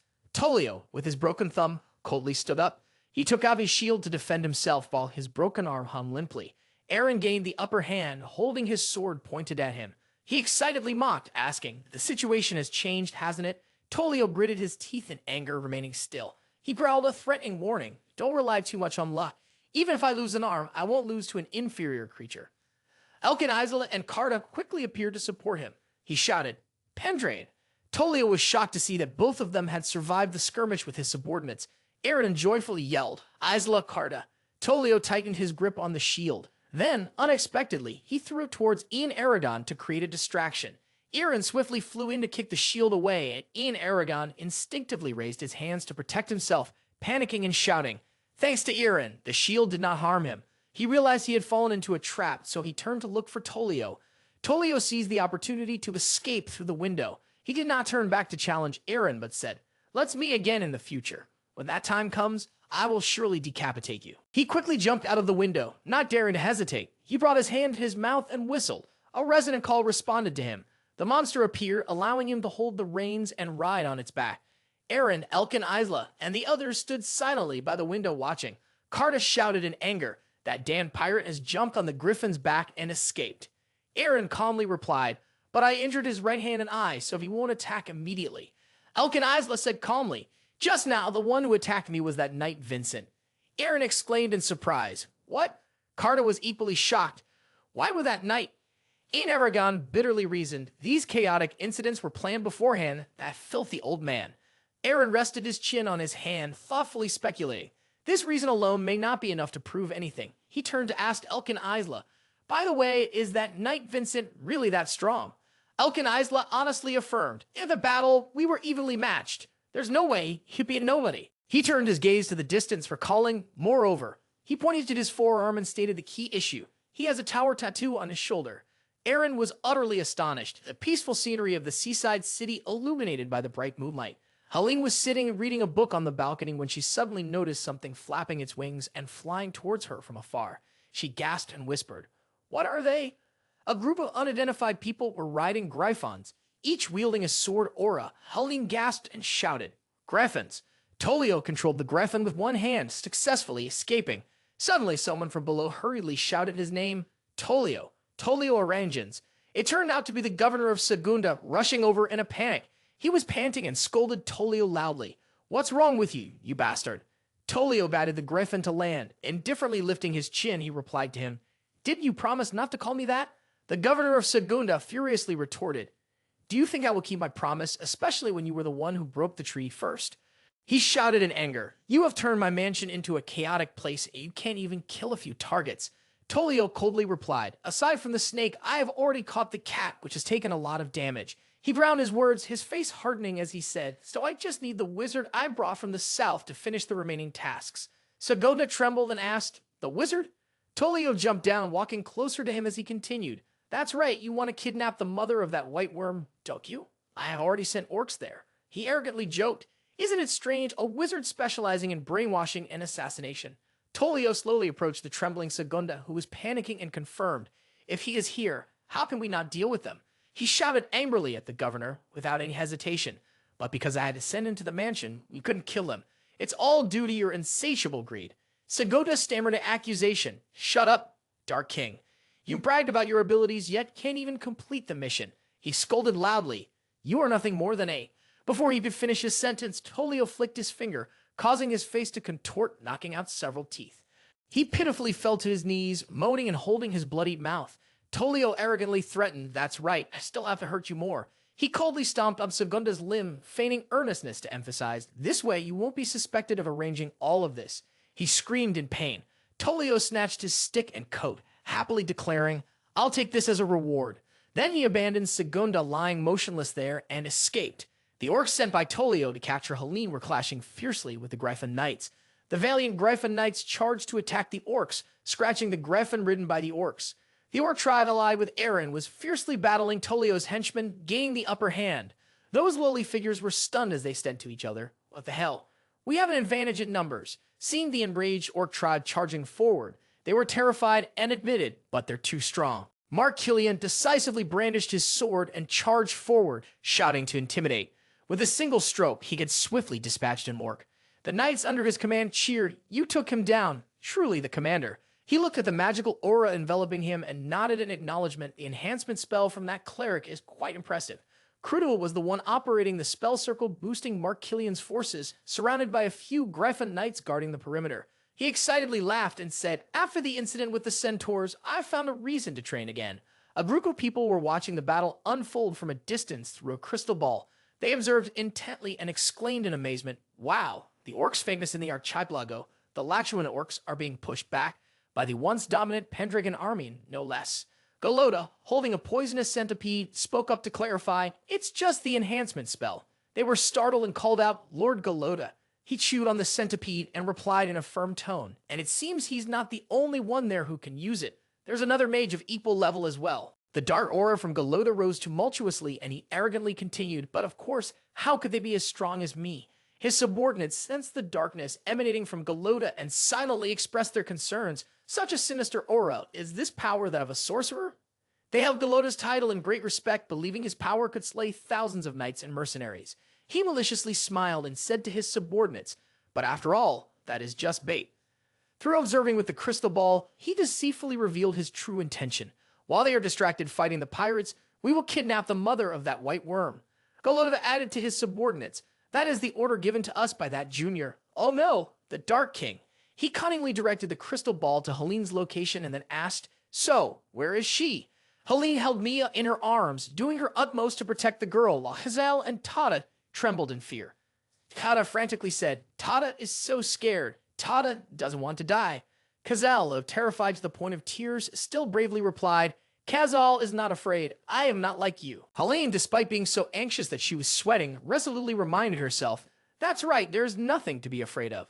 The soldiers are out there fighting for us." She firmly added, "I choose to believe that." Suddenly, a wave of dark energy surged into the room where the large door was securely latched in front of Helene. They were stunned and bewildered, staring at the scene. What was even more shocking was that the door was gradually melting away in an unusual flame. Helene panicked and thought to herself, that metal door. Golota appeared with his minions after the door had completely disappeared. He arrogantly asked in a sneering tone, "Are you well, madam? Tie yourself up and come with us." He coldly threatened Helene, "If you resist, the trash next to you will melt just like the door did." Tada turned pale and stammered, "I don't want to turn into soup." Kazel shrank back in fear. "This is too scary." Helene hesitated.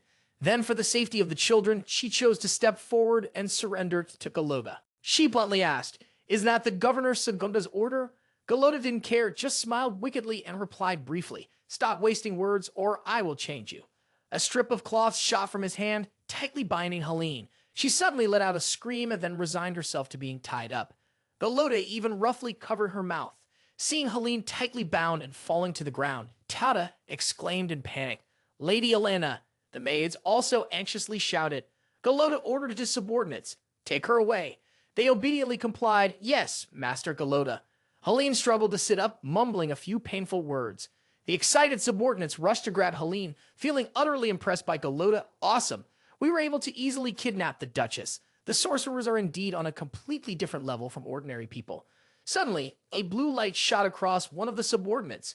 Then it swept through all of Golota's little followers in a remarkably swift manner. Even Golota couldn't recognize what it was. He looked around in shock. The whole group, including Tada, stood frozen in fear. It was the mighty Soldrake appearing to rescue them. She exuded a cold aura, wielding an invisible sword that gleamed with a bright blue light.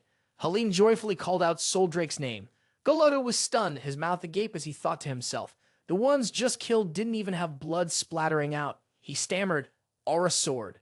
Soldrake glared at him with a fiery gaze, her rage erupting dramatically. Golota trembled all over, terrified as he reminded himself, "All this time, I have killed countless people." Seeing Helene mumbling Soldrake's name, he was taken aback as he continued, "Knights, nobles, royal family, yet I am afraid." His eyes widened, filled with panic as he realized he was indeed scared. Facing Soldrake, Golota still tried to reassure himself.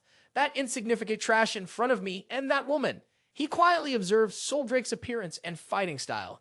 His shock became increasingly evident as he recognized Soldrake's true identity.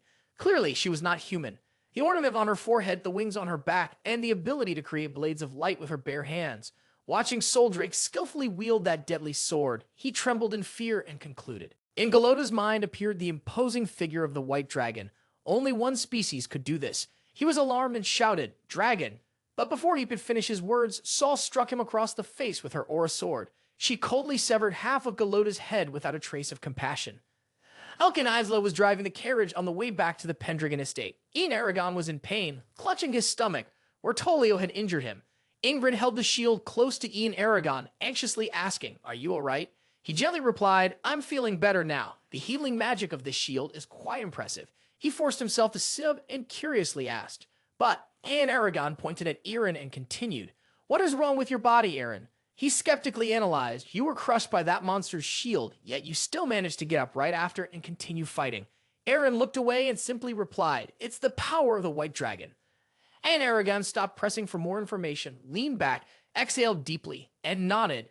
The white dragon, impressive indeed. Luna Sered was lost in thought. The carriage moved slowly along the coastal road, heading towards the city. In Luna's mind, she anxiously pondered, is that really the case? At the mansion, the battle between the Lachuan Orc Horde and the Griffin Knights was coming to an end. They fled, and the victory belonged to the Pendragon army. Mark Killian, injured in several places, was extremely cheerful as he said, "Look here." He eagerly continued, "We have completely annihilated the Lachuan Orc army." Mark Killian celebrated with his soldiers, "The Pendragon army has won." Crudel patted the head of a Griffin Knight, smiling in shared joy. The Griffin eagerly let out a few cheerful cries. Then they gathered together, sorry in front of Soldrake. Helene stepped up to Soldrake, gently saying, "Thank you." She bowed her head, calmly waiting for Soldrake's response. She stroked the Griffin and simply replied, "Ray asked me to protect you, that's all."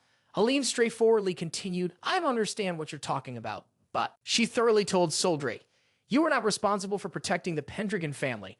Your duty is only tied to the false covenant." She smiled sadly. "I know that much." Soldrake turned to look at Helene with a meaningful glance. Helene pondered, remembering when Gordon was still alive. She recalled the dragon form and human form of Soldrake for comparison. She had only seen the white dragon in this shape once.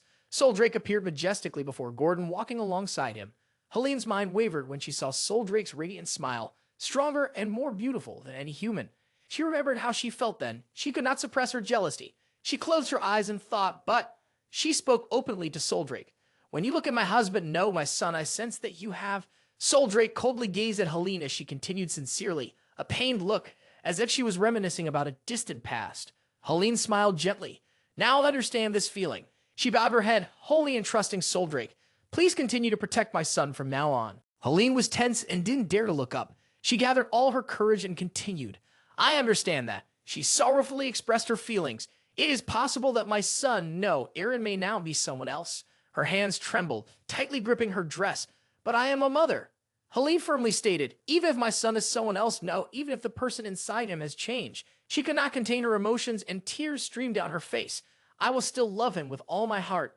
Now Helene no longer held anything back and honestly confided in Soldrake. I am trying to love him. She listened silently without responding. After a while, Soldrake spoke up. I feel the same way. I don't understand the words you say, but she plainly continued. Whether Ray is Rev and Volp or Eren Pendragon, she reached out to the sky as if trying to touch the distant moon. I still see X within him, but unfortunately the moon is out of reach, much like the feelings in your heart. Soldrake confidently asserted, so, among all the contract holders I have ever had, Ray is perhaps the one I cherish the most. The sea waves quietly lapped against the shore, and in the stillness of the night, two women were wholeheartedly expressing their feelings. Eren rushed to fling open the door and called out anxiously, Helene, Mom, he breathlessly asked. Are you okay? I heard those bastards attacked you. I'm fine, thanks to Soldrake. Helene replied with a smile, wiping the tears from her eyes. Oh, thank you, Soldrake. How are you? Eren hesitated to tell the truth, so he replied vaguely, Of course I'm fine, nothing at all. Helene joyfully responded, Is that so? Thank you for coming back. She gently extended her hand forward, embraced Eren, and tearfully said to him, Safe and sound, my beloved child. Eren was taken aback for a moment. She also embraced Eren. She suddenly asked, what happened, Mom? Eren pondered deeply. He looked up at the black sky adorned with countless stars and the bright moon, silently calling, Mom. Soldrake quietly observed Eren. Everything has been settled, so they all went into the house. Helene kindly said to Eren, Now sleep well, Eren. Eren cheerfully waved goodbye to him. Good night, brother. Eren was somewhat surprised to see Lindsay's shy demeanor. He recalled and hugged her, awkwardly saying, good night, my lovely wife. Lindsay shyly replied, Good night, Lord Eren. Luna Serad quietly watched the two of them. After bidding farewell to Lindsay, Eren approached Luna Serad and said, Hey Serad, you too. Go get some rest. Suddenly, she unexpectedly called out to Eren. Luna said seriously, I have something important to discuss with you right now. Eren was a bit surprised by this sudden suggestion. Luna turned red, saying nothing more. Two orc warriors lay still on the floor. They were the brave warriors who had sacrificed themselves in the recent battle.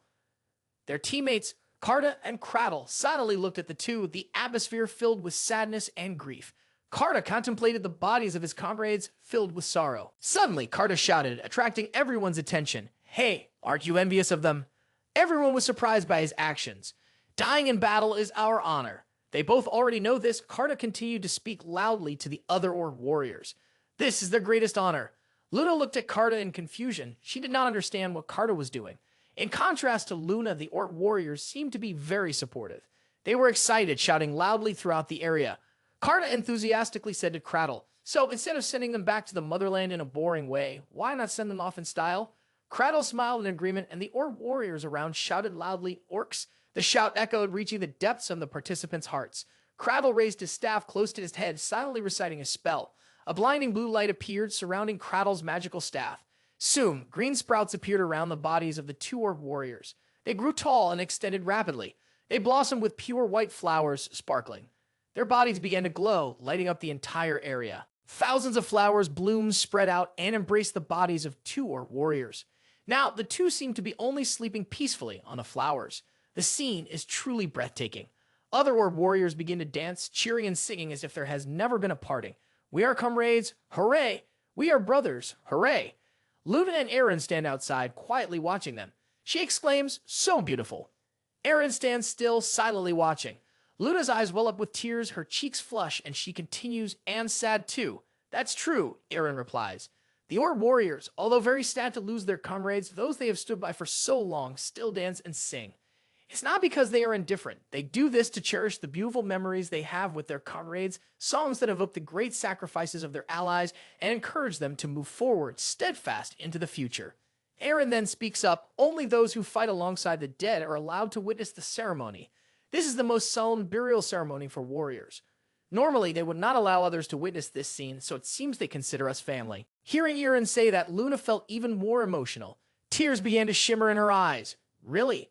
She hesitated. Eren contemplated for a moment and then said to Luna, "You said you had something to say.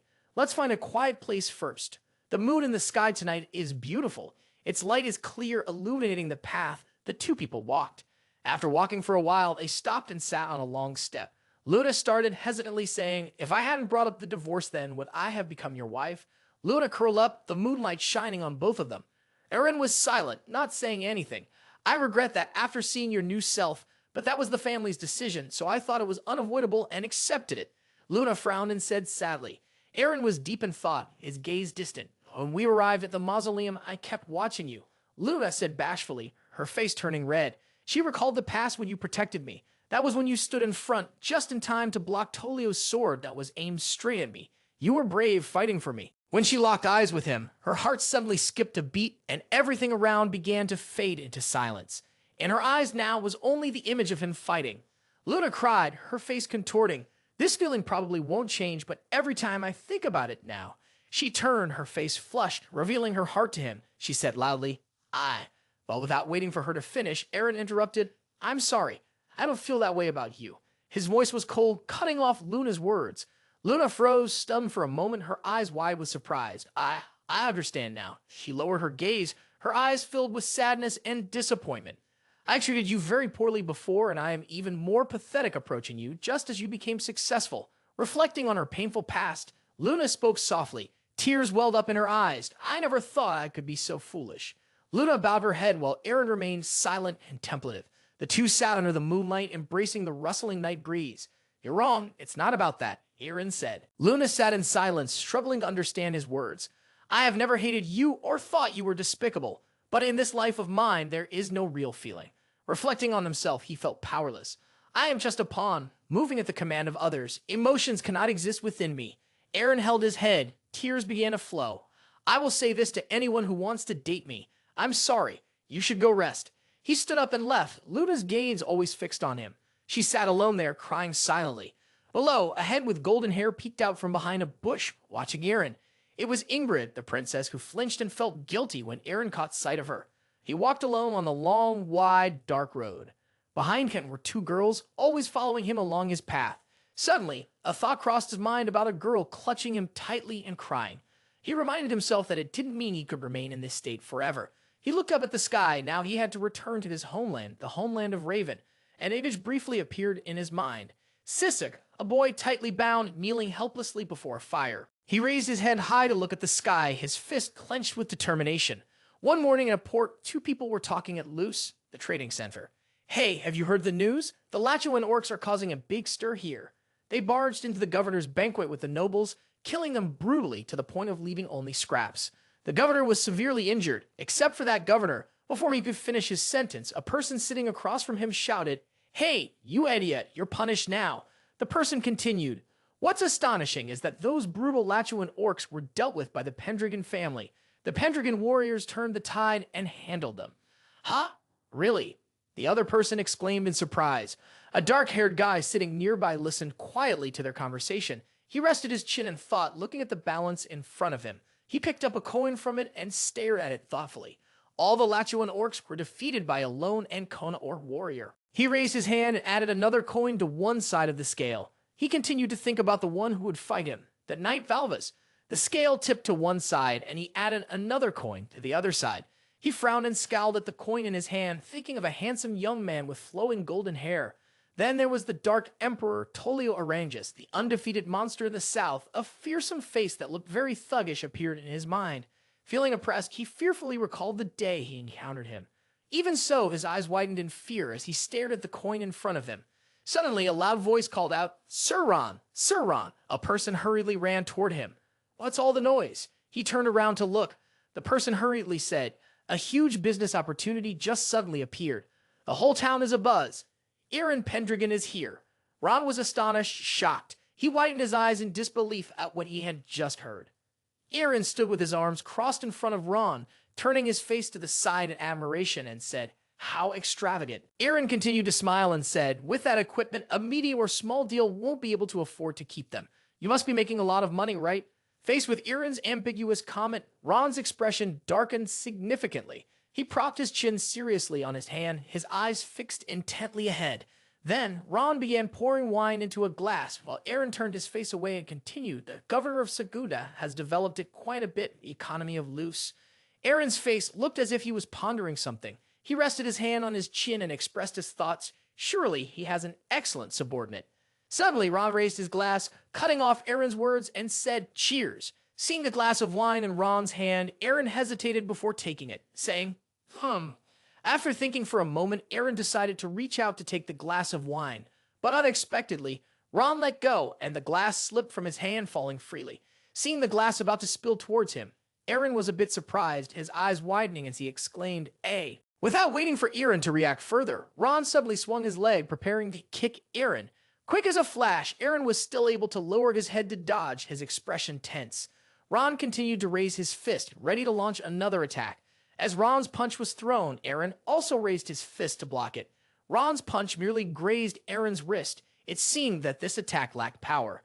Eren had grabbed Ron's collar at some point, while Ron had also grasped Eren's collar, both of their faces showing intense strain.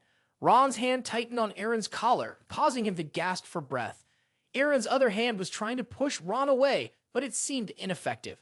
From fighting to verbal sparring, Eren remarked, "I expected at least this much from you, crafty fox. You fought evenly with Isla." Ron, not to be outdone, replied breathlessly, "Aren't you the crafty one? You pretended to fear my aura flow." Still gripping Eren's collar, Ron continued, "Since you were able to handle the Dark King, you must be very strong." Suddenly, his face darkened as he spoke in a low voice. "However, if you think you can easily kill me, you are mistaken." He seemed much angrier as he shouted, the surroundings almost igniting. "Because in this world, I still have things to do." Hearing these words, Eren's expression became solemn. Not as angry as Ron, Eren calmly responded, "With the power of this trading chamber, are you planning to reduce the economic disparity in the Empire and develop it?" His words and composure startled Ron. The two let go of their grip, and Eren continued, "You are mistaken. I am not here to capture you, of course, nor to kill you." The more Eren spoke, the more serious his face became.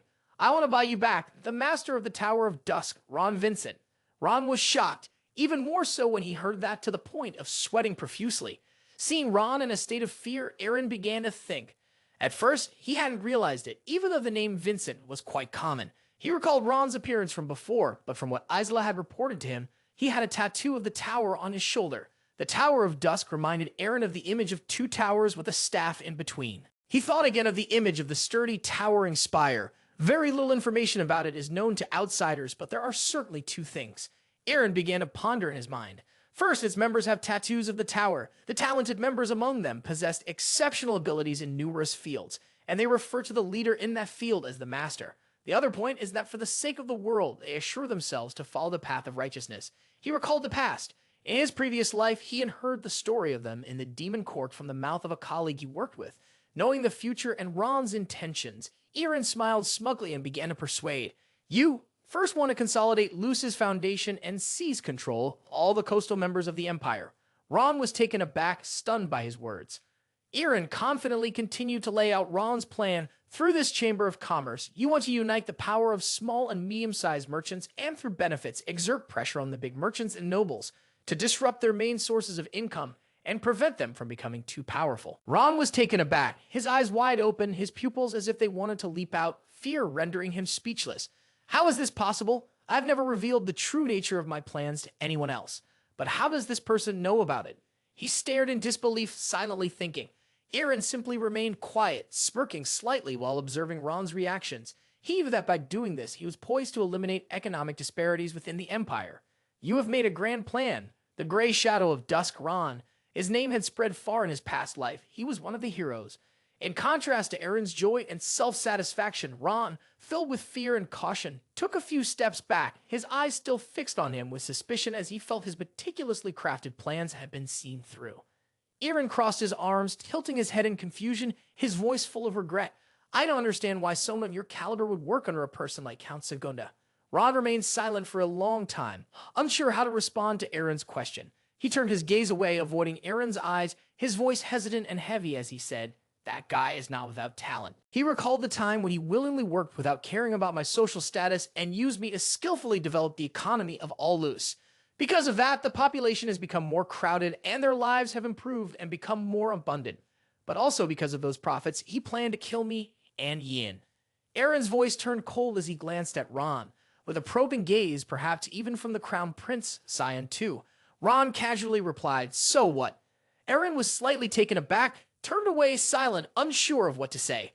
Ron nonchalantly said, "Those stupid nobles and royals always struggle to gain power and influence, regardless of who wins or dies. It doesn't concern me." Ron, with an emotionless face, poured a glass of wine while saying, "Because in this world, my perspective is to bring prosperity and safety to everyone, that's all." His hand holding the poured glass of wine remained still as he quietly stared at the beautiful liquid, slowly raising it to his lips for a sip. After taking a small gulp, he sarcastically said, "Besides, all notables are, in some way, like Count Segunda." Eren smiled at Ron's judgmental attitude. "Even me, Eren Pendragon?" Upon hearing this, Ron put down his wine glass, shooting a sideways glance at Eren. Though there was no killing intent, it was full of scrutiny. "I don't know yet," he said, pondering, lightly shaking the wine glass in his hand. Eren secretly laughed. The plan to make Ron waver had picked up momentum, just as he had hoped from the beginning. Eren laughed and continued to draw Ron in. "Try coming to the Pendragon estate. I will treat you like a guest in my house. After that, you can make your own decision." Ron fell silent at this, casting a dubious and cautious glance at Eren. Without hesitation, Eren continued, "If you think that is for the benefit of everyone, that you can try to cut off Pendragon's revenue, or even attempt to kill me, you can do whatever you want."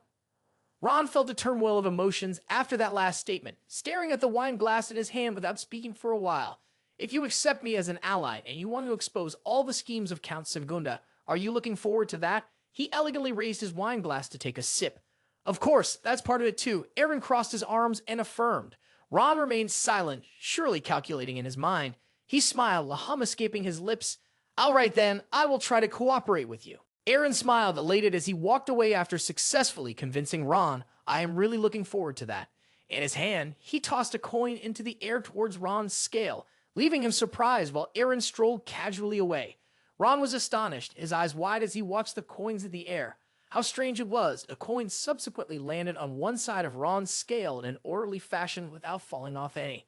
Ron, still bewildered, looked toward Eren. After taking a few steps out the door, he waved his hand. "That is for the beer we toasted together." Ron was still a bit surprised. He stared blankly at the scale, which had tilted toward the side with the coins Eren had just thrown in. He smiled faintly, thinking about Eren Pendragon, with whom he was about to embark on a promising journey ahead. As the sunset painted the vast sea a deep red, the rosy glow enveloped the scenery, making it even more poetic, beautiful like a landscape painting. At night, the moon rose high, casting a sharp, cold light illuminating everything. Even though it was late, many houses were still lit up and awake. "Is your wound okay now, Ian?" The one asking is Eren. He and Yan were standing together on the balcony, each holding a glass of red wine. Ian smiled, leaning against the balcony. "Yeah, it's all thanks to that healing shield." Saying this, he turned to look at the night sky, feeling somewhat melancholic. "This expedition feels like hell. Ingrid will be scarred for the rest of her life." Then Ian suddenly jumped up, pointing his finger at Eren's face. "I won't let you take my sister." Eren maintained a calm expression. "Are you that determined? That's fine. I'll cause trouble for you. Make you deal with it."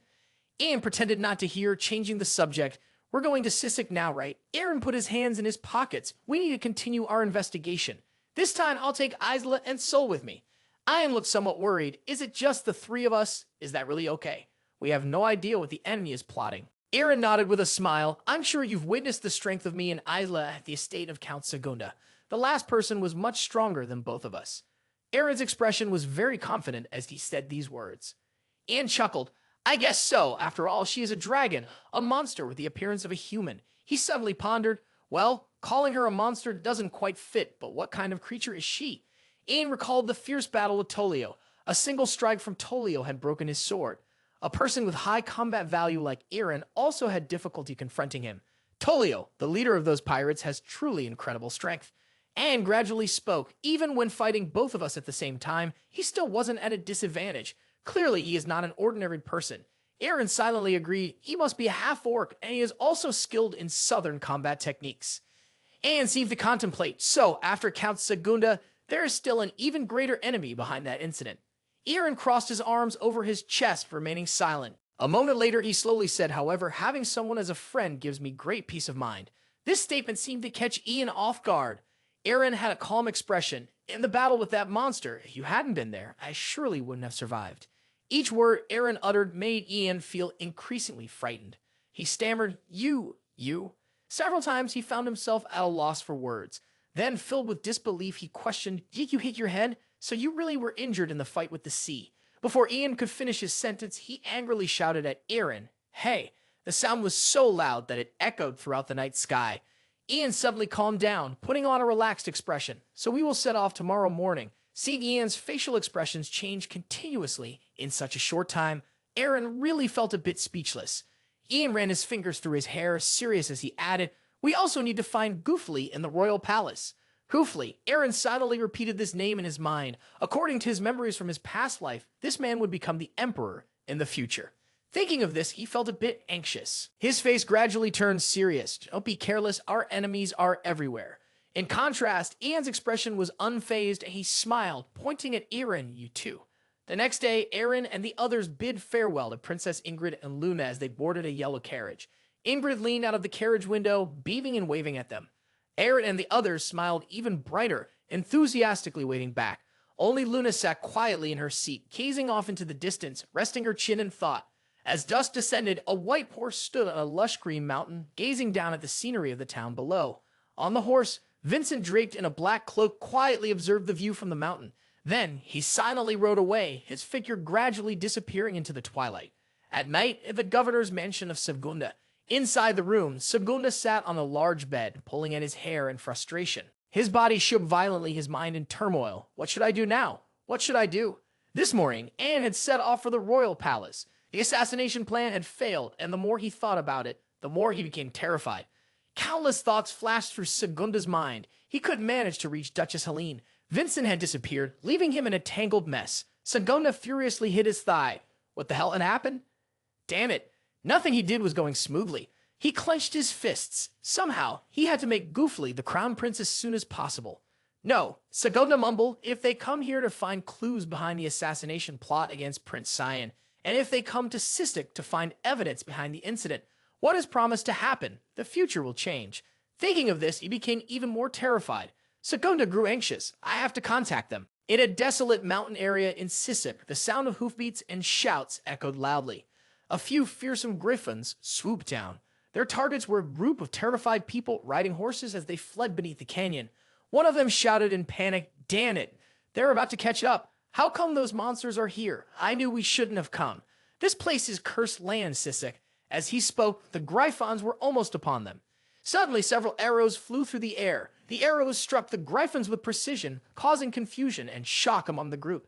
Seeing the Gryphons fall to the ground, everyone was bewildered, unable to comprehend what was happening. One person looked around and suddenly noticed 3 cloaked figures standing on a ledge high above. The archer was none other than Elkin Isla. At that moment, a Gryphon suddenly swooped toward Isla's group. A man clad entirely in black drew his sword. He lunged at the Gryphon, swinging his sword fiercely at it. The previously pursued group watched in astonishment. Gryphon had his wing cleaved by the man in black. He stood there proudly and defiantly, blood still dripping from the sharp edge of the sword. He had black hair, sharply defined facial features, and looked extremely cold. After seeing him clearly, the crowd seemed to fall into another kind of fear. Damn it, a mercenary. If we provoke them, we'll be in big trouble. Suddenly, the man in black turned and walked away. They exclaimed in surprise, huh? Someone chased after him. Hey, aren't you going to take our money? The man in black showed no interest, focusing solely on wiping the blood off his sword. I don't need that. I'm just testing my sword. The group tried to befriend him. Thank you so much. What is your name? He walked away without looking back at them even once, briefly saying, Raven is my name. Then he looked up at his 2 companions above. Let's go, Elkin and Sol. Hearing this, both Elkin and Sol took off their hoods, revealing their faces. Raven's brood continued onward, as if nothing had happened. In a village in Sistik, in Elma's tavern, the place was bustling with guests, all laughing and talking animatedly. A waitress approached a relatively quiet table carrying 3 glasses of water. The guests sitting there were completely cloaked from head to toe, looking quite peculiar. The waitress smiled and asked, "Have you decided what you would like to order?" She leaned closer to a man in a black cloak and whispered, "Drinks, food, or if you like, you could even order a girl. Can I prepare those things for you?" The man in the black cloak suddenly tossed a few coins onto the table. The waitress was startled and only heard him say, "2 beers, herb roasted chicken, and smoked pork. And the famous rice here." With that, he took off his hood. The man in the black cloak was none other than Raven. A little later, a feast was served. The rice here was made with a variety of ingredients, steaming hot. Elkin took a spoonful to taste and said, "Rice? I haven't eaten it since I left the south."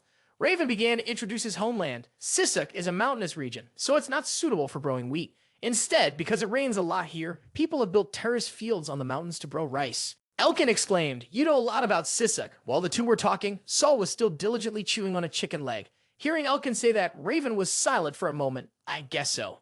Elkin focused intently on him.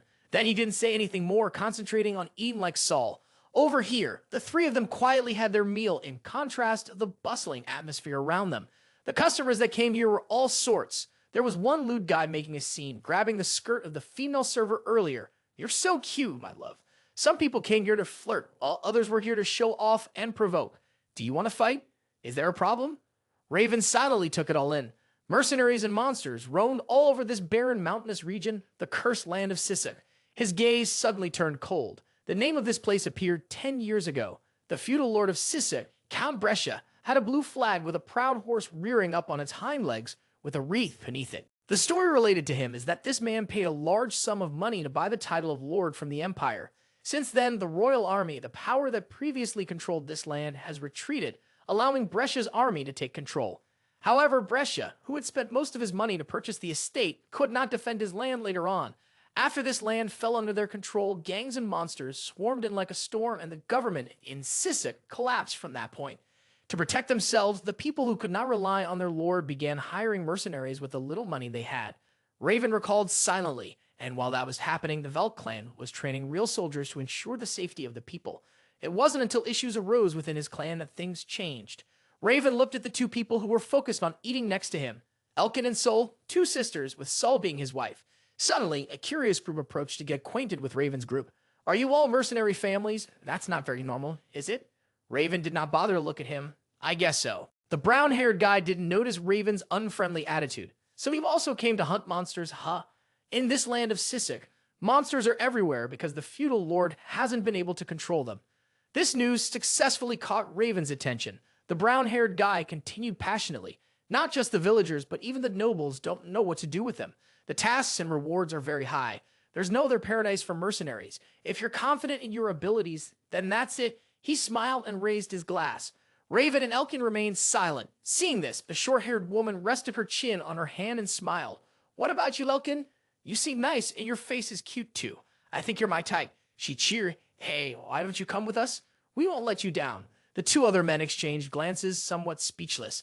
The black-haired guy sighed silently. "She's at it again. This nymphomaniac is why those harassers keep approaching her." The short-haired girl was not ready to give up. She slammed her glass on the table. "Oh, I know, those slanted eyes drive me crazy. Elkin, come to this hot girl." Elkin pretended not to hear and continued eating diligently. The brown-haired guy looked a bit embarrassed. "She's always like that. Please don't mind her." Raven replied coldly, "Fine." He began probing for information from the brown-haired guy. "Are you saying the nobles are hiring mercenaries?" The brown-haired guy quickly added, "That's right." Raven pondered, recalling the lord's face. He looked somewhat weak with a sly smile. He thought to himself, "Is it Rove Tylan again?" The brown-haired guy sitting across from Raven suddenly flinched. He was sweating profusely, staring wide-eyed at Raven. "What is it? Did I just feel this guy's bloodlust?" While talking, Raven stood up and announced that he would go to Rove Tulin's territory with them. Everyone turned to look at him in surprise. "It seems we found some decent teammates. Is there anything wrong with that?" Elkin's eyes widened, confused. "What? What did you say?" While Elkin was still puzzled, Scylla cheerfully grabbed his hand and said to Elkin, "You understand what he means, don't you, my love?" Scylla emphasized, "I can fight and do a bunch of other things too. I will teach you everything, Elkin. It seems fate has destined us to be together. Didn't you say those connections are very important?" Meanwhile, Elkin helplessly watched White Dragon leisurely drink while he was being firmly held by Scylla, who wore a hostile expression. When they returned to the inn in the lounge, Elkin seriously asked, "What do you mean by that, Pendragon? Why didn't they have to go with those three? He answered nonchalantly, to gather information from them. After all, they've traveled all over the Empire. Besides, the main issue is that traveling with them makes it easier for your group to disguise yourselves, especially White Dragon. Her appearance is too distinctive. Raven looked out the window. The more we stand out, the harder it is to move. Thus, his facial expression gradually shifted to anger. Speak of the true objective of our mission. The atmosphere became quiet. White Dragon and Elkin looked at him for a moment. Then, before resting, White Dragon had seen his memory of that Ruv Tylan. White Dragon suddenly asked, is he the one who accused Raven and destroyed the Vault clan? He sank down. So you've seen my memories, haven't you? When it comes to Ruv Tylan, he felt an intense rage towards him. Scene change. Raven remembers the past when he was still in his old body, when the Vault clan still existed. The youthful boy, full of aspirations for the future. Ha! Raven eagerly exclaimed, am I really going to become a knight in the Brescia clan? Ruv, that's right, along with Jeff, my son. Ruv, with a fabricated expression, cheerfully said, it's because your swordsmanship is exceptional that I recommended him as a knight.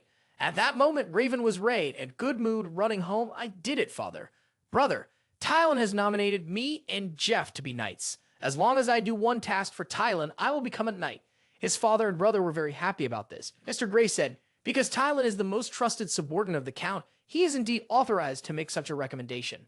But little did they know that in their joy, they were about to fall into the deadly plan concocted by Ruv Tylan. The next day, everything changed. A group of knights stormed into their estate to subdue his family. The soldiers shouted, traitors, capture them. Raven, terrified, thought to himself that there must be some mistake. We've been wronged.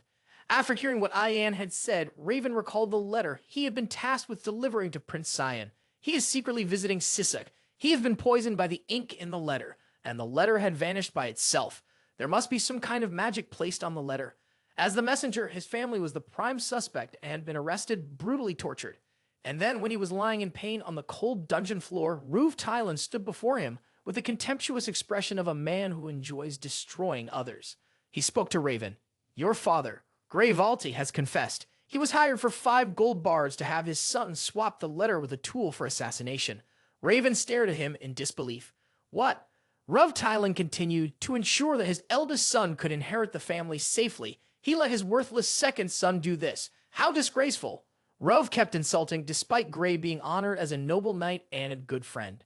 Not finished yet, Raven shouted, don't joke with me. My father would never say such things. You are the one. He was seething with anger.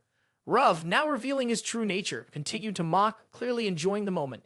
Tell me, whose words will people believe? The vassal, the most important count of Brescia, or the second son of a lowly family? Even a child would understand that. Raven clenched his teeth in anger, looking at him without being able to do anything. That bastard! He would let Raven escape from this place and be sent to the Demon Legion. If he survived 10 years in that hell, his sins would be forgiven. Yet someone like him was imprisoned, forced to obey others. That truly warmed his heart.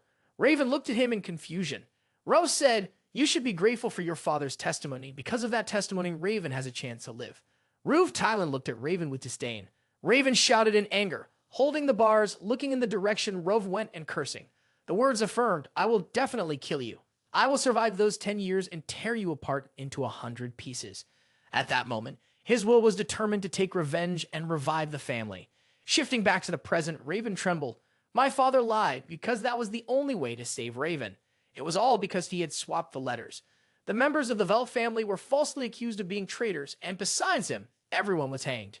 Raven could not suppress his killing intent in anger. They will disguise themselves and approach Ruv Tylan, looking for an opportunity to imprison him and make him confess all his sins. White Dragon was surprised to see the murderous aura and power emanating from Raven. His appearance was truly terrifying when he spoke about those who orchestrated all the suffering that the Velt family had to endure. With that frightening expression and deadly aura, he said, I will definitely find all of them, and I am sure I will hunt them down and kill them all. Today is not a day that can be considered nice. Dark clouds loom over a large house where the voice of someone can be heard asking, are we really going to go with them? Skilla sat at the dining table, looking at the 2 people beside her, holding a fork with food on it, saying, if you don't like it, then go by yourself. Joby, just finishing his meal, seemed quite surprised by this remark. Gus next to him had not yet touched the food on his plate, arms crossed high and mighty, said, stupid woman, leave me alone. Gus continued to keep his arms crossed. He remembered the figure of White Dragon and then said, the woman who is with them seems like she neither can hear nor can talk to us. Is she really a mercenary? Jody replied. But according to what they said, she is the strongest one. Gus immediately retorted, I'm only crazy if I believe that. Skilla was eating and listening while sweating. Surely that's the case in Jody's contemplation. Jody looked at her plate of food, pondering. There must be some strange things, but on the other side, Raven was darkly thinking about the deadly aura he had sensed in that moment, confirming that they were not just nobodies. Back at the dining table of Skella, Jody, and Gus, Jody was sipping her drink while saying, Don't worry about that. Jody cheerfully signaled optimism. Because my instincts are never wrong. Suddenly someone called out, Jody. It was Raven, White Dragon, and Elkin. Earlier, Raven had called Jody and continued, Let's go to Ruv Tylan's territory. On the way, Raven asked, How long will it take to reach Ruv Tylan's territory? One person in the group replied, After leaving Elma, it should take half a day. As they approached the city gate, seeing the chaos ahead, Gus asked in confusion, Is there some kind of commotion at the city gate? A group of mounted people in sky blue attire, holding a flag with a golden horse, one of them shouted, Bow down, you peasants. The lady of the Brescia clan is coming. She is the flower of Sisek. In the carriage sat a curly-haired blonde girl, holding a feather fan that she waved gently. She spoke, reminding the one who shouted earlier, the carriage is not just for Sisek, it belongs to the Empire as well. She folded her feather fan and rested it against her chin, continuing, One day I will win the heart of the prince, leave this filthy land of Sisek, and become a queen. The group in the carriage burst into a loud laugh. Gus, having witnessed the scene, disdainfully said, We've heard rumors that the Count's daughter is nothing but trash, and it seems they are not wrong at all. Skilla beside him reacted without surprise, echoing Gus's sentiment, and asked, I'm much more charming than she is, right? Gus immediately retorted, No way. At that moment, Joby offered her input. We should steer clear of troublemakers. Let's just go Raven. Ignoring everyone, Raven proceeded without hesitation, leaving the others quite astonished. Upon seeing this, Jody instantly wanted to intervene, shouting, Hey Raven. Raven's eyes turned green, sharper in focus. Looking at the flag, he thought of the Brescia clan. Images from the past flashed in his mind. The members of the Brescia clan only used swords. Raven's thoughts continued. They were the ones who accused his family. Their swords pointed at a defenseless group. White Dragon immediately stepped up to block Raven, calling out, Ray.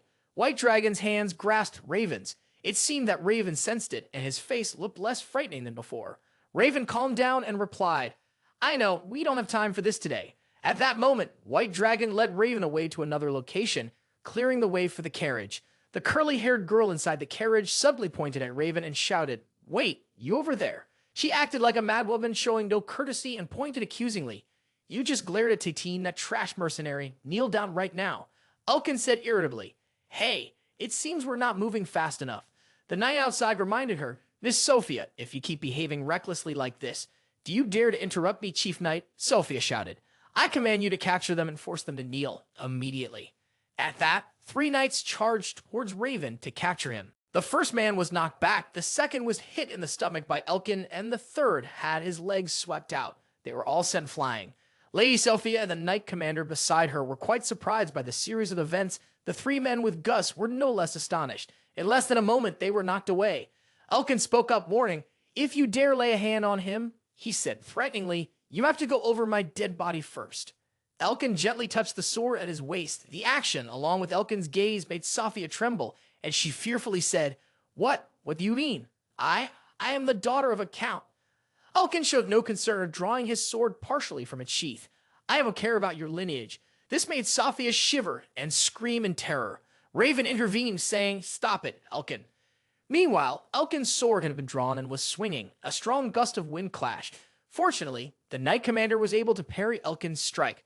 These actions also surprised Raven and the White Dragon. The Knight Commander, understanding the situation, begged, I beg you for mercy, warrior Valvas. Elkin remained silent. Sophia, clutching the nose that lay on the ground, also expressed her surprise. Valvas? What is Valvas? The Knight Commander turned to Elkin, his face expressionless, and said, They come from the far southern regions and are knights from a chaotic land called Valvas. They are knights of incredible strength and will kill anyone who dares to raise a sword against their master. The Knight Commander also glanced at Sophia and continued, Whether noble or royal, you still have much to learn about this world, miss, so do not be too proud of your lineage. At this point, the Knight Commander turned back to Elkin and continued, However, your skills are truly remarkable. He then asked, Could you tell me your name? Elkin, not particularly interested, replied, I have no intention of revealing my name to you. Sophia could only resentfully look at the knight commander. As she moved towards the carriage, she added before leaving, I will inform my father about this.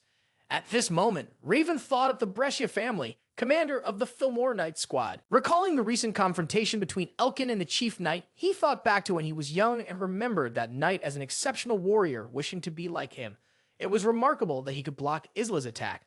Looking at the back of the carriage, someone said, it really is shameful to serve under Count Brescia. On the way, the three of them were chasing the 3 Raven members. The trio was quite excited. Jody said, you really surprised me back there. Are you really a knight from Valvas? Skilla chimed in, teach you the technique you just used. Skilla clung to Elkin, saying, teach it well, which left Gus behind speechless. Gus thought to himself, since he is a knight from Valvas, he won't listen to someone weaker than him. Gus looked at Raven, thinking this meant, looking closely at Raven, he continued, this person is much stronger than him. At this point, Gus turned to Jody and said, your intuition really doesn't disappoint, Jody. Jody, hearing this, replied proudly, did I not say so? After a moment, Skilla shouted, we see it now. There appeared a magnificent castle hidden in the darkness. Skilla's voice was relentless as she said, the domain of Ruv Tylan. A castle appeared and disappeared in the night. Inside sat a brown-haired man with his chin resting on his hand, saying, so, do you all want to join me, Ruv Tylan? At that moment, opposite the man were 6 members of the Raven group. Jovi spoke up, that's right, but we are professional warriors. Skilla added, we get paid to defeat enemies. That's our job. Gus also responded, after that, we do not agree to become loyal dogs. The brown-haired man sitting in the chair opposite them began to speak again, saying, well, surely, you all seem to truly possess the skills you just mentioned. The brown-haired man gestured towards the 3 members of Raven, White Dragon and Elkin, saying, the 3 behind you as well, right? This statement made Raven furrow his brows. The brown-haired man continued to sit confidently in the chair opposite them, saying, then allow me to test you a little. I will assign you the task of hunting monsters. The brown-haired man continued, at the border of the territory I currently govern in the village of Mancha. Hearing this made Raven widen his eyes in horror. He panicked and thought, Mancha, he's talking about, without noticing that Elkin and White Dragon had picked up on his strange behavior. He gritted his teeth, thinking, in the village of Mancha, is it? That village is. Looking back at the past with terraced fields and farmers, he thought that his homeland was the land that the Vault family once ruled. The scene shifted, and at that moment, thousands of monsters charged forward. Jody delivered a blow to the head of a wolf. Skilla sliced through an eagle. Gus cut the throat of a snake with his bare hands, causing the soldiers nearby to stare in astonishment. At this moment, something appeared. It was Elkin's sword as he faced a fierce wild boar. He swung the sword, landing a strike. The sword pierced the boar's snout. This sight left the 2 soldiers on horseback dumbfounded, eyes wide and mouths agape. After defeating the boar, a much fiercer bear appeared behind Elkin. The bear bared its teeth, and he reacted by tilting its head back to look at it. Immediately, Raven pierced one of the bear's eyes with a sword. Then Raven jumped off the bear. He wielded his sword and charged forward. This time, he swung decisively, lopping off the bear's head. The soldiers sitting on their horses were even more astonished by Elkin's display of skill than they were by Raven's fight. Brilliant streaks of light and pieces of flesh surrounded a pair of blue eyes. White Dragon stood in the center, looking at the pieces of flesh and the monsters surrounding him. White Dragon was expressionless, still cold, ignoring the blood flowing down his face. The 2 soldiers on horseback were sweating in fear at the sight of White Dragon and dared not say a word. Upon reaching their destination, they gathered to sit at tea house. Below them were the laboring people. Scylla cheerfully laughed and exclaimed, "Do you see that? The expressions on those knights' faces?" After the group sat down to eat, Scylla continued to speak joyfully. Seeing our strength, their faces turned pale, and they didn't dare say a word. Jody chimed in, "Well, mainly it was about those 3, or rather about Saul." Gus commended, "Anyway, it's certain that we've been accepted." Joey, hearing this, added, "It's lucky that we're on the same team, Raven." Raven turned around at that. Seeing that Raven seemed unhappy, Jody asked, "What's wrong, Raven? You don't look very happy." Raven replied, "No, I'm just really worried about the villagers over there." Seeing the farmers working tirelessly below, Raven wondered, are they really that poor? Currently, the farmers of this village, Jody then said, but they are not really farmers. Jody's statement surprised both Raven and Elkin. Jody continued, "They have no assets, no freedom, they are serfs, they are slaves." As Jody finished speaking, Raven was startled, eyes wide open, and exclaimed, "What?" White Dragon and Elkin were also surprised, unsure of what to say. Gus added, "Right now, most Siskep are in this situation." Gus continued, When that stupid Brescia bought this country, he invested most of his assets into it. To recoup that money, he imposed heavy taxation on the villagers. Gus pointed at the farmers and said, but that still wasn't enough, and in the end, he established a serfdom system, looking at the emaciated, weak, and exhausted farmers. Gus said, that day, everything that belonged to them, except for food, was taken away. They are just exploited slaves. Gus took a sip of water and concluded, because the damn pig has become rich, yet still greedy. At that moment, Scylla beside him nudged and reminded, hey, don't speak so loudly. What if the knights hear you? Gus didn't care, his face emotionless, replied, those great knights won't come to this garbage dump. Raven and Elkin standing next to him were at a loss for words, with Raven showing a hint of anger. Elkin then remarked, that garbage bastard. Raven gritted his teeth in anger, his fist clenched and shaking slightly, thinking, this has never happened before, at least not in this village. Recalling a scene, a young man in a shirt slayed a wolf to protect a mother and her child who were hugging each other, Raven thought, when father was still around. After it ended, the man extended his hand to support the woman who was holding a small child. He continued to think when the Vault family was here. An image of a happy family appeared, with the father smiling at his son and wife. The father even patted the boy's head. Back to the present, Raven was still lost in thought.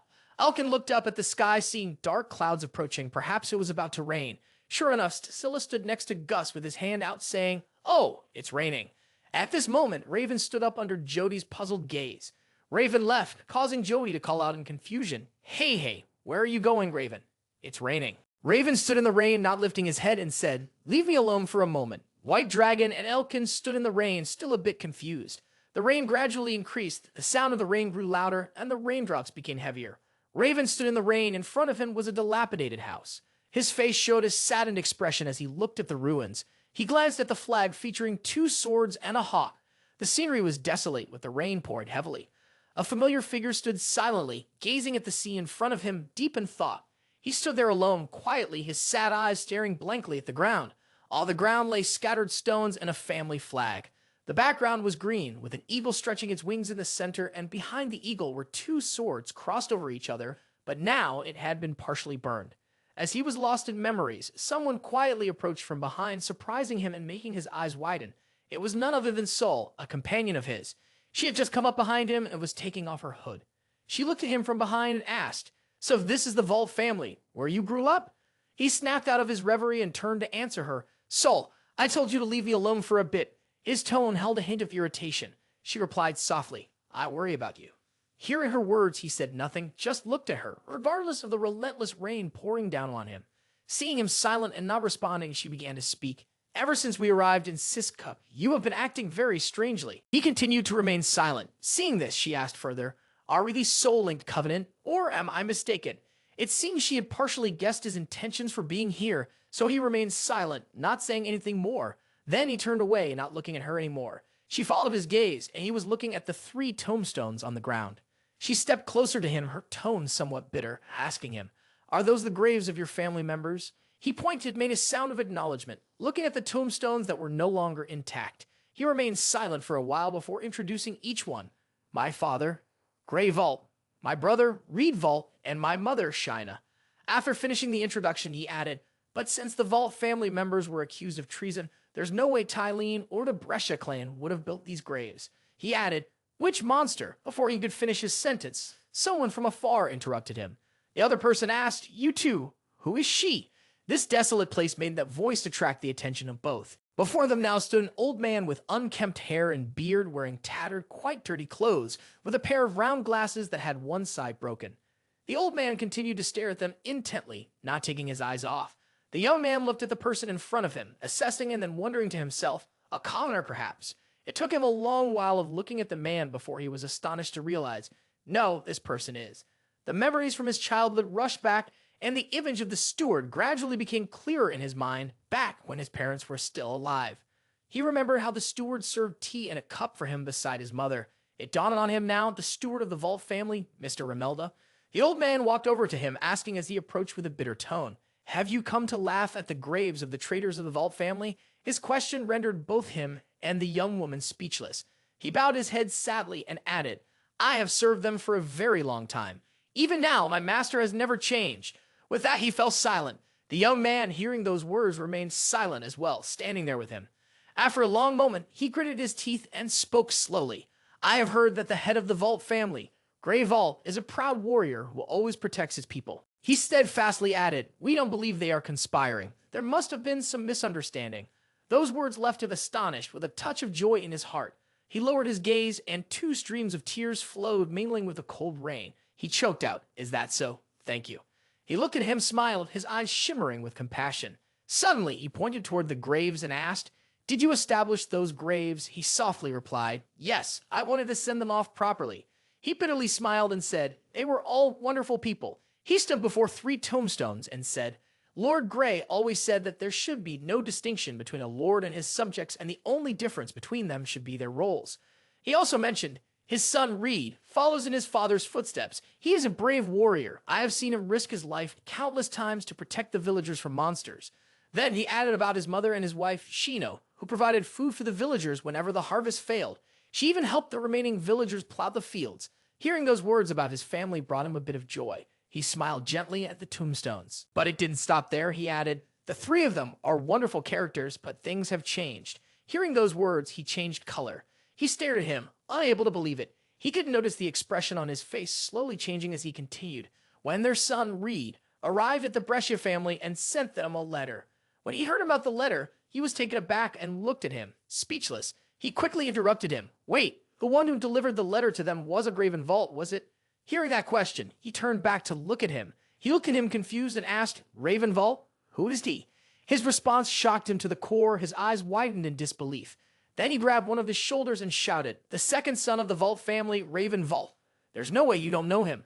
Suddenly being yelled at like that made him angry as well, and he shouted back, what are you talking about? The Vault family doesn't have a second son.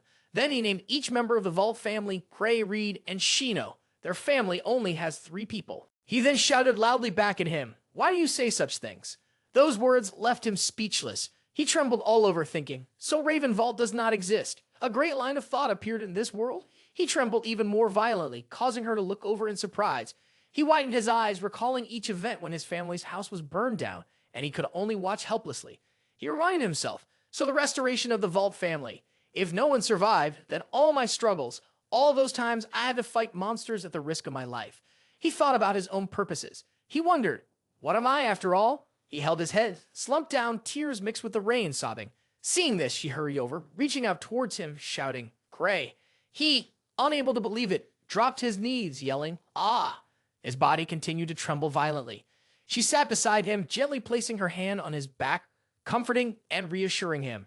While she sat there comforting him, he quietly walked away, turning to check on the situation between him and her. Nearby, after he had left, a person was hiding behind a large wall observing.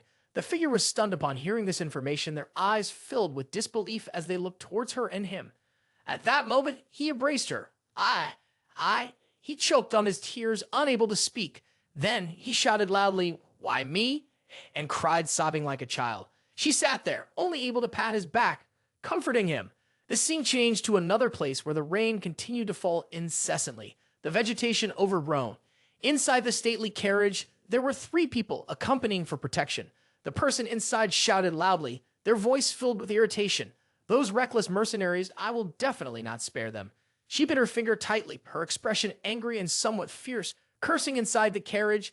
I will gouge out their eyes and make them crawl on the ground like dogs. Afterwards, I will force them to work as slaves until they die. The soldier next to her reminded her, Miss Sophia, you are speaking too loudly. This reminder made her even angrier, and she spoke even louder. I am of royal blood. I am the daughter of a count. Do they think I will forgive what they did in Sistek? The more she spoke, the more aggressive she became, showing no respect for anyone. My father will agree to whatever I ask.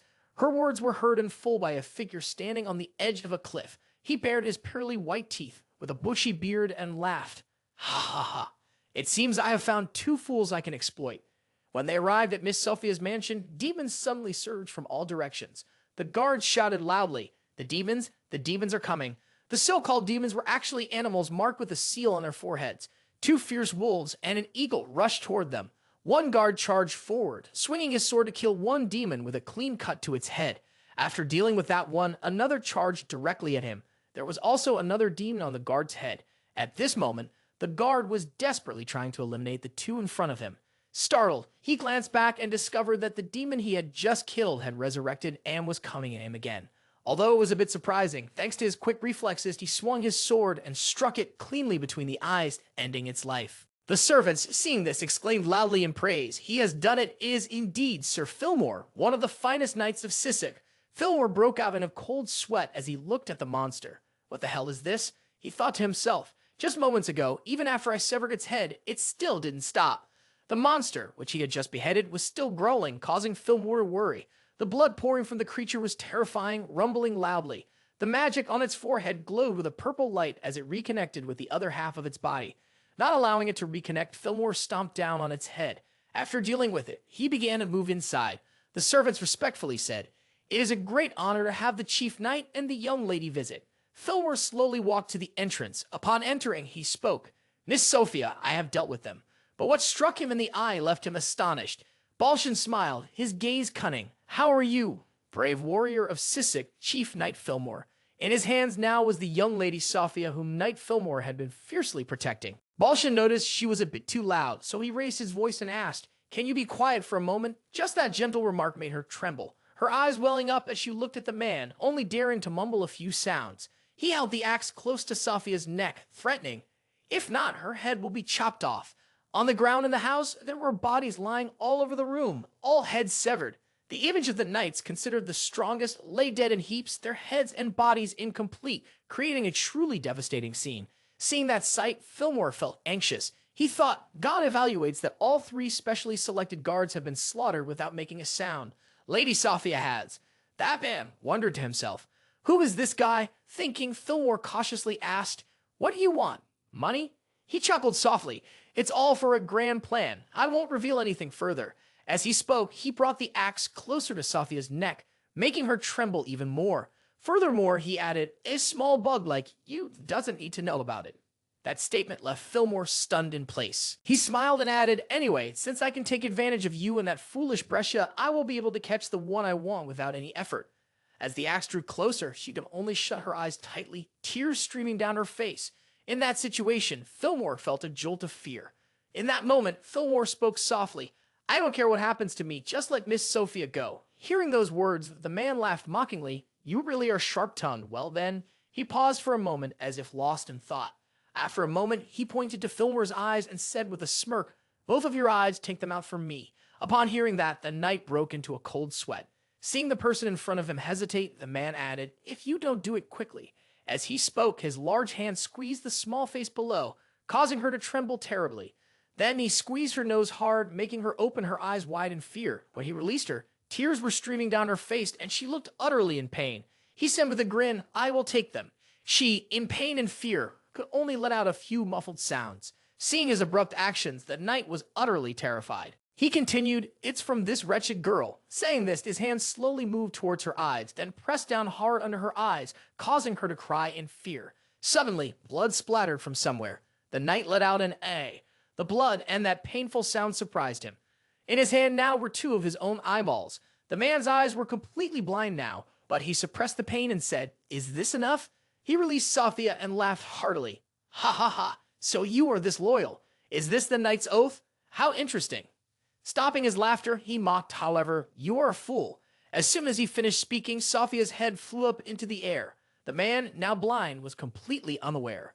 Blood splattered everywhere. The smell of blood spread in the air. In his hand now was the head of the person he had protected with all his heart. Fillmore let out a long scream filled with resentment. Then he charged at the man with his sword. Not giving the man a chance to counter, he grabbed an axe and swung it, Fillmore's head flying far away. He looked at the 2 corpses, chuckling, and said, "There's no way you could defeat me without eyes, you barbarian." Then he looked at Sophia's head and mocked the other guy. "You are truly a fool to listen to this useless wretch." As he spoke, he took out a purple-tipped staff with a seal resembling the seal on the heads of the demons. The staff slowly emitted a purple light. Beneath the 2 corpses he had just killed, a circle of purple seals appeared. Blood gradually floated into the air. The severed heads slowly sought their bodies, gradually reconnecting. The chopped-up corpses gradually stood up. After a moment, the 2 corpses were completely resurrected. He looked at his creation and smiled with satisfaction. He laughed and said, "From now on, you are my puppets." The 2 who had just been resurrected grew 2 fangs. One knelt before the other, and they both said in unison, "We all obey your wishes." On the back of their necks were seals resembling those of the demons. Then together they said, Master Tovin Baltal. In another place in an inn, someone asked, Hey, what happened to Raven? Jody spoke up. Since that rainy day, he hasn't left the room for a moment. Say something to us, Elkin. Elkin simply stared at him in silence, saying nothing. The girl sitting next to him also remained silent while he lowered his head, looking extremely exhausted. In a palace, Regia's voice echoed, asking, So how powerful are those 6 mercenaries? The subordinate politely bowed his head and cautiously replied, They are all top-tier mercenaries, but there is a slight problem. Regia was puzzled. Cut to Raven, who was tossing and turning while Saul brought in food. Seeing this, she felt worry, subconsciously calling his name, Ray. Then she looked at the food on the table and continued to think, At least you have to eat a little. She stood there silently, watching him sadly. Suddenly, he spoke, Ravenvault does not exist here, and the Vault family is gone. Sol looked at him with a sorrowful expression. Then his body began to tremble as he bitterly asked, So what the hell am I? Why do I live? He still hung his head and continued, Tell me. Sol stared at him with wide eyes, but then she felt disappointed and dejected, unable to think of anything. In the rainy night, her thoughts emerged, I'm sorry, Ray. The scene shifts to a magnificent castle, adorned with rings and sparkling gemstones on his fingers. A loud ha erupted from the chubby face. He sat in his chair, dejected, and said, Recently, Sophia's gaze has been very cold. He was Lord Sissip and also Count Brescia. 2 knights standing below, upon hearing this, flattered him. That's not true, my lord. He replied, Is that so? Suddenly, his spirit returned and he exclaimed, That's right. Let's give Sophia another gemstone, one so expensive that it could become part of the royal treasure, Mithril. He was very excited about his plan. His expression suddenly darkened and he added, For this reason, we must raise the taxes. His subordinates heard this and said, My lord, about that. But he raised his voice and declared, Those who do not pay will be turned into serfs. They will reap what they sow. And then he could confidently assert that Love Tylene, the most important vassal of our family, would also support this new policy. The subordinate could only stand there, unable to say anything and looking at him with a helpless gaze, unable to salvage the situation. Meanwhile, another guard rushed in, shouting in panic, My lord. He said that Miss Sophia and Sir Fillmore had returned. This news brought him immense joy. He was so happy that he dashed forward, falling flat on his face while still calling Sophia's name soft. A black hat adorned with a few purple feathers made him widen his eyes in surprise. A slender, alluring back was partially exposed, and the fiery hourglass figure was accentuated by a fitted top of her dress. A woman and a man entered. She said, Hello, dear father. Filwer said, We are back, but his eyes were filled with darkness. The twisted lord looked at Sophia with a greedy gaze. Then he began to tremble. Oh, in admiration. He carefully thought, What is happening? They are behaving differently than usual. Filwer stated, My lord, a troubling issue has arisen. This is an important matter, so I hope you will allow the others to step outside. Then all the Imperial guards were dismissed outside. He asked, So what? What happened? Filwer replied, To put it simply, one of Elma's lords, Love Tylene, is planning a rebellion. Upon hearing this, he couldn't help but exclaim, What? What's going on? As if he found it hard to believe. Filwer continued, They tried to take Lady Sophia hostage, and we were also attacked while on the mountain. Recently, they have recruited a large number of mercenaries. It would be better if we strike first, otherwise things will get very messy. Lord Sissik hesitated, sweating this. He is my closest vassal. His voice trembled, as if filled with fear and disbelief. He thought, However, Fillmore is one of the strongest warriors of Sissik and my most loyal subordinate. There's no way he would report incorrectly. At that moment, Fillmore presented a bag with a slightly blood-soaked bottom. A head fell before him. Then several more heads dropped as well. The sight horrified him, causing him to scream, Eek! These 3 have been assassinated by Love Tylene's killers. I managed to save the lady, but she has also been tied up by them. Sophia slowly stepped forward and grabbed one of his hands, feeling humiliated. On her arm, there were 2 marks from being tied up. Seeing this, a lord was shocked and stunned. Suddenly, Sophia jumped up and hugged him tightly, saying, Father. Then she continued with a pleading look, Please find a way to protect me. This left him at a loss for how to react. His face flushed, trembling, unable to resist the temptation. Looking at Sophia with tears in her eyes, he said, My daughter, I will surely protect you. It was for this reason that he decided to go to war, declaring, Our enemy belongs to the Tylene family, to protect our honor and to protect Sophia. But Sophia looked at him with a wicked gaze and a smile, along with Fillmore. He seemed to lose all reason and shouted loudly, All troops advance. The subordinates also raised their hands to indicate their compliance. Sophia, with a scheming expression, said, Father, you are truly the best father in the world. I love you, He laughed with delight. The scene shifts to a figure in horn armor talking to himself. Ha ha ha. It's my fault. Thanks to you, the evidence will be destroyed, Rovtylan. The setting changes to a patch of tangled weeds and dense foliage. The weather is ominously overcast and a piercing scream resonates. At this moment, Jody and a young man with green hair and a fringe covering most of his eyes stand there, feeling confused and startled by the loud sound. The young man with the fringe exclaims, "Damn it!" Jody cannot keep quiet either. A monster is clutching Scylla, who screams in pain. What the hell is this? As it tightens its grip around her. It turns out this is a snake spirit with a long tongue wrapping around Scylla and a massive body, causing Jody and the young man with the fringe below to feel terrified.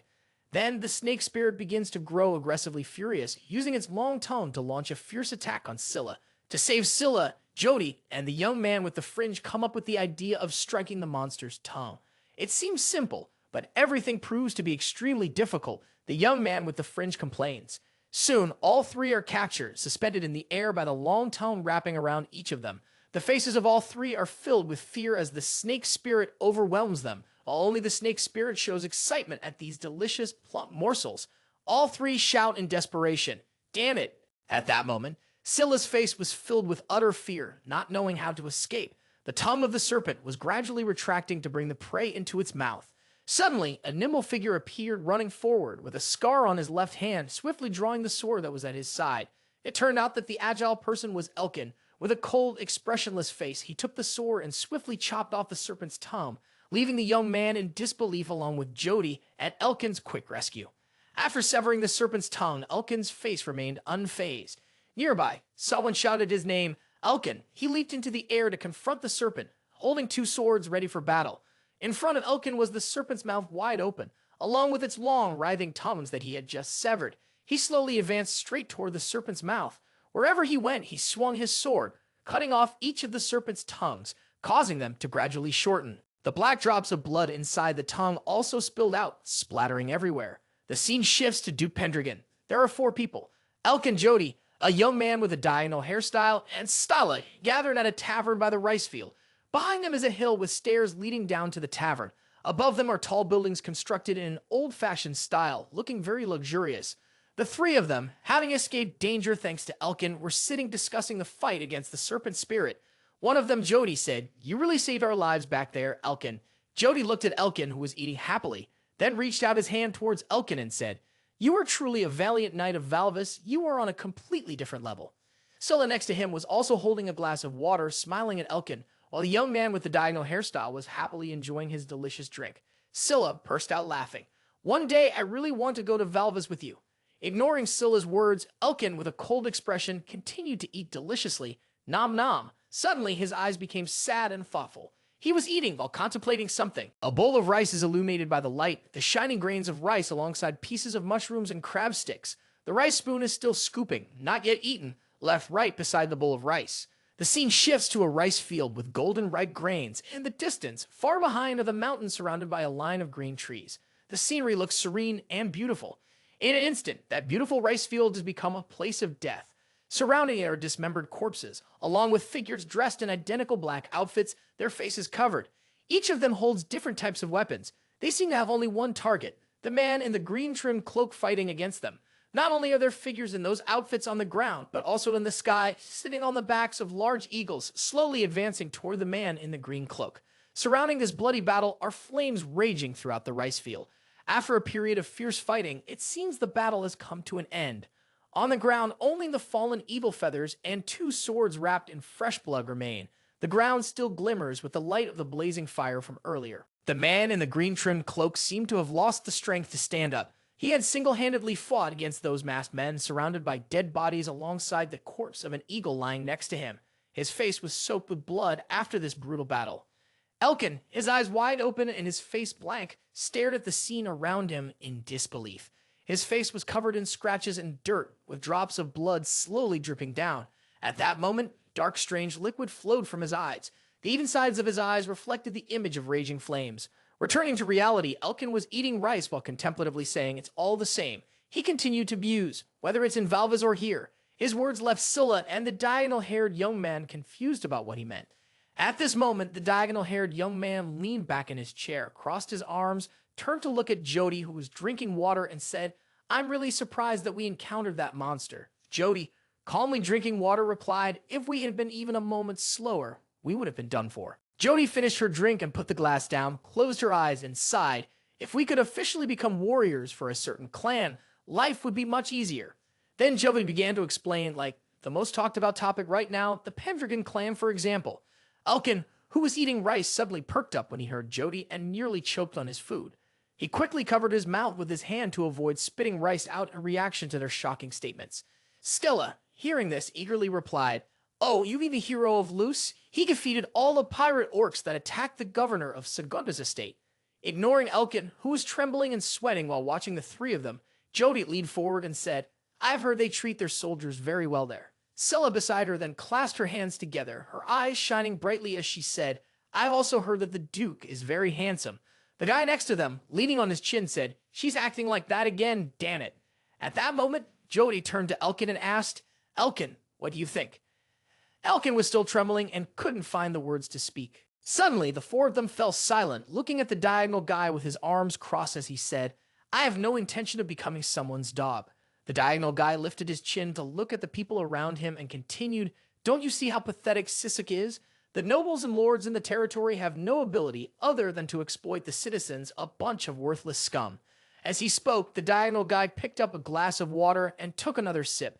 "I would rather go back to being a bandit than work for someone like that." Just as he finished speaking, Scylla turned to look at Elkin, their eyes meeting. Scylla pointed at the diagonal guy and said to Elkin, "You see, you used to be a bandit." Jody, who was next to them, spoke up, "But the rulers of that territory are the Velt family, right? It didn't seem to be like this before." Upon hearing Jody's words, Elkin was taken aback by that statement. Encouraged by the moment, Jody continued, "I have heard they oppose the serfdom of Love Tylene and the Brescia clan. I also heard that the Lord personally led his troops to fight against monsters and protect his people, and that he was a warrior of great honor." The man with the diagonal hat rested his chin in thought. Scylla raised the glass of water to her lips, prepared to drink, then paused to say, "But aren't the people of Love Tylene saying that the Velt family is a group of traitors?" Jody drank some water and addressed Scylla's question. "I don't know the details of why they were labeled traitors.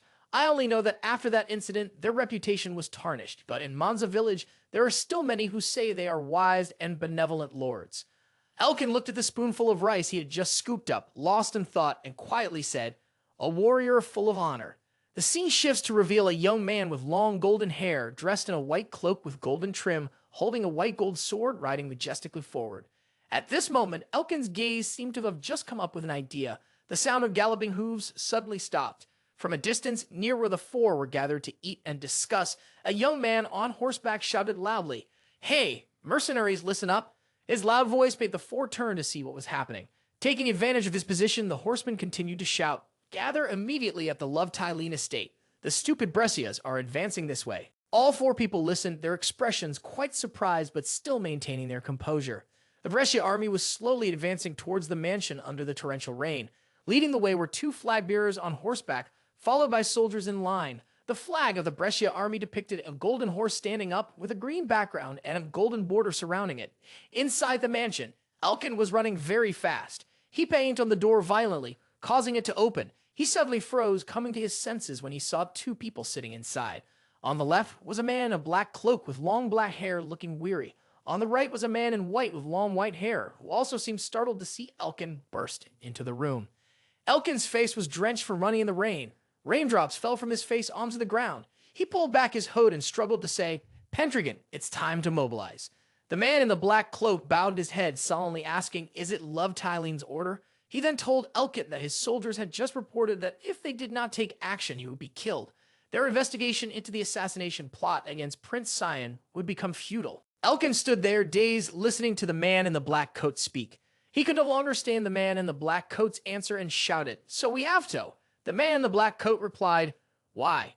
Elkin suddenly became indifferent and started to think. The man in the black coat covered his face with his hands and blamed himself. "I am neither Pendragon nor Raven, so what does that have to do with me?" The man in the black coat began to refuse responsibility for himself. "What is the purpose of this battle?" The man in the black coat said. Elkin stood next to him, looking at the man in the black coat, unsure of what to do. The man in the black coat, feeling helpless, said, "I have." Sol, sitting beside him, looked at the man in the black coat who felt dejected, unable to say anything to comfort him. The man in the black coat, despairing, continued, "There is no reason left." He kept covering his face, not wanting to show his sad expression to others to heat fighting. Something rushed by quickly.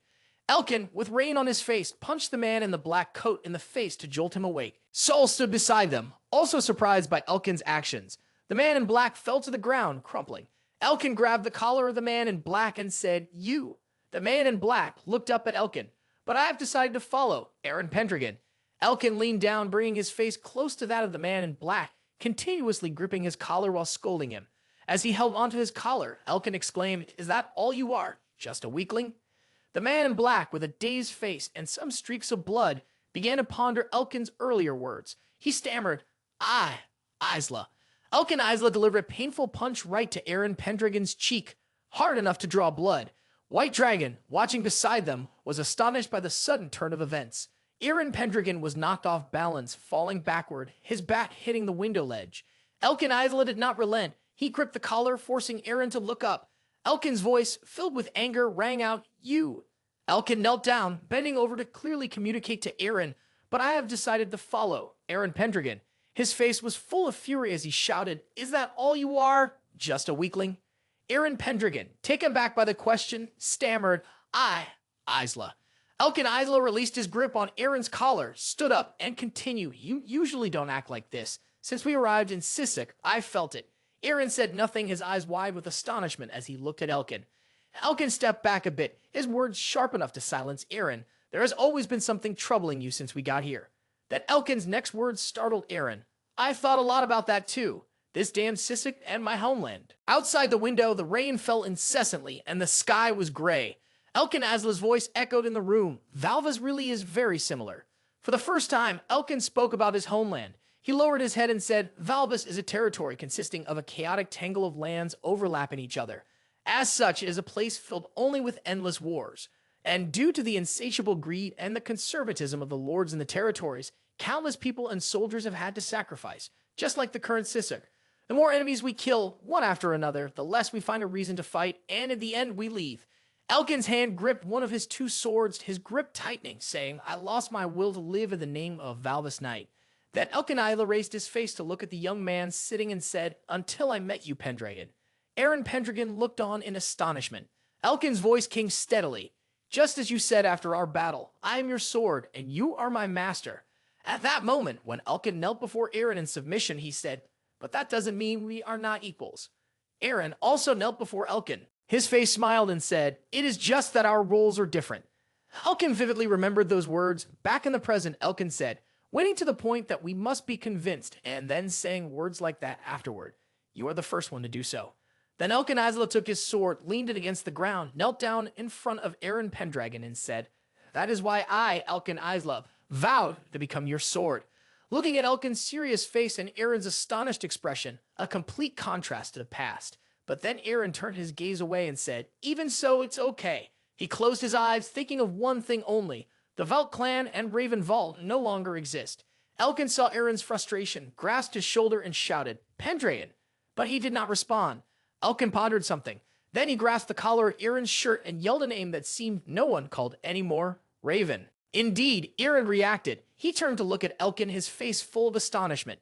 Elkin, with a cold expression, stared directly at him. Then his voice echoed. "On that rainy day, something happened that I do not know what it was. I do not know what your relationship is with the Valt family, but they are the only ones on this rotting land who protect their people. I have heard they are honorable warriors."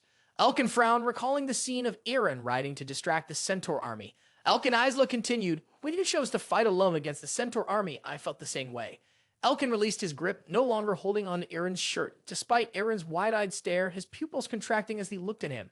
Elkin glanced behind. White Dragon was slowly approaching. He said, "So let me." Looking at White Dragon's face, Elkin continued his request, "Ride the Gryphon," which she granted me once again. Then Elkin fiercely grasped Eren's collar again, forcing him to look closely at his face. Elkin Isla shouted, emphasizing, "You are Eren Pendragon, and you have the power to change the world, even this decaying Sisek." Meanwhile, Eren was still contemplating Elkin's words. He bowed his head, thinking to himself, "That's right." Remembering his time in Raven's body, he had used a sword to behead a monster to protect the people. Even though the Valt clan was no more, Their wishes still lived on. The moment he became Eren, he continued to accept danger to save a child. Eren's thoughts echoed within him, along with images of himself appearing and rescuing others. Then he took another step forward with the support of townspeople behind him, inspired by his courage. Returning to reality, Elkin asked, "How much longer do you intend to let your sword rot?" Then Elkin threw a punch aimed at awakening Eren, shouting, "I will not forgive you." A sound emerged and wisps of smoke floated around. White Dragon looked in that direction. His expression had shifted. Elkin was the same. Now his eyes were wide open looking ahead. Eren Pendragon had risen and used his hand to block Elkin's punch. Then laughter erupted. It was Eren who was laughing, his mouth curved upwards. Finally, Eren spoke. "You really," Eren said with a bright smile to Elkin. "You're not speaking like you usually do, Isla." Elkin saw the opponent's return and smiled in response. He tilted his head and replied, "You too. You look unusually haggard today, Pendragon." Eren laughed and said, "I don't want to hear you say that." Then he burst into laughter. White Dragon was confused, listening to his ha-ha-ha laughter. Afterward, Eren sat on the bed, extending his hand toward the loaf of bread. At the gaze of White Dragon, and with Elkin's satisfaction, Eren held the bread in his hand, calling out "Soul, Armor, Dragon." Hearing those words, White Dragon finally broke into a smile that visibly expressed his happiness. The next day, a sunny morning shone through the window. In front of the inn, 3 spies from the White Dragon Brigade were already present. Gus, crossing his arms, said first, "We're not participating." Raven is probably doing the same. After all, standing on the same side as Tylene is of no benefit. Jody, sitting across from him with her arms crossed, pondered and replied, "He turned the Lord of the Territory into an enemy, so I must agree with this decision." The sound of metal-soled shoes striking the ground made all 3 look toward its source. A figure in a black cloak appeared and said, "Sorry to keep you waiting." Jody, hearing her name, exclaimed in surprise, "Raven." The 3 stared in astonishment at the man standing before them. Raven, or Eren as he is now, was wearing black dragon armor, gazing at them imperiously with the demeanor of a leader. Behind him were Elkin and White Dragon. Then Eren commanded, "Let's go to Tylene's territory. Bring the horses here." With iron shoes on his feet, a sword in hand, and clad in armor, this was Eren. Jody, Gus, and Sella were astonished. They radiated an aura of rare intensity. Eren spoke, "I kept you waiting." Jody's eyes widened in amazement. "What?" The atmosphere around him. "He's a noble." Scylla marveled, "Much more than before." Gus was sweating, staring intently. During his time as a thief, he had seen countless high-quality items. However, he had never seen armor of this caliber. Is he really a mercenary? He calmly ordered, "Let's go to Tylene's territory. Bring the horses here." The 3 people gaped at his words. Jody anxiously exclaimed, "What?" Jody fiercely retorted, "Are you planning to team up with Tylene?" Scylla was not convinced. "Don't you know that Tylene has made enemies with the Lord?" Gus chimed in, "Even if we participate, we won't gain anything. On the contrary, that rotting house will." He remained firm in his decision. "Is that so? But right now, letting him die would be quite troublesome." Eren mounted his horse and declared loudly, "This is my battle. I have no intention of dragging you into it. Take care, Jody, Gus, and Sella." With that, he spurred his horse away. Elkin also got on his horse. Jody, slightly doubtful, stammered, "Hey, are you serious, Elkin?" Elkin calmly looked at him and turned away. "I am his sword." Then he joined White Dragon to chase after Eren. The 3 of them stared blankly as each person rode away. Scylla gritted her teeth. "Wait." Then she hurriedly chased after them. "Wait a moment, Elkin, Raven." Gus was extremely surprised. That red-haired girl has gone crazy. Jody sighed in exasperation. "Well, it's true that after defeating that monster, we owe them." Then Jody decided to follow them. Moreover, Gus was once again astonished. Jody continued, "I have a feeling that if we go our separate ways right now, we will definitely regret it." After that, he galloped after them. Everyone had left, leaving Gus standing helplessly watching. Then, unable to resist, he resigned himself to following. Damn it, let them all die, those idiots. Eren, Elkin, and White Dragon had also arrived. The battlefield was chaotic. The flames were growing larger and the people were frantically seeking refuge. Many were crying in despair at the fragile existence between life and death. Eren looked at this scene, his face clearly showing hatred as if he wanted to tear apart the mastermind. Elkin spoke up, "What do you think of this conflict, Pendragon?" Eren was silent for a moment before replying.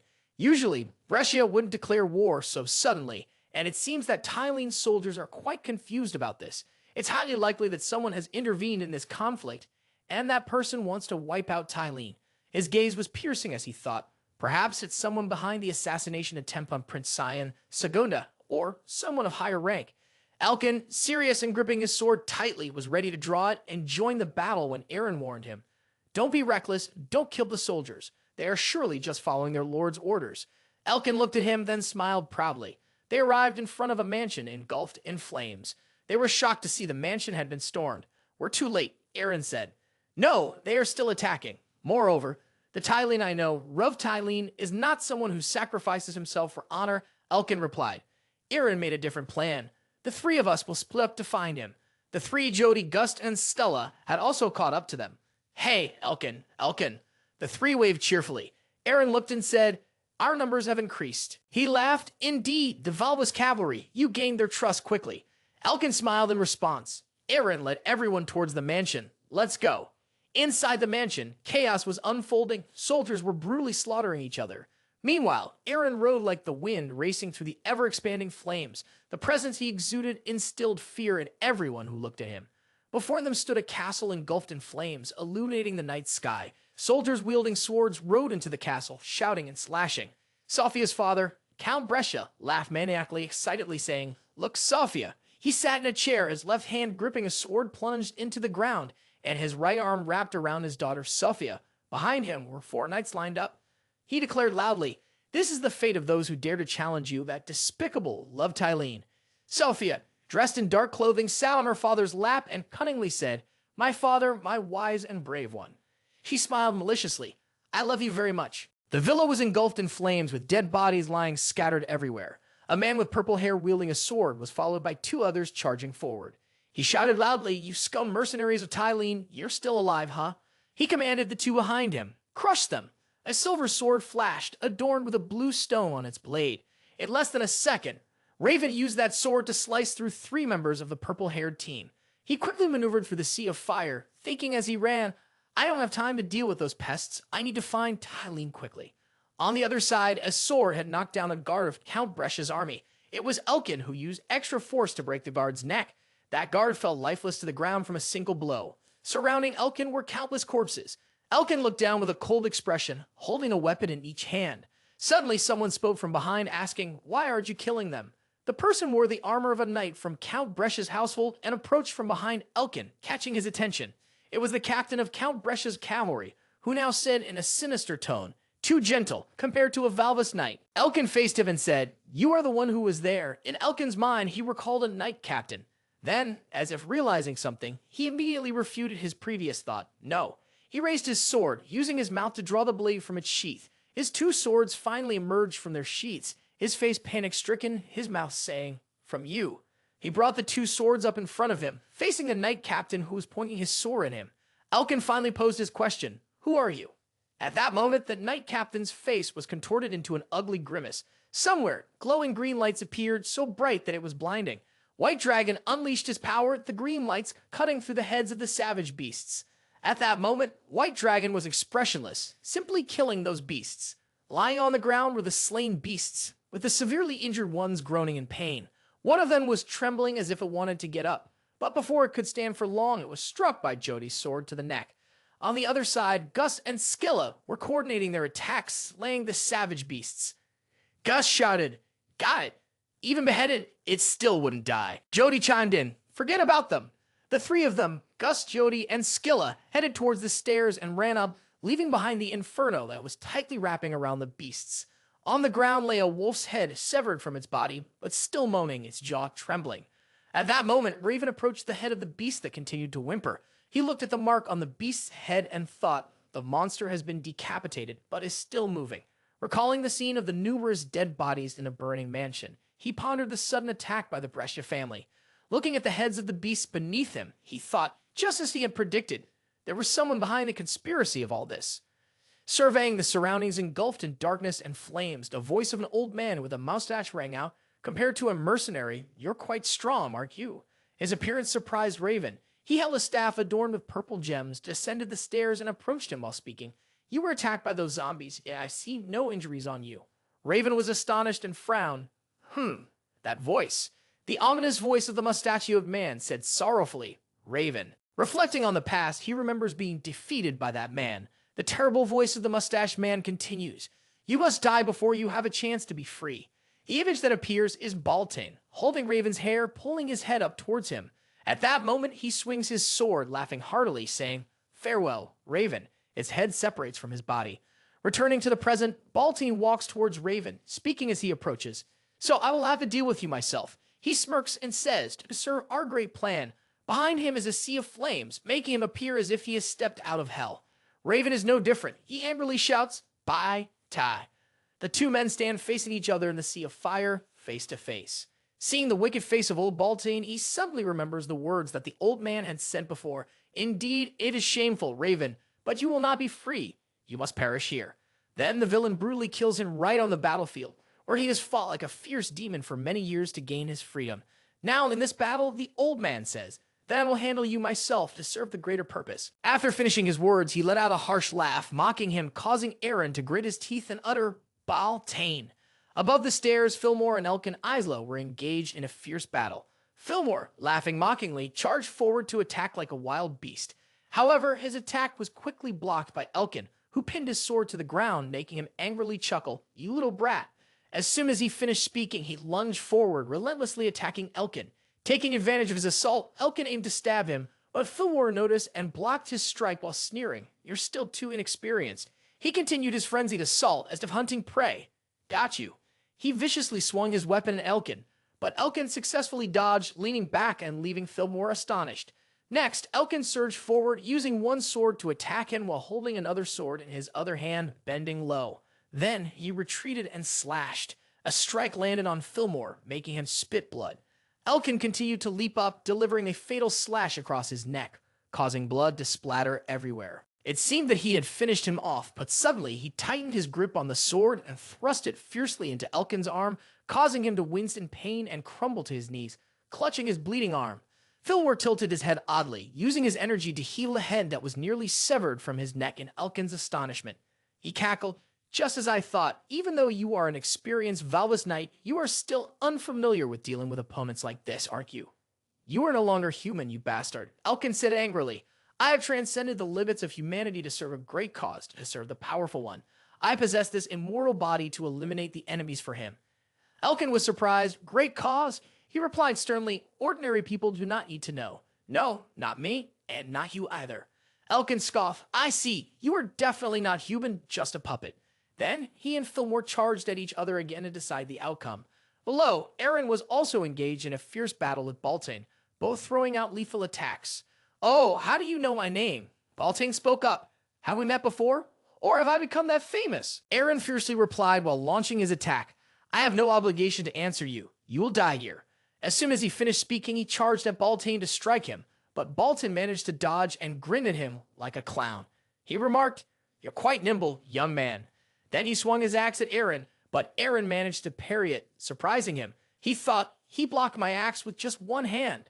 Eren ruthlessly pushed him away. At that moment, a terrifying aura radiated from him, instilling fear in Baltai. He thought, Dragon aura, and then smiled, How interesting, you are indeed a worthy prey. It awakens the Rakshasa in me, my demon-hunting blood boiling. Eren smiled back at him, enveloped in a seething aura, ready to engage in battle.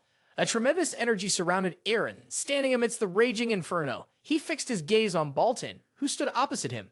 Eren's momentum overshadowed everything as the flames of the mansion complemented the fire of the white dragon. The dragon's aura transformed, taking on a radiant red like the sunset.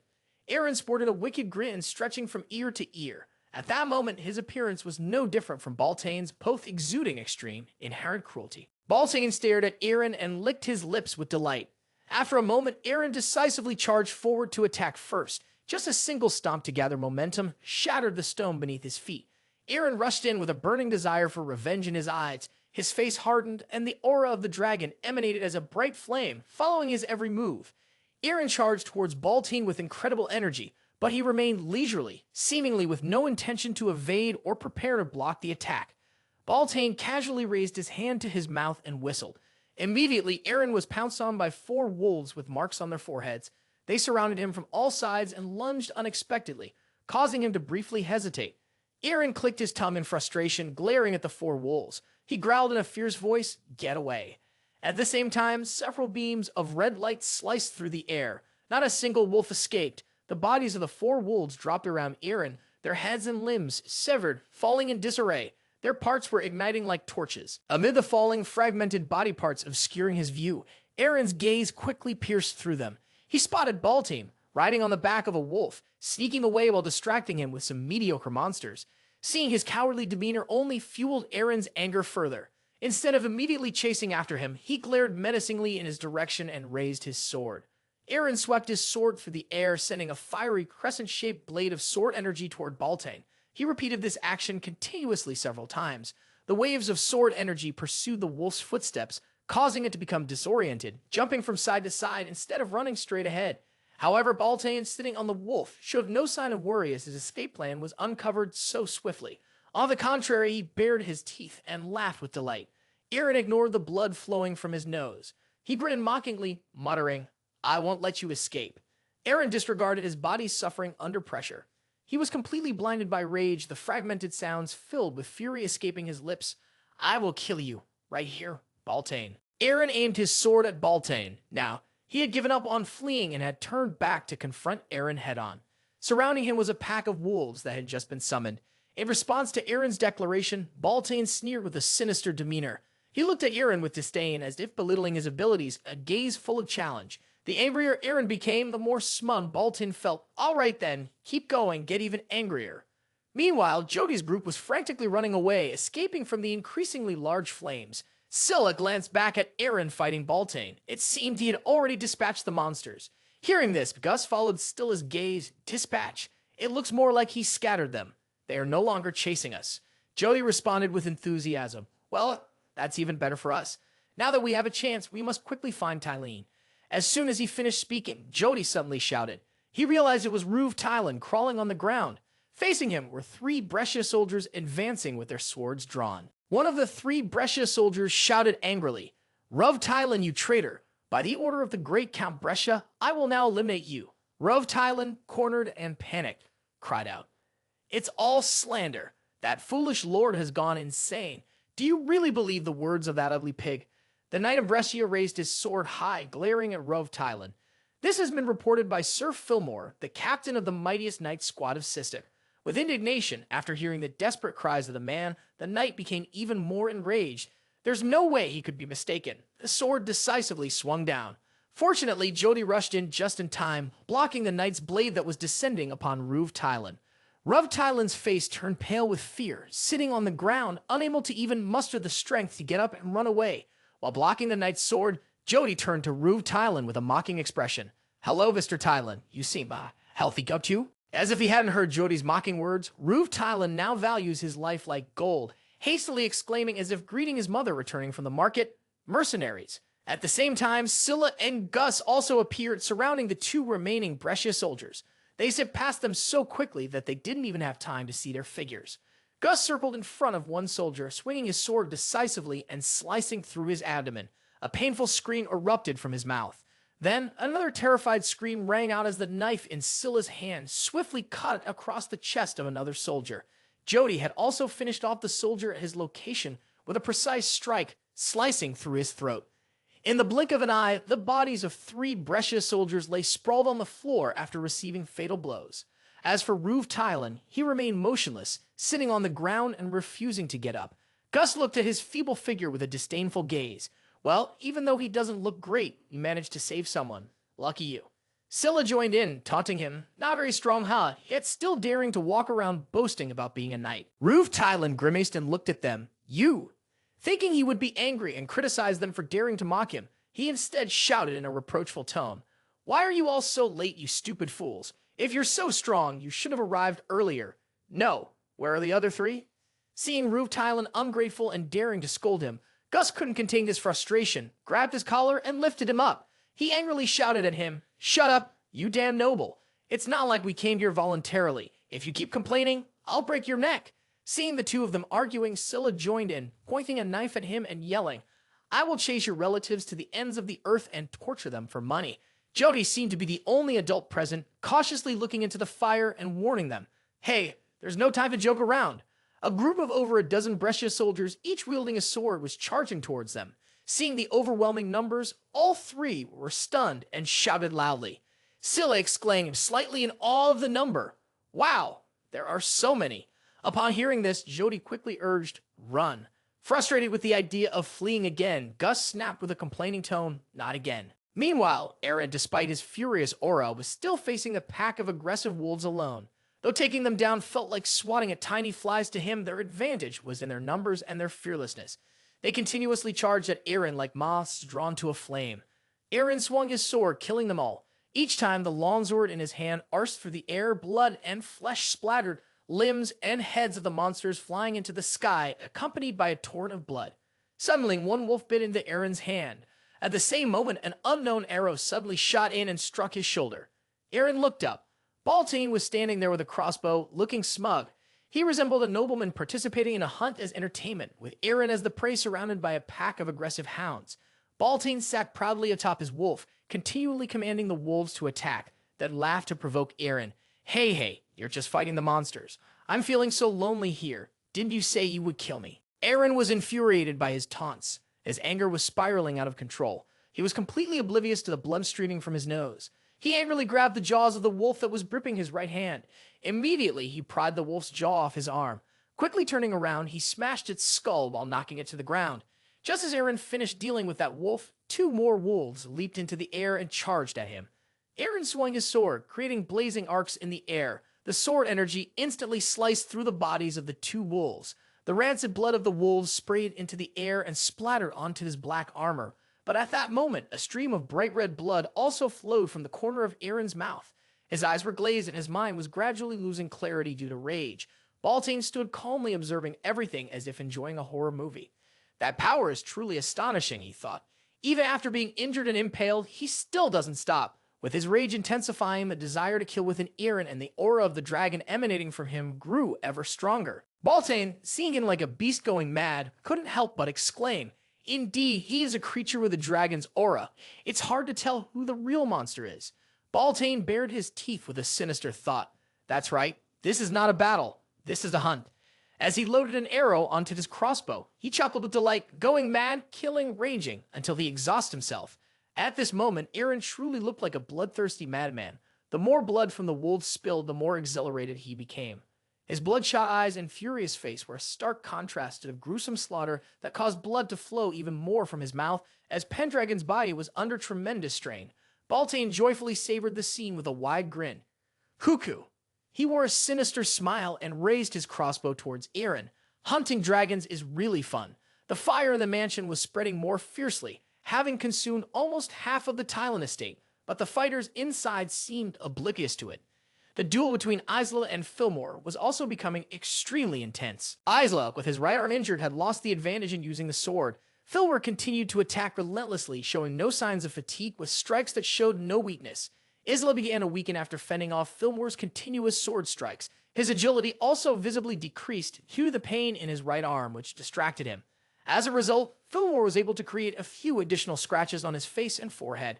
Fillmore surged forward again, swinging his sword high above his head with a resounding shout, "Ha!" But just as his sword swung down, Isla managed to block it in time. Although his strength had diminished considerably, Isla still had enough power to fend off such basic, direct attacks. After a deafening clash came the chilling sound of metal scraping against metal. Fillmore pressed down with force, forcing Isla to lower his center of gravity to brace himself.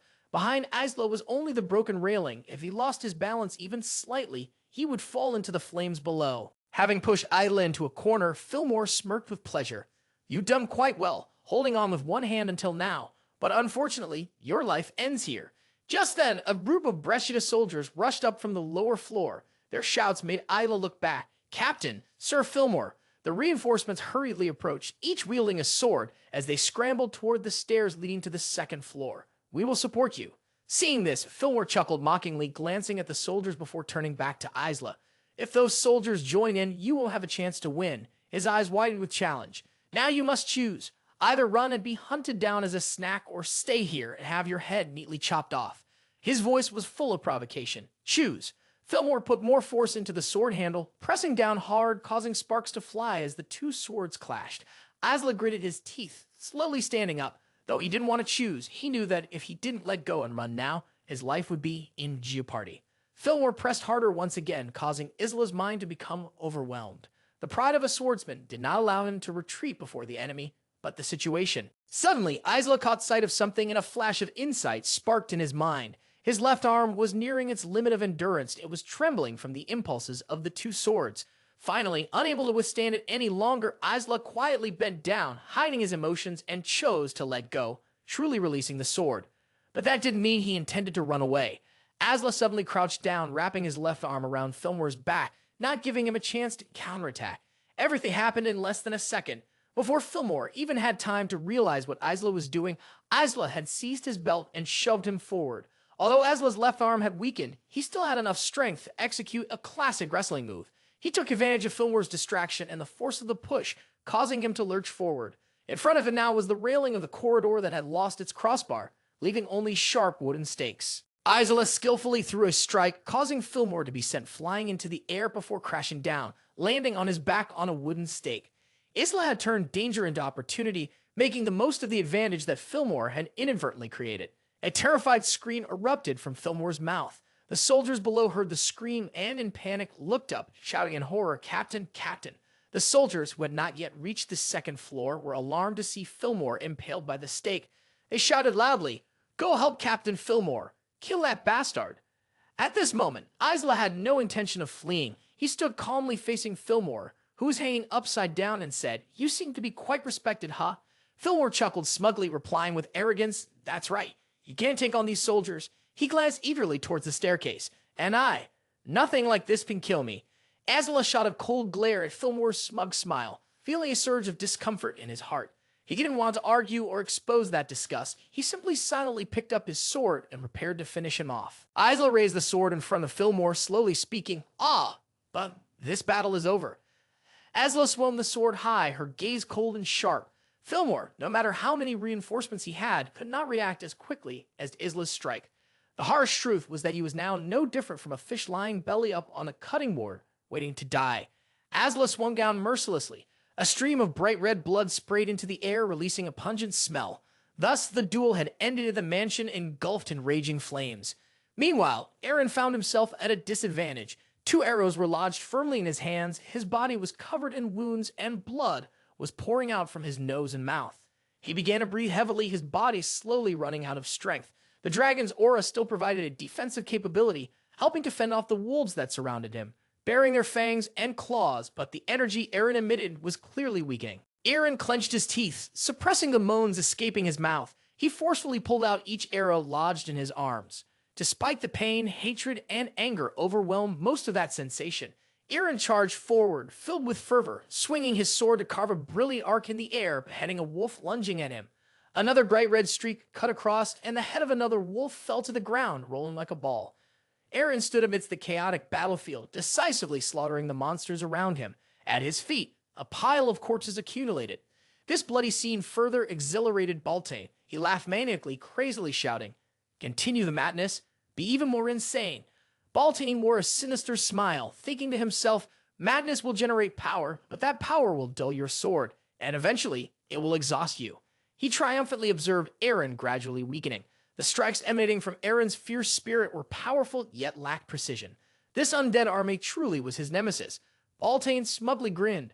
"I will let the undead weaken him. Then I will personally finish him off with a single swing of my axe." The more Baltai thought, the more he found his plan perfect. He bared his teeth in an unmistakable wicked smile and shouted, provoking Eren's fury. Aiming his crossbow at Eren, he sneered, "Go all out, kid. Whatever you do is futile." Baltai aimed the crossbow at Eren, grinning provocatively. From the very beginning, everything in this world has already been predetermined, everything, including this battle. As expected, Eren's anger flared even more fiercely after Baltain's taunts, but he was still not satisfied and continued to yell, "Your foolishness and stubbornness won't help you live any longer." Baltai laughed in self-satisfaction, declaring, "The fate of Ruv Tylan has been sealed, along with Sisek as well." As soon as the name Sisek was mentioned, Eren seemed to awaken. The confusion and rage within him unexpectedly began to subside. Baltai, feeling triumphant and unaware that Eren's anger was fading, continued to provoke. "Where can you run from your fate?" He became more and more enthusiastic as he spoke, arrogantly declaring to Eren, "We will rule the Empire, and in the end you will become our slave." "You will ha. Baltai, playing the role of a boisterous villain, inadvertently spoke words that awakened Eren's mind, which was drowning in rage. He recalled the scene of the serfs and stewards of the Veld family becoming miserable slaves under the brutal rule of the tyrants. On the way of the mansion, he also witnessed how the lives of the people here had become so worthless that they were slaughtered indiscriminately, with no one caring. They ran away in tears, the children who lost their parents sitting amidst the ruins, crying for their unfortunate fate. All of this was just because of the meaningless war of the lords, a war that brought no benefits to them. Eren awakened, realizing he had lost his direction. The fire of rage in his heart gradually subsided as rational thoughts flowed through his mind. Deep down, he blamed himself. What am I doing? In the blink of an eye, the bright red mist surrounding Eren, tainted with anger, vanished. He pondered for a moment, calming his emotions with a clear stream of thought. But just then, a pack of wolves, following Baltain's orders, rushed to attack him. Baltain, with a fierce voice, drew his crossbow and aimed at Eren, roaring, "Die!" As soon as he finished, the arrow shot out of the crossbow, cutting through the air towards Eren. A few streaks of blue light cut through the atmosphere. The pure blue flame of the white dragon finally returned to Eren. The mist from him was now sharp and precise, easily slicing through the incoming arrow like a bolt of lightning. Baltain's arrow was split in two, falling along with the limbs of the wolves that had charged from behind Eren, even though he didn't need to look back. Baltain was stunned, staring with wide eyes, his pupils shrinking to the size of a grain of rice. Before him, the draconic aura emanating from Eren was a gentle yet imposing shade of blue. Eren's sword strikes not only carried the aura, but also the traditional dragon fire. Its slashes accurately sliced through the legs of the wolf, preventing it from attacking any further. The wolf's forelegs were engulfed in blue flames that could not be extinguished. Baltain felt a moment of bewilderment, both astonished and angry. He could actually strike with such precision, even though my zombie army is very agile. Baltain realized that the situation had changed. His excitement vanished, replaced by a grimace of annoyance. He roared, "This bastard has made them unable to move any more." In Eren's eyes, there was no longer any trace of resentment. He coldly looked straight into Baltain's eyes, his face filled with the pride and honor of a warrior. Eren's mind, which had been like a sea in a storm, suddenly became still, like a tranquil lake with not a ripple. Before Baltain was the aura of a dragon emanating from Eren, radiating a gentle yet imposing green.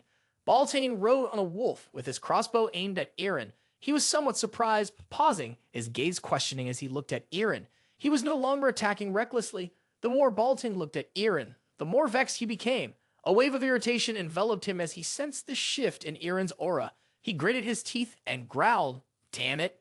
The form of the dragon energy wrapping around Eren now exuded a serene and steady demeanor, no longer roaring fiercely, but radiating the majesty of a dragon. Eren was silent, his thoughts becoming calmer. That's right. Eren looked towards Baltain, who was in shock as he temporarily set aside his hatred and resentment. He reminded himself that now was not the time to be confined by his fury. Eren gripped the sword tightly. A blue light from the gem on the hilt began to spread. He told himself, "As the heir, I will carry on the wishes of the Veld family." The image of a man resembling him appeared in his mind, firmly swinging the sword, beheading a wolf to protect the two mother and child huddled below. Another scene emerged, that man eliminating the fierce pack of wolves, then reaching out towards the mother and child amidst cheers. Behind him was a young man with a similar appearance. Eren recalled that image, his hands tightening around the sword even more. When all distracting thoughts had completely disappeared, Eren opened his eyes, raised his sword forward, enveloped in dragon energy, and made a determination. "I will fulfill my duty." Meanwhile, outside the mansion, the reinforcements continued to pour in, undeterred by the fierce flames. Just a moment of negligence, and anyone could end up with no bones to collect. The fire had consumed the mansion, spreading all the way to the roof, burning fiercely and billowing thick smoke. The wind occasionally swept away a patch of flames along with the smoke. On a part of the roof that had not caught fire, Jody's group was trying to protect Love Thailand from a group of soldiers pointing their swords at them. Now Jody's group had been pushed to a corner. A knight leading the Brescia army laughed triumphantly, pointing his sword at Jody. "It's over. You can't escape." Jody's group stood in front of Love Thailand. They were tense, gritting their teeth while searching for a solution. What had seemed hopeless, they were truly trapped. Where they stood was on a high roof, surrounded by flames and soldiers, eager to seize the opportunity to take them down. Love Thailand was of no help, its face pale from fear, yet he still managed to voice his reproach. "Hey, why did we come here? Now we're at a dead end." Sala was already confused, and upon hearing his accusations, she became extremely angry and snapped, "What other choice do we have? We can't just run into the fire. The mansion is engulfed in flames." Gus, also annoyed, glared at Love Thailand. "If you keep complaining, I'll hand you over to them." Even Jody joined in with a sneer. Just joking, but that might be the only way for us to escape alive. Opposite them was a large group of soldiers armed with swords, and Jody's group was still trying to resist. Only Love Tylene was terrified, constantly stammering. I can't believe this. Seeing that Jody's group had no way out, the soldiers charged forward, their shouts echoing throughout the mansion. Jody's group was ready for a fight to the end, even though they could easily leave Love Tylene behind to find a chance to escape. When the precious soldiers were just a few steps away from Jody's group, a crack suddenly appeared on the rooftop, accompanied by a bright blue flame and the sound of breaking bricks. The roof area beneath the precious soldiers cracked into pieces and a blue flame erupted, startling them. The Jody group was equally astonished, wide-eyed, as they watched a part of the roof seemingly upheaved by an invisible force.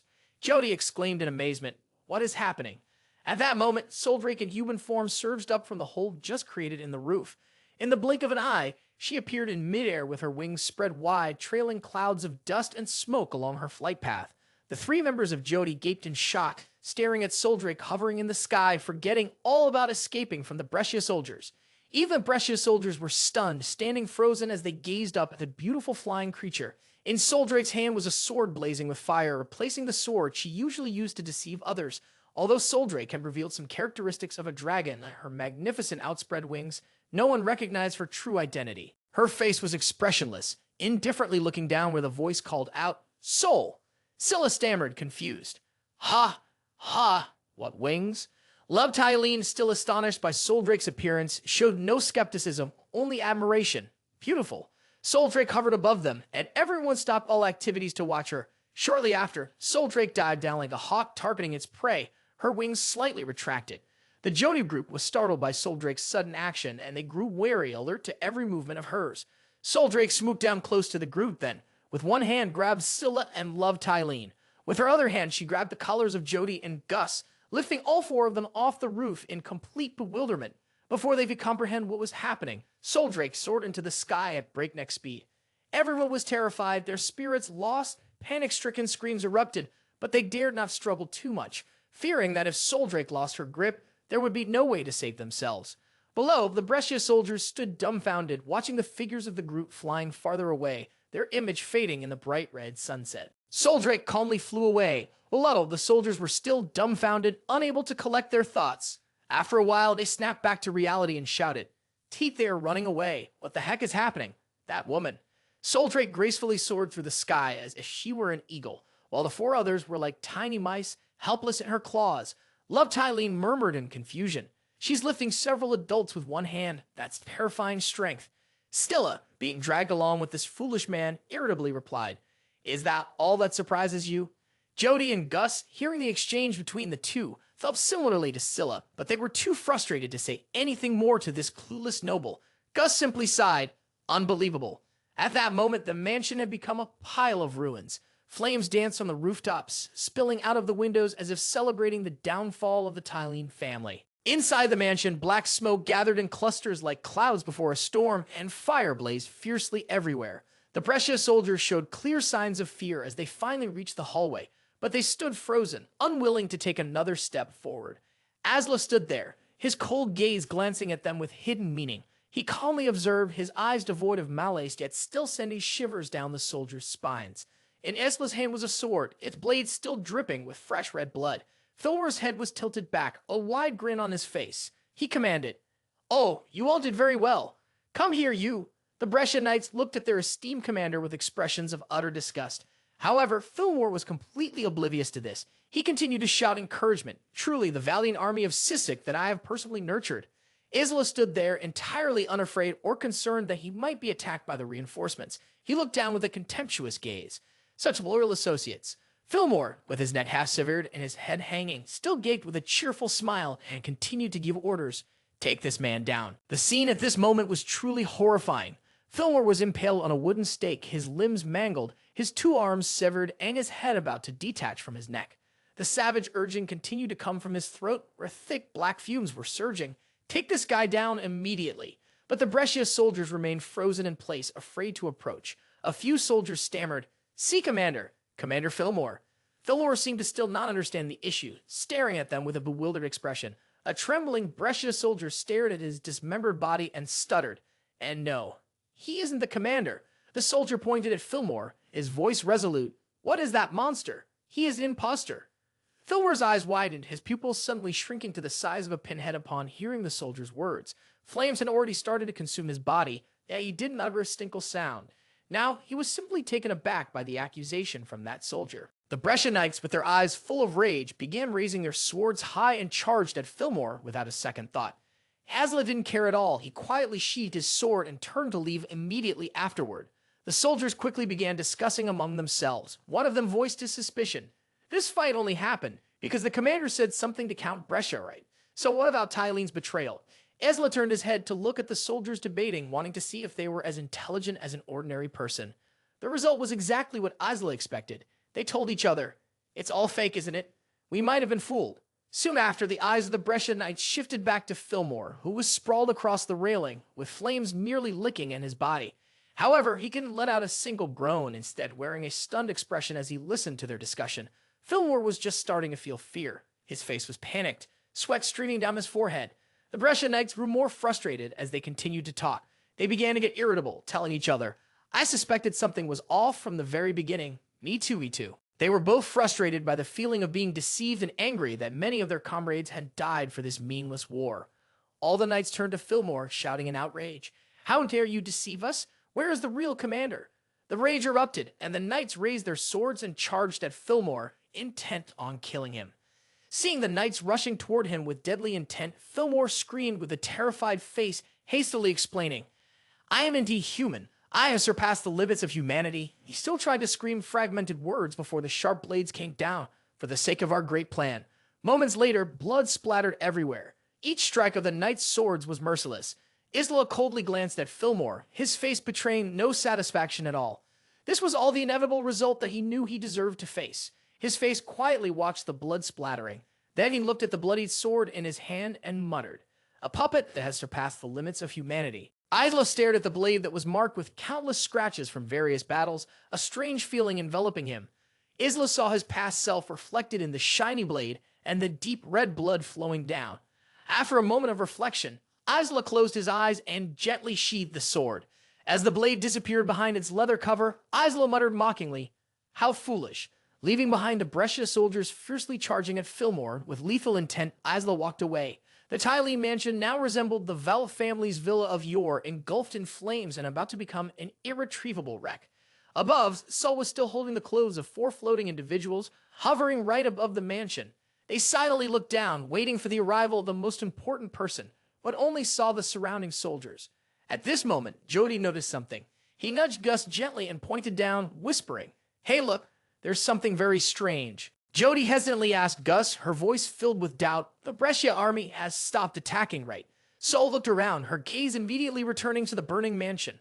A wave of anxiety washed over her as she silently called out Ray's name. Surely she knew he was in that sea of flames. Meanwhile, the remaining Brescia soldiers in the mansion were passing along the latest news. "Commander Fillmore is a fake? So what the hell are we fighting for?" Nearby, Eren and Baltai could also hear the entire conversation among the knights. As Baltai listened to the rumors spreading among the Brescia soldiers, his face lost its arrogance and clicked his tongue, muttering curses at Fillmore. What a useless puppet."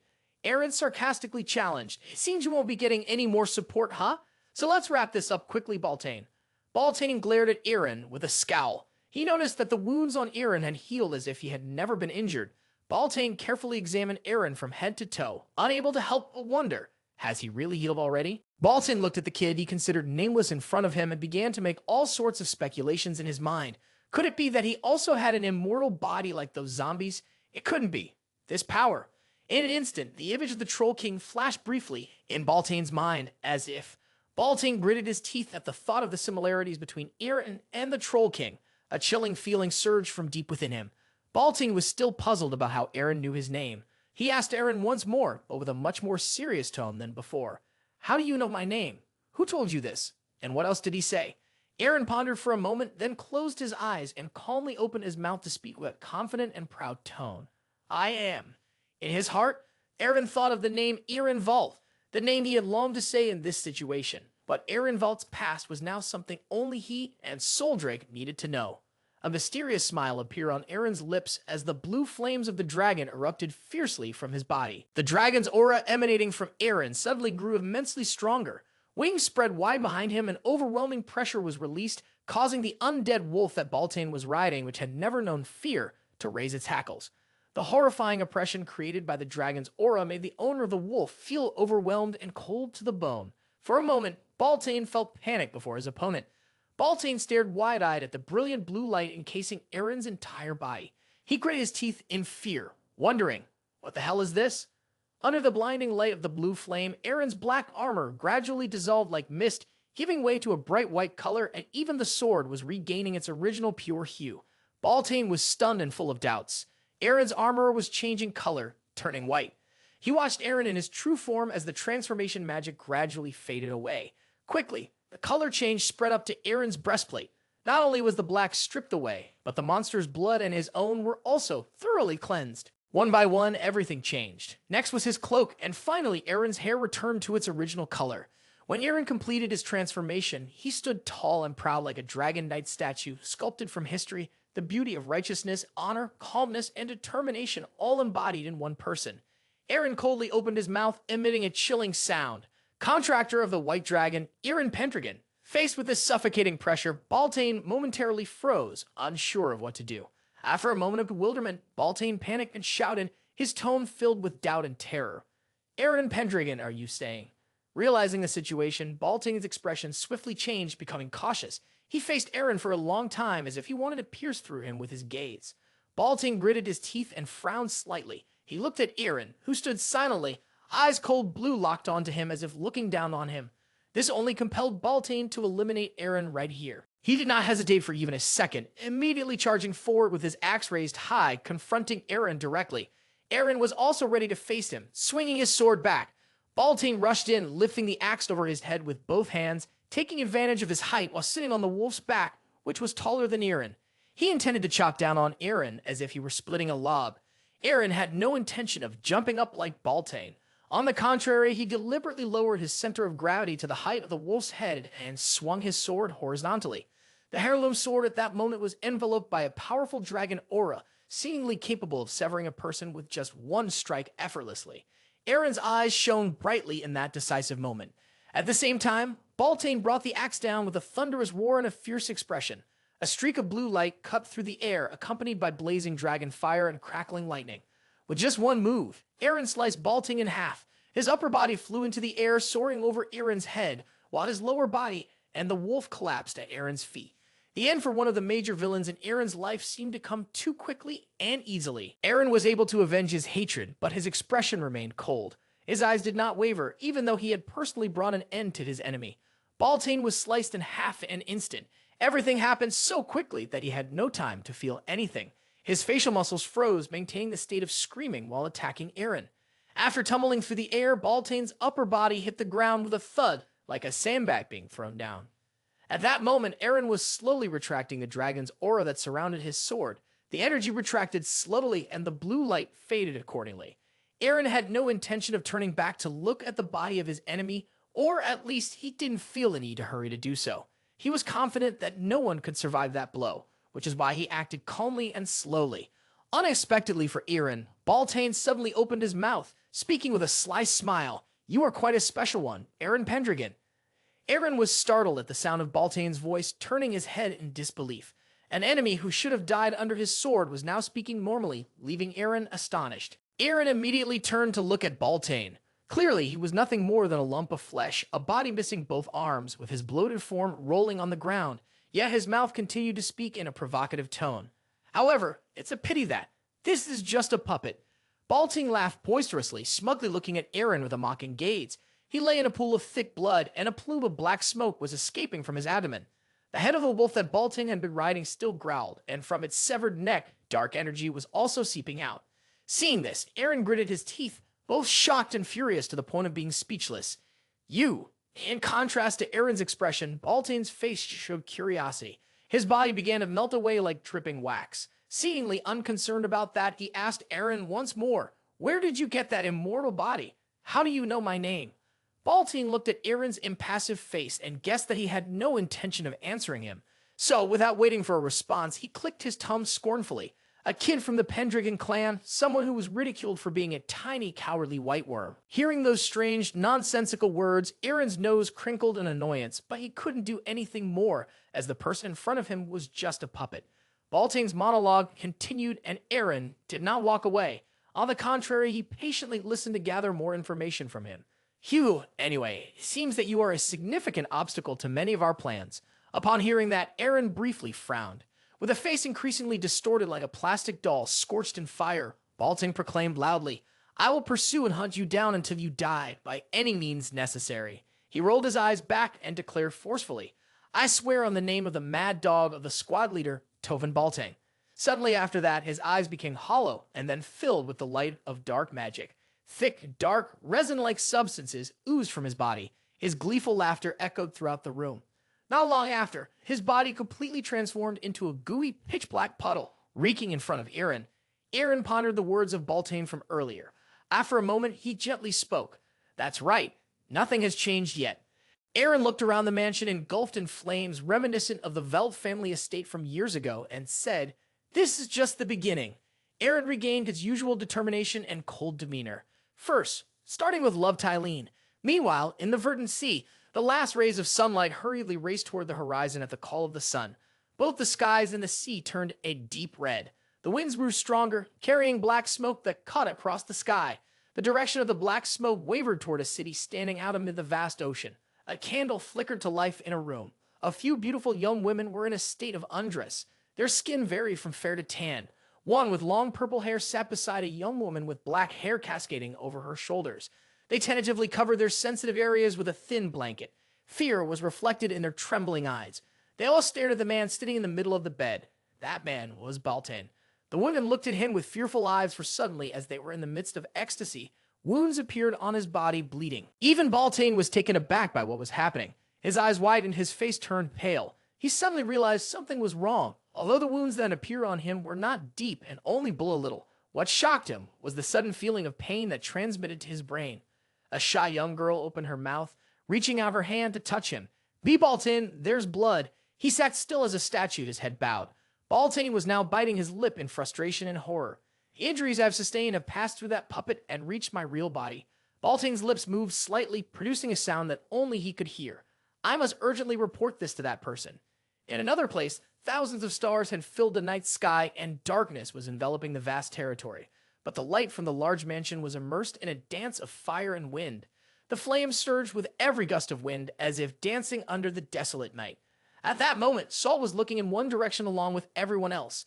Everyone's gaze was focused on the name Love Tylene. He gritted his teeth, holding tightly onto his trembling lips. Eren stood right in front of Love Tylene, his face arrogant and cold, his sharp, judgmental eyes scrutinizing every expression on his face. Love Tylene was tied up, crouched low at Eren's feet in a demeaning posture. In the distance, illuminating their scene, was a mansion engulfed in flames. The sight was reminiscent of that year, but the people had changed. Eren couldn't help but feel moved by the similarity. He opened his mouth to speak in a grim tone. Back then, our positions were reversed. Love Tylene felt a chill at Eren's grim voice. He looked up at him with a furrowed brow full of concern, stammering in reply. "Ha! Though, what the hell are you talking about?"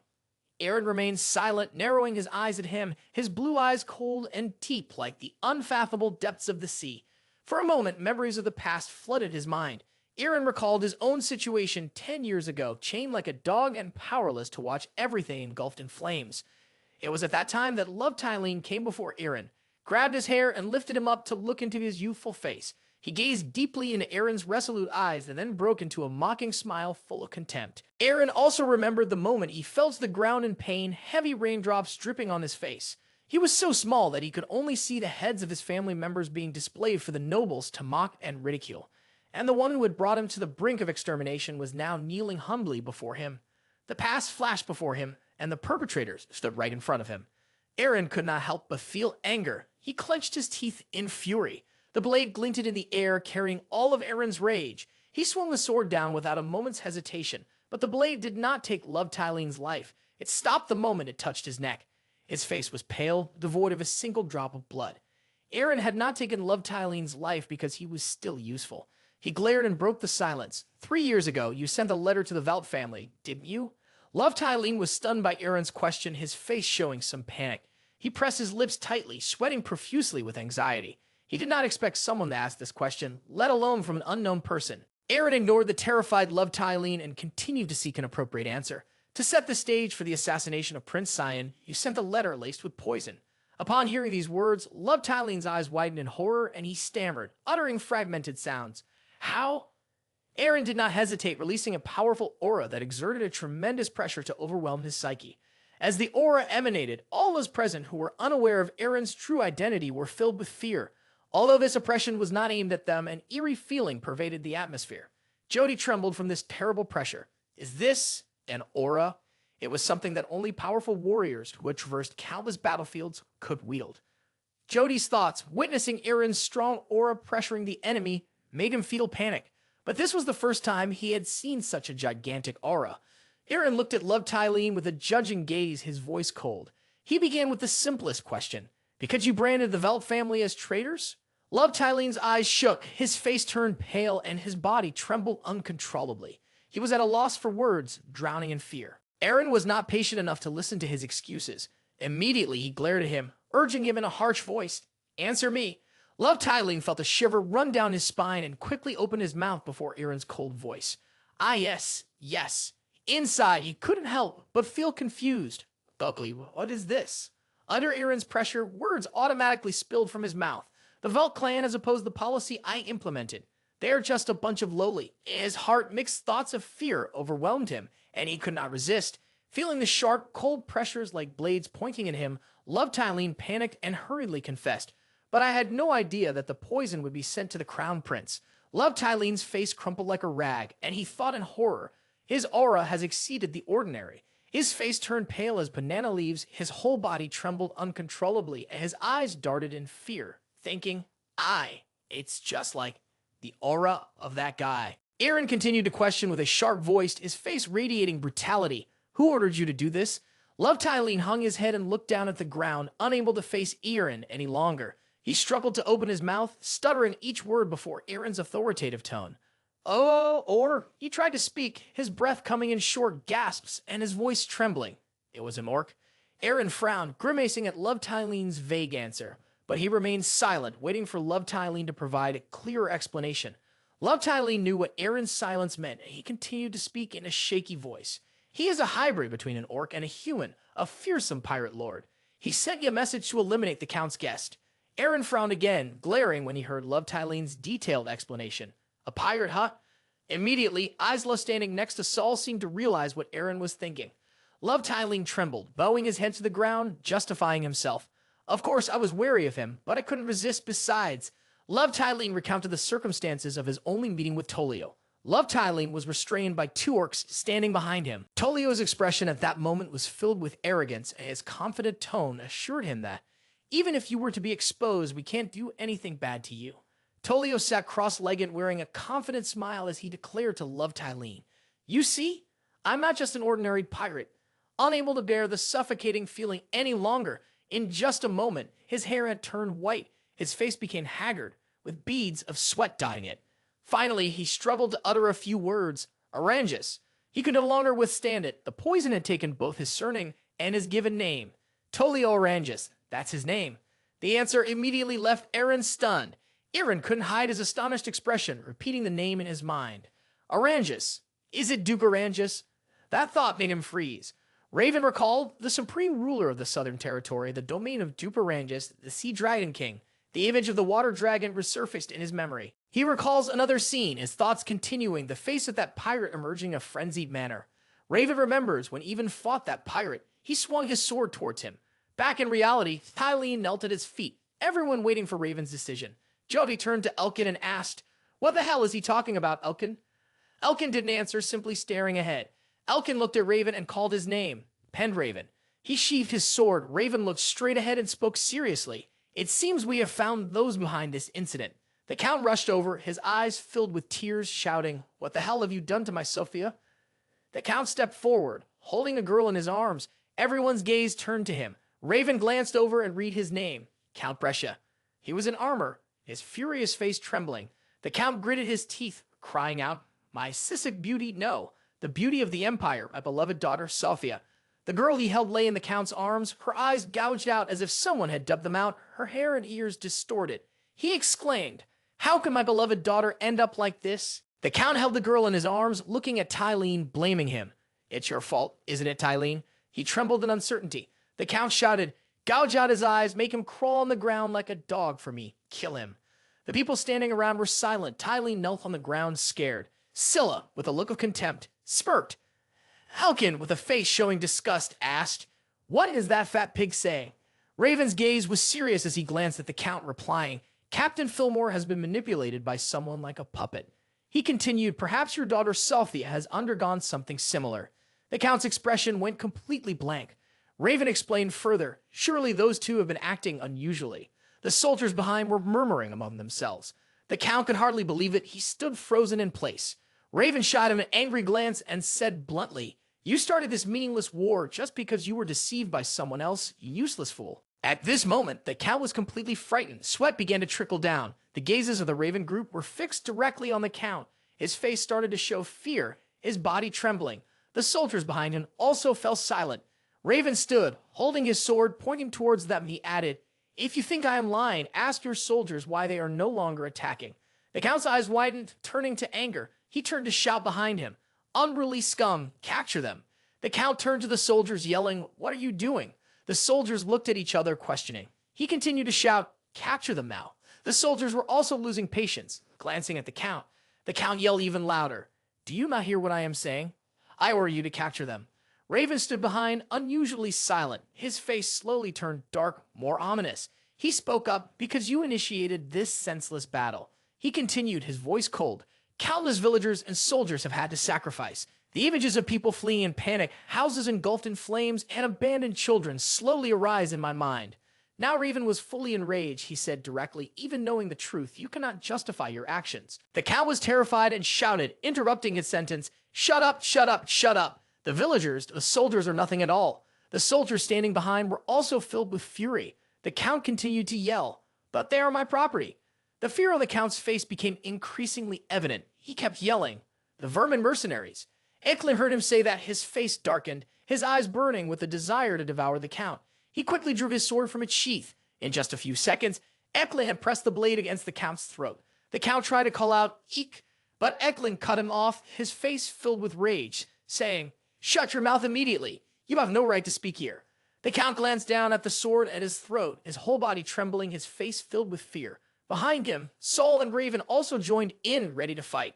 Raven shut her eyes and called out loudly, "Sol!" She immediately understood Raven's signal. Sol spread her wings to fly up, lifting Raven into the air, and beneath her, a dragon tail appeared. The Count immediately gasped in surprise, unable to believe his eyes, and shouted, "Wings?" 3 blue diamonds containing energy appeared on her forehead, and Sol shone brightly under the night sky.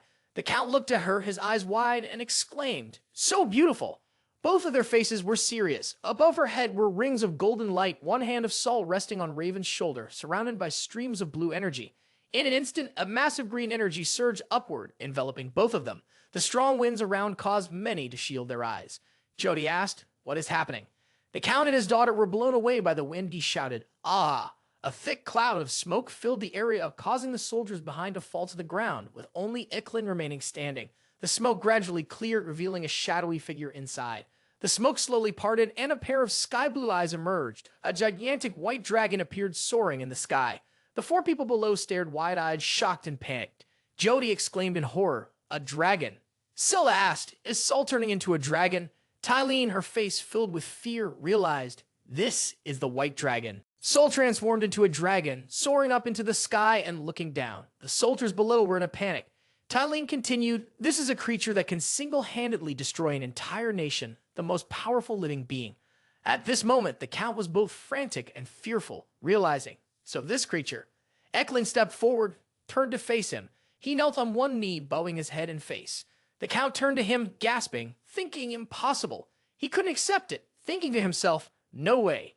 Eren shed Raven's facade, standing beside Sol, while Eklund knelt and the Count trembled in fear.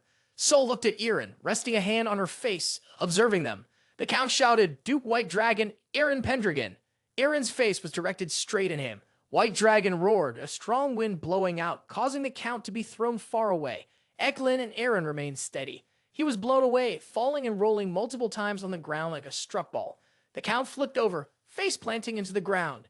He looked up, his whole body shaking, his face bruised from the fall, murmuring, "Eek." The Count looked ahead and saw a crowd of villagers armed with weapons standing before him, their faces ablaze with anger. The villagers glared at him, furious.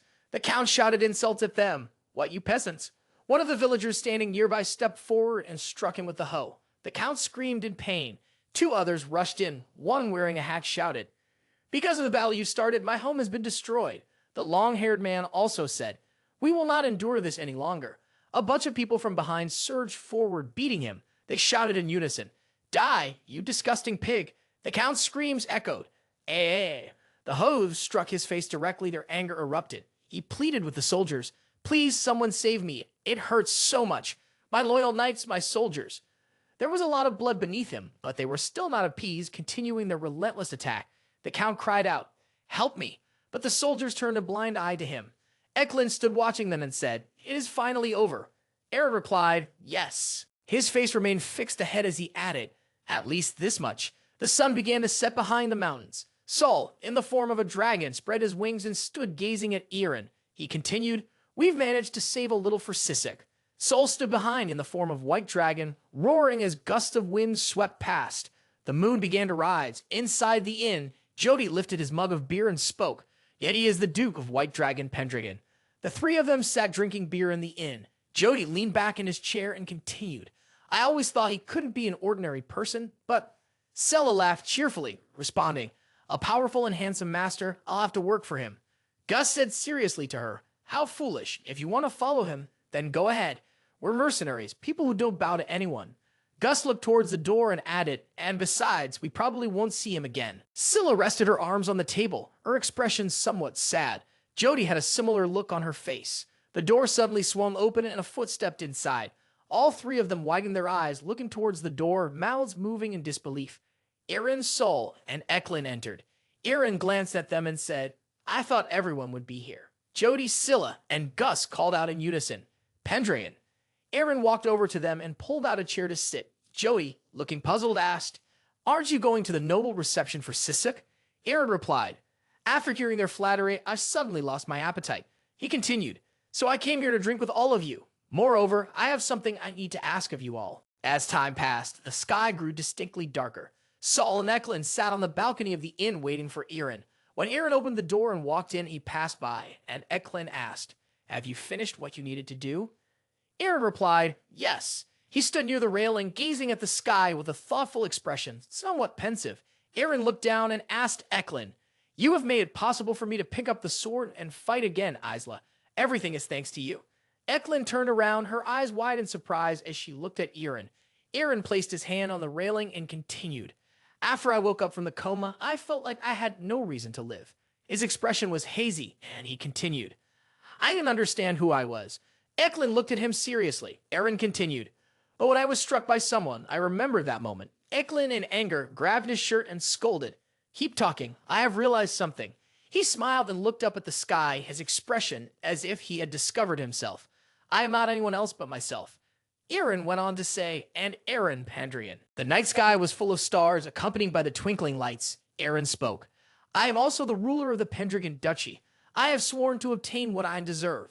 Eklund smirked. He stepped closer to Eren, placed his hands on the railing, closed his eyes, and said directly, "If you stray off course again, I'll just hit you." Eklund glanced over, smiling brightly, "Because I am your sword."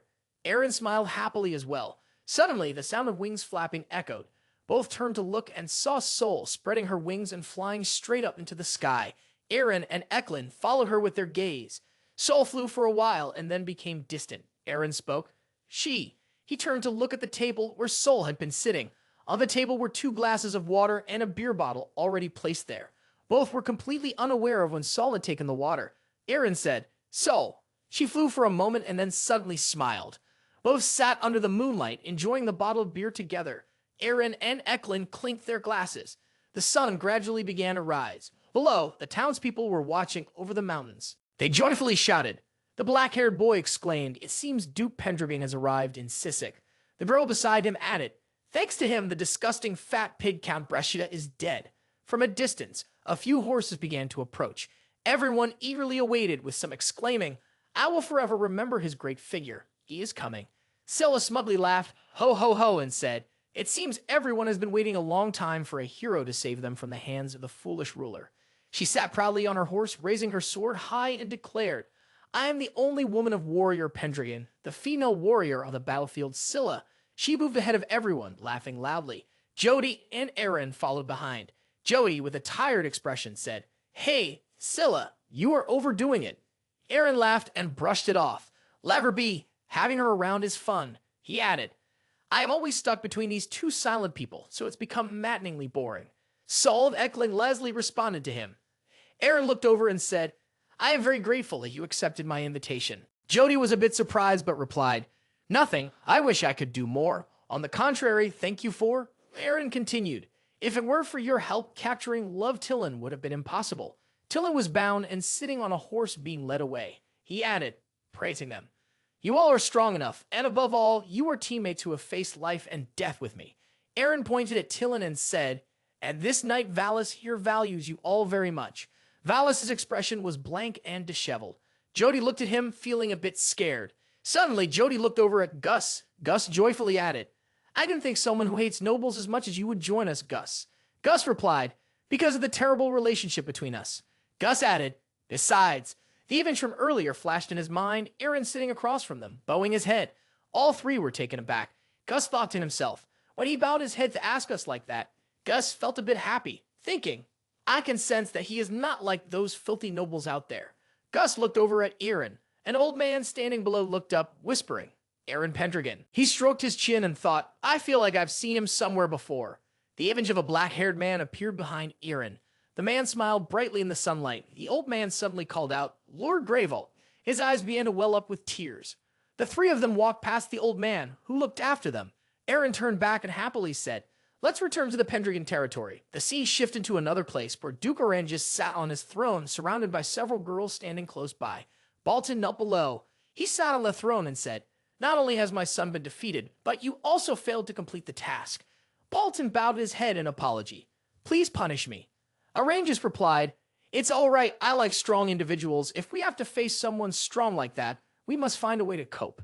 Oranges suddenly laughed, however, he continued, "Did we plan the next step in the strategy already?" He smiled wickedly. He looked up and said, "I am very glad to hear this." The Sea Dragon King, sitting on his chair, resting his chin on his hand, with two girls kneeling beside him, looked at Duke Oranges. The Sea Dragon King smirked, "Duke White Dragon, Eren Pendragon. Recently, that name has been quite troubling me." On top of the chair was a stone dragon coiled around it. In the Pendragon territory at Conrad Castle, a luxurious white castle, Lindsay and Eren were delighted to hear that Eren was coming back. Eren said, "Really, is my brother coming back?" Tada sat by the window reading the letter and said, "He has completed his mission in Sissuk, so he will be home soon." Helena and Mia were also happy to hear the news. Eren grabbed Lindsay's hand, shouting, "Did you hear that, Lindsay? Just as expected from your brother." Helena sat in her chair, secretly happy, thinking, Eren. Barrio, Reed, and the black-haired soldier faced off against Mark, while the soldiers stood around watching the fight. Mark smiled, holding his sword pointed at them. The three of them charged at once, shouting, "Ha!" Mark also rushed forward, his expression more serious. In the blue sky above, the sounds of wooden swords clashing echoed below. Mark completely overwhelmed them, knocking away 3 wooden swords from their hands at once. The soldiers standing outside exclaimed, "Wow." Everyone stared in amazement. Reed, shaking hands, said, "He's gotten stronger." He held the wooden sword proudly, boasting of his achievements. "Of course, I was the one who killed all those pirate orcs in the battle on the Silvo coast." Mark placed one hand on his hip and added, "It seems you all have finally realized the true strength that comes from serving the young master for many years." He turned around, his face full of pride, and declared, "As for myself now, I could even defeat someone like Isla." The soldiers cheered, "Wow." Karna and the long-haired guy looked at them with exasperation. The people around joined in, praising him, just as expected from the captain. Suddenly a hand clapped. Mark looked over. Vincent, dressed in a black shirt, also praised Mark. "I failed to recognize how important you are, Captain. Considering the 3 knights you defeated, that is truly amazing strength." Mark turned back to look at the man and politely replied, "Oh, thank you for the compliment. I don't think I've met you before. Are you a visitor?" He placed his hand on his chest and bowed slightly, introduced himself. "I hear at the suggestion of Lord Pendragon. My name is Vincent Ron." Mark and the two people behind him were surprised to see him. As Vincent was bowing, he suddenly looked up. Mark approached with a wooden sword over his shoulder and replied, "I see. So you must have heard from the Lord then." He looked puzzled. Mark suddenly laughed. "Here, both political and military matters are not important. We will take the lead and rebuild this country." Mark suddenly pointed the wooden sword at Vincent and yelled in anger, "But you're here, proud that the Lord chose you." Vincent's expression was one of confusion. A wooden sword fell at his feet. Vincent looked down and forced a smile. "What? What is this baseless accusation?" Mark, his face full of killing intent, spoke up. "Pick up the sword. It's time for your entrance exam." He picked up the sword, pointed it straight at Vincent, and exclaimed, "Show your true power now." Everyone cheered and shouted. Vincent stood there with a blank expression, looking at them like they were fools. He recalled Eren's smiling face during their conversation. Mark also took a fighting stance.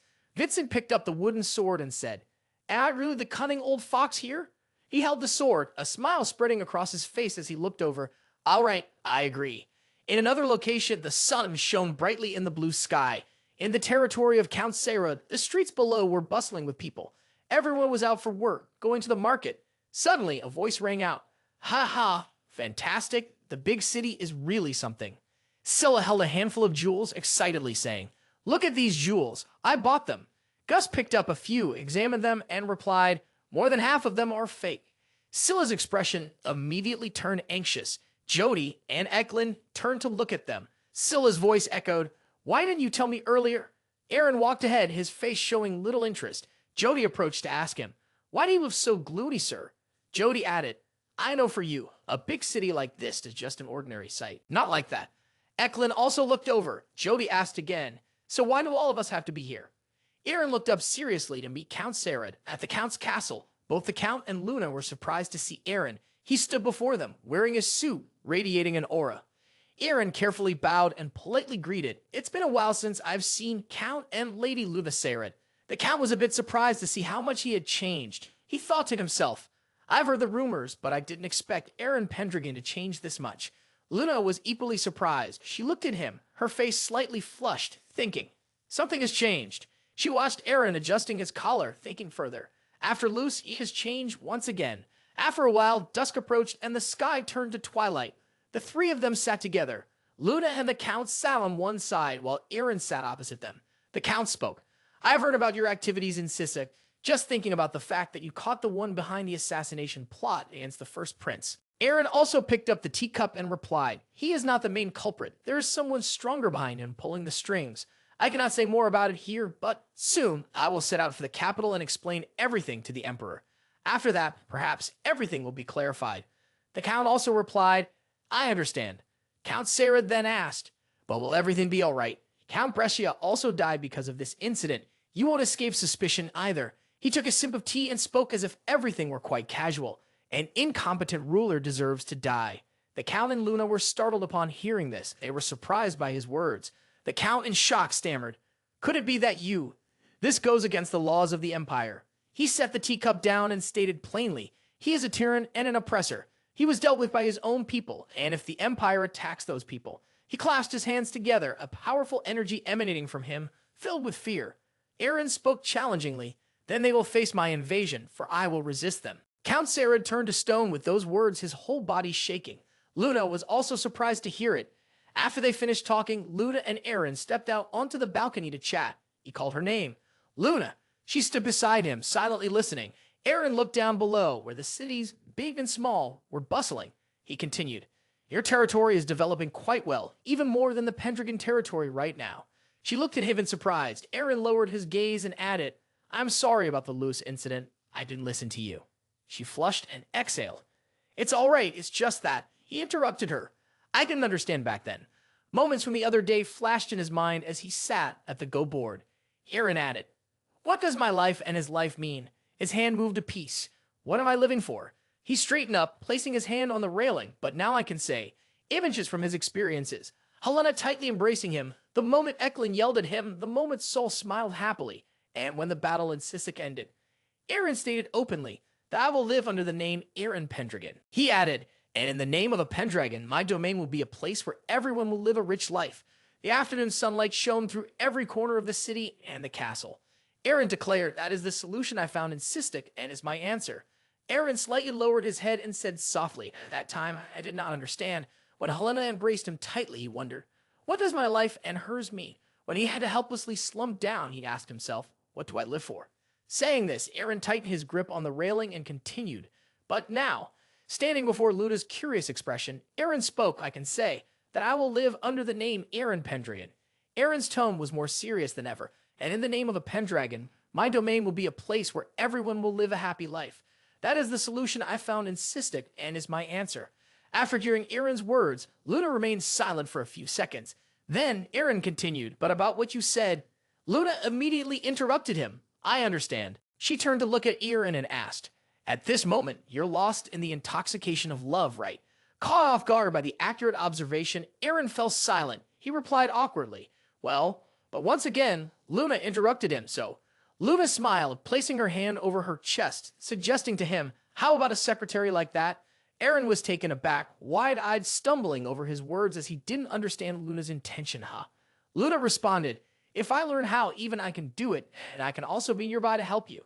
Hearing this, Eren felt that the girl before him misunderstood him a bit, so he intended to refuse. "No, that's not..."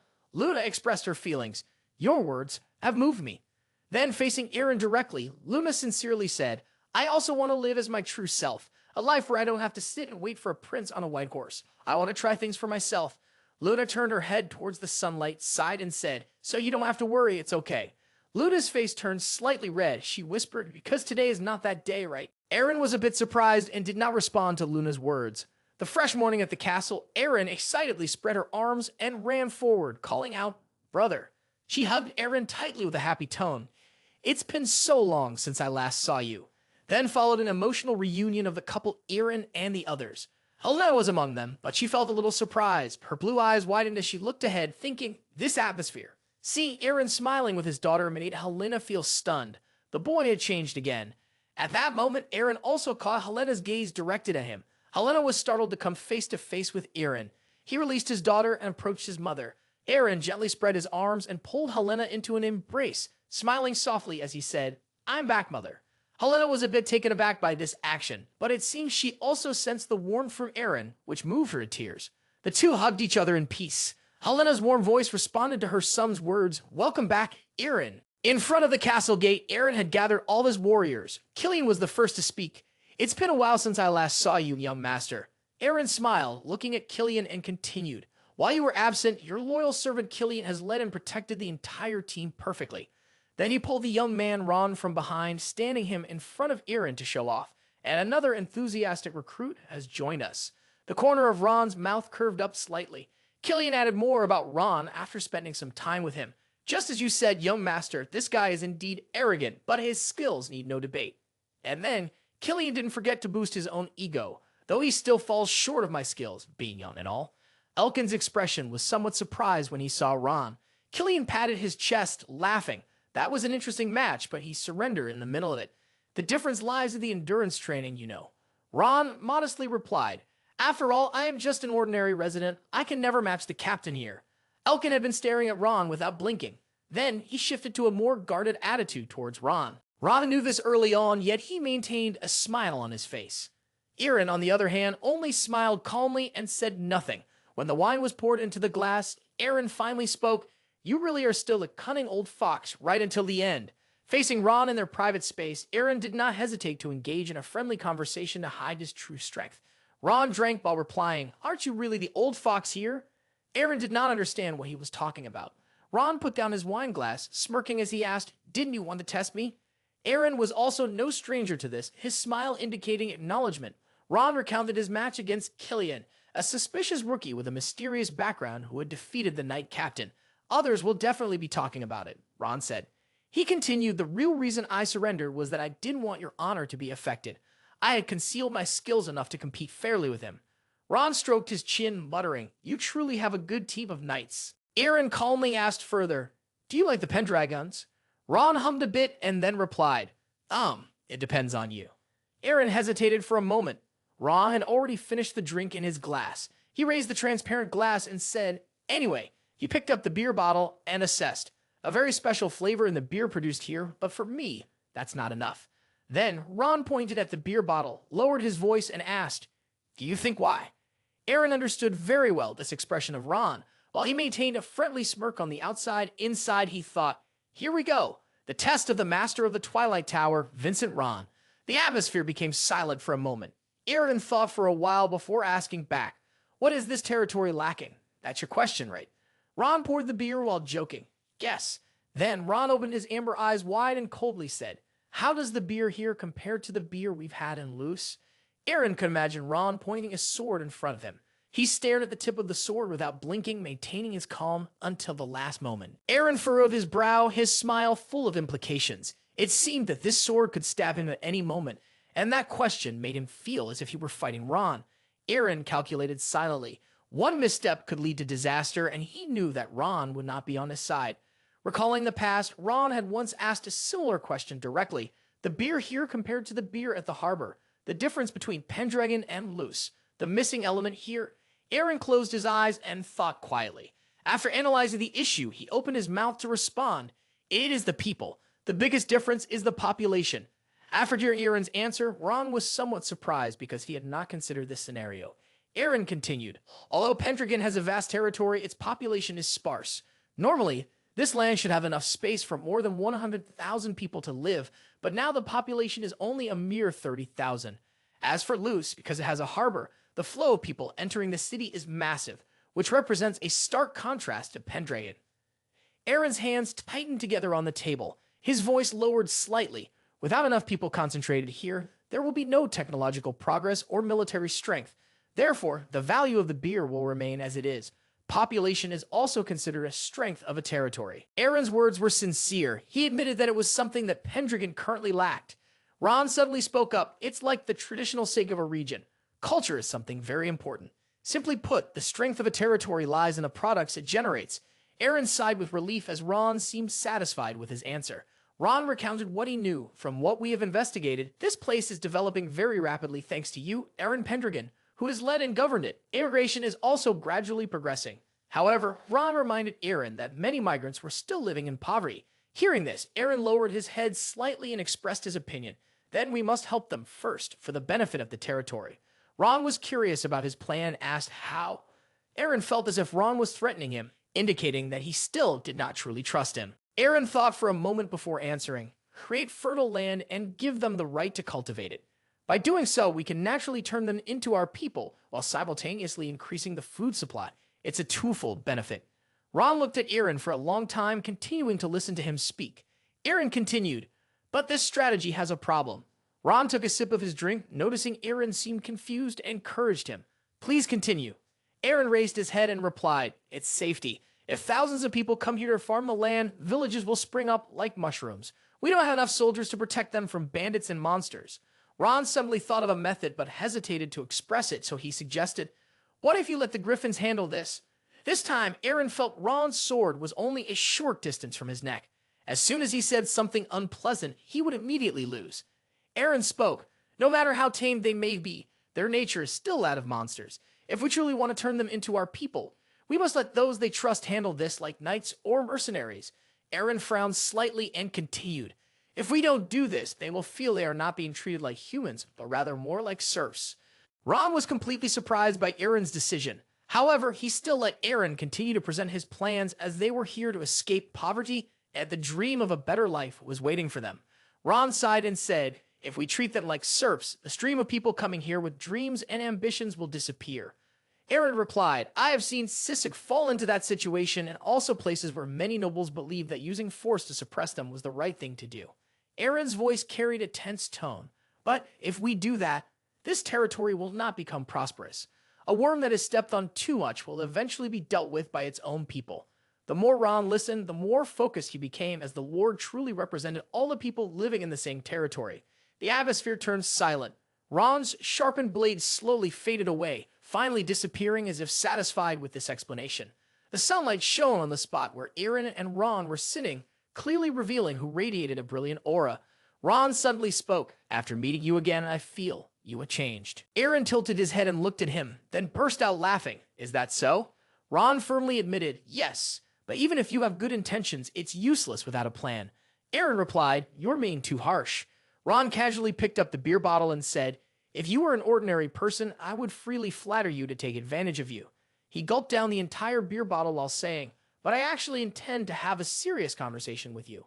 Eren waited for Ron to finish digesting all that beer. Some beer spilled from Ron's mouth.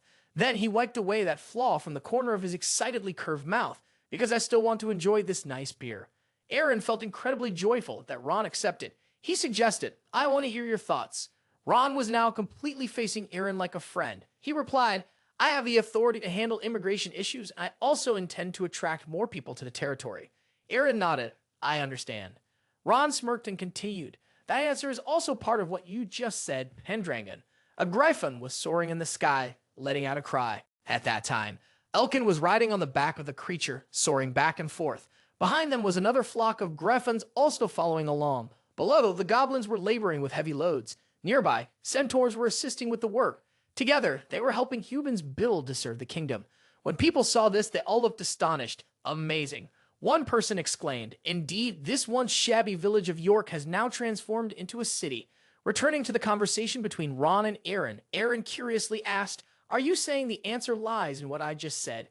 Ron nodded, yes. He had a plan. "We will undertake a large-scale construction project." Eren didn't quite understand what Ron meant and asked, "Construction?" Ron explained in detail. "Now we will address the employment of those impoverished immigrants.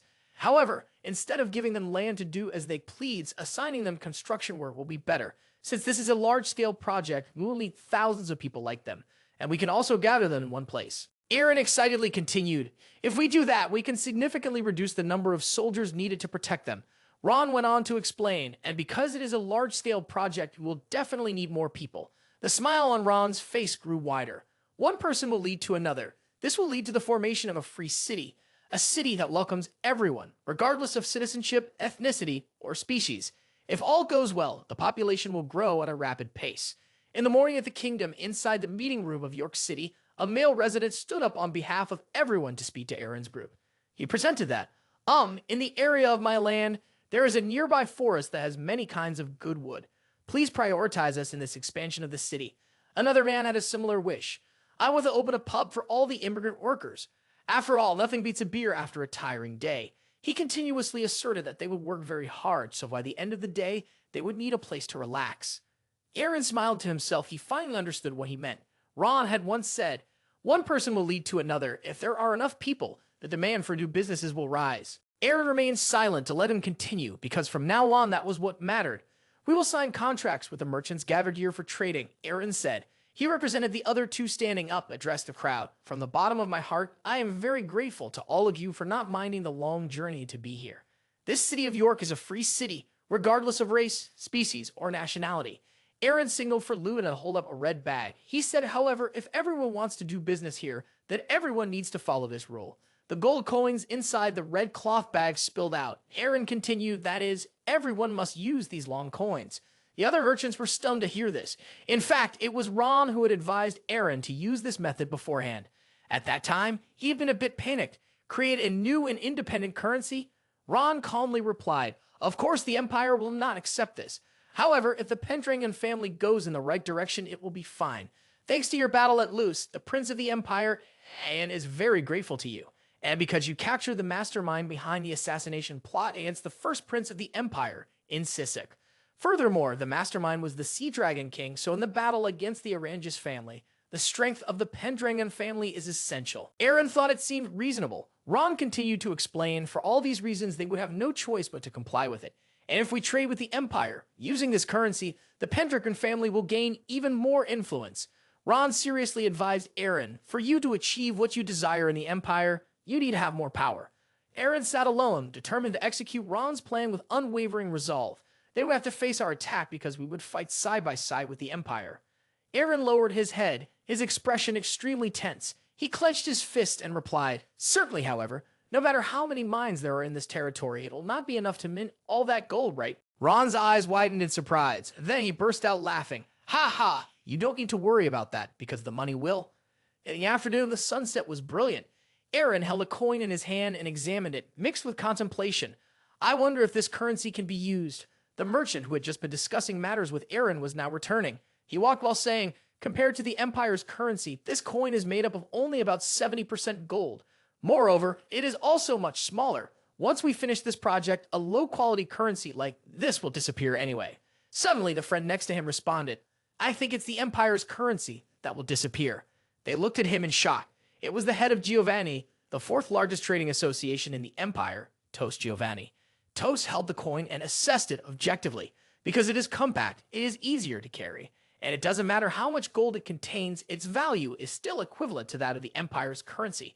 So in terms of convenience value, both coins are the same, but the Empire's coin is heavier, making it harder to carry. Tos glanced at the other merchants and smirked, asking, so which currency will you choose to keep, and which will you spend? Everyone was thoroughly explained by Tos, so there was a bit of fear. In Ron's hand was the beer bottle he had drunk yesterday. He spoke up, in the business world, there is a saying, the money that comes first is wise money. The value of money is determined by its circulation in the market. If we can make the Empire's currency used as an asset, sooner or later it will become like gold ore in the present. At that time, the market will be flooded with counterfeit currency. Luna was a bit worried and asked, so basically, will the low-quality ones take the place of the high-quality ones? Ron smiled and nodded. That's right. Just a piece of paper can make that happen. I believe so. Eren was still a bit skeptical. Really? Ron took a sip of beer and replied, Anyway, it's just theoretical. But in a future beyond our debts, perhaps there will be evidence proving that it's true. Eren was a bit surprised, almost falling over. He looked at Ron, beads of sweat running down. He felt goosebumps thinking about him. Even though I don't know what the future really holds, it's hard to believe that he can see so far and think so broadly. He really is a scary person. The Gray Sunset, Vincent Ron. While the other merchants were talking, Tos was thinking about the coins this time. To come up with a plan like this, the person carrying it out must be quite competent. So he has succeeded. Capture that cunning fox, Eren Pendragon. Tos clenched the coin in his hand and said, within a year, no, just half a year from now, it will make a big splash. He looked towards the sunset and exclaimed, the city of freedom, York. Just like the plan Vincent Ron outlined. Immigrants quickly flooded into York. The merchants really went to Luna to discuss matters. Everything he shared was fully listened to and recorded by Luna.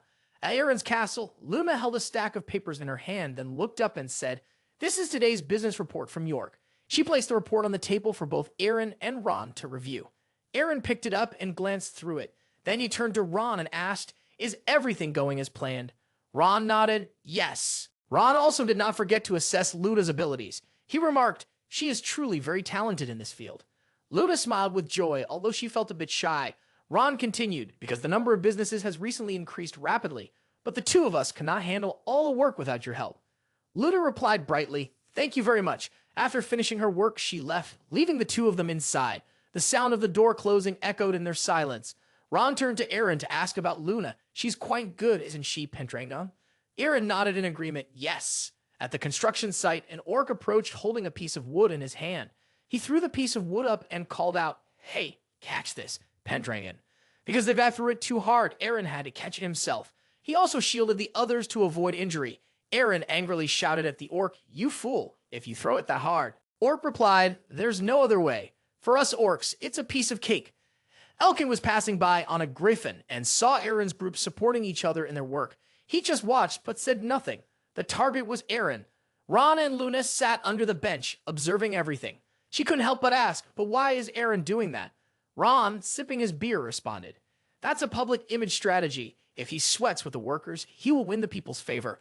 As someone who would accompany them, Luna was at a loss for the ideas and attitude of this guy. Ron admitted, I suggested he do that. He glanced up at Eren, assessing, but it seems he's quite familiar with that work. Eren was conversing with everyone while maintaining a cheerful demeanor. In response to Ron's questioning, Eren also thought that in his previous life, he had helped a lot in the Velt family, and his mother, the woman who often came to see him every lunchtime. She always brought a basket of hot, delicious bread along with a radiant smile on her face. Eren slightly lowered his head, smiling softly, thinking, it's always like this. Suddenly, Lindsay's voice rang out, calling Eren everyone. She brought out a basket of nutritious sandwiches and said, it's lunchtime. So everyone sat down to have lunch together, chatting happily with each other. Eren tried a bite of Lindsay's sandwich and shared his thoughts. It's so good. Lindsay replied, well, I used to be a commoner, so I'm quite used to doing these things. The smile on Lindsay's lips was both gentle and sweet, and her hand had a scratch. Eren just looked at her without saying anything. Then she appeared before him, making him astonished. Lindsay was not much different from Eren's mother in his past life. The two stood looking at each other in the sunlight. While Eren was smiling in a daze at Lindsay, the scene of their intimacy caught Ron and Luna's attention. Ron chuckled softly, saying, "I have a feeling I'm about to enjoy some good beer in this territory." Luna seemed surprised for a moment, then she also lowered her head, looking sad. Ron accidentally noticed her unusual expression. In the bright sky, Sol's figure appeared, surveying the entire city. She hovered in place and admitted, "Everything is changing. It's been a while since I arrived here from Pendragon. This place has remained the same for a long time. But after the agreement with Ray, the atmosphere around Sol seems to be improving." She closed her eyes, thinking of someone. "What do you think, Alex? Alex Pendragon." Meanwhile, on a mountain close to York City, a young man and his horse stood tall, observing the scene. He sighed in relief, finally arriving at the place he had always longed for, the Pendragon territory. He firmly gripped the sword at his side and declared, "And right here, I, Leon John Bolt, shall become a proud and honorable knight." The smile on Leon's face was pure and sincere towards this goal. Next, Lindsay sold food to everyone with a cheerful and willing expression. Eren also lent a hand, and with positive energy, she kept encouraging everyone. Pendragon territory is providing construction jobs for immigrants. You don't have to worry about food anymore. Instead of paying attention to what Eren was saying, it seemed that everyone was more focused on her appearance. "So pretty," one person next to that guy admitted. "Yeah, she really is," the other replied.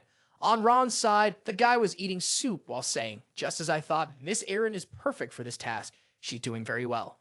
An elf behind Ron also expressed his opinion. "She's doing great. It's a strategy to enhance our image. Humans are strange. Isn't she supposed to be ugly, just like an elf?" someone else remarked. Ron sighed, "That's insulting, don't you know?" Eren eagerly offered food to everyone. "Here, feel free to help yourselves." Leon took it and replied, "Thank you." His face slightly paled when he saw the bowl of soup. Eren encouraged Leon, "It'll be okay. We'll provide jobs." Leon softly said, "No, bye." Eren accidentally noticed something on Leon, huh? She looked at the shiny object on Leon's hip. This person has a quite good sword. He also has a sense of style. Is he really an immigrant? While preparing to eat, a demon rushed towards the two of them. Leon and Eren were startled and turned around. Everyone shouted in panic at the sight of a zombie. At this point, the image of the zombie and the three-headed dragon resurfaced in their nightmares. The zombie in front of them seemed intent on harming Eren. Leon stood in front of her with his dazzling sword and shouted to watch out. But the result was that the zombie knocked to the side painfully. Eren was stunned and momentarily forgot that she was facing a bloodthirsty zombie. Ron stepped forward with incredible speed. He decisively severed the zombie's head and embraced Eren, protecting her. Everything ended in the blink of an eye. Ron tilted his head and remarked that this area was indeed dangerous, as it was stated on the information board that monsters like this could appear. Eren hurriedly thanked him. "Thank you, Sir Ron." Then she quickly turned back upon seeing Leon lying there, shivering. Worried about what was wrong with him, she ran over to ask if he was okay. Leon lowered his head, his voice filled with despair. "I truly feel pathetic." Eren comforted him. "It's not like that. You're really brave." Ron also admitted, "That's right. Thanks to you, I could make it in time to help." Upon hearing this, Leon panicked. "That's still not enough. I came to Pendragon because I want to become a knight." Ron and Eren exchanged glances while Leon was crying heavily. At the castle, Ron took Leon to meet Eren and recounted everything. Eren, after confirming, welcomed him. "Thank you for saving my sister. From what I hear, you took the test to be part of the White Dragon forces but failed." Leon nodded, slightly embarrassed. "Yes." He wiped the tears from his eyelashes and expressed, "I may not be able to become a knight, but meeting you is truly an honor. I have always admired you." Eren curiously asked, "Admired?" Leon eagerly replied, "Yes, at the governor's party in Segunda. I was there and witnessed the attack by the pirate orcs. I hurried away as fast as I could." "But you didn't." Implying Eren's bravery, Leon continued, "You fought the pirates with everything you had, and you even defeated them. The hero of Luce." Leon's eyes lit up with pure hope. He was determined to say, "I want to become a knight as strong as that, and I travel here from the Imperial capital just to achieve that." After hearing Leon's words, Eren nodded. "I see." Then he asked further, "Since you're here, are you also a noble?" Leon suppressed his earlier excitement, replacing it with surprise. Then Leon admitted, "Yes, my name is Leon John Bolt. I am the second son of Count John Bolt." Eren was genuinely curious about this family. Count John Bolt? I've never heard of him before. The atmosphere fell a bit silent as Leon felt somewhat embarrassed. He scratched his head, forced a smile, and said, "The John Bolt family is a family of honorary counts, but we are merely jesters of the royal castle." Eren was astonished by Leon's words. "Honorary count, you mean, do you have national-level talent?" Leon smiled and nodded. "Yes, my family has been proud of that lineage for generations, but the nobles in the royal castle do not think so. They simply see us as a joke, mere jesters. I cannot stand their disdain for us." Eren frowned, taken aback as he looked at him. Leon continued bitterly, "That is why I want to become a knight, to fight like a warrior and restore the honor of the John Bolt family." At this point, Leon's hand trembled slightly and tightened into a fist. Eren silently understood Leon's feelings at that moment. So here's another victim of the heavy discrimination in the Empire, Eren thought to himself. Eren spoke up. "Sir John Bolt, Leon, I want to see your performance." Leon did not know what Eren meant and looked confused. Eren was firm in his request. "Show me." Leon stared at him in silence for a moment, then agreed. "I understand." As he tossed his cloak aside, Leon's eyes changed. He showcased his agility by lifting one leg high, his body bending at the joints. Finally, Leon stuck out his tongue, making a ridiculous clown face. His posture looked more awkward than ever, but it also made the viewer like Eren filled with anticipation. Leon's supporting hand bent slightly down before jumping up, bringing his entire body along. Leon leaped high and performed a somersault. The movement was graceful, and he landed softly. At the same time, the cloak that had just been thrown up was also brought down by Liam as he bowed, signaling the end of the performance. Ron and Eren were so astonished that they had to cover their mouths to avoid screaming. Eren silently watched Leon, not missing a single move. He slowly stood up and said to Leon, "It's true that you might not become a knight, but I know someone who could develop your talent." The other three were all surprised to hear this. Eren closed his eyes and thought of someone, the person who taught him martial arts in his past life, the one who had fought alongside him on the battlefield, his master. Raksha is the Black Argos if it's a person he can develop your talents. Eren recognized Leon's talent, his agility surpassing that of an ordinary person, especially his balance and jumping ability. Eren smiled and proposed to Leon, "Leon John Bolt, you should become a fighter." Leon was taken aback by Eren's words. His face flushed with emotion. What a cool warrior. As night fell, the conversation between Ron and Eren resumed. "So, you and Leon will go to the capital together?" Ron asked. Leon nodded, "Yes. And in the meantime, we might find someone who could become his master." Ron anxiously asked, "Is that okay? This trip is very important to us. There are many objectives to accomplish, like the reward for punishing Love Tylene and granting the Pendragon a license." Ron took a sip of beer, furrowed his brow, and continued. "And Love Tylene's escort team is about to set off. It's too dangerous." Eren slightly bowed his head and added, "That's why we have to do some things. I've heard news from Karta and the orcs. Part of the zombies and demons near the tomb we fought before has come back to life. This means the Lich we defeated back then is still roaming out there." Ron spoke in a lower tone. "So the zombies that attacked Miss Eren yesterday were?" Eren nodded, "Probably." Ron suddenly exclaimed, "Even if you have memories with the White Dragon, he still hasn't lost all his power." Eren voiced his speculation. "It seems that someone is behind this. Perhaps it is a creature that can resist even dragons." Night fell and the castle was dark. Eren lay down on the bed, staring up at the ceiling, and fell asleep. He accidentally heard some noise and jumped up. A girl was standing outside the door. Eren recognized her soul. Eren invited her inside and said, "I haven't seen you in a while. What's up?" Sol replied, "I'm recovering my magical energy at the base, and outside Pendragon's territory. I have to stay in human form, which consumes a lot of magical energy." Eren was a bit stunned and at a loss for words. He stammered, "Why didn't you mention this before?" "If I had known." Sol lowered her face and answered, "Because I wanted to be by your side." Eren fell into a state of immobility. Sol looked up, facing him, and asked, "Are you happy?" Eren decisively replied, "No." "What if not?" Sol asked back. However, at this point, he hesitated for a moment, remembering before Sol was the one who stood by him, sharing both joy and sorrow when they were in Sisek. She was always the one who cared for him whenever he was his most exhausted. Sol was the kindest and gentlest woman. Eren slightly furrowed his brow. He spoke gently. "You took care of me in Sisek." Sol replied with a calm smile, "There's no need to apologize. Our souls are connected, and my fault is when you go against what you once were."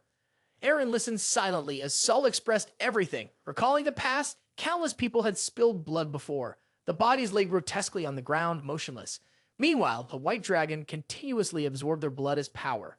Eren asked, "You don't have them, do you? What will happen?" Sol replied, "I don't know. Any magic that can turn back time, I currently don't know of any such magic. and if it exists, it requires a vast amount of mana and a special place to hold that mana. A dragon vein and my life as the chief of the dragon clan for such a thing to happen. Eren himself had to admit this. Indeed, the white dragon at that time did not fight with all its might, and it took its own life before me under the bright sunlight. Just like Eren Pendragon in my previous life, Sol said, at that moment he wore a warrior's outfit facing the white dragon. Eren replied with a heavy heart, I want to go back to the past. Sol completely empathized with Eren's feelings. Then she stood up and said goodbye. That's why I have to go.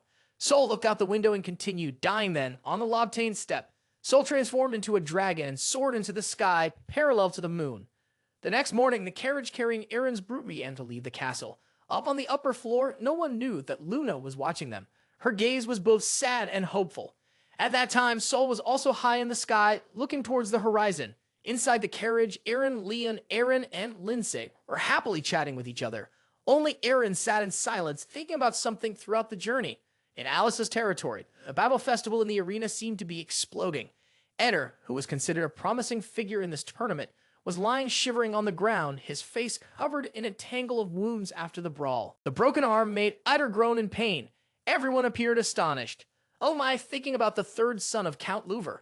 Holy eyes, Sir Eder has been beaten to a pulp like this. Everyone's gaze turned to the main character, wondering, who is he? Who is that mercenary? He exuded a fierce aura with overwhelming strength and a terrifying killing intent.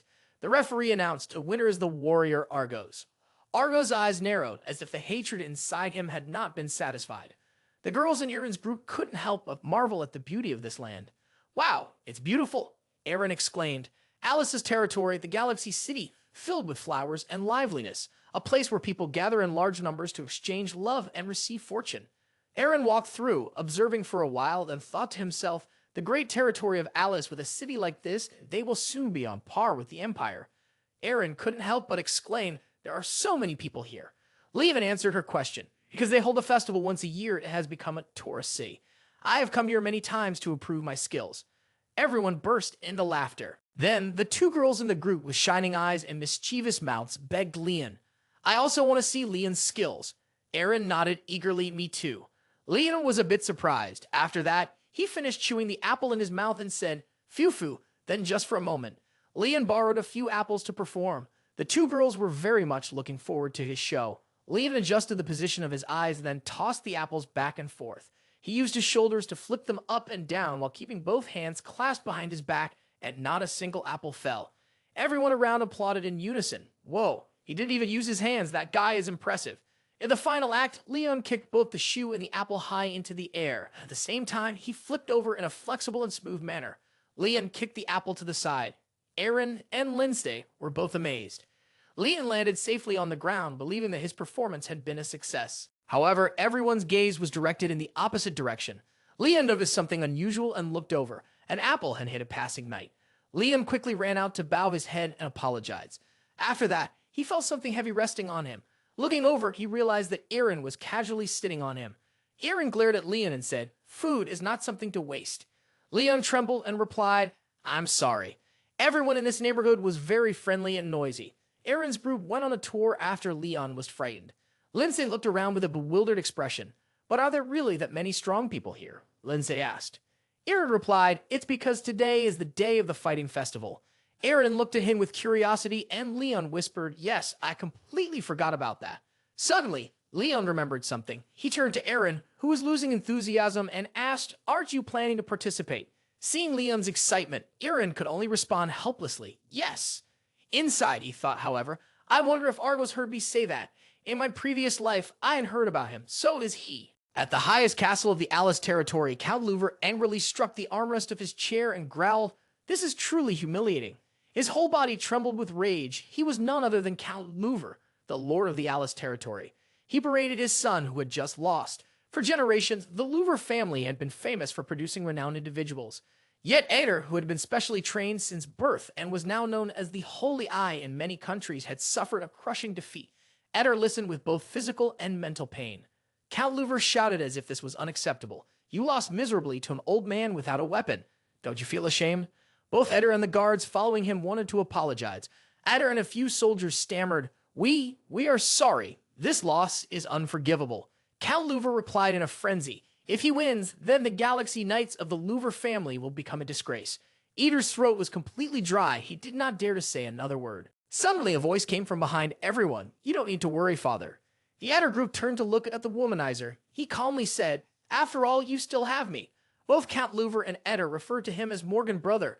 Morgan arrogantly declared the #1 handsome man of Alice. He paused for a moment, then tossed the wine glass he was holding into the air. At the same time, he drew his sword from his side, making a flawless straight cup without even opening his eyes.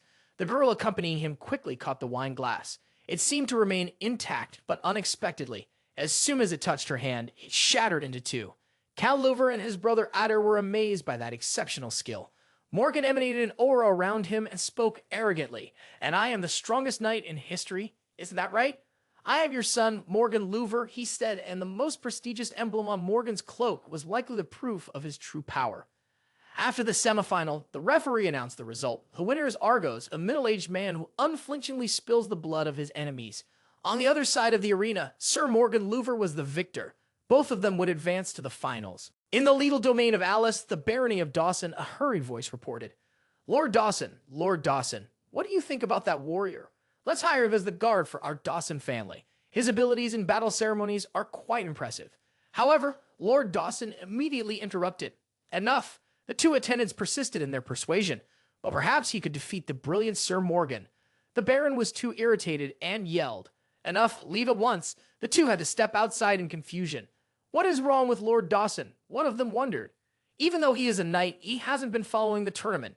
He hasn't practiced at all, as if he is no longer a noble. I can't fathom how someone as useless as him has so many titles." Meanwhile, inside Lord Dawson's room, he held a small insignia in his hand. It pointed to the girl in the painting, hanging on the Baron's wall. The insignia lit up for a moment, and Lord Dawson gradually fell into despair, clutching his face in heartbreak. Eren's group was at an inn not far from the arena. Levan asked Eren, "So my master will be at this inn, right?" Eren sighed. He thought to himself as his esteemed master from the previous life, Argos, here at this moment. Leon and Eren inadvertently witnessed a rather horrifying scene. They were a bit uncomfortable and exclaimed, "But what the hell happened to these people?" The thing is, as soon as they arrived, they saw a group of knights sprawled on the ground. Suddenly, one of the injured knights spoke up, "We came here to meet Argos." Leon was a bit taken aback. "Huh? Oh, right." The knight probably knew that Eren's group had come here with the same intention. He advised, "Don't try to talk to him. Turn back while you still can. He is unreasonably strong, even if he doesn't give it his all. All the nobles and knights have come here to test his strength after witnessing his abilities at the festival, and they have all been beaten to a pulp like this." The girls were terrified upon hearing this. Liam could also imagine the monster the knights were talking about. In a panic, he asked Eren, "Will everything be all right?" Eren thought for a moment, then decided to respond, "There may be some situations beyond control. For now, just leave it to me." Very soon after that, Eren stood alone in front of Argos' room. Eren calmly knocked on the door and said, "Dear warrior Argos, I have something to discuss with you." There was silence inside for a moment. Then an annoyed voice replied, "Get lost if you don't want to lose one eye." Eren thought for a moment and then decided to continue. "I know about what happened to Gior and Raga." Immediately, the door swung open. A large hand shot out at incredible speed. Argos looked as if he were going insane and wanted to attack Eren. His face seemed ready to devour him. Before Eren could react, he was hit by a punch from Argos. Eren dodged while thinking, he is too fast.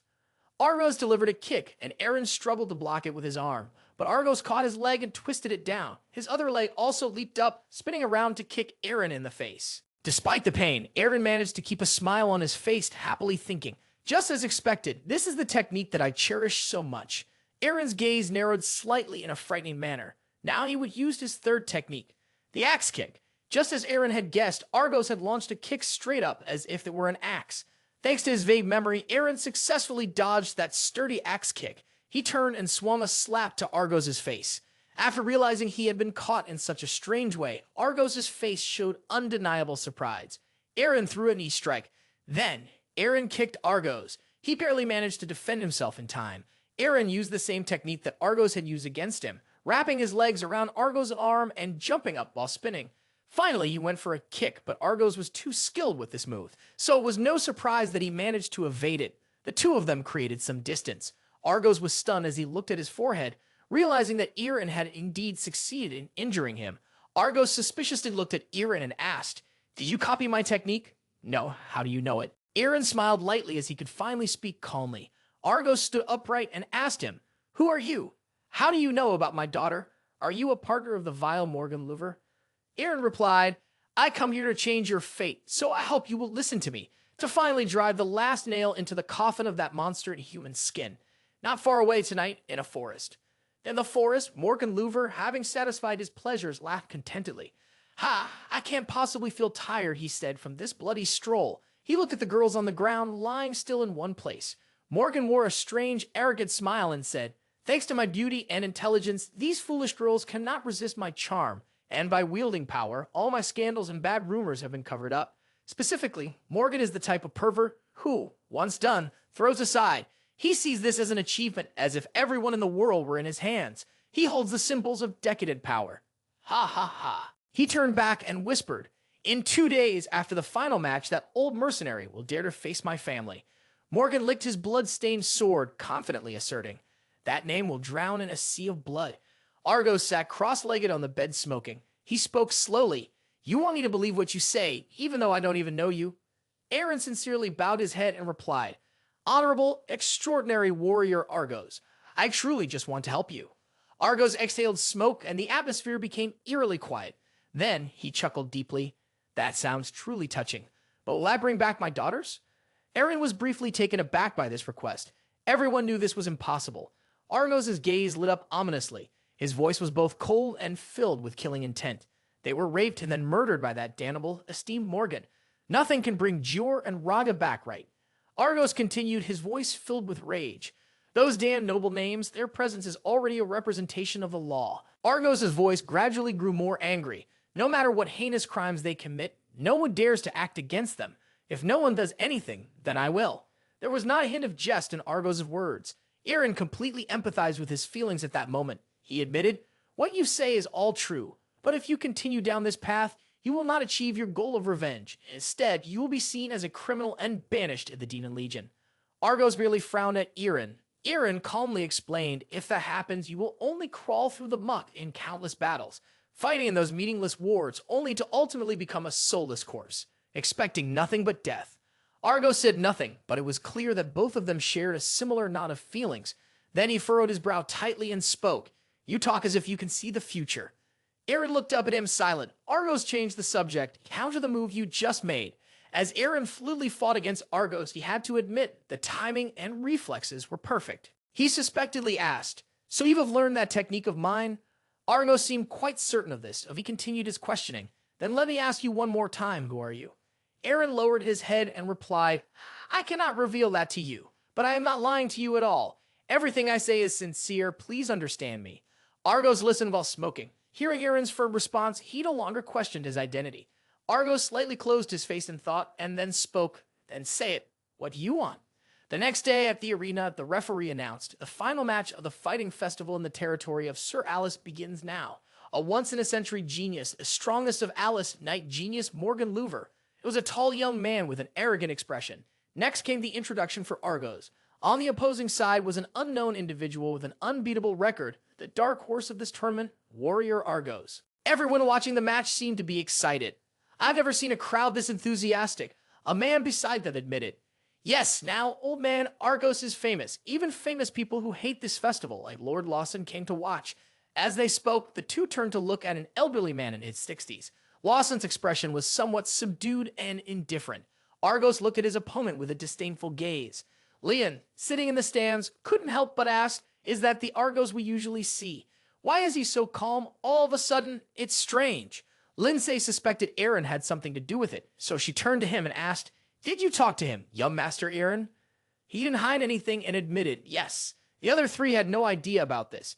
Eren reminded Leon, "You need to pay close attention to this match, Leon." He obediently replied, "Yes."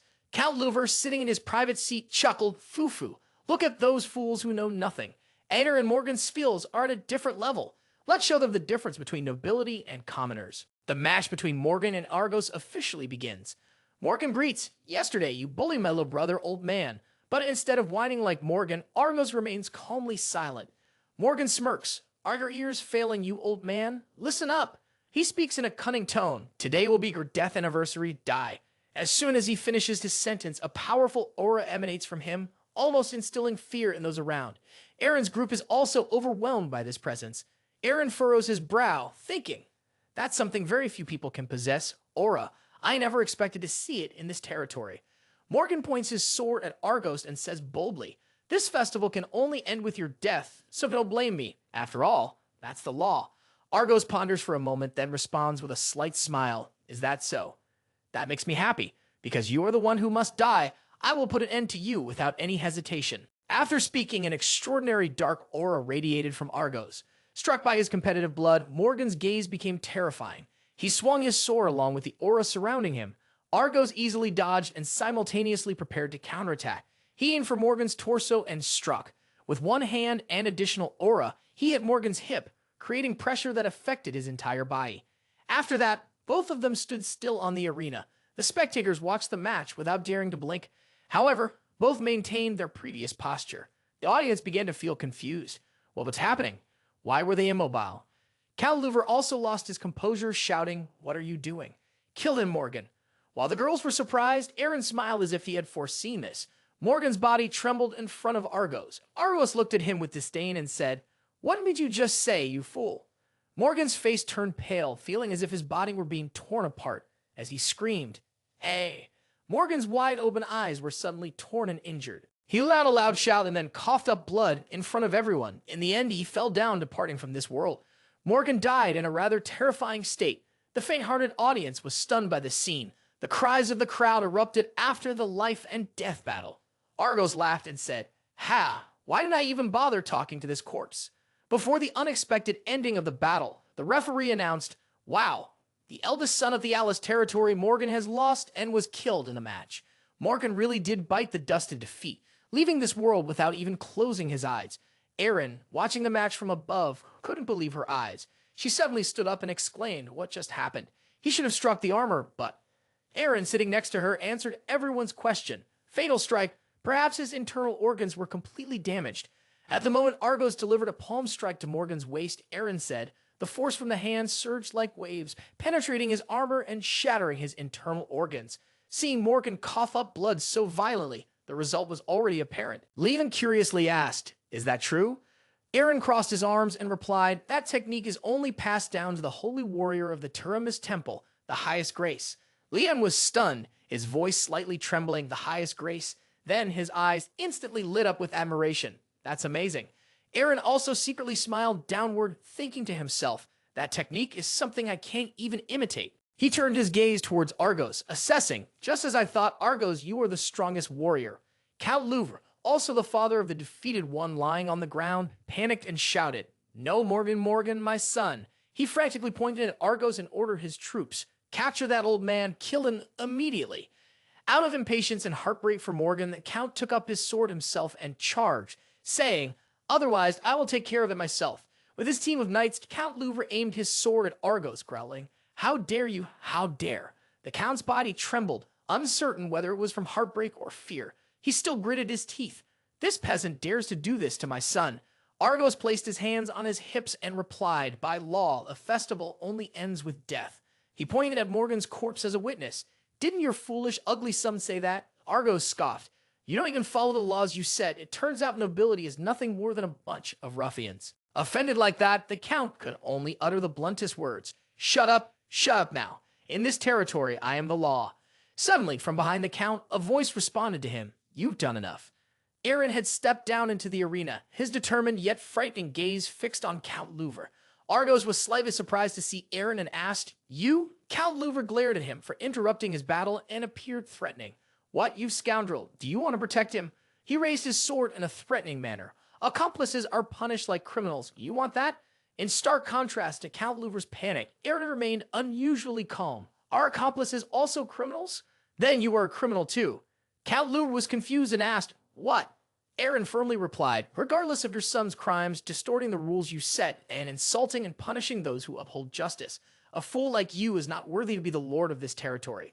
Count Louvre shuddered in shock, still struggling to respond. Ugly what? He angrily shouted in Eren's face. What do you know to say that? Who are you? Eren opened his bright blue eyes. The aura behind him erupted, attacking Count Louvre. Both the Count and Argos were left speechless, their mouths agape. Count Louvre, upon sensing it, turned pale and wondered, "What is this? This terrifying aura?" The spectators were also taken by surprise, looking up at the scene before them and exclaiming, "What is that? Look, it's a dragon." The entire form of the dragon god became vividly visible in broad daylight. Eren introduced himself. "I am the contract holder of the White Dragon, Eren Pendragon." The White Dragon let out a roar of astonishment, asserting its authority. Upon hearing his name, everyone recognized him in unison, Eren Pendragon, one of the 5 great dukes of the kingdom in the flesh. Argos was completely astounded, exclaiming this. Eren's momentum completely overwhelmed Count Louvre, but the mouth of the villain always twitched, including Count Louvre. He sneered, "Ha ha, Eren Pendragon, you are merely borrowing the power of the dragon to threaten me. Bring your army here and I will fight you. Alice is one of the most powerful forces in this kingdom." In front of Eren and the White Dragon, Count Louvre boldly declared, "We are justice." Eren frowned and looked at him. "Did you not hear me, you fool? You are the sinner." Count Louvre was somewhat taken aback when Eren retracted the aura of the White Dragon. Eren took a deep breath and activated max volume. "People of the territory, listen to me. The reason the warrior Argos is made of this water is that Morgan Louvre has seduced countless women to murder them. He is the most disgusting sinner." Everyone listened in shock. "Ha! What?" Eren gestured with his cloak toward Argos, continuing, "And his daughter is his victim." Count Alice was startled, immediately jumping up and shouting, "What are you saying, you bastard? Don't blame me." He pointed his sword at Eren, asking in panic, "Where's the evidence? If there isn't any, you—" Eren spoke sternly, naming one, Ryan Dawson. Count Louvre fell silent upon hearing that name. Argos also seemed equally surprised. Eren looked up the audience and called out, "Knight of the Vera territory, under the leadership of Lady Alice, Baron Dawson, are you here?" In the crowd, a man slowly stood up before everyone's eyes. His face was blank, but there was no sign of fear or coercion. Eren looked at him and said, "The evidence is in his hands."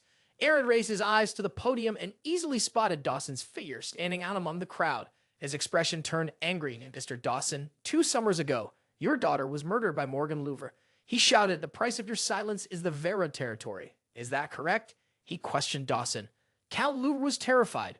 "What? How could that be?"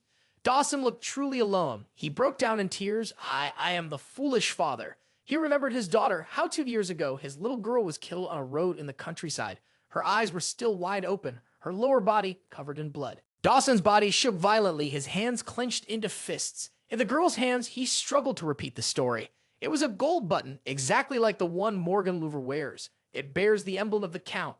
The audience gasped in horror. Dawson's face was filled with rage. "I was determined to reach the Count's castle, but I was caught by Morgan."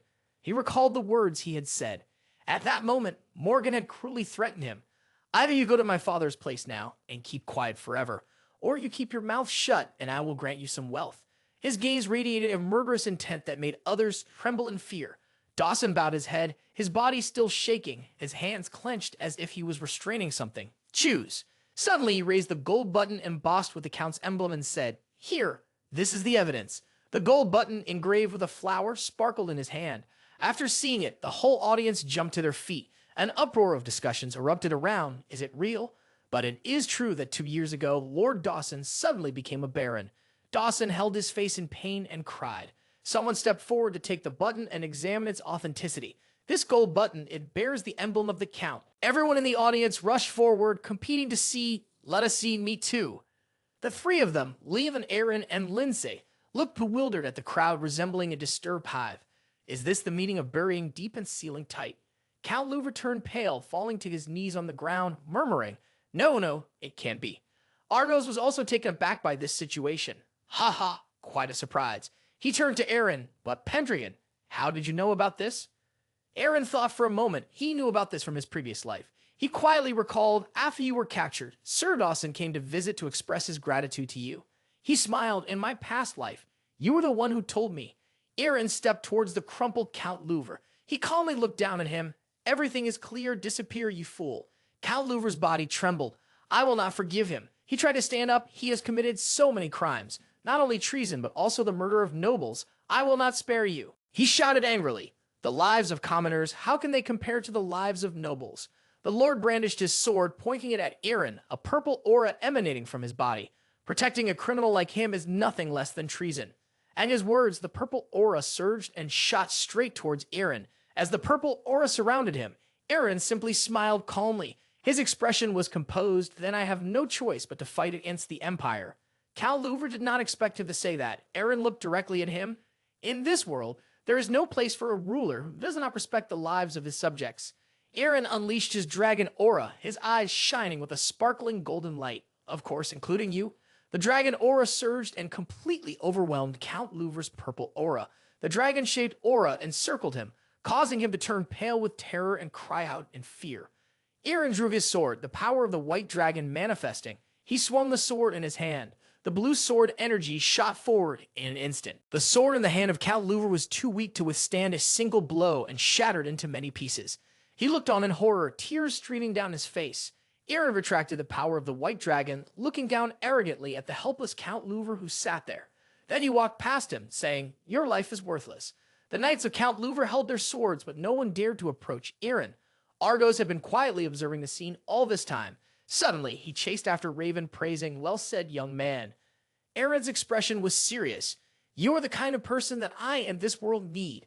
Argos was taken aback. He stepped forward, walking beside Eren, smiling. "I don't care whether you are a duke or not. I don't even know you." Argos looked directly at him. "But I cannot disregard my benefactor." Hearing this, Eren smiled happily. Argos did not hold back and gave him a hearty pat on the back. The three Leons silently watched as Argos affectionately draped an arm around Eren as they walked. Eren exclaimed, "Look at how well they get along." Lindsay agreed. "It looks like, how should I put it? It looks like they've been side by side for a long time." Leon's eyes sparkled. "The guys are really cool." Eren and Lindsay looked at him as if he were a fool. Then suddenly, a finger pointed straight at Leon's cheerful face. The owner of that finger was none other than Argos. "Is this guy going to be my disciple?" And so, Leon's days of rigorous training began. In the early morning, Argos leisurely drove the cart while Leon, tied with a black rein like a horse, struggled to keep up with their speed. He puffed on a cigarette, constantly watching Leon intently. This training method was too harsh, and Leon quickly exhausted, breathing heavily. Argos squinted. Then he raised the whip he was holding and struck Leon's back hard, causing him to cry out in anguish. Argos sternly lectured, "Don't let yourself get winded like that. This will tire you out faster. In a real battle, beat like this means death. Learning how to breathe correctly is fundamental in the art of combat." Even though he was already very tired, Leon continued to run. Yes. However, Argos still seemed dissatisfied, continuing to whip Leon's back with the whip. He didn't understand what was happening, only able to run while yelling in pain. The correct response should have been, "Yes, sir," Argos calmly stated. Leon suddenly realized and hurriedly corrected himself. "Yes, sir." Inside the carriage were Eren, and Lindsay. Eren still had a composed expression, but the two girls heard the conversation outside and silently sweated for Leon. Eren looked outside. Isn't his training a bit harsh? Lindsay also seemed worried. Is Leon going to be okay? I'm afraid something will happen to him. Eren saw this as entirely normal. As a teacher, his skills are undeniable, and Leon has the talent to learn his techniques. Outside, Leon was still pushing himself to run forward, but unfortunately, his foot suddenly tripped over a log lying across the road. Leon lost his balance, and his whole body slammed hard into the ground, the sound of his painful cries echoing everywhere. Argos was not worried at all and continued to teach Leon, "You are not focused at all. On the battlefield, this is equivalent to death." The horses did not stop because Leon fell. They continued to run swiftly forward, due to the rope around him. Even though he fell, Leon was still dragged along the ground. Argos' voice continued to echo steadily. "When we reach the Imperial capital, you will be able to practice against real opponents. Until then, embed these foundational skills into your body." Argos' eyes suddenly revealed a deadly intent. "According to the Lord's orders, I have 3 months to train you. Now let's train until you drop."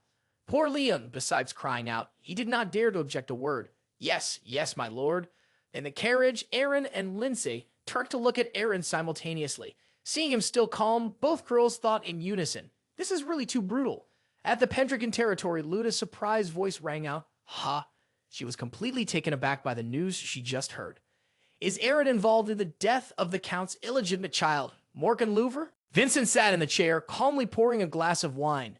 Yes, he confirmed and defended the person who committed that act. When he first heard this news, his reaction was the same as Luna's. At first, I was surprised too, but I listened to what happened. Vincent explained to her slowly, and it seems that a man named Morgan was an abuser of his own power, attacking and killing young girls, a true villain, and the one who killed him was a relative of one of his victims. Justice is on their side. Upon hearing this, Luna fell silent. Vincent savored the taste of the wine filling his mouth. However, he had paved the way for some opposing forces against the Pendragon family to act more freely than before. He thought to himself his eyes did not deceive him. Vincent recalled Eren's determined face. Protecting him from slander and helping him become strong enough to rise as a true king was what he needed to do at this moment. He gradually became pensive, so he could protect the weak in this empire, as well as fulfill his long-standing desire. In a forest within the Pendragon territory, Elkin stood with his arms crossed, looking up at the knights riding griffins training in the sky. Some were riding griffons while wielding wooden spears, fighting against their opponents. Others were practicing archery while mounted. The arrows they shot were all accurate, hitting the target board. Elkin quietly observed everything. Vincent leisurely approached him with a glass of wine. "It's truly marvelous, Sir Isla." Vincent stood shoulder to shoulder with Elkin, looking up at the sky as well. Griffin Knights are our future, and with such progress, only the best knights will be able to meet the expectations. In Vincent's eyes, there was the image of a group of Griffin Knights relentlessly training without pause, striving to produce countless powerful Griffin Knights. He suddenly smiled, unreservedly praising Elkin. "It must mean that the Griffins have been trained in a very systematic and strict manner. You are truly an outstanding leader." Elkin's face remained utterly expressionless throughout. Vincent, not noticing, casually asked, "Can you do that?" Elkin, indifferent and sparing with words, replied, "No problem." Hearing that, Vincent's smile deepened. "Truly reliable, I will assign you the responsibility for the strategic transport issue, because your strength is too great to be wasted on mundane tasks." Elkin did not respond, he just focused on watching the Griffin Knights training in the air. The atmosphere between the two became awkward for a moment. Vincent felt slightly embarrassed, sipping from his glass, thinking, does he still seem to hold a grudge against me since our battle? He glanced at Elkin, his mind swirling with thoughts, or maybe he is just a bit reserved. This strange silence was indeed uncomfortable. Time passed, and no one spoke. The only difference was that Elkin had another action, which was to stroke the head of the Griffin beside him. Just when Vincent could no longer stand this atmosphere, he finally heard Elkin's voice. "Do you know where Sol has gone?" Elkin asked as he stroked the Griffin while looking at Vincent. It seems Vincent did not expect him to ask that. Like the Lord, Vincent raised his glass to drink. They only leave the Principality when they need to address significant issues. Sol has now arrived at the Lobstein Prairie. She transformed into the shape of a white dragon, soaring through the sky with a wind-splitting speed. Sol paused at a canyon, looking down. Beneath the canyon was a layer of green mist enveloping the area. Sol flew down and touched the mist. A flash of bluish-white light erupted as the mist was pierced. Sol gently landed in her human form. She looked around exactly as Ray had described from his memories. Sol silently assessed that the Lobstein Prairie held an enormous amount of latent mana, a dragon vein. Looking at the swirling green mist surrounding her, Sol contemplated. If I establish my new den here, he might.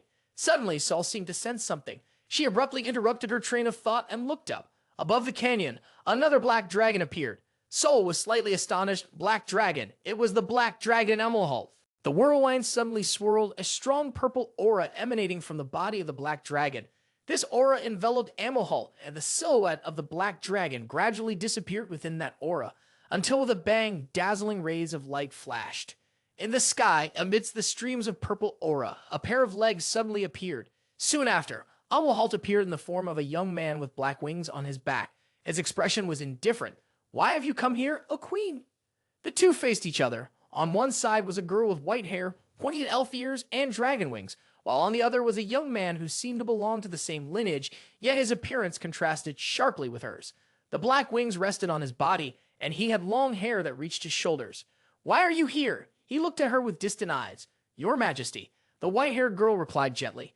"Black dragon, Amelholt, is this dragon vein yours?" she asked. The black dragon respectfully answered, "No, forgive me for hiding it. I only discovered it by chance a few years ago and did not inform you." The queen questioned, her tone neither hot nor cold, but it was evident that she was somewhat angry. "Why didn't you tell me?" Amelholt continued calm as ever. "I just don't want the queen to be troubled by such useless information, especially after executing the Pendragon Pact. Her health is in great distress." The queen, somewhat unexpectedly, upon hearing this response, could find no fault in it. At this moment, the black dragon asked again, "But how did you know about this place?" He calmly continued, "After discovering this place, I witnessed the mana here go out of control twice. The first time was in the spring of this year, and the second time was when the queen made her vow to the Pendragon family. And that Pendragon, he not only possesses the aura of a dragon, but within his body, he also has the aura of a demon god." The queen's elegant brows furrowed. This spring couldn't have been the time when Rey was reborn as Eren Pendragon. Amelhalt interrupted her thoughts. Throughout history, there has been either a successful vow or a permanent failure. I have never heard of any precedent. On that very day, the mana here went out of control. Then he said something unclear, and today, the queen reappears here without me knowing anything. Amelhalt lowered his voice. Could it be that you know something? The true identity of that Pendragon brat? The queen frowned, her mood extremely complex, countless images flashing through her mind. After a moment, she stabilized her emotions, gently closing her eyes. Now is not the time. Amelhalt observed the continuously changing expressions on her face, silently exhaling, then flew into the air, leaving a reminder for the queen. The power of the demon god is something that can bring hell to this world. It will destroy and recreate another world. Our mission as the Dragon Clan is to observe every move of that Pendragon. The queen opened her mouth, her fierce spirit responding. I know, however, that child was also chosen by me to be the contract bearer holding my soul. Never forget that, Black Dragon Amelhalt. The sunset spread across a vast expanse. Watching him leave, the strong expression from earlier disappear, replaced by a look of worry. She silently called out the name of the other, Rey. In another place, the people could not hide their surprise when they saw the scene before them and exclaimed, What? What is that? Oh my gosh! There is a person with 2 horses pulling a cart over there. Leon ran alongside the horses pulling the cart. Even though his body was covered in sweat, he turned to stroke the horse's fur. You must be working so hard to pull such a heavy cart over such a long distance. His master, with a cigarette in his mouth and holding a few walnuts in his hand, tossed a few toward Leon. The young man deftly dodged them all and turned to say to him, Don't think I am clueless like those horses, master. Eren Pendragon, Lindsay, and Eren in the cart could not help but admire his talent. Eren praised Leon. That's amazing. Her voice was broken as the speed of the cart was too fast for the wind to carry her words. Eren Pendragon glanced at the surroundings, thinking to himself, More and more people are gathering, we must be getting close. At this moment, Leon suddenly pointed in one direction and shouted, Look over there, master, look there, young lord. It's the entrance to the royal city of the Wall of Glory.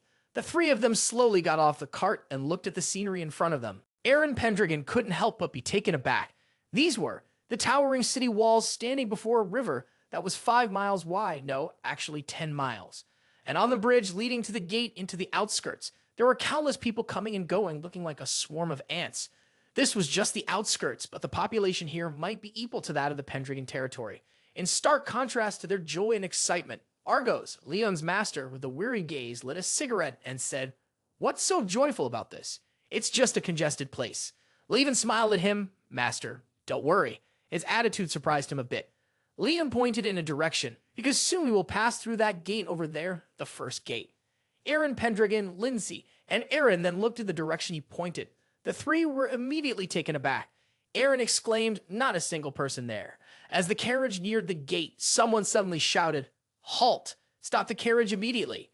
Everyone looked back to see 3 guards standing at the gate. The one in the middle shouted, Only counts and above are allowed to pass through the first gate. This is a private entrance for royalty. Please use another gate to enter. The magnificent carriage came to a halt. Argos, with a tired expression, let out a sigh. Hey, I don't know how to say this nicely. He then turned to Eren Pendragon, who was slowly getting down from the carriage. Hey kid, come out here and talk to them. At that moment, suddenly a tune rang out, cutting through everything. The sound was not gentle or pleasant, but extremely loud, causing everyone to cover their ears. The gate slowly opened from within. Unable to bear it, Argos shouted, What's with all the noise? Leon then spoke up to explain. Whenever there are princes or dukes from the Empire arriving, the horns will sound. As the gate opened, a lavish carriage appeared. The gate on the carriage swung open and a person jumped down in front of Eren Pendragon. His outfit clearly indicated his noble status, and his voice was equally arrogant with a challenging demeanor. You've always looked lively, Duke of the White Dragon, Eren Pendragon.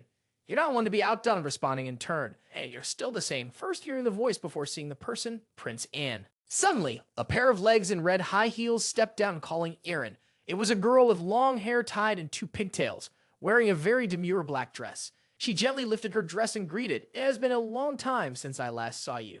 Seeing her, Eren immediately asked, Princess Ingrid? She whispered, This is our first time meeting after a long while. Upon hearing this, Eren let out eh. Then a cheerful girl waved and greeted Prince, making him turn to look. She was as excited as a child and said, It is such an honor to see both of you again. At that moment, Prince Ian joyfully ran over like a child, exclaiming, Wow, Miss Eren. He then happily took her hand and said, "You have become so beautiful after such a short time apart." This left Eren Pendragon feeling disheartened, unsure of what to say. In a magnificent royal house, a voice rose up. "This place is really noisy." Then a person smoking a cigar asked Leon, "Have they forgotten about us?" Seeing such scenes, Leon replied, "It seems so." In the splendid royal palace, where the light shone brightly, Ian held a glass of wine in his hand and asked, "Why have you come so reserved lately, Eren Pendragon?" At a large table where everyone was facing each other, Eren responded to the question, "You really look tired, Prince Ian." Upon hearing the answer, Ian seemed to be provoked, pointing and shouting, "It's your fault. No matter where you go, you always cause trouble." Then he cradled his head in frustration and complained, "You've caused trouble in Sisek and Alice. You have no idea how worried my sister has been. And because of that, even I."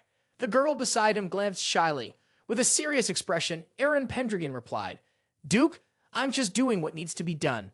This surprised Prince Ian and his sister greatly. Then he leaned on the table and said seriously, "Then the culprit you caught in Sisek is Love Tylene. I will tell the servant to bring him here." Hearing this, Prince Ian asked further, "Is that all right? What if he attacks here?" In response, Eren, holding the glass of wine, replied cheerfully, "You don't need to worry about that. My servant will handle him." With a serious expression, Ian said, "You currently have too many enemies, including the Count of Lura Alliance, and there's also the governor of Saguna. His power stretches across the empire." Eren Pendragon fell into silent contemplation, uncertain how to respond to Ian's words. Ian continued, "At this award ceremony, the Lindagor and Arangis families from the Empire's 5 great duchies will also attend." Anne leaned forward seriously and said, "Eren Pendragon." Upon hearing this, suddenly stood up in surprise. "Arangis?" Eren asked. Anne rested his chin on his hand, looked away thoughtfully, and added, "The Duke of Han and the Sea-Driving King have almost never appeared in the capital. Could it be that—" Eren, with a serious look, suggested, "Ian, can you help me with something?" Ian raised an eyebrow and asked, "What is it?" Eren replied, "I need you to gather the Empire's strongest knights." Nearby, Leon had just cracked a nut. He exclaimed happily, I did it, master. I can crack the nut now." This made the master, who was holding a cigar, turn to look.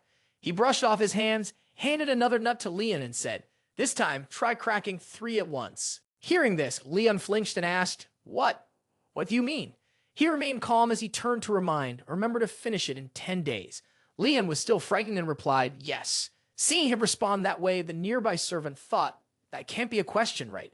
Holding the nuts in his hands, his master gently crushed 5 of them and scattered them in front of him. Frightened, the young man heard him say, "A warrior without strong hands like a knight cannot ride a horse." Hearing this, Leon sadly replied, "Yes." Seeing this, the person next to him thought, "He has given up." Both Prince Ian and Eren Pendragon approached. Ian, standing at a distance, asked, "Who are those two?" Eren Pendragon replied, "Leon and Argos, 2 warriors who have joined the Pendragon clan." Upon hearing this, Ian said, "Argos, so that's him, the one who dealt with the strongest knight, Alice." Seeing Leon, he asked, "The other one seems familiar to me. He is a jester from the John Bulk clan, right?"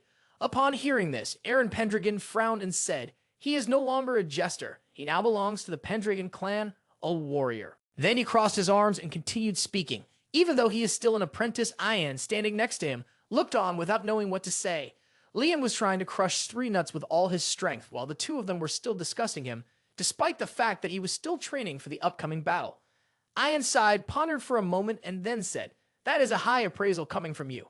Upon hearing that, Eren Pendragon shot him a glance. On the other side, Leon was straining to crush the nut while his teacher continued to puff on his cigarette. He looked around and told his student, "I do not belong in this luxurious place." He gazed at the ceiling, which was intricately and beautifully decorated, with all these glittering and opulent things. Before he could finish speaking, Eren Pendragon approached and called out loudly, "Argos Leon," which startled both of them, making them turn around. Then he cheerfully said, "We have been granted permission by Prince Ian to tour the training grounds." In a place where a golden lion was courageously roaring, where everyone was training hard those who would become the sword and shield of the Empire. This place is called the Golden Lion Army. Then the 4 of them went to where everyone was training. Some were practicing with swords, while others were training with sticks. Suddenly, Argos burst into laughter. "Ha ha ha ha, so they have such a nice place here." Then he hugged Leon and said, "I will let you play with them for a while, Leon." Seeing his teacher like that, the boy happily replied, "Yes, sir." The Golden Commander of the Order, Count Granite, with a serious expression, welcomed Ian. "Welcome, Prince Ian." Ian put his hands on his hips and looked at him cheerfully. Noticing Eren with Leon and Argos standing behind Ian, The Count, not knowing who they were, asked, "Who are these people?" Ian looked at Eren and introduced, "This is the current Baron Pendragon, Eren Pendragon." Eren placed his hand on his chest and politely greeted the Count, and continued, together with his retinue. Argos simply smiled in greeting, while Leon was so nervous that he was sweating all over his face. Ian extended his hand and explained the reason for their visit. They want to participate in training with the Golden Order, so I invited them here.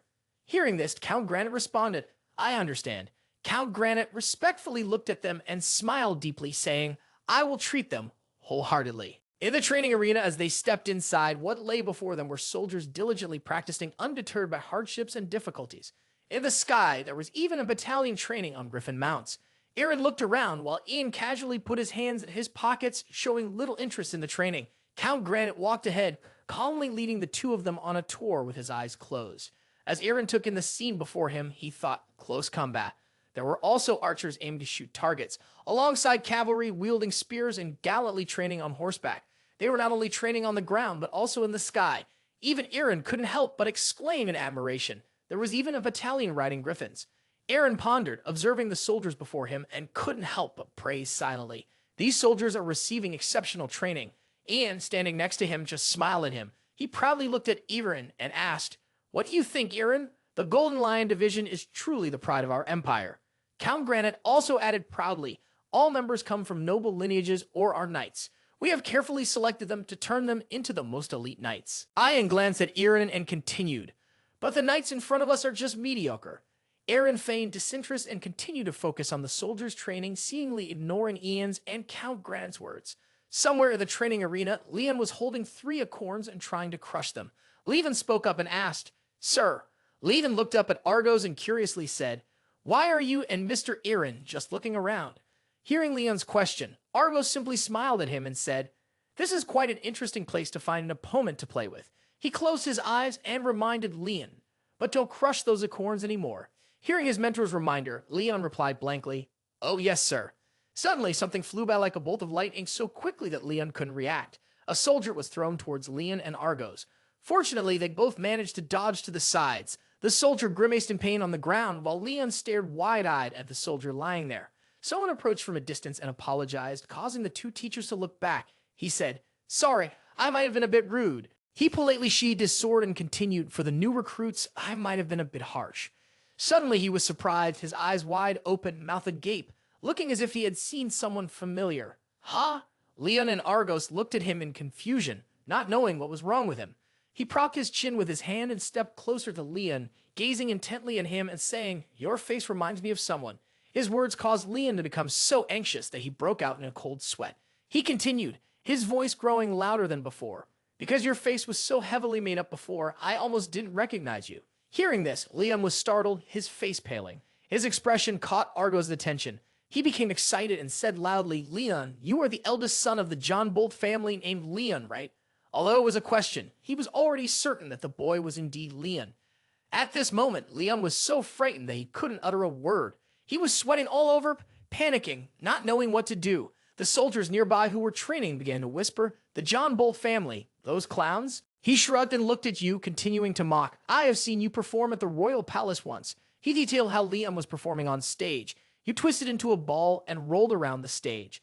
As he spoke, he couldn't help but laugh loudly to the point of tears. It was truly outstanding. That performance was a masterpiece. Leon felt embarrassed hearing him say that, lowering his head and not saying a word. Argos, standing beside him, also just quietly looked at him. Seeing Leon saying nothing, he became even more excessive, and his words now carried a hint of contempt. He asked him, "So what's the reason that the clown from back then has decided to change careers now? You are carrying a sword or spear at all?" He made a face that looked very irritating, shouting loudly at Leon, "Is your trump card throwing daggers?" Suddenly, out of nowhere, a nut flew in. He was quick and agile enough to catch the nut coming toward him. It turned out that the one who threw the nut was Argos. He threw the nut because he couldn't stand to hear another word coming from his mouth. Leon turned to look at his teacher with a surprised expression. Argos smiled triumphantly, held out the nuts, looked at him and said, "This is it." He opened his hands, looking bewildered. "The nut?" Argos held the nuts in his hands, looked at him and said, "We are fighters, and we use this to train our fists to the limit." Argos said this while crushing the nuts in his hands effortlessly, easily enough to crush an opponent's skull. Argos' actions left him momentarily stunned. He continued, so we don't need any useless weapons. Argos gently let the crushed nuts fall. Argos clenched his fists, looked at him and taunted, "We can fight anywhere, anytime. Let's see whose fighting style is stronger." His words widened Leon's eyes in surprise. Hearing the challenge, his face began to contort. He clenched the nut in his hand and contemptuously said, "Those ridiculous nuts, I can do it too." He tried to crush it with one hand, but when that didn't work, he used both hands. Despite putting all his strength into trying to crush it, the nut remained unharmed.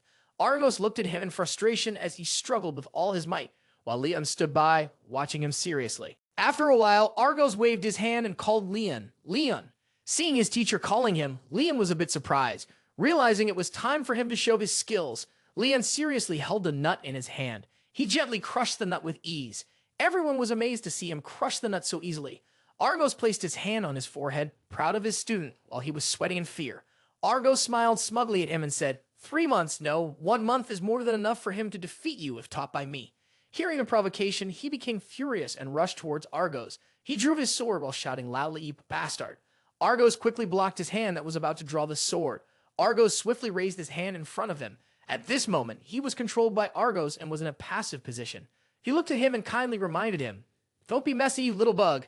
At this point, he was so scared that sweat was pouring down like rain. Leon saw how cool his teacher was. His eyes shone with admiration as he stared intently. At that time, Count Granite, along with Ian and Eren, arrived. He shouted angrily, "What are you doing?" Seeing the Count, the man trembled in fear and stammered, "Commander." He flustered and explained, "It wasn't me, it was them causing trouble. They dared to disrespect our Golden Lion Brigade." In response to his explanation, Argos calmly replied, "Your presence here is the real insult to the Golden Lion Brigade." He shouted angrily, intending to charge, "You bastard." At that moment, Ian stood silently, clapping his hands, and spoke, "All right, that's enough." Ian's clapping and smiling made all the soldiers stand still, not daring to move. Ian looked at the crowd and said, "What should we do here? It seems none of you are willing to back down."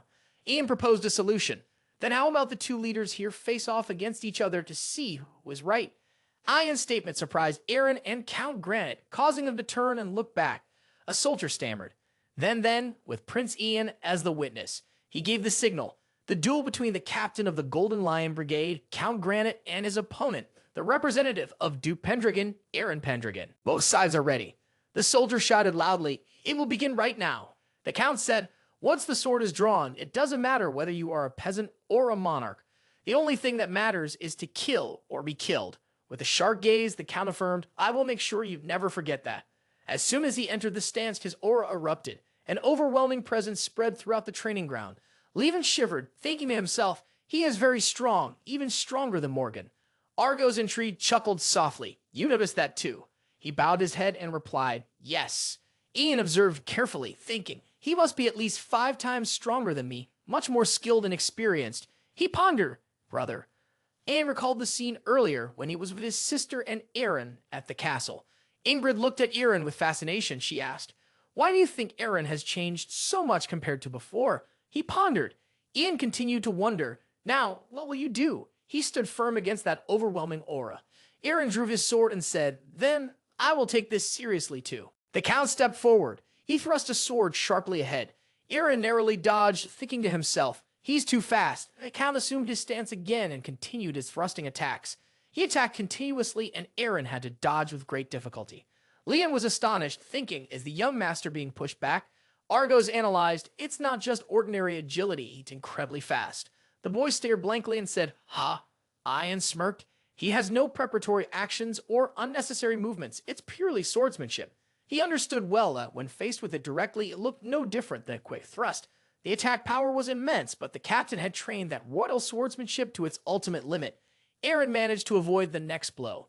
This time he spun quickly, forcing the Count to be on guard. But he was caught off guard and was struck on the shoulder. Argos exclaimed in surprise, "Well done." By closing the distance, he managed to intercept the counterattack. The Count was not to be outdone, quickly swinging his sword. Eren jumped to dodge, then spun in the air and kicked him straight in the face. As soon as Eren touched the ground, he swung his sword, the slash grazing the Count's cheek. He immediately got into position as Eren landed. The two charged at each other instantly. The arena was filled with dust. The soldiers gasped in astonishment. Aang seemed very excited, exclaiming, "Wow." Leon admired, saying, truly, an amazing match." Argos observed carefully, then commented, "As I predicted, that brat's swordsmanship is exactly like Tiramis." The Count praised, "Indeed, a unique swordsmanship." He then unleashed his aura again, but emphasized, "Those tricks are not enough. To defeat royal swordsmanship is not easy." Eren skillfully changed the direction of his sword, escaping from the Count's grip. The Count was astonished and charged forward.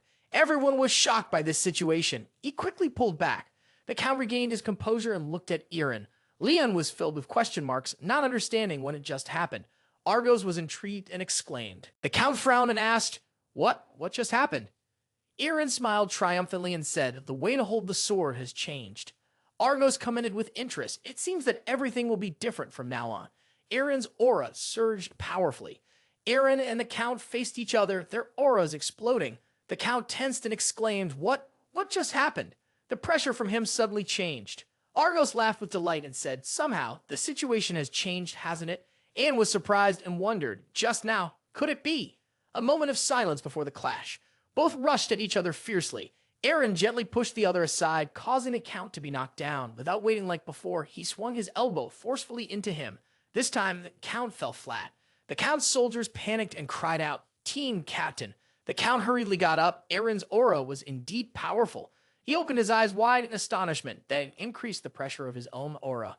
Argos unexpectedly exclaimed, "Wow!" Levan was surprised. His aura suddenly strengthened. The Count shouted loudly and charged forward. It was the familiar quick stab, but Eren easily blocked it. The crowd was excited.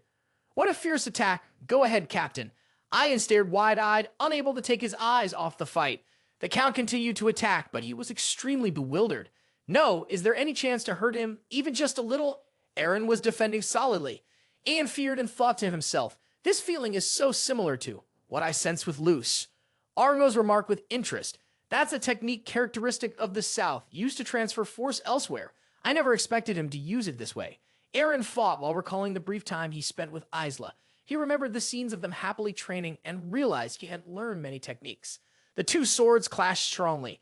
The battle continued fiercely. The Count was quite exhausted. Aiden noted, "He is getting stronger." But upon reflection, he felt something was off, something had changed. Eren glanced over and Aiden was startled. He understood the implication and immediately commanded, "Stop, stop, that's enough." Ian hurriedly stopped them. Both of them had incredible skills. I am very satisfied. Now, quickly gather the swords back. The Count was sweating profusely, astonished.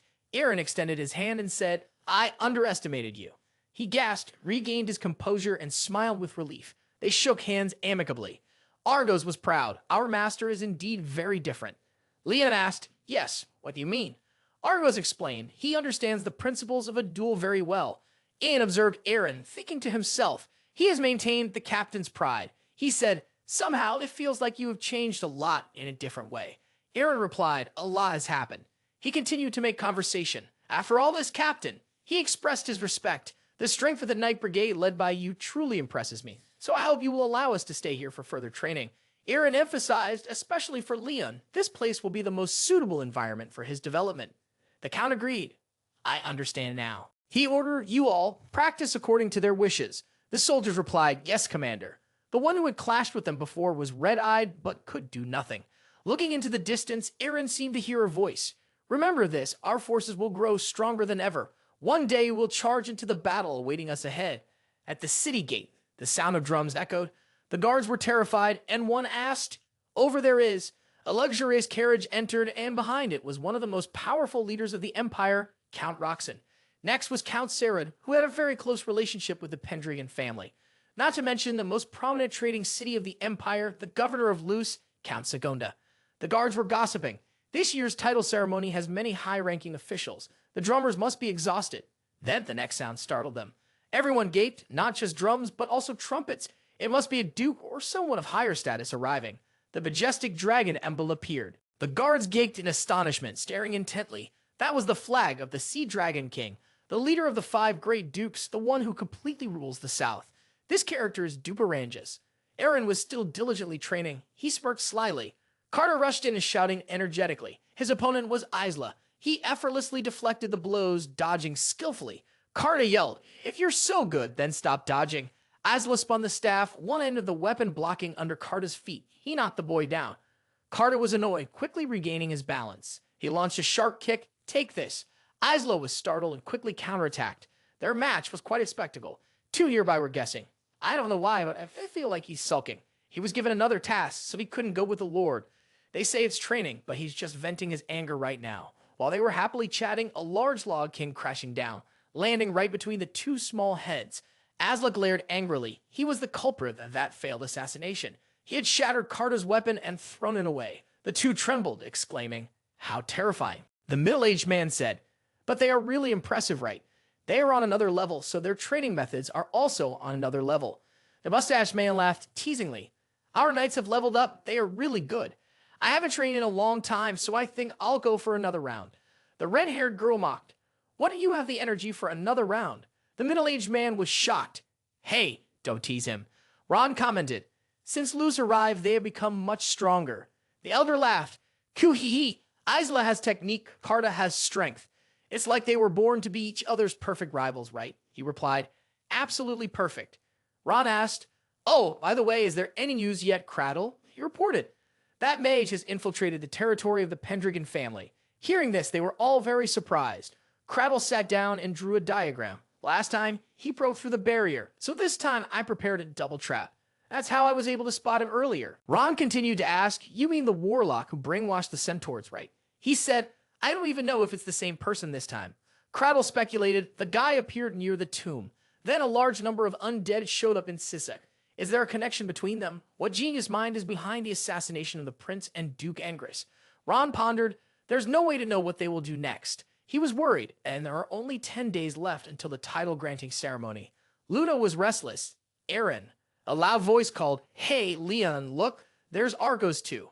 Eren happily showed off, "Look at this dress of mine. Isn't it beautiful? This is my ceremonial dress. My mother left it for me." He quickly replied, "Wow, it suits you very well, Princess Eren." Argos stopped smoking and asked, "Today is the day of the title-granting ceremony for that brat, right?" Eren smiled and called out, "Come out, Lindsay." The woman behind the door hesitated, but, she encouraged, "Don't be shy. You look great in that outfit." Lindsay finally stepped out. The two men were very surprised. The outfit suited Lindsay perfectly. Eren smiled and said, "Now that you are my brother's wife, you must radiate an irresistible charm. Just you, right?" She excitedly ordered, "Now both of you hurry and change into the outfits I personally selected for you." They sighed. "Huh?" Eren said, "Finally, this day has come." Standing beside him was Ian. Ian replied, "Yeah, he was looking forward to it. Just thinking about seeing Eren in the most beautiful outfits made his heart flutter." Ignoring Ian, Eren continued, "The genius mastermind behind the assassination of the Crown Prince will finally reveal himself." His gaze sharpened, right in front of Love Tylene and the Emperor. Aang pouted at the man beside him. He reminded, "What I want to say to you is, you already have too many enemies. Ian warned, there is a high possibility that Sigmunda has set many traps to harm you today. You should be ready." Eren hummed in agreement, "I know." At the ceremony, Lindsay looked visibly uncomfortable. Eren was very worried about her. He asked, "Do you feel uneasy in that outfit?" She replied, "Yes, that's true, but..." Lindsay opened up, "Inside, I feel uncomfortable. I come from a farming background. My hands are full of calluses, and I'm not exactly what you'd call beautiful." Lindsay shrank back and continued, "I feel like I don't deserve to be standing here next to Sir Eren." He was very surprised. An instant, Eren recalled the genuine smile of that girl during the hard days of farm work. He said, "I feel the same way as you do, Lindsay." She did not understand. 3 flamboyantly dressed women looked down at them. They were gossiping. "So that is Eren Pendragon. He is even more handsome than they say." One of them turned and asked, "Aren't you coming with us, Ingrid?" She seemed flustered. "No, The woman next to her spoke up, saying, "Come on, Sylvia, don't bring it up anymore. The girl has been rejected." The other one laughed uproariously. "Is that true?" "Ha ha ha." Ingrid was apprehensive of them. 3 people extended their hands adorned with precious gemstones and said, "We are older sisters, so we will let you go first. Now it's our turn, as we possess beauty and come from noble lineage. We are the pinnacle among the noble ladies in this kingdom. The princesses of the kingdom, La, followed by Sylvia, and finally Elaine. The 3 of them are in a contest to see who can win the heart of that gentleman." The event was lively. Count Sarah inquired, "So how is Luna doing, young Master Pendragon?" He replied, "She is still very well. The person responsible for our internal management has praised her a lot." He forced a smile. "I'm glad to hear she is well, ha ha ha." Then Count Sarah departed. Eren speculated, "It seems Count Sarah is trying to arrange a marriage for Sister Luna and my brother." Both Eren and Lindsay were tense. She casually said, I support it. Sister Luna is very beautiful and also intelligent. As a duke, having many wives is only natural. Eren asked, right, Lindsay? She awkwardly agreed, of course. He sighed. Suddenly, a group of men ran by, shouting excitedly, "Aha, ha, ha." They cried out. We made eye contact. They touched my hand. I'm so glad I was born for this moment. Argos asked in confusion, what are those fools up to? Leon exclaimed, "Hey." The three ladies were among a group of men. They were being adored. He realized, that's. The princesses walked elegantly. Leon affirmed, that extravagant dress, it can't be wrong, that's. He was sure. Leia, Sylvia, and Elaine, the trio of beauties here. Eren was surprised. So they are Ingrid's sisters? Eren replied, yes, their faces are very similar. Argos said, hey, look. He announced the 3 enchanting peacocks are coming this way. All 3 stopped in a straight line, then together with the same expression. It is truly an honor to meet you, young Master Pendragon. Their gaze was very captivating. Eren felt dejected. So that's it. They are targeting me as well. Lindsay, completely sidelined, accepted her fate with sadness. The 3 were chattering. We heard about Luce's story from Ingrid. They eagerly praised, not only are you handsome, but you are also very skilled with the sword, even surpassing Prince Ian. The 3 were about to elevate him to the skies. You possess everything a gentleman could have. With cheerful expressions, they began to attack, except for his suitable companion. Lindsay went pale knowing they were talking about her. Eren frowned. He narrowed his eyes in annoyance. Alay laughed and said, Mistress Lindsay, I've heard about you, a former maid of the Pendragon family. 3 faces with the same sneering expression looked truly frightening. She must come from a well-off family, right? Was her father a knight or someone from the royal family? Lindsay was completely outmatched by these people. She stammered, my father. Eren, annoyed, silently cursed. Those guys. Argos and Leon were also getting heated. Lindsay was about to cry. She said, my father. Eren spoke up. Her father is a farmer. Their goal suddenly changed. One person in the group asked, what? You are really a compassionate person, young Master Eren. They started to improvise, but if it's about an ideal companion, isn't that a bit lacking in criteria? That's why she is just a concubine, right? The 3 of them showed off their hands in unison. Please look at them, our fair and unblemished hands. They were proud. We are the embodiment of beauty and noble lineage, worthy to be the true wife of you. Their rambling was interrupted when Eren spoke. Unblemished hands? Really? He continued, so basically you have never farmed the fields to ensure seeds for the next day, or wielded a sword to fight the monsters, or mended clothes for your family and loved ones and cooked for them. The 3 others stared in shock. Eren disdainfully remarked, you have done none of those things, so why are you so proud of it? He turned his gaze towards his wife and said, she has done all that and has always supported me. Looking at her calloused hands, Eren affirmed, even now and forevermore. Lindsay was utterly surprised. Eren took his wife's hand and said, let's go, Lindsay. She cried happy tears. Yes, Eren. Eren sighed with relief. Leon looked on in admiration. Argo smiled with satisfaction. The 3 princesses cried bitterly. The men, filled with heroism, pointed at Eren and shouted loudly, hey, how can you talk to them like that? A noble condemned. You have gone too far, young Master Pendragon. They became increasingly aggressive. How can a commoner be a mistress? That is simply unimaginable. It is an insult to the dignity of the noble class of the Empire. The fools yelled, this is nothing less than a betrayal of the Empire. Right. Leon was tense, just as Prince Lan said he has too many enemies, but how can they be so domineering towards? Argo sighed, why is every single one of them such a pathetic, noisy fool? Lindsay felt guilty and apologized. I'm sorry, Eren. He reassured her.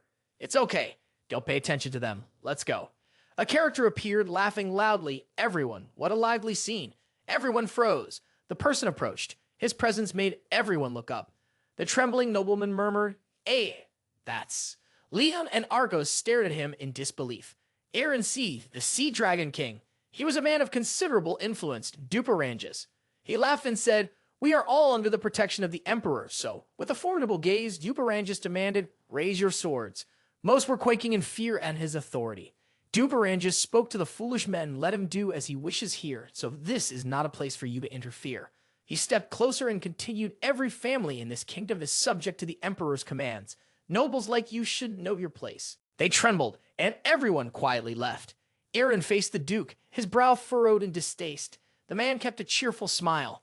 Those around them stepped back, some trembling, calling out, Duke, Oranges.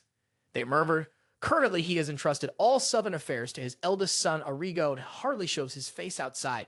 For him, appearing in the capital at this moment, the atmosphere between the two was very tense. The Duke maintained his smiling expression, while Eren was extremely uncomfortable. The man merely frowned slightly before regaining his initial expression. Duke Oranges complimented. She truly is a charming wife, isn't she, Duke Pendragon? He turned to Eren and asked, "And this young lady, is she your sister? You both look too much alike." The Duke glanced at the two escorts. Assessment. Just a glance is enough to see they are extremely fierce warriors. Eren remained silent, then bowing to greet. "It is a pleasure to meet you, Duke Oranges." He looked around and bluntly attacked. Those people are really troublesome. Only focused on chasing titles, they are no different from the commoners blinded by wealth. The Duke lamented, "I have to endure a lot because of them. Everything in this kingdom is in complete disarray. I also regret the issue of my son." Eren sighed. About the half-orc son wanting to be a pirate, it's a pity that he is an accomplice and has caused many troubles. Duke Oranges was stunned. "A pirate? I don't quite understand." He excitedly said, "But a half-orc, that's really a good idea." The Duke squinted and continued, "Having the wisdom of humans and the strength of orcs, if we mix the two races together, we could." His eyes gleamed with ruthlessness. The strongest warrior would appear. Eren showed clear discomfort. He left, rambling. "When I was a young noble, I had no idea how the Empire was being run." The Duke clenched his fist, ambitious. "This should be a place where any race and lineage can stand at the top if they excel beyond others." The man asked, "Do you agree with me?" The wind rustled through the trees. Eren clearly disagreed. He frowned and said, "A society where the best stands at the top, really?" The Duke held his head high, looking up at the statue, an old and rusty sword, affirming, "Impossible to slay dragon." The Duke bowed and then left. That's all I wanted to say. Everyone stood watching his back gradually fade away. Eren said, "That person is the absolute ruler of the South, Duke Oranges." Lindsay exclaimed, "He radiates such an impressive aura." Leon informed, "Initially, the Oranges family was rumored to become the kings ruling the entire southern land." He continued, "That means their origins are completely different from the nobles and the subordinates of the first emperor." Leon recounted, "Although I have lived in the palace for a long time, this is the first time I have seen him in person." Eren still kept a sulky expression. One person raised his fist and said, "You can solve everything with this kid." It was Argos. "He asserts, when he talks to you, no matter how bloodthirsty I appear, he doesn't react at all." Argos concludes, "So that means he must have gone through countless things and experienced too many battles." Liam complains, "Master, please stop being noisy, at least while we are in the palace." Argos scolds, "You fool, wherever there is martial arts, there is a battlefield." Eren thinks about the crazy bastard. He is the father of that monster, a highly cunning guy, and the one behind the assassination plot against the prince. Moreover, he is the perpetrator behind the downfall of the Vault family, Oranges. He is determined. "Today, I will expose all his crimes. The banquet is lively. Oranges is pleased, just as I thought." He praises, "He is smarter than all the nobles here." Duke Oranges calls to the person beside him, the Lord of Luce, Count Segunda. He bows, "Yes, my lord." Count Segunda squints, "Since you have left that place, it will be hard for your opposition to that white maga to be discovered." He laughs in satisfaction. Duke Oranges said, "Due to our ambitions in the future, we have a task to complete today." He swirled the wine glass in his hand and then poured it out. Count Segunda was startled. Duke Oranges predicted, "He will disappear along with Love Tylene." He easily shattered the wine glass. "Before I have to face the Empire." The glass fell and shattered. King Sea Dragon Oranges was the one who let go, causing the glass to drop. Segunda laughed and said, "I will handle that. Right now, we already have assassins everywhere, from the Duke's territory to the very capital of the Empire." He began recounting. Because of that White Worm's actions insisted, that was when Eren and the White Dragon came to cause chaos, sending one person flying away. Along with Alice, it seems the nobility is very dissatisfied with him. Not just those insects from before, but also nobles across the Empire are our allies. The heir of one of the largest territories in the Empire is facing the entire Alice territory, Janie Roxon. Segunda laughed heartily, and even the Bear Duke of the Lindigor family seems to be willing to cooperate with us. Hylong Von Oranges heard this and asked, "Wow, the Lindigor family?" He replied, "Yes, they don't seem to care much about the heir of the Pendragon family." He remained silent, his face emotionless. Then he smiled and asked, "Is that so?" He turned and said, "You always impress me with your connections." Flattered, he laughed nonstop. "Ha ha, that white caterpillar is surrounded entirely by enemies throughout the palace." Ilong Von Oranges raised his hand and replied, "I really appreciate that, my ally. Sagona also raised his hand and shouted in response, "Yes, my lord." The two of them clinked their rings together. At the banquet, many nobles gathered. The announcement echoed loudly. It is now time to confer the titles of the Empire. The grand ceremony begins. Please welcome the pride of the Empire, the 5 Grand Dukes. 2 people stood ready at the door. They opened the door, revealing 3 individuals in green cloaks who were the rulers of the southern region. The flag with a green dragon was raised, Hylon Vom Duperanges. A man in blue outfit walked in front holding a flag, while 2 other men in blue followed behind. The guests looked at him and murmured, "So that's the leader of the 5 Great Dukes, is he Dragon King?" Some of the female guests looked at him with excitement. "He is so handsome. With knights standing close beside him, he looks like a king."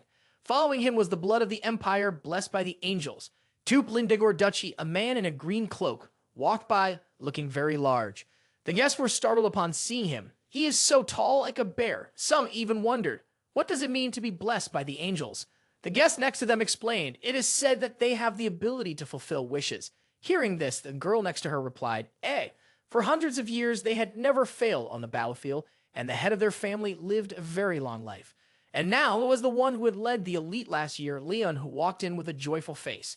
The one who signed the pact with the white dragon. The flag with the white dragon was raised. To Pendragon walked in wearing a red cloak, with Lindsay, Eren, and Argos following behind him. He walked with a stern face, the light shining down on his face. The female guests were all captivated by him. They whispered to each other, "So that's the hero of Luce, Eren Pendragon. He's quite young, isn't he? I heard he's only 17 years old." Hearing such whispers, Saguna felt annoyed and bit her finger. Jamie Roxon glanced over and smiled. And finally, the ruler of the Empire, the royal family of Aragon. Everyone seemed to walk normally, but the 3 girls in the middle appeared to be pushed along, their expressions darkening, disappointed. Walking beside Ian Aragon was Ingrid. The 3 girls behind looked tired, their heads bowed down. Next were 3 knights following behind. Eren looked at them and thought, Ian, those 3 at the front, Ingrid, and the others, they all look alike. Suddenly, he opened his eyes wide as if he had seen something. There were still people entering in the hair of Baroness Erlin from Sisek. Hoofly Aragon stepped in alone, his face expressionless, his eyes appearing lifeless. Eren was taken aback when he heard the name Goofly Aragon. It stirred up memories within him. This was the man who would inherit the throne. In his previous life, he had watched this young man walk, filled with worry. Eren thought to himself, if Ian was like fire, then this person was more like water, a calm, still water like a lake. He couldn't discern any expression on his face. Eren wondered to himself, how old is he? He silently guessed 15, 14. The young man walked on in silence, saying nothing. Then, suddenly, Hoofly Aragon glanced over. Eren was startled. Then the young man continued walking, while Eren watched him leave. And finally, there stood the supreme ruler of the Aragon Empire, the one at the pinnacle of all houses, the King of Kings, His Majesty the Emperor Aragon. The knights entered. They wore solid armor and stood with stately dignity. Eren recognized the leader of the royal knights leading a large escort. He thought, what kind of person is the Emperor? Suddenly, he was surprised. An elderly man with a cane entered. There was a long beard. The Emperor walked in, wearing the crown on his head, an elderly man's face. He was accompanied by 5 knights, and everyone applauded in welcome. Eren was bewildered. So this is the king of the Aragon Kingdom, an old man who looks weak? A person appeared and introduced themselves. God, the heir of the Roxon territory, Jamie Roxon. It is my honor to meet you, your majesty. The king remained silent, saying nothing. Everything around seemed to come to a standstill, with not a sound. Eren looked at the king in confusion. Then worry, he stammered. The heir of the Roxon territory. The knight behind stepped forward and called out, Jamie Roxon. I acknowledge you as the heir of the Roxon family and appoint you as the Earl, the king said. Hearing this, Jamie Roxon stood frozen, puzzled. The knight continued. The king has declared it so, but Jamie Roxon still seemed confused. Finally, he replied, Thank you, your majesty. Eren's brute stood below, feeling anxious as well. Then the king said, Mobris Berlin, I appoint you as Baron. Charles Viscount, you are granted the title of Count. Argon Habsburg, The invited guests around looked on in dismay, unsure of what to say. Sagona stood with arms crossed, clicking his tongue. Jamie Roxon glanced over and said, He is just a puppet. Ian Aragon and Ingrid remained silent. Sea Dragon King Orangus watched intently. Eren turned back anxiously and asked, Leon, has he always been like this? He replied, Yeah, for the past few years, the king has been growing weaker. Since then, I haven't heard a word from him. They say it's due to illness and old age, but the truth remains a mystery. Upon hearing these words, Eren fell silent. He frowned, pursing his lips, and thought to himself, the reason for the Vault family's downfall was their disloyalty to the king, but that's a lie. He looked at the king silently hoping. If only he could see through that deceit. If only he could control the tyranny of the nobles. He recalled the scenes of the people forced into hard labor. If only he had the will to do so, then Sissip right now and Alice too. This kingdom has rotted to its core, and it's his fault. Then he remembered his own words. If that's the case, I will fight in place of the king. Eren slowly approached the king. His face was serious. Looking at the king sitting silently in his chair, he thought, but right now, he is merely a figurehead. He paused before the steps. Then he closed his eyes and introduced himself. Eren Pendragon, heir of the Pendragon family, at your service. The king suddenly released his grip from the chair. He lifted himself up, surprising Eren and the knight. The king stood, and the guests were equally astonished. Eren looked on, unable to speak. Suddenly, the king's eyes lit up. A winged tiger appeared behind him. A terrifying aura spread, making Eren feel as if it would overpower him. Eren was taken aback, clenching his teeth tightly. The knight in front screamed upon seeing this. Ian Aragon and Ingrid shouted in fear. The force of the aura was strong enough to make both of them step back, their hair blowing wildly. On Segunda's side, Jamie Roxon and others also shouted in fear. But only Sea Dragon King Oranges remained still, calm as if nothing had happened. Eren thought to himself, is this the king's aura? He is stronger than Ian. No, at least twice as strong. It is so powerful that it feels like it wants to drown me. I never expected such an aura to emanate from an old man. He gritted his teeth and thought, I will respond with the aura of the white dragon. The king stood tall in front of him. The gentle eyes of the king suddenly appeared, startling Eren. He recalled Elkin Isla's words, don't just fixate on your opponent. You must know how to harmonize but still stand firm. At that time he had asked, harmonize? Elkin replied, yes, just go with the flow. The king's aura surrounded Eren. The king's aura spun around him, and Eren's aura also began to weave through the king. The leader of the royal knights questioned, what is happening? The aura of his majesty. And Eren? Ian Aragon was also surprised by this scene. The auras of the king and Eren were enveloping each other, slowly harmonizing together. Everyone was astonished, wondering, why are they merging into one? Eren stood face to face with the king. Then the auras of the two disappeared. Sea Dragon King Oranges was so shocked that he didn't know what to say. Hoofly Aragon remained calm, but the person behind him was so anxious that they were sweating profusely. Suddenly, the king spoke. I have been waiting for someone like you. Then the king raised his face and smiled brightly. He called out to Pendragon. At that moment, Eren was still confused. The knight looked at the king. The king sat down in his chair. The knight fell silent, then realized something. He raised his hand and shouted loudly, declaring, Eren Pendragon, I recognize you as the heir of the Pendragon family and grant you the title of Duke. All the guests were surprised, including Eren. Eren was bewildered and silent. The guests were frightened. Some could not believe what they were seeing. They could not believe that the puppet king still possessed such a powerful aura. Sea Dragon King Oranges bowed his head, smiled, and said, it seems that a lion, even old, is still a lion. Eren bowed his head and placed his hand on his chest. The knight looked at him with a worried expression. Remembering the earlier scene, that aura did not pose a threat or oppression to him. He merely flowed with it and merged with it. He pursed his lips, thinking, that is not something everyone can do. Ian Aragon let out a sigh of relief and said, that guy.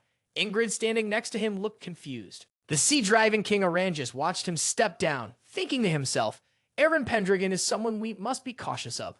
Segunda looked at him with an angry expression, his neck veins bulging. He gritted his teeth, clenched his fists, so furious that he couldn't say anything. His subordinates, seeing this, quickly called out, Governor Segunda. He angrily replied, enjoy it while you can, you white worm, because after this banquet tonight, your life will come to an end. Eren walked down, and Eren and Lindsay ran to him and began to cry. The banquet had started, and everyone was pairing up to dance. Ingrid approached him, hesitantly asking, Mr. Eren, would you be willing to be my dance partner? He looked at her with an annoyed expression, but then said, it's my pleasure. The other three girls who saw this felt jealous. They clasped their hands together, so furious that tears welled in their eyes. Eren worriedly realized, as he thought, that silence was indeed golden. On the side of Eren and Ian Aragon, they were dancing together happily. Leland was also invited to dance by many girls. Argos, eating while looking around, said, he is more famous than I thought. Suddenly, Lindsay anxiously approached, calling out, Mr. Argos. She leaned down shyly and asked, Sir, could you dance with me? He exclaimed in panic, Huh? She anxiously continued, because of this dress, everyone is staring at me. His face showed dissatisfaction, and he seemed unwilling to speak. Then Argos took Lindsay's hand and pulled her away. Lindsay wondered, "Huh? What?" Argos shouted. "Hey, kid." Eren stopped and looked over. He shouted, "You will dance with your lady next." Lindsay was taken aback upon hearing this. He looked towards them and then fell silent. She frantically waved her hands and said, "No, I'm fine. You don't have to leave Miss Ingrid to dance with me." Before she could finish her sentence, Argos had pushed her forward.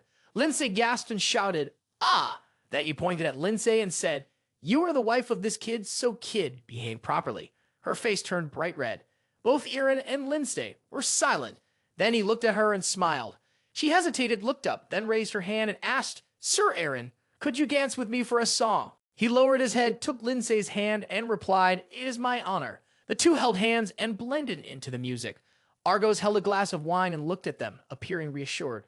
Eren and Ian Aragon turned to look at them and smiled. Leon also turned to look and admired them. Ingrid stood with her head down. The guests from earlier were watching them intently. The two danced beautifully together. Eren's and Lindsay's gazes always locked onto each other. Everyone moved to the music, dancing. Suddenly someone shouted, "Your Majesty, the Emperor." Eren and Lindsay turned to see where the voice came from. Jaime Roxon stood respectfully before the king. He said, "As someone who has just been recognized as the lord of a large fief and received the title of Count from your Majesty, I, Jaime Roxon, have something to report to your Majesty, as a loyal vassal of the Empire." The knight next to the king remained silent for a moment and then replied, "I allow you to speak." He bowed and continued, "Some lords, serving as the sword and shield of the Empire, have fallen into a difficult situation because of one person." Then Jaime Roxon glanced over and continued, "Count Pendragon." Everyone at the banquet turned their gaze towards Eren. Due to his involvement, Count Brescia and the eldest son of Count Louver from the Alice territory, our friend Lord Morgan has tragically met his end. Morgan's death resulted from the fighting festival, although he had committed many horrendous crimes prior. But as the Emperor's attendant, the only person who can judge and punish his serious offenses is the Emperor. This incident could shake the very foundations of the nobility of the Empire and is a case of unwarranted abuse of power. Everyone who heard this was bewildered, accompanied by some expressions of anger. Jaime Roxon turned back and shouted, "Is it not true, my lords?" Then everyone shouted, "Yes, exactly." After that, he continued, "Alongside me, Jaime Roxon and Count Louver, Styx great lords, also support this, not just Count Segunda." He grinned maliciously and added, "But also, Sea Dragon King, Duberangis, all of us demand that punishment must be carried out." After hearing this, some people were startled. Among them was Ian Aragon. He shouted, "What?" Eren's face was angry, but he remained silent. Jaime Roxon knelt down respectfully. "Your Majesty, may you grant us a verdict." Suddenly, those behind also rushed forward, shouting loudly, "Please grant us a verdict, judge us." Ian Aragon clenched his fists in anger, cursing silently. That bastard Segunda, not only did the Louver family manage to garner the support of half the great lords, but they also brought in the Dupe Arangis family. And my father has no power at all. He can't say anything about this. If they could turn the tide right here, they could overturn the balance of power in the Empire. Ian Aragon looked down, panic-stricken, as if realizing something. No way could they be bringing this issue up right now to place Kufli on the throne. He looked at Eren, not knowing what to say. Angry, he thought, that Eren. His face was displeased mixed with anger. Sea Dragon King Arangis looked at him, smiled, and smugly said, "Now then, what will you do, Duke Pendragon?" The leaders representing the various families were unanimously voting. Let Duke Pendragon be judged. Immediately, the proposal was strongly supported. Yes, that's right. The family heads gradually lost control of their behavior, chanting in unison, causing chaos in front of the king. "Please, your Majesty, judge him, judge him." In the face of this situation, the king remained silent and said nothing. The second prince, Anne, with a terrified expression, called out loudly, "Eren." Leland's face gradually changed color after such a fierce vote. Argos clicked his tongue with an expression of indignation. Eren frowned, showing obvious annoyance. Suddenly, Sea Dragon King Arangis spoke up. "What do you intend to do now, Duke Pendragon?" His face clearly showed satisfaction, sneering. The current situation was disadvantageous for Eren. They were determined not to stop and continued to express their demands for a judgment. The Grand Duke of Lindegor Duchy remained silent, his face serious as he slowly observed the current situation. Segunda suddenly shouted, breaking the silence, "This is an insult to the kingdom, or rather, this could be considered treason." Without stopping, he continued, "Your Majesty, I beg you to punish the Pendragon family. Interrupting him, a booming laugh rang out. Ha ha ha. No one else. That laugh belonged to Eren. Ha ha ha. Everyone was stunned, truly unable to understand what he intended to do. Segunda became angry and said, "What do you mean, Duke Pendragon?" In a mocking tone, Eren replied, "What do you mean?" As he spoke, Eren glanced in his direction. "Isn't it obvious? You are the traitor, Segunda." He remained smug, pretending not to understand Eren, and asked again, "What?" Eren quickly responded, "I have evidence." Seeming to anticipate his plan, the old man chuckled smugly, thinking, "Foolish, love Tylene won't make it. I have arranged for assassins on the way to the capital. You are just digging your own grave." At that moment, a royal knight rushed in, looking frantic, and repeatedly shouted, "Commander! Commander!" The commander asked him, "What is it?" The knight's face clearly showed fear. Looking somewhat pale, he hurriedly replied, "There is a rebel force." The commander could hardly believe his ears and asked again to confirm, "What?" That information seemed to cut through the noisy atmosphere of the hall. Eren and Segunda simultaneously looked towards the royal knight who was reporting. Outside the palace, an aerial battle was taking place. The knight continued, "Griffins cannot stop them. The aerial barrier has never been breached." From the dome of the palace, a giant griffin swooped down. The sound of shattering glass filled the air as a griffin knight burst in, someone riding on its back, speeding toward the hall. A chariot appeared, pulled by 4 magnificent griffins, gradually advancing into the square. Everyone was astonished, unsure of what was happening. What is that?" Segunda was so startled that he almost dropped his jaw, shouting, A chariot." Eren was equally agitated, not taking his eyes off the chariot as he observed it slowly approach. The chariot gradually descended to the ground. Surrounding the chariot was an impressive legion of griffins. Griffins pulling the chariot. Really? The soldiers gradually gathered around the griffin, swinging their swords and shouting, "Damn it, die." A royal knight swung his sword directly at the charioteer. The slash was very sharp, cutting through swiftly. Blood began to ooze out. Karta parried a strike from that knight, his face remaining unchanged. The audience roared, "An orc, it's an orc." This place fell into chaos.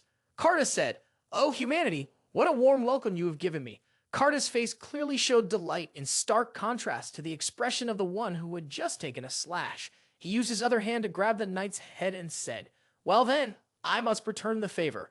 As he spoke, he swung his hand and threw the knight away, a long scream echoing through the hall. He was hurled toward Duke Lindegor. The Duke caught the knight with one hand. Sea Dragon King thought, "That orc is bigger than usual and much stronger." The guy riding the griffin suddenly jumped down, moving toward Karta. The sound resonated throughout the hall as royal knights rushed in to fight. The griffin rider was none other than Elkin Isla. He glared at the team of royal knights coming toward him, drawing his sword. The speed of his blade was so terrifying that the naked eye could hardly keep up. With just a few simple sword moves, he successfully defeated the entire team of knights charging at him. The sound of swords clattering on the floor shattered the initial atmosphere. The knight commander stood in astonishment. The elite royal knights, the most skilled fighters, had been easily defeated. Arangis could not hide his shock either. He stared intently at Elkin and thought to himself, "This skin color and the twin swords." Arangis ran his fingers over his beard, a slight smile spreading across his face. He said, "Valva's knight." Immediately, the knight with his face covered behind him responded, his piercing eyes making anyone who met his gaze shudder. Segunda trembled, gradually losing his composure, stuttering, "Who are they?" From the carriage, Mark Killiam stepped down, covering his mouth, speaking as if he was about to vomit. That's why I said, "Let me go first and explain." Vincent Ron sipped from his glass, saying, "They have to bear the name of the incompetent commander, even if they are exemplary knights." Before Segunda now stood a very familiar figure, unable to hide the surprise on his face. He thought, Vincent Ron. Why did he suddenly appear, and why was he accompanied by those subordinates? The feeling of intimidation spread throughout his body. "It's over." Vincent and Mark approached to meet the Mar. "We apologize for our rudeness," Mark Killiam said in a resonant tone. "We are knights of the Duchy of Pendragon, the White Dragon Legion. Today, you must undertake an important mission related to the fate of the kingdom." As he spoke, he suddenly stopped, his face pale, tears welling up in his eyes, and he gasped. He fell to his knees, muttering, "I get motion sickness." Those present at the palace couldn't help but wonder. An important mission, the White Dragon Legion. Eren nodded slightly. Eren turned to the White Dragon Legion and said, "Take the aerial route to avoid ambush." "I understand." Eren changed his tone, his expression looking very frightening, standing amidst anger, but still wearing a smile. He said, "But you surprised me, Ron. I didn't know you wanted to appear like this." He raised his hand to the shard of glass as the carriage came in and caused a stir. Ron raised both hands as if to express regret. He gave a faint smile and said, "We were blocked by the corpse of a Gryphon, so we couldn't explain anything." He sipped the drink in his hand and continued, "Isn't it too dangerous to miss tonight? We did everything to protect you, dear young master." Eren seemed to understand the situation. He paused for a moment, sighed, and gradually overlooked Ron's actions. Laughter echoed from afar. "Ha ha, these kids are really interesting, so close-knit, aren't they?" Eren and Elkin turned to look in that direction. Master Leon and young Leon approached. He continued, "I see that we will get along well, right, Leon?" Young Leon seemed to agree with everything his master said, his face beaming as he replied, "Yes." Mark Killiam looked up and asked Eren, "Who is he?" Eren replied, "Leon's master Argos. He is an experienced warrior who has just joined us." He spoke while glancing at the Duke's group, ready to confront those who wish to dominate this kingdom. Arangus seemed to understand that Eren was hinting at him. He smiled faintly. On the side of the Sea Dragon King, there was no hesitation to respond, turning their gaze toward the White Dragon Legion. The Duchy of Pendragon was equally unyielding. The two sides seemed to be locked in a stare, like light and darkness. The atmosphere suddenly became unbearably tense. Elder Segunda was not yet subdued. He shouted loudly, "What nonsense are you talking about?" He yelled while pointing at the Gryphon, "Nothing more than a farce. Do you all see? They are not only putting on a show, but also causing chaos right in front of the king." He continued to shout, "They certainly have intentions of treason." Behind Eren, he merely smirked and interrupted him. "Why are you in such a hurry, Segunda?" With complete confidence, he continued, "I will say it again. The only traitor here is you." Karta immediately chimed in, and here's the evidence. As he spoke, he tossed the man in front of Segunda. Before him now stood a witness in the flesh. He paled, recalling the earlier words, an important mission related to the fate of the kingdom. His eyes widened and his pupils shrank. He gasped in uncontrolled panic. "Ah!" Eren smiled triumphantly, his expression signaling victory. Segunda, in a state of mental turmoil, muttered, "Love Tylene." Segunda now knows fear. He trembles in fits, unable to utter a word. The auditorium collectively asked a question. Who is that old man with white hair? The Sea Dragon King remains silent, watching this exciting play. Eren grabs the old man at his feet, needles, and says, "His name is Love Tylene." In the center of the auditorium, he continues, "Brescian territory used to hold great power in Sisek." Eren's expression changes, and he angrily says, "And this man is one of the culprits behind the assassination of Prince Sion 3 years ago." The second Prince Ian is taken aback. The auditorium once again echoes with the surprise mixed with panic of the guests present. "You, what did you say?" The commander of the Royal Knights is also stunned by that declaration. The king frowns, still maintaining the silence he has had since entering. Eren raises his hand to his chest and speaks with certainty. "I once collaborated with Prince Ian to investigate the truth behind his case. Therefore, we infiltrated Sisek." Love Tylene trembled as he heard Eren present his investigation. Eren continued, "And it has been discovered that Love Tylene is the one who poisoned the crown prince." Suddenly, he emphasized his words as if what followed would be an earth-shattering truth. However, he is merely a pawn. The hall was in chaos at the words of Duke Pendragon. People could not understand. Many thoughts were racing in their heads at that moment. Eren continued, "The mastermind is someone else." Segunda jolted, his face pale as a ghost. He knew for certain he would meet his end here. He continued, "So this person will tell us." The second prince's expression darkened suddenly. Arangus remained silent, waiting for the great play staged by Duke Pendragon regarding the identities of the rebels lurking in this kingdom and the revelation of their crimes. "Your Majesty," Eren glanced at the king who was seated. The commander of the knights immediately raised his hand and said, I permit you to speak." Eren pulled the witness toward the king. Everyone here was astonished, truly confused by his actions. The White Dragon Legion seemed to know exactly what their master intended to do. They just silently watched him. At the same time, Segunda was trembling, praying for himself. Upon hearing this, Arangus fell silent. He cast his gaze toward the trembling Segunda. Sea Dragon King Arangus smirked. Was he plotting something?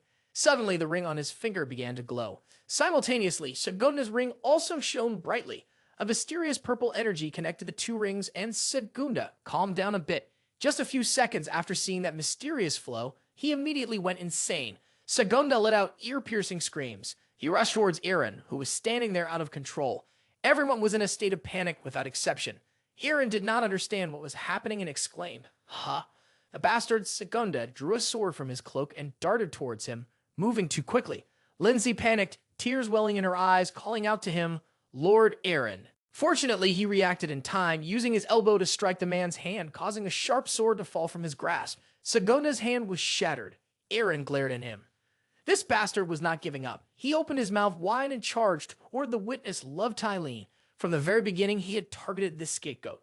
Eren couldn't react to the situation at that moment. The sound of flesh being torn was haunting, and the scene caused the surrounding nobles to shudder. He had bitten through the jugular vein of Baltai. Blood from the condemned man's neck flowed continuously, and the hall seemed on the verge of being submerged in blood. The shouts of the guests present created chaos in the area. Eren was overwhelmed. He felt almost paralyzed by the current situation. Elkin and Ron were speechless in the face of Segonda's murderous act. The horror spread throughout the entire auditorium. He quickly ran over and grabbed Segonda by the collar, shouting, "No, you bastard." Segonda died shortly after. Eren thought, he is dead now. Suddenly, a series of unusual events flashed through his mind. No, it can't be. How could a guy like Segonda be so fast and strong all of a sudden? What is happening? All the guests present had the same question. Why did Segonda do this? A nobleman then spoke up. In this situation, there is only one answer. Finally, Sea Dragon King Aranges spoke. It's hard to believe. I never expected it. The one behind the assassination of the Crown Prince is Count Segonda. Eren shuddered, as if he knew clearly that it was him who caused all of this. He cast his sharp eyes towards Duparangus, angry, but without any evidence to accuse him. Aranges slightly bowed his head and said, "On behalf of the 6 Supreme Lords, I sincerely apologize to you, Duke Pendragon. The scene right now is truly unfavorable for Eren. Perhaps fortune has favored the Sea Dragon King." With a hand placed on his chest and a facade of sorrowful deceit, he continued, "As you said, Count Segonda is indeed a traitor. You have exposed his terrible crimes. Truly, a loyal swordsman of the kingdom." Eren was so furious that he trembled. He hated that he couldn't tear this man apart right now. He stood with his arms crossed, looking down at Eren as if he were a saint, his body untainted by the dust of the mortal world. Arangus smirked, sneering at him with a tone full of sarcasm. No denying it. The collective shouts echoed as if they were atop a pinnacle of victory. But in reality, Eren had lost in the very play he had orchestrated. His face turned towards Lord Arangus, filled with resentment. At that moment, hearing Sea Dragon King Arangus speak, the older man with white hair accompanying the brown-haired woman in the black dress witnessed the scene and stood with his arms crossed, smiling with satisfaction as he said, "I told you so. Eren really is like that." Meanwhile, the brown-haired woman in the black dress, also standing beside him, joyfully clasped her hands together in praise. Indeed, Duke Arangus has quickly acknowledged his faults, truly admirable. Then on the other side, upon hearing the brown-haired woman in the black dress and her companion, 2 other noblemen present at the party fell silent and exchanged glances towards them. As for Goofly Aragon, seeing this, he still maintained a cold demeanor, his expression utterly indifferent. But following him was a tanned man with blonde hair, who, upon witnessing the scene, couldn't help but be surprised, wide-eyed, and sweating cold beads on his forehead. At the same time, on the other side, there was a bald man dressed in green robes, who also witnessed the scene and instinctively frowned, staring intently at the chaotic spot. Turning back to Eren, inside him was Raven, who, upon hearing the words of Sea Dragon King Arangus, immediately fell into despair, lowered his head to the ground, raised his trembling hands, and said, "No, that's not it." After murmuring to himself to calm down, Raven inside Eren immediately stood up, stamping his foot hard on the ground, creating a loud noise. He couldn't control himself, clenched his fists tightly, angrily raised his face towards Sea Dragon King Arangus, cursing, "Damn it." At that moment, Sea Dragon King Arangus heard this and turned around, confused about what was happening, looking at him. Then, as he suddenly realized that his previous action had been very foolish, Raven inside Eren at that moment felt enlightened worry and sweating, silently staring at the opponent. On the other hand, as soon as he finished his words, Elkin Eidlil was taken aback by Eren's earlier actions. Another person next to him was Ron, who also looked worried upon seeing the situation. Raven, deep down, suddenly thought to himself, useless, because the evidence had been destroyed. While thinking this, he suddenly turned to glance at Baltai, who had met a tragic end lying motionless on the ground in his own pool of blood, with white, unseeing eyes, mouth agape in shock. Casting a look at him, Raven within Eren, then shifted his gaze to the other guests at the party who were cheerfully applauding him. Seeing this, Eren internally continued to think and tell himself, "Even if I reveal the truth right now, no one will believe me." At this thought, Eren, but internally Raven, stood unsteadily, his head bowed, then desperately grit his teeth and clenched his fists.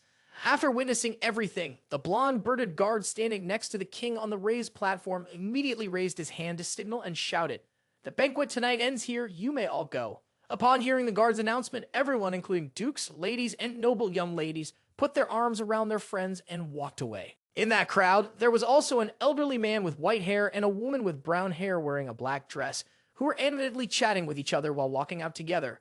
Later, inside the mansion where the king's banquet was being held, seeing everyone leave, Sea Dragon King Orangus appeared unfazed, smiling at Eren. However, inside, Raven stood frozen, looking down with his head bowed, then placed his hand on his chest and said goodbye, that I will be leaving too.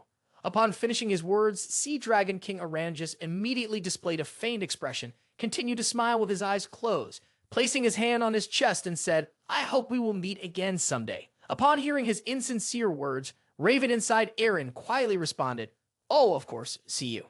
At this point, he paused for a moment, then instantly glared, showing a terrifying and fearful expression, glanced at Sea Dragon King Orangus behind him, and added, in an oppressed, angry tone, On the battlefield, seeing this, Sea Dragon King Orangus inadvertently frowned in amusement. His eyes, upon witnessing Eren's scene, immediately sparkled with a bright reddish gold light. Without saying a word, he turned and walked away, accompanied by 3 hooded subordinates dressed in dark blue garments. He left behind Eren inside Raven, who was standing next to the 2 corpses of the 2 people he had just controlled from a distance. When one of the hooded subordinates of Sea Dragon King Orangus passed by Elkin Isla, he glanced back unexpectedly because they were too striking and mysterious. Elkin instinctively frowned, continued to glance at the group that had just walked by, and then he contemplated something. Outside the royal palace, as Sea Dragon King Orangus and his 3 mysterious hooded subordinates stepped out, he walked with his eyes closed, appearing self-satisfied. Then Sea Dragon King Orangus opened his eyes, smiled slightly, and spoke. It seems your time has come. When my 3 Valvas Knights heard him say that, the 3 hooded subordinates behind him frowned, their eyes filled with joy and cunning. At the same time, inside the palace of the king, Eren was standing with his head bowed, gripping his hands tightly in silence next to the corpse of Sabunda. Behind him were others, Ian Aragon, Elkin Isla, Lindsay, and another person. Upon seeing this, they were extremely surprised and worried. The 4 of them split into 2 sides, with Ian Aragon panicking, hesitantly calling out, Hey, Eren. Then Lindsay next to him also worriedly called out, Sir Eren. On the other hand, while the 2 were anxious and surprised, the other 2 present, Elkin Isla and the person who had accompanied him earlier, Ron, showed no expression and simply observed in silence. Suddenly, the king sitting on the throne spoke up curiously, Orangus, huh? At that moment, upon hearing the king's voice, both Raven with an Eren and Ian Aragon standing below were immediately startled and hurriedly turned to glance over. When Raven looked out, he immediately faced the king. While he was still in shock, the bearded blonde guard standing next to the king was also taken aback and quickly turned to glance at the king.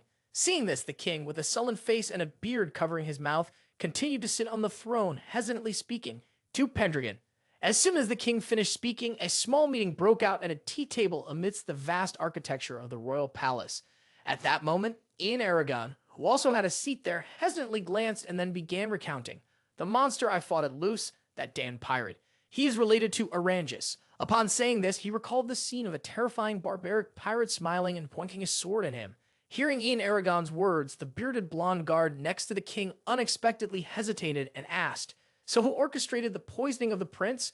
At this, the atmosphere among the 4 of them, including Raven within Eren's body, suddenly became tense. No one said anything. When seeing the 3 people intently waiting for his answer, Raven in Eren's body chose to remain silent, ignoring the 3 of them. After a long moment of silence, the king sitting across from him opened his mouth to call out another name, Duke Pendragon. Having said that, he placed one hand on top of the other and set them on the table, his expression serious as he stared intently at Eren, who was still Raven inside. Then he continued, I appoint you as the governor of Luce and entrust you with the secret order to eliminate the Orangus family. Upon hearing this, both Ian Aragon and the bearded, blonde-haired bodyguard immediately stood up, unexpectedly worried as they turned to look at the king. At that moment, Raven with an Eren was also stunned and surprised. He quickly looked up and widened his eyes, remaining silent in shock. After saying this, the king took a gold coin imprinted with a dragon, the symbol of the country, looked at it, and continued. You will need money to confront a wealthy nation, so I also allow the circulation of Pendragon gold coins. At that moment, witnessing the situation, the blonde bodyguard with a bearded mouth grew worried and panicked, hesitantly speaking up, Your Majesty, this matter. But before he could finish, he hurriedly interjected, Fine. After that, towards Raven inside Eren, upon hearing this, he clasped his hands together and placed them on the table, his serious expression asking, Do you believe what I say?" Upon hearing this, the king, with his hands resting on the table, replied seriously, "Ian told me that you are a trustworthy person." Hearing the king's response, Ian Aragon, sitting beside him, immediately became anxious and began to sweat. Right after he finished speaking, the king asked again, "But what do you think of this kingdom now?" Hearing this, Raven inside Eren, who was holding his hands and sitting opposite him, appeared confused. At that moment, seeing him like this, the king closed his eyes and continued to ask, after seeing Sissa and Alice, "What do you think?" Upon hearing this, Raven inside Eren, sitting across from him, suddenly furrowed his brow, remaining silent and merely staring at him. Seeing that he did not speak, the king, who was now clasping his hands on the table, continued to lose hope, saying, "Now I no longer have real power to govern this kingdom anymore." He then recalled the scene of the arrogant brown-haired nobleman attending the banquet earlier, continuing to speak, to the point where he cannot stop the corrupt nobles, or oppose the Dark King Orangus. At this moment, the terrifying image of the Sea Dragon King Orangus staring intently, silently threatening him, reappeared in the king's mind. After that, when he clearly explained the reason to Eren about Raven, the king's hands on the table suddenly clenched into fists, tightening and shaking continuously. Seeing this, Eren frowned and narrowed his eyes.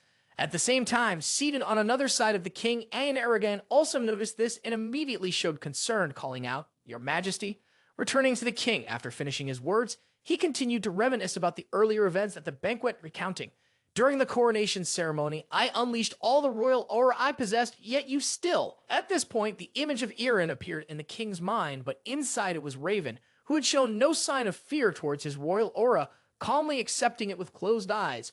Recalling this, he continued, or conflict with it. Returning to the table where the four people sat, the king clasped his hands together on the surface of the table and continued, "And yet it harmonizes with my essence." Having recounted everything up to this point, the king's eyes reveal a hint of sadness as he spoke. "Even the two of you here, or my son, cannot do that." With that, the king slammed his hands down on the table, bowed his head, and called out, "Eren Pendragon, and I entrust the future of the kingdom to both of you."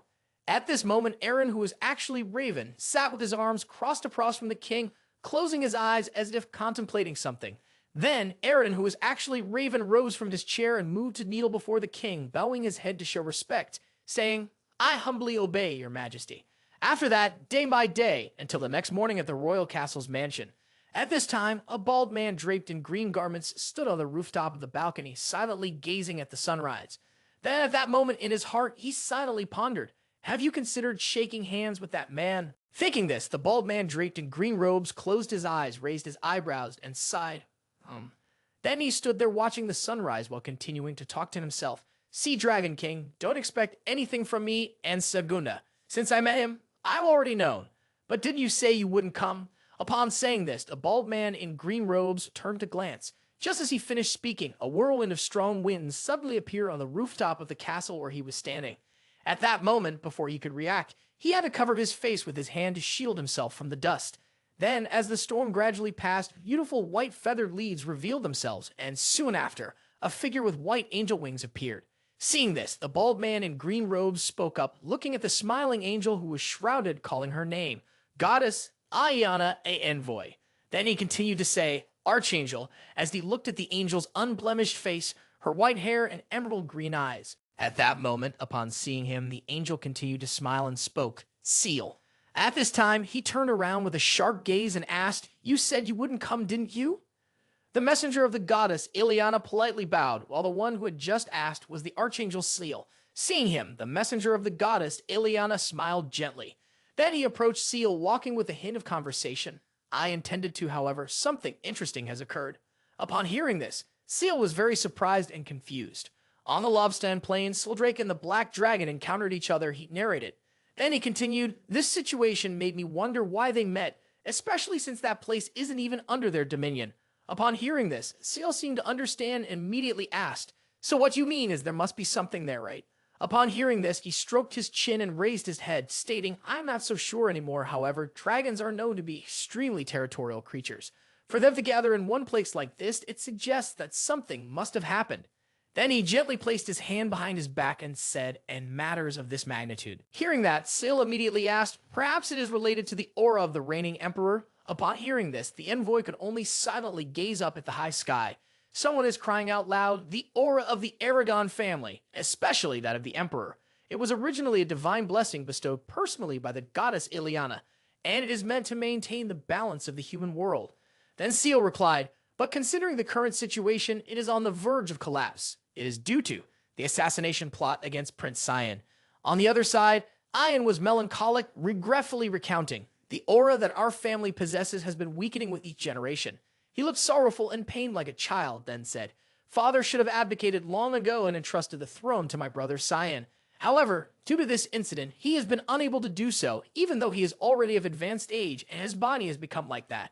Seeing this, Eren Pendragon asked, how old is the Emperor now? As of this year, he is only 55. Upon hearing this, Eren was extremely surprised and astonished. He could not believe that he was 55 years old. Returning to Seal, he said, among the princes, the one with the strongest aura is the second Prince Anne. Hearing this, the envoy counted on his fingers and replied indifferently. He is still too immature. It's too early for him to inherit the throne. And although Hufli's aura is currently growing exponentially in strength, he recalled that boy, a young man with a long mushroom-shaped haircut and his determined gaze. He said, soon it's very likely that his aura will be stronger than Ian's. On the other side, Ian glanced over and said, I have listened to you and investigated Gufle, but he is just an ordinary kid, except for the fact that the atmosphere around him is always somber.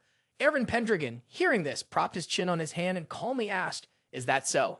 Then, with a face full of anger, he thought about the past and said, but in my previous life, the one who was the heir to the throne was none other than Gufle. Suddenly realizing something, he exclaimed, I understand now. At that moment, the envoy leaned on the platform, looked up at the sky, and called out, Gufli, Jan, Oranges, and the Pendragon family. They will be the ones to carry the future of the Empire, and they may also be the ones who will challenge the logic of this world. Seeing this, Seal hesitated and asked, is that a prophecy? Upon noticing, the messenger glanced and said, it's just a hunch. Standing before the brilliantly setting sun, he said, because I feel like the karma of this world is being disturbed by a powerful force. At the training ground, the challenger Leon suddenly shouted, ah, and rushed in. But Liam quickly dodged. Then, like a rocket, he ran away with an O as if to disdain his enemy. The other one, now acting like a madman, charged in shouting loudly, ha! Leon jumped onto his sword, bringing them face to face. He suddenly looked scared and asked, eh? Seizing the opportunity, Leon kicked him in the face, sending him flying, blood spitting out. Seeing this, the Count immediately intervened. Enough, the outcome is decided. Then she raised her hand and called out Leon. At this moment, Liam was as joyful as a child. Seeing this, everyone around was unexpectedly impressed. What a miracle. He has developed so quickly. The other person calmly replied, he has exceeded my expectations. Then they looked at Leon's teacher and saw him holding up a sign praising the student. They said, your teacher is truly talented. It's all thanks to him. Seeing this, someone else, though frightened, arrogantly said, that's right. It's the captain. The fact that our army is growing stronger is all good, but it's not a bad thing. Then he burst into laughter. Ha ha ha ha. In the afternoon, everyone stood facing each other. Eren Pendragon looked up at the sky and calmly replied, you have taken care of us a lot during this time, Captain Granite. Seeing that, Granite cheerfully responded, we are also very grateful. That process was a great stimulation. Then he raised his hand in praise, although it was quite easy with those two. Hearing this, Eren Pendragon sighed and said, Captain.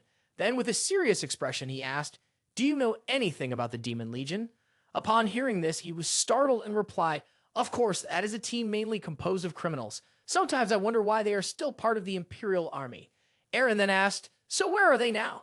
They are currently in the south, more specifically in the forest of ancient trees. They are subduing a monster called the Beast King. Seeing this, Eren Pendragon frowned, thinking, the Beast King is that troll leader, right? A massive, gigantic green monster. Does this mean history hasn't changed? He silently wondered.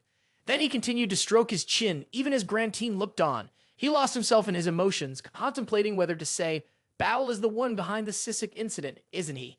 And that caused them to eliminate him. But really, can the Empire kill that cunning old fox? Even if they expelled him from the Legion, wouldn't it be even harder to keep track of him? Countless questions swirled in Eren Pendragon's mind.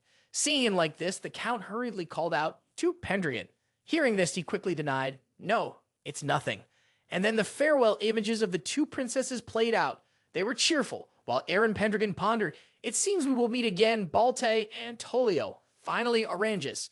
Rising high into the sky, he resolutely declared, I am certain I will personally kill all of you. At a magnificent castle, Eren Pendragon was adjusting his sleeves when he glanced over and asked, "Saul, you still haven't returned?" Tada stuttered as she explained, "Yes, that's because of the enormous amount of mana." Kazel also responded, "And the monsters can sense it when they're nearby." Hearing that, Eren simply said, "Is that so?" This left the girl beside him uncertain of what to say. Suddenly, Lindsay nudged him to sit down in a chair. She reassured him, "It will be fine. Being pushed down surprised you a lot. I'm sure if Soldrake is eager to meet you, Eren, as soon as possible. Just see if she has something urgent to attend to. She will come back right away." Then she took a comb to brush Eren Pendragon's hair. Upon seeing this, he glanced back and enjoyed the moment. Unexpectedly, he said, "Thank you, Lindsay." Lindsay blushed while brushing his hair. Witnessing the scene, Tada suddenly exclaimed, "Couple." Kazel could only respond with "Fu-fu-fu." Suddenly, someone pushed the door open and called out, "Brother." Eren was quite surprised to hear the call. Eren Pendragon's younger sister, happily said, "Your farewell ceremony just began." Melvin wiped his nose with his hand and cried out loud, "Our master, Duke Pendragon, has been appointed as the governor of Luce." Then he took Lindsay's hand, and the young couple shyly walked in under the cheers and applause of the crowd. One person in the crowd said, "I feel very happy for you." On one side was Liam cheering for his teacher, who was drinking with Carta. On the other side was Elkin Isla, who was attentively taking care of the little girl Maya. The young couple was happily together, with Lindsay joyfully laughing, while Eren Pendragon looked kindly at the girl next to him. Suddenly, Helene walked over and called, "Hey, Eren." Hearing the call, Eren turned around. She leaned in to whisper in her ear, "Those two." Then she looked over at Eren Pendragon, who was chatting and laughing with Lindsay, and said, "They have become much closer, haven't they?" Seeing this, Eren happily covered her mouth and replied, "Yes, they have been through a lot together." Noticing Luna Sarid standing there shyly, Ron gently walked over to her and asked, "Are you enjoying being alone, Miss Stayrod?" Upon seeing him approach, Miss Luna said, "Ron." Hearing her call him, he smiled brightly and said, "Here," and offered her the beer glass in his hand. "Let's have a drink." In response to that enthusiasm was a blunt refusal. "No, not me." Seemingly understanding what she was thinking, Ron gently said, "The Duke has scheduled to arrive in Luce tomorrow. If you have anything to say, make sure to say it today." Then he raised his beer glass in front of Luna, even though she was trying to suppress her emotions. Taking the beer glass in her hand, she felt a surge of confidence and quickly drank it all in one go. Then she placed the empty beer glass on the table. With a serious attitude, she looked straight at Eren. Suddenly, she called out, "To Pendragon." The call surprised Eren, who turned to look. Then she walked over, standing in front of him, face to face. Seeing her, he asked in shock, "Miss Stayrod." Hearing him call, she fell silent, gathering all her courage. Then she smiled softly, gently lifted her dress, and bowed. "I am very pleased to know that you will be appointed as the governor of Luce." She lowered her head, not looking at him, but he could still see her embarrassment. Then she took her dress and walked away without saying anything more. Ron saw this from afar and didn't know what to say. Holding a beer glass in his hand, he spun around and sighed. She still hesitates. On another side, someone was drunk and talking nonsense. "We've just begun, bring out more beer." Carta gave the order and someone poured beer, a fine quality beer. Holding the beer bottle in his hand and admiring it, Ron praised, "The beer from this territory has become even better with each sip." Holding a glass of wine, Eren pondered. Then he said, "The soldiers also really like it." Looking straight at the person opposite him, Eren seriously said, "I will trust you with this territory, Eon. As long as you are here, I can feel assured to set off for Luce."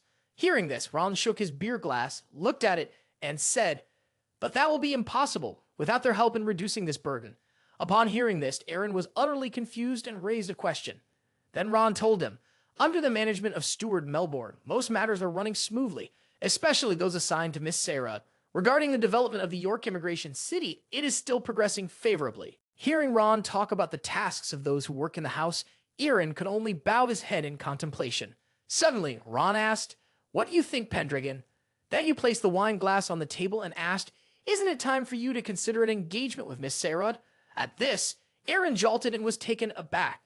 Ron then continued, "Compared to young ladies from the capital and other nobles who only care about looking good and pursue nothing else, Sarah is different. She's a talented young lady."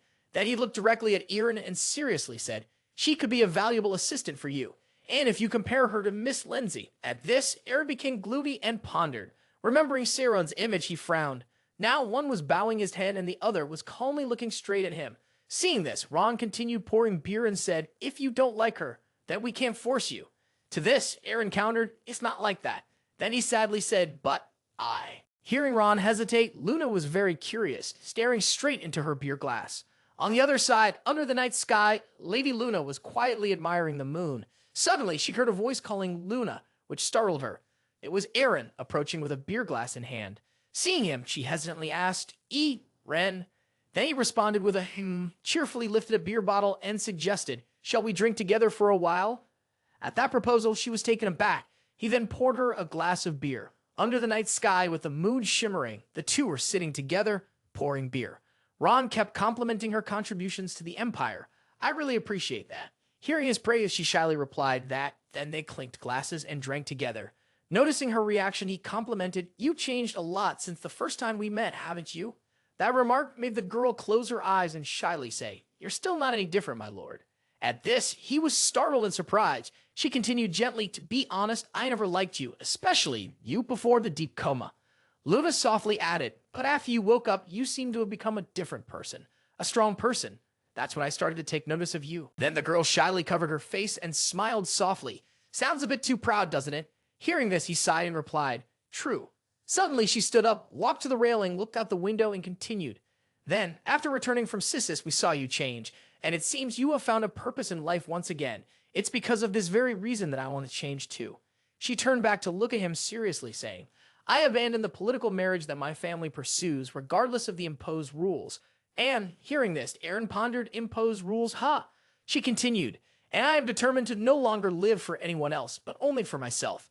Upon hearing this, he was thoughtful, reflecting on her words. Suddenly, she asked, do you remember what you said while at the Era territory? At that time, he had said, I want to live to see the subjects of this empire thrive and be prosperous. She smiled gently and continued, your words back then quickly became a reality. The lives of the subjects are now prosperous and abundant. That is why I respect you both as a true man and as a ruler, guiding your subjects forward. Hearing this, he was startled by what he had just heard. She firmly said, so whether you like it or not, I will still become your source of strength. At this point, his face darkened and he looked down. He hesitated to ask, to you? To you really? He kept hesitating, struggling to speak, causing Eren to look at him in confusion. Then he bit his lip and fell silent. At this moment, it felt like his image was a reflection of the past. He asked, really? Suddenly, his past memories came flooding back. The image of a brave young man fighting fiercely against Karta, to the point of exhaustion, standing in pools of blood. In the end, he explained, to love one me who must not only love Eren, but also love me, right? The image of his face, struggling to say those words, was etched in the beer glass. Seeing him in difficulty, she looked down, and the scene now felt so empty, so incomprehensible. Hearing this, she unconsciously asked, Eren, what are you thinking about? Seeing this, he still bravely avoided the question. It's nothing. Then in one gulp, he finished the beer in his glass. He smiled like a child and said, thank you, Luna. He looked at Luna, making her feel shy all of a sudden. She shyly smiled and then looked at him with gentle eyes. Then she broke the awkward atmosphere with the words, it is my honor. Unconsciously, he thought, for now, this is enough. On the sea now appeared two boats, one black and one white. The black ship, with a pirate flag, immediately attacked the other boat. It made everyone panic, shouting, "Yuwa! It's pirates!" They swung across the ropes to attack. They exerted themselves to harm the people, making everyone scream in pain. Ah! Ha! At that moment, someone was crying and pleading, "Navy Empire, please save us." Then he ran, but was struck across the back with a sword, causing him to collapse. Seeing this, the pirate sneered, "No one will save you, pig." He smugly continued, "I am the hunter, ruling these waters." Ha ha ha. Suddenly, his gaze collided with something. It was a piece of paper that read, Duke Pendragon. Duke Pendragon has firmly secured the seat of power in Luce. He picked up the paper and asked, what's this? This guy seems to be doing quite well lately, huh? Before long, he took the paper with his sword and said, "I will settle my debts with you soon, albino worm." At a magnificent harbor, the villa of Segunda. At this moment, Eren walked in, worried, and asked, "What's wrong with you guys?" Elk and Isla and the others were happily trying on outfits looking at him. Then they eagerly asked, "So, what do you think, big brother, about the new sailor uniforms of the White Dragon team?" She shyly explained, "It's because today you will meet the guard of Luce, the commander of the Imperial Navy." At this time, there were several people on the ship swinging on ropes. Marcus Aurelian, a man whose eyes sparkled with electricity. With just one swift sword move, he shattered everything around him, causing Eren to collapse. Then he turned and said, "Next, he is the Admiral of the Imperial Navy, Marcus Aurelian." Seeing a troop approaching, everyone cautiously said, "Look." That's a flag with a blue seahorse and 2 crossed swords behind it. Then they exclaimed in panic, the White Shark of Yule, the Imperial Navy commander, Lord Eren. When they saw him sitting on his horse, everyone said, his face looks angrier than before, surely because he is preparing to meet the Duke Eren Pendragon, and because the previous governor had colluded with the pirates and betrayed the navy. Surely he must be tossing and turning, thinking about who will take action. If the governor's weakness is exposed, the White Shark will gain an advantage. The people speculated. He must be thinking about that. At the magnificent castle, Eren and everyone else stood to welcome him. Both sides were now facing each other. Eren gently said, I, Eren Pendragon, will take on the position of governor of Luce. Hearing this, his expression remained cold. Seeing that, someone on the other side replied, this is the Sword Emperor, the Admiral of the Imperial Navy, Lord Moraine. Then he looked at Eren and said, it would be better if you remember this. In response, Eren politely replied, I have heard that after Segunda's death, Luce was taken over by you, so I would like to hear about the current situation. Hearing that, the other side replied, we have negotiated with the majority of Segunda's allies. Then, upon hearing this, Elkin Isla called out, hey. He said, Governor, I'm not talking to you. Upon hearing this, the other side gave an unhappy look. Elkin then got angry, creating a mysterious purple haze. Seeing this, Eren called out, hey. Count Moraine smiled. Then he said, I apologize for this rudeness, Mr. Pendragon. The person beside him was also quite surprised. The Count explained, but being a soldier, my habit is to evaluate a man with my own eyes. Seeing this, Eren asked, so, what do you want? Hearing that, he picked up the sword beside him and said, I simply want to duel with you. Eren looked at him judgmentally. Then he added, I am a friend of your father, Duke Gordon, so I have heard a lot about you. You are a wheat person, fond of flowers, and immersed in painting. And there are also rumors that you fought against the captain of the Imperial Knights. Granted, my rival. It's hard to believe. He smiled faintly and continued, so I want to check on you personally. Eren calmly replied, I understand. Then let's get started.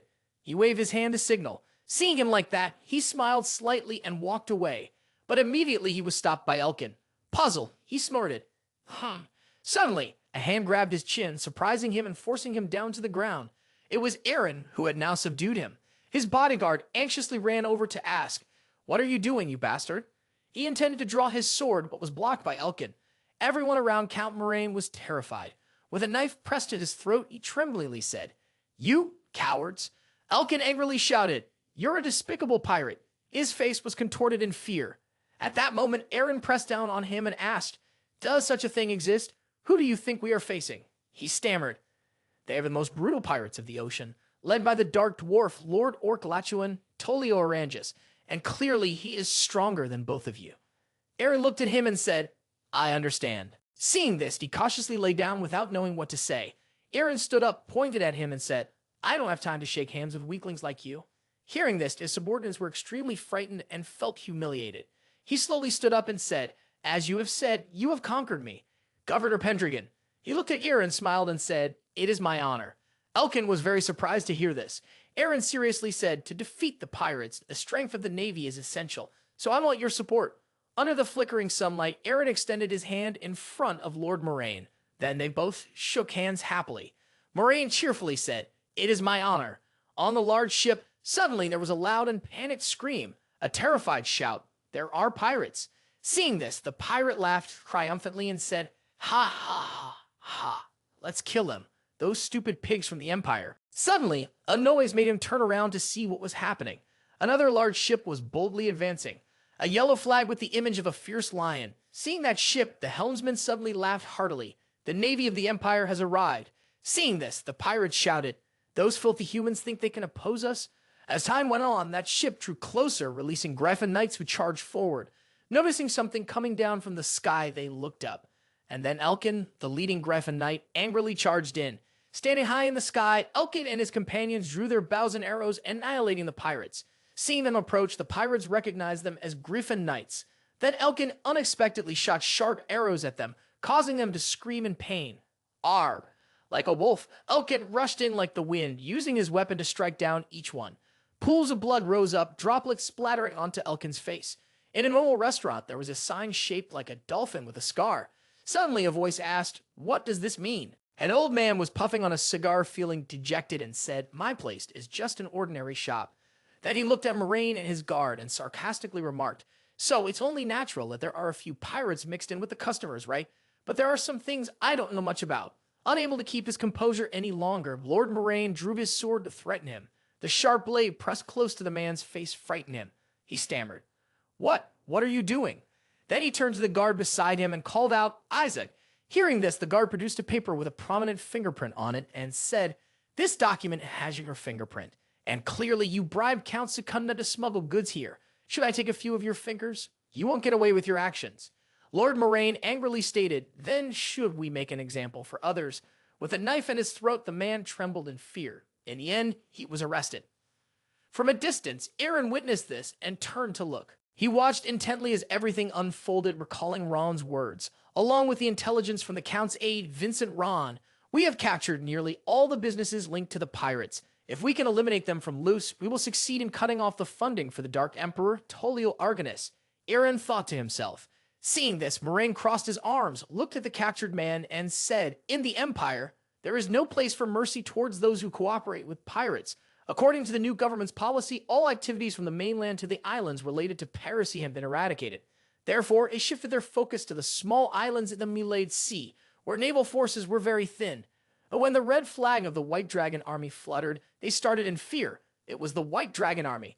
Carta, furious, leaped towards them on a rope. Soon after, blood splattered everywhere. Given the countless victories of the White Dragon Army and the Imperial Navy, the disappearance of the pirates was only a matter of time. At this moment, Melvin clapped in praise. "The young master has not disappointed us." Ha ha ha. But Ron remained calm, raising his beer glass to drink. Next to him, a small hand was carefully drawing the image of 3 boats and taking notes. It was Luna Serad, who was intently jotting down notes. As she wrote, she silently praised in her heart, "You did it, Eren." She remembered the night they sat drinking beer together and thought to herself, "I have no choice but to do my best to assist you." She organized her papers and then announced, "The next business deal is with a merchant." Suddenly, she startled when she saw a paper titled Joseph Breeden, Trade Exchange. Uneasily, she murmured, "Joseph Breeden? The chief knight of the Serra district in the past? Is he the polite young man standing by the window greeting me, or the brave one who was beaten to the point of losing his arm?" All the memories flooded back, making her anxious as she thought, "It seems to be that Breeden." In a lavish and magnificent place, someone approached, standing before Luna, and said, "It's been a while, Miss Luma." Hearing that, she slowly looked up. Upon seeing the person, she replied, "You changed a lot." Breeden, right. Breeden was a fair-skinned young man with a prominent nose standing in front of her. He politely took off his hat and cheerfully introduced himself. "I started my own trading company, thanks to my connections." Then he suddenly burst into an awkward laugh, "Because now I can no longer become a knight with an arm like this." Seeing this, she immediately asked, "So why are you here?" He clarified, "I've heard that this city has no discrimination, a city where everyone is welcome, regardless of their race or nationality. That's why I came here to expand my business." Upon hearing this, Luna asked, "In the very city where the person who severed your arm governs?" His face became sad, and he recalled how arrogant and brave he used to be. Then Luna continued, "I can't believe you, and that's why I can't allow it." Hearing this, he put his hat back on and slowly said, "You changed." Adjusting his hat, he remarked, "You no longer see anything other than Eren Pendragon." Hearing that, she hesitated to ask, "Then why?" He was determined to shout back, "I will defeat him, that Eren Pendragon." Luna asked in confusion, "Huh?" He placed his hand over his chest and promised, "I will bring you more benefits than anything he can offer." Then he calmed down, adjusted his cap, and said, "That's why I can't turn back now, at least not at this moment." With a heavy gaze, he looked at her longingly and said, "Because I still." Luna was startled, speechless, not knowing what to say. The sky was blue, and the boat had docked. The hideout of the pirates, a group of pirates, appeared. He was the notorious Red Skull, Captain Griezmann. With a sharp gaze, he asked, "What brings you here?" "The Dark King Tolio." Seeing this, Tolio smiled smugly and said, "I just came to check on you since I've heard you've been facing quite a big trouble lately. It's because of the new ruler of Luce hunting pirates, isn't it?" Tolio asked with satisfaction. This made Griezmann's bodyguard angry, ready to charge, but he signaled him to stop. Saying that, he frighteningly remarked, "I don't want to hear such words from a guy." Then he mocked Tolio's past, who lost a hand and an eye while fighting that punk. Hearing this, Tolio still pretended to ignore it, not comprehending what was happening. He continued, "You've weakened a lot, haven't you? It's all because of the new policies of that ruler, including your main source of income, isn't it?" He asked about the ground trading. Hearing this, Tolio silently picked up the fish and said, "It seems like you're not doing much better than me." Then he stuffed the fish into his frightening mouth and smugly remarked, because now you have to tighten your tiny budget. Proof of that is the trash you're eating every day. Upon hearing this, he angrily slammed a hand down on the table and yelled, "What brings you here, you miserable traitor?" Then he swallowed the fish and calmly said, "I've found a big investor, so there's no way I'm going bankrupt." Then he snapped his fingers and said, "However, since this is a common crisis for pirates, why don't we join forces for a while?" Then he burst out laughing like a madman. "Let's boost our manpower. What do you think?" Hearing that, Griezmann closed his eyes calmly and said, "Not a bad idea, but there is a small problem." He was startled and asked, "What is it?" Griezmann continued, "We need to decide who will be the new leader." Hearing this, he marveled like a child, then with a disdainful look asked, "So how do you want to solve it?" Unexpectedly, he kicked over the table, leaving Tolio stunned. Then he shouted loudly and charged forward, ready to strike with his fist right here and right now. He lunged at the table, hitting it hard, causing it to crack. The two girls sitting next to him were also very excited at that moment. But his eyes widened in shock. Tolio had blocked his punch. Then Tolio said, "What a shallow way of thinking." Hearing this, he was filled with rage, his wrist firmly grabbed by Tolio wanting to swing it free, but couldn't. You Gan Orc Seller. Then Tolio twisted his wrist back, making him cry out in pain, "Leader, it's excruciating. Stop, please stop." He trembled, pleading, "You're going to break my arm," while Tolio continued to smile smugly. Seeing this, the guard rushed in, "You bastard." But Tolio quickly dodged. Then he drew his sword and rushed forward with eyes blazing with fury. The polished sword was drawn. He seemed to create a blaze that enveloped everything, causing everyone to squint and scream. Aik. A sea of fire is spreading, and they can't believe their eyes, hurriedly asking, "What the hell?" The mirror is radiating flames. Then Tolio immediately laughed triumphantly. Standing before the sea of fire, he said, "This is a gift I received from my investor. Because I am the strongest, it's only reasonable that I possess the strongest weapon, right?" Then he, like a madman, shouted loudly into the sea of fire, "Now there isn't anyone who could beat my opponent anymore. Ha ha ha ha ha ha." At Eren's location, he is sitting reading and pondering over the paper in front of him. Scene change, a large ship is gently drifting on the sea, buoyed by the green waves carrying it across the water. Seagulls are flying against the sky, creating a very peaceful scene. But in contrast to that serene setting, a fierce competition is taking place on the ship's deck. Eren, unlike usual, is wearing a sleeveless shirt that reveals his strong, muscular arms. He swings the sword powerfully, with great speed forward. The one who used two swords to block the attack is Elkin Isla, whose beauty is equally matched with Eren's. Elkin smiles, quickly counterattacking towards Eren, forcing him to swiftly step back to dodge the blow. After that, he took the opportunity to stab with his sword, but unfortunately, Elkin had leaned back and avoided the blow. The two fought back and forth, witnessed by two others on the ship. Looking at their appearance and attire, it could be guessed that they were the captain and his crew member. The captain observed and remarked, "That Valva's warrior really has terrifying combat strength." The crew member could only nod with concern at the attacks from the two. They continued to express their admiration, but this time it was a subtle praise for Eren, as Governor Pendragon was able to hold his own against him. Elsewhere on the ship, a tall, muscular man with a thick beard was conversing with a group of orcs. The atmosphere seemed quite harmonious, and perhaps it was not just Eren and Elkin, but others were also in a fairly intense battle. The captain took everything into his sight, frowned, and thought, "If we add their forces to the Navy to deal with the pirates, it will definitely enhance our combat capabilities." After a long while of fighting vigorously, both Eren and Elkin were quite exhausted. The two put down their weapons, lay beside each other, leaned against the Griffon, panting, and watched the other griffins soaring through the sky with their riders. Eren, with his hair neatly tied up, leaned back against the Griffon, deep in thought. It has been 3 months since I arrived in Luce. Images from the past flashed through his mind, papers and pictures of the captured people. He recalled what he had done, subduing pirates and dismantling their illegal operations. He had gone through all these troubles to make them lose most of their funds. Sweat trickled down his face. So why? Why hasn't Tolio shown himself yet? Suddenly he called out, "Killian." At that moment, Killian was still fighting. Hearing the call, he could only dodge a strike and respond. "Yes." Eren continued to ask, while Elkin seemed to have fallen asleep from exhaustion. Is there still no news from those three? Scene change. The ship had just docked at an island with massive cliffs. On the deserted island, a large group of people, including humans and green-skinned pirates, gathered in front of a cave entrance, which was a meter higher than their heads. One man among them, deep in thought, rubbed his chin and assessed the situation around him. This is indeed a noteworthy gathering. The three great pirates, Siklal, Sebjelka, and our Stormy faction. All three groups of people were a bit intimidating, each displaying very serious and somewhat grumpy faces. Only John Myers remained relaxed with a slight smile. At this moment, the three people gathered into a group and spoke to each other. The one wearing a dark green scarf spoke up. All the Southern Sea pirates have gathered. The one in the blue scarf replied, "But did you notice?" It turned out that the speaker was a girl with shoulder-length hair and a plunging neckline, looking somewhat beautiful and stylish. She was a spy from the White Dragon's Silly Brigade, and she sarcastically remarked, "You look no different from this bunch." The one wearing the yellow scarf responded, "That's a spy from the White Dragon Brigade, Gus. I don't want to hear you talk, you scoundrel." He showed his attitude. The other person was the spy Jody, wearing a dark green scarf, who frowned. "Hey, you two, stop it. We are infiltrating here. Focus on the mission." They were still talking when someone approached, the sound of footsteps echoing as the soles of the shoes hit the ground with a thud. A large figure appeared. It was a man dressed like a pirate. With a large bag slung over his right shoulder and a sword in his left hand, he stood before the cave entrance, shouting down from above to the group, "Gather round, is everyone here?" The person is Tolio, followed by two green-skinned men who are also holding a large bag.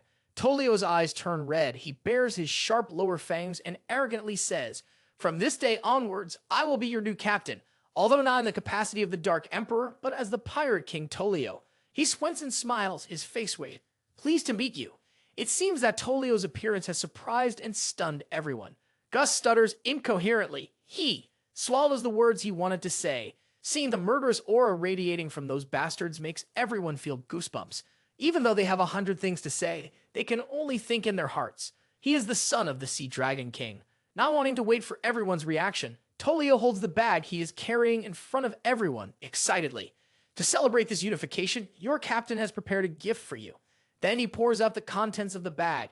It is a pile of shining gold coins. He shouts loudly, "It's all yours." Tolio and his henchmen toss all the bags of money down to the crowd below. Gold coins spilled out of the bags, floating in the air. They fell in heaps on the ground. The pirates, upon seeing the gold, brightened with excitement and quickly ran over, seemingly eager to gather as much as they could into their bags. They shouted joyfully, "Gold! It's gold!" Jody looked at the gold coins in the air, unable to believe his eyes. Could it be possible that he owned so much gold? The crowd continued to eagerly collect the coins. Jody pondered if they had so much, then a cut in their business wouldn't affect them at all. And it seemed Jody realized something. He wondered, could this stash of gold be from the Arangis family? Gus and Cilia smiled brightly, squatting by the pile of gold, happily looking at Jody and asking, "Can we take some?" The crowd, having received gold, quickly cheered in support of Tolio. Greed had turned them all into slaves. Long live Captain Tolio! Long live! Long live! Tolio reveled in the adulation, laughing and waving his hand. "It's nothing. This is just a little bit." He smirked and continued, "It's my duty, really, to provide my crew with the best life possible." He pointed at the crowd and slowly spoke, emphasizing each word.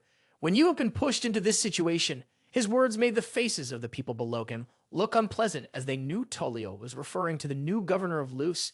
Then Tolio slowly drew his sword. As the ruler of the pirates, as your king, he pulled the sword forcefully from its sheath. The sword blazed with fire, flames roaring intensely. He bared his sharp fangs and declared with an arrogant tone, "I will chop that white worm into pieces."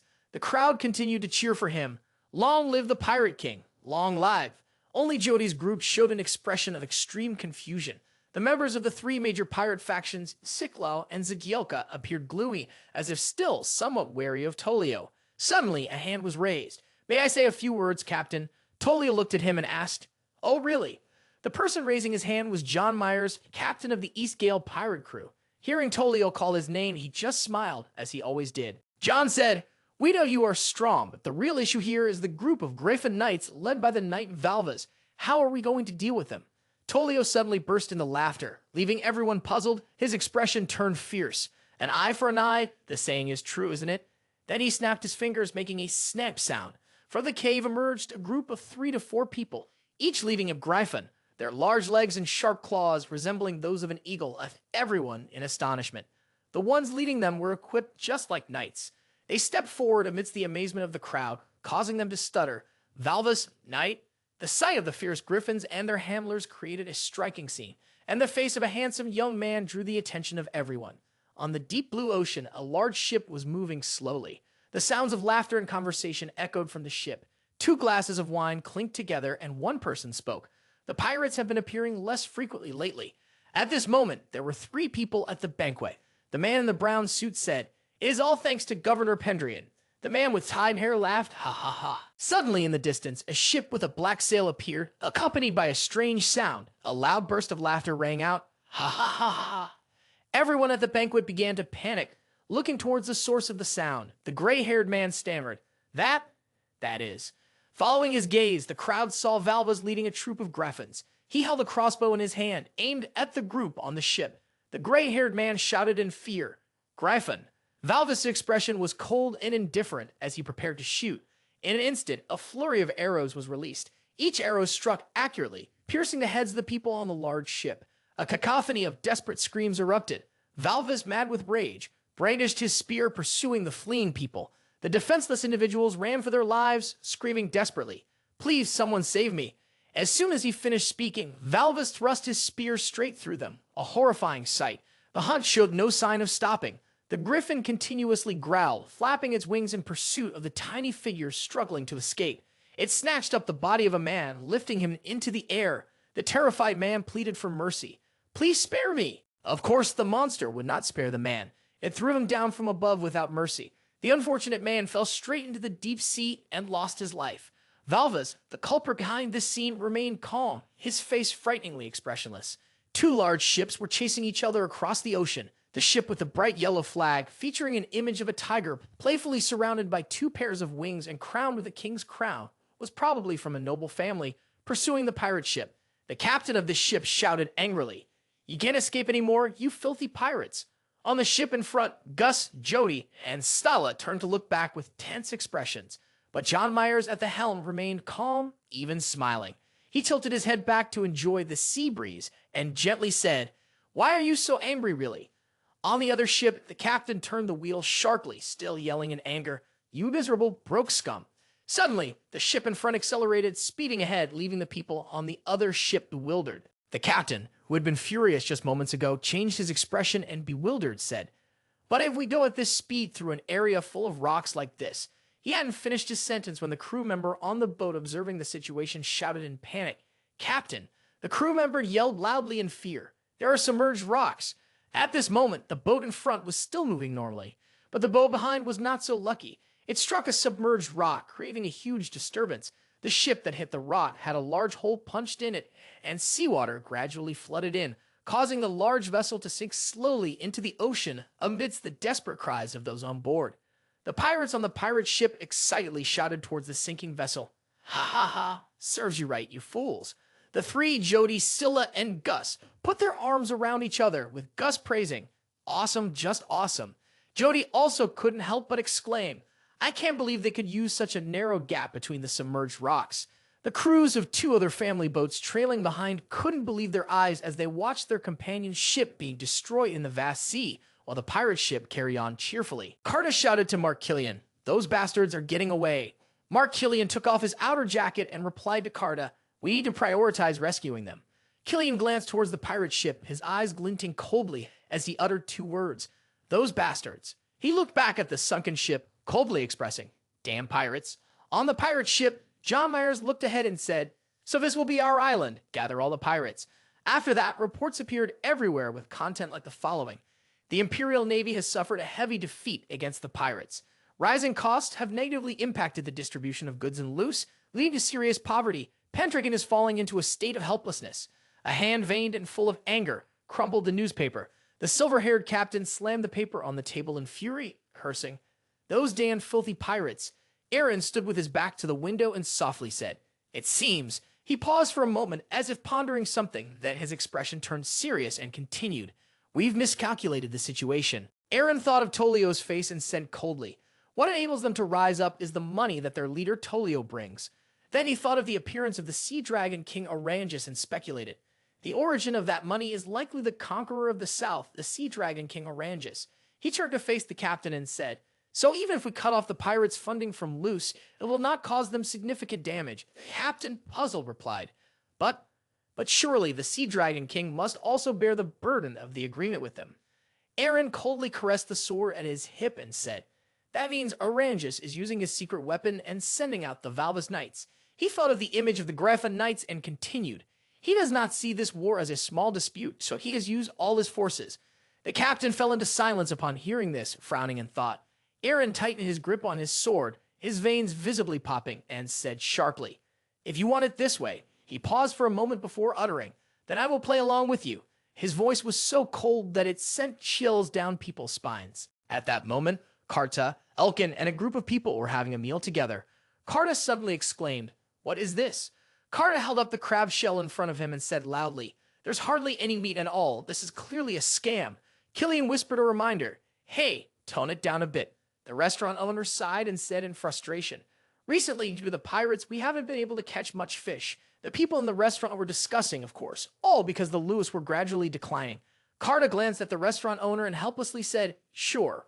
The man sitting at the counter holding a cup of water sighed and said, "There are no traces left of the city once known as the City of the Sea. It's all gone."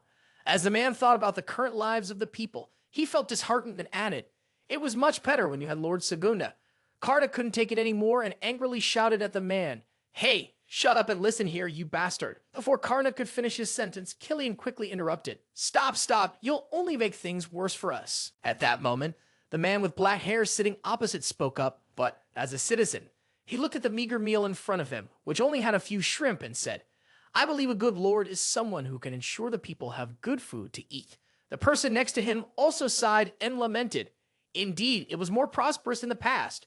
Elkin remained silent. He thought about the image of the weary farmers planting rice, then remembered the night he talked with Eren. Eren leaned against the railing and said to him, "As a duke and a ruler, I swear I will do what I need to do." Breaking free from his thoughts, Elkin began to speak, "Pendragon." But before he could finish his sentence, the crowd outside the tavern was buzzing, pointing at something in the sky. The people at the table questioned, "What is it this time?" Stepping outside, Elkin saw the crowd pointing and talking. "Someone is flying over there." The person next to him patted his shoulder and scoffed. How could a person fly? The crowd continued to chatter. One person asked, "So, what is that then?" Elkin looked up as well. In an instant, he was stunned, his eyes widening in disbelief. The one flying in the sky at that moment was Soldrake. Elkin finally spoke up, "Sol." With a blank stare looking up at the sky, Soldrake heard Elkin's voice and lowered his head to look at him. Soldrake flew down and landed in front of Elkin. The two faced each other without saying a word. Finally, Soldrake spoke first. "I want to meet Ray, the Gryphon Knight, on a starry night in the territory of Duke Pendragon, accompanied by the sound of gentle waves." From above, looking down through two tall towers, one could see a ship floating on the surface of the sea. At that moment, from inside the mansion, Eren ran over with a panicked expression, calling out, "Sol!" Sol, with a calm expression, was playing with a little bird on his finger, turned to look at him. Eren, looking very worried, asked, "Where have you been all this time?" Sol moved closer, pressing his face against him, and asked back with a calm expression, "Are you worried?" Eren felt a bit awkward and replied, Eren turned to the railing to avoid meeting Sol's gaze and answered, "A little, it's that you haven't come back for a while." Sol was silent, smiling contentedly. Soldrake moved toward the railing, standing next to Eren, lightly flapping his wings, and continued to ask, "So how is the Lobstein Prairie?" Sol was silent for a moment before answering him. "We've encountered the Black Dragon, Amhalt." As Sol spoke, she recalled the scene when she met the Black Dragon Amhalt. Eren, surprised, remembered the moment he first encountered the 6 dragons and said, "Ah, one of the 6 dragons I met at the tomb." Sol thought of the Black Dragon Amahalt and replied, "Yes, however, he mentioned that he had been aware of the existence of the ley line for a long time." Eren looked at Sol, questioning, "Ley line?" Sol calmly responded, "It is a place that is vital for our dragons, a source of magical energy. Beneath the flower bushes, green butterflies were sipping nectar. They began to flutter around the Duke, who now looked very charming. He continued to ask, "So, there's a place like that on Mount Ancona, right?" A butterfly landed on Sol's hand. She looked up at Eren and replied, "Every layer has a ley line flowing beneath it." Sol recalled the memory beneath a range of mountains, where her own lair was located with the image of a dragon statue. She answered, "That is why if a ley line is cut off, our dragon species will no longer be able to use our full power." Eren fell into deep thought for a moment. Remembering the image of her transforming into a dragon and flying away, he recalled her saying, "I will return to restore my magical power in my lair." Maintaining her form outside the Pendragon territory consumes a lot of magical power, she said calmly. Eren glanced at Sol and thought, so that's the reason. Eren asked, "So on the day we made the pact and dealt with the 6 dragons so overwhelmingly?" Sol turned her head to look at him and replied, "It's because that place is my territory, and that's just one of the reasons." Eren skeptically continued, "Back then, the Black Dragon said something about dragons and demigods, right? The conversation still lingered with Eren's doubts that he possessed the aura of both. Sol frowned, looking down silent. Eren kept asking about the issue. Is there any connection between the Black Dragon coming to the Lobstain Plains and that? Sol showed clear signs of frustration with Eren's questions. She was silent for a moment before speaking. My reincarnation from the past and returning to the past. Sol frowned when she heard him mention reincarnation. She recalled the words of Black Dragon Aminal. Our dragon clan is closely monitoring the movements of that Pendragon. Eren continued, his tone growing agitated, including, as he spoke, unpleasant memories of everything that had happened to him resurfaced, starting with Tolio Baltain and the Sea Dragon King Oranges. Eren gradually lost his composure, his voice becoming frightening. All those whom I constantly face and all the schemes. Eren clenched his shirt collar, gritting out, "Answer me, Sol." Sol remained silent, her face clearly showing her discomfort. Eren almost shouted her name. Sol! Finally, she spoke his name gently, Ray. She took both his hands, looking at Eren with a determined expression. This made him feel as if he was breaking free from the web of negative emotions. She spoke softly, slowly explaining, I still don't fully understand everything. I can't tell you yet. Eren was still a bit dazed by what had just happened, his eyes slightly moist. He remained silent. Soldrake continued to explain with a tone full of sincerity, but I will protect you, Ray, even if it means trying to the point of death. She held his hand tightly and continued. Our souls are bound together. You are a precious existence to me. Upon hearing this, Eren was a bit taken aback, his expression revealing his astonishment. He didn't know how to respond. Sol still held his hand tightly, gently placing her rough fingers on her hand. Eren turned his hand, grasping Sol's hand. He held her hand as he sat down on a chair and softly said, I'm sorry, I was too agitated. Eren leaned back, closed his eyes, and began to explain. I don't want you to feel like I'm blaming you. Let's change the topic. Sol smiled gently, looking at him. Eren continued, for now the issue. He said, remembering the scene of the terrifying orc pirates having to subdue the pirates invading the seas. The governor suddenly thought of the detestable face of the sea dragon King Oranges and said, and a bitter enemy from my past life, Oranges. Just thinking about it made Eren feel a sharp pain in his head. He bent over, resting his hands on his head, his voice tinged with exhaustion. To be honest, I'm feeling quite lost. Can't we use your power to drive them away? The power of a dragon should be more than enough. Sol looked at him seriously and replied, it's not possible. So decisively, she extinguished all of Eren's associations. He fell silent, staring blankly at her firm rejection. His face seemed to express the words, heartless. With a hint of frustration, he asked her reluctantly, didn't you just say you would protect me, no matter how hard you had to try? Sol maintained her unwavering attitude, turning her gaze elsewhere, and replied, if I intervene, the situation will only get worse. Eren didn't know what to say, but still had questions. Sol looked out at the calm night sea and continued. Sea Dragon Viscula. She explained, when another dragonkin enters the inland sea, it becomes extremely enraged and will launch an attack. Both of them directed their gaze to the night sea, with a bright moon overhead. A gentle breeze blew the leads towards them. Eren slowly replied, Sea Dragon, the one referred to as the guardian deity of the Oranges clan. The image of the flag representing the Oranges clan flashed in his mind. Sol explained more about Hai Long and thought about its intimidating and fierce appearance. The most unruly dragon of them all, a battle-hardened dragon. She kept her gaze fixed and resolutely continued, and one who does not recognize me as the leader of the dragon clan. Sol's gaze returned to the night sea, and she continued, if I have to fight it without my dragon vein on this vast ocean, I cannot guarantee victory. She turned towards Eren, looked straight at him, and said, that is why I cannot help you right now. Eren fell silent and then spoke. Really? He clenched his fists, slammed them down on the table beside him, and shouted, damn it. The memory of the castle from his past being burned down resurfaced in his mind. The image of Baltain mocking him while grabbing his hair with a bloody face, forcing him to look up at him, and the smirk full of disdain and satisfaction from the bastard Hai Long von Oranges flashed in his mind once again. Eren lost his composure again, screaming. All of this. Sol slowly approached his trembling body. She softly called his name, Ray. It made him freeze. When he looked up, her face was right next to him. Eren jumped, stood up, knocked over the chair, and stammered, what's going on suddenly? Sol still looked at him seriously, saying, your attitude isn't like it usually is. She pointed to his territory, adding, you're not observing what's around you. Eren wondered, looking down.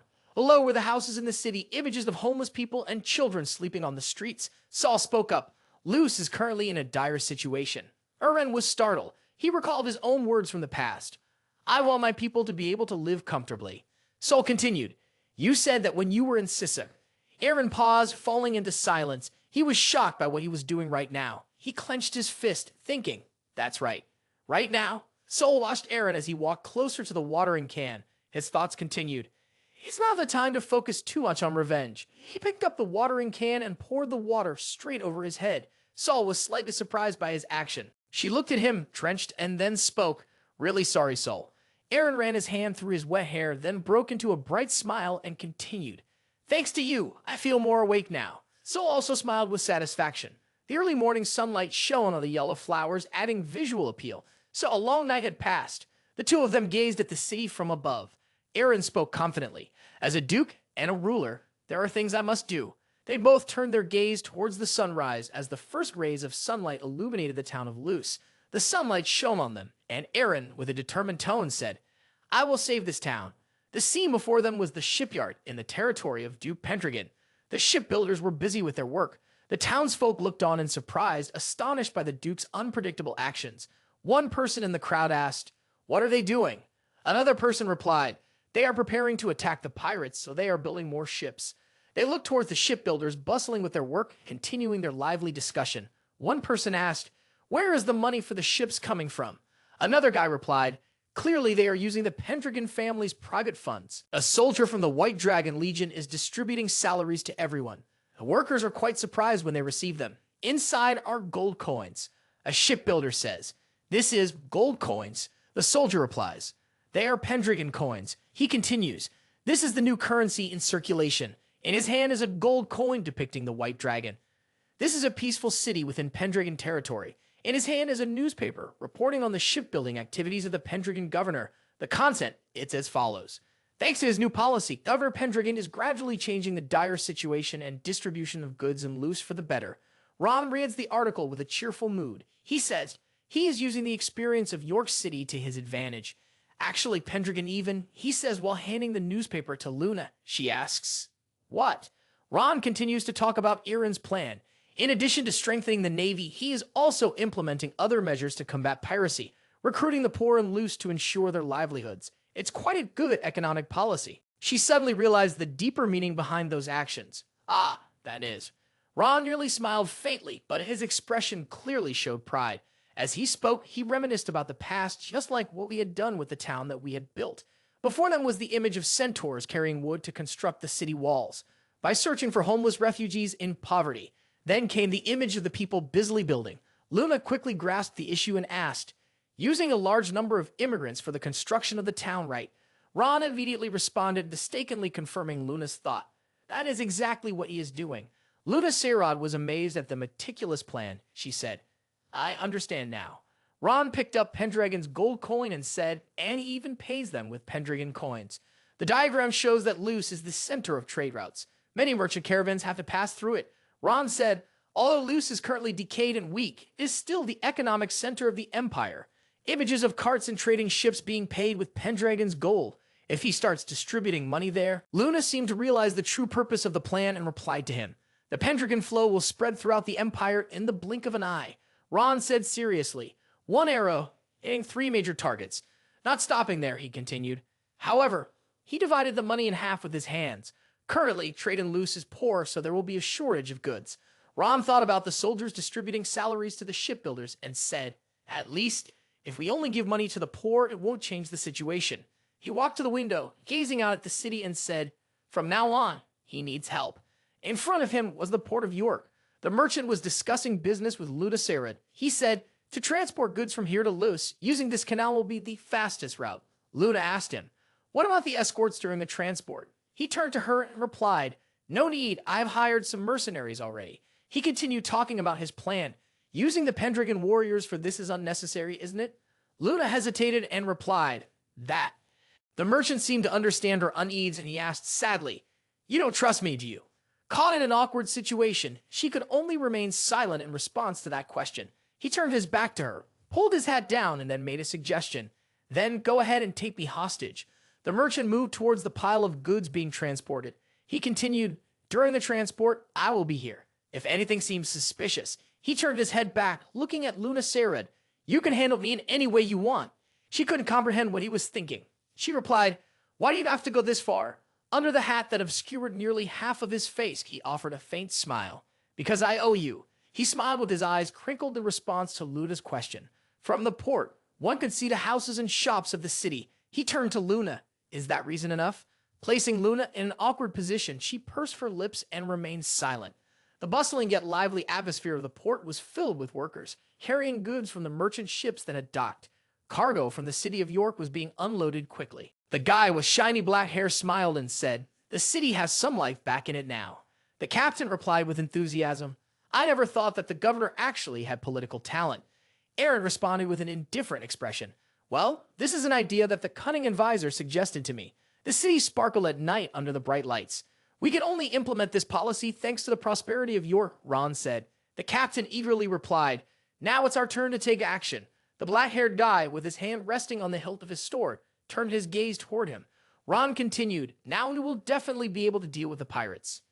Eren stood behind, watching them. Suddenly he frowned, feeling a bit uneasy in his thoughts. He thought, no matter how much we reinforce the navy, he remembered the image of Valus knights riding griffons, still unable to cope with the attacks from above by those knights. Since they were young, they had been taught how to ride griffins into battle. The scene of children riding griffins soaring in the sky fighting against orcs. Besides Isla, the gap in experience remained significant. The threat from merchant routes, not only on land but also at sea, was being complicated by the Valus Knights.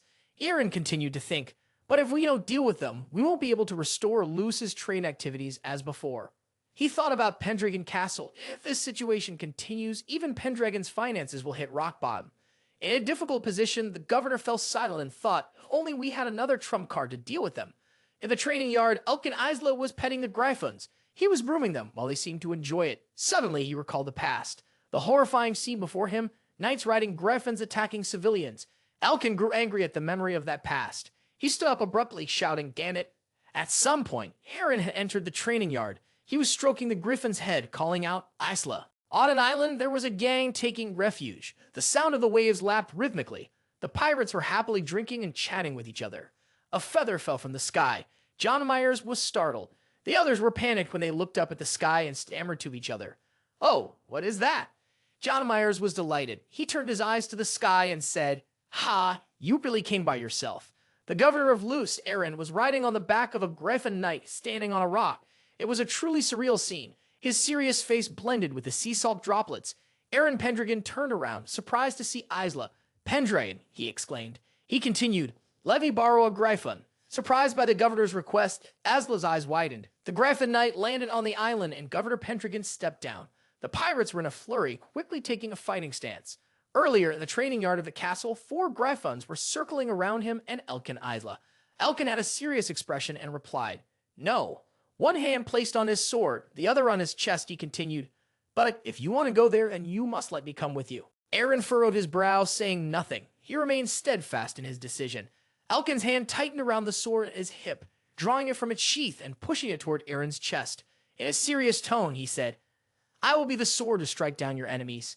Eren finally replied, "That's why I cannot let you come along." Elkin's eyes widened. He was truly surprised by this response. Eren took hold of the sword's hilt and continued, "If I draw my sword, they will draw their blades as well." He pushed the sword back toward Elkin. "I will go alone unarmed, so I cannot." Elkin clenched his teeth. This was something a knight like him found hard to accept. He gripped the sword tightly, trembling uncontrollably. This reminded him of his not-so-pleasant past, where battlefields were filled with corpses amid a sea of flames. A voice echoed in his mind, "A sword that does not go to battle is meaningless." The image of the Valbus Knight Brigade aiming their weapons at Elkin flashed before him. Returning to reality, Eren turned and walked away with a griffin, leaving Elkin still bowing his head there. He said, "Today, I command you. Stay here, Isla." Eren closed his eyes, revealing his discomfort at that moment. Elkin gradually accepted and respected the governor's decision. Suddenly, he spoke up. "Well, at least," he said while stroking the griffin knight, continuing, "there must be a companion for you, right?" The griffin accompanying Eren perked up at his words. Eren nearly smiled faintly, his face showing relief. After the governor left, only Elkin remained with the sea. He slammed his hand down on the railing, finally releasing the pent-up emotions. His face now looked quite frightening. Damn it. Under the moonlight, it was only Elkin and the sea. On the island, where the governor was having a meeting with the pirate crew, he said, "Captain of the Blizzard crew, John Myers." With a serious expression, he continued, "I want to talk to you." John Myers sat on a high rock, looking down at Eren standing below. One of his subordinates placed a hand on John's shoulder and said, "Before that, new governor, you certainly had a tough time getting here." He brought the mug of beer to Eren's face and said, "Why not take a drink first?" Out of politeness, Eren reached out to accept it, but not letting Eren have it easily, he violently splashed the beer into his face, causing beer to fly everywhere. The pirates around erupted in laughter. One of them asked, "How does it taste?" "It's pirate beer." Contrary to what the pirates thought, Eren's next action left them stunned. Beer droplets still remained on his face, but Eren was not angry. His expression remained serious as before. His actions made the pirates who were laughing suddenly panic. Eren slowly walked toward the leader. Furious at being ignored, two pirates gritted their teeth while watching Eren. Unable to hold back any longer, the leader swung his club into Eren's face, shouting, "Say something, you little bastard." In the midst of the cheering crowd, it seemed that only 3 people recognized the seriousness of the situation. Jody stammered, "It's over." Blood had fallen, soaking the cloak. The governor's cold, expressionless face did not speak, but it made anyone who looked at it shudder. The 2 pirates who were once arrogant were now a bit scared. Their faces gradually changed color. Eren ignored those nuisances and continued toward the leader. He said, "Captain John Myers." Eren furrowed his brow, his expression still determined. "I want to talk to you." John Myers did not respond immediately. He continued to observe Eren, not in a hurry to react. His subordinates were angry at Eren's words, drawing their swords and rushing toward him, shouting, "Mother!" Finally, the captain spoke up, waving his hand to signal his men to stop. He ordered, "Everyone stop." He stood on the cliff, looking straight at Governor Pendragon, not in a hurry to reply. The subordinates could not understand John Myers' actions, stammering, "Captain." He gestured for Eren to follow him and said, "Good job, new governor." They walked toward John Myers' ship. Turning to look at Eren, John Myers pointed at the large ship moored in the sea and said, "Now let's talk." In the ship's cabin, at a table covered with nautical charts, the 2 of them were discussing matters. Each of them had 2 large bags containing the new Pendragon currency. John Myers stared intently at the gold coin in his hand. Governor Pendragon was explaining about the new currency and his future plans. He listened carefully, his eyes fixed on Eren. After hearing him present his plans, John Myers smiled defiantly and asked, "Do you understand your position to dare to say such things?" Eren replied seriously, "I am only doing what is best for everyone." He rested his chin on his hand, appearing hesitant about the governor's plans. At the long table, at both ends were influential leaders. John Myers replied with a slight smile, You truly are an interesting man, new governor." In the stillness of the late night, the boat was drifting on the vast sea. A successful exchange had taken place. Returning to the mansion in Luce, a hard slap echoed against the table. The captain, furious, shouted, "Are you insane, governor?" He was angry, his eyes wide, the veins on his face standing out. "Are you cooperating with filthy pirates like them?" Eren, with a serious demeanor, replied, "To overcome the current situation, they are the missing piece we need." He continued, "In order to restore Luce, we have tried many ways." The image of the port appeared in his mind. He affirmed once again, "Valvis is the threat to the economy. But as long as the Valis Knights are still here, trade in Luce will never recover. They are gradually wearing us down."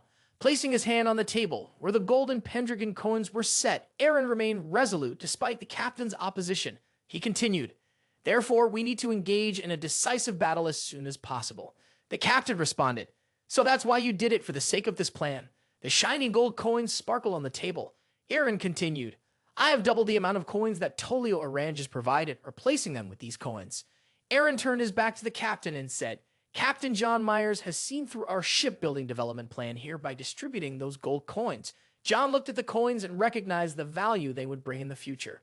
Those coins will soon hold immense value and dominate the entire empire. Eren highly values him. Someone like him has a far-reaching vision. He reaffirmed to the captain, he is a perceptive man. In the face of such reasoning, the captain could no longer oppose the governor. He fell silent. Eren looked towards the window and continued, "And in the event that we win," before him lay the vast sea. He continued, "The trading rights to these waters will be granted to him." Hearing about the transfer of control over the waters, the captain seemed to go insane. He shouted, "I do not agree." Unable to ignore the new governor's decision any longer, the captain yelled, "Those people have bared their fangs against the Empire and against the Emperor himself. The anger within me is rising strongly. What about our honor, the honor of the Imperial Navy? What will become of our honor?" Outside, a lightning bolt struck, thunder roaring. Eren's face darkened. He now resembled a true villain. He replied in a heavy voice, "Honor? Can it save us?" The captain seemed to be struck dumb, realizing that the responsibility Eren was shouldering was truly immense. The governor before him, who was no longer intact, endured the humiliation solely for the sake of his citizens. I fight only to secure a prosperous life for my citizens. Eren's face was now filled with determination and seriousness. To achieve this, we must make sacrifices. In response to the arguments that Eren presented, the captain remained silent. The person before him was now the new governor, the body full of wounds and a blood-stained outfit. Unable to resist and having no better plan than his, the captain had calmed down somewhat, gradually accepting the reality. He turned away and walked toward the door, gently replying, "I understand." His hand clenched tightly, trembling, suppressing his emotions. In the room, only Eren remained. He watched the raindrops pouring down. What you want here is a strong shoulder bearing thousands of lives, Tolio Arranges. In a certain sea, 6 people were hanging suspended on a pirate ship. Opposite them was a rock where an orc was holding a bow, aiming to shoot. Tolio stood beside, hands clasped behind his back to observe, while about 10 villagers behind him cheered. An arrow was shot, striking the woman in the left shoulder. She screamed in pain, could only tilt her head back and cry, knowing she would surely die. The bound people around looked on in horror. Tolio laughed with joy, tears streaming down his face, and said to the orc, "Ha ha, you're really stupid. You have to shoot at their vital point." The orc, angry, growled, "Shut up. There's nothing funny about this. Just kill her already. Isn't that quicker?" Then Tolio snatched the bow and arrow from the orc, aimed at the woman, and said, "Watch and learn." He shot the arrow, piercing straight into the woman's heart. She cried out in pain and died instantly. The orc witnessed this and praised him. Right in the heart. Tolio replied smugly, "See." The man beside them, seeing this, shouted in threat, "Do you think everything will end this easily? I am of the noble lineage of the Empire." He was about to say the name of his lineage, Emp, but before he could finish, an arrow struck him in the eye. Tolio rested the crossbow on his shoulder and said with satisfaction, "Next is the eye." The surrounding orcs cheered with joy. Tolio turned his back and spoke to the people hanging there in a mocking tone. "No need to worry, you pig. Soon you will meet your old emperor down there." He laughed, glancing back with a menacing look, then continued, "I assure you, I will help you reunite." The few survivors hanging on the ship trembled in fear. The Knight Valvas was standing on the hilltop tending to her familiar. Tolio called out, "Hey, Knight Valvas." Tolio challenged, "Do you want to duel me? Let's see who is better." Tolio pointed at the man who had just been shot in the eye and said, "Start with that guy first." Knight Valvas waved her hand, indicating Tolio to hand her the crossbow. Tolio threw it up. She watched it fly high and caught it with one hand. Then she fired a shot from behind without aiming. The arrow struck straight into the man's other eye. Tolio and the orcs stared in fear. Tolio laughed and praised. Impressive. A fearful subordinate beside him called out, "Leader." The subordinate clasped his hands together, sweating, and timidly said, "There's something. A ship is transporting a large amount of gold out of Luce." 2 orcs were delighted to hear this and said, "A big catch, chief." Tolio hesitated and asked, "Are they the new Pendragon coins?" The subordinate stammered in response, "Yes." Tolio thought about the gold coin featuring a dragon and said, "I guess he intends to distribute a large quantity of those coins in the south and enhance his influence. If that happens, even your father will be affected." The subordinate replied, "That's right." Tolio stroked his chin, deep in thought. He considered the trouble at that time, that is, this person. He thought of a man in a yellow suit, the king of the south, Karl Mandy. He recalled the flag depicting a dragon and continued, "Right now, he is working under Arranges and supporting us with his money. After all, everything is about money." Tolio kept his head down, stroking his chin in contemplation. So what if those coins become dominant and he betrays us? Suddenly, Tolio smiled, his face bright. This is the perfect opportunity to show filial piety. He rejoiced and shouted to his subordinates, "Let's sink the ship along with those bastards." The orcs also cheered and shouted, "One coin at a time, it will be ours." They continued to say, "Whether it's women or beer, it's all ours." This drew the attention of the Knight Valvas. The orcs danced joyfully in celebration, even though they hadn't achieved anything yet. In the palace, a meeting was taking place. Eren said, "I am sure that's what they are thinking." 11 people sat around the table, where there was a map.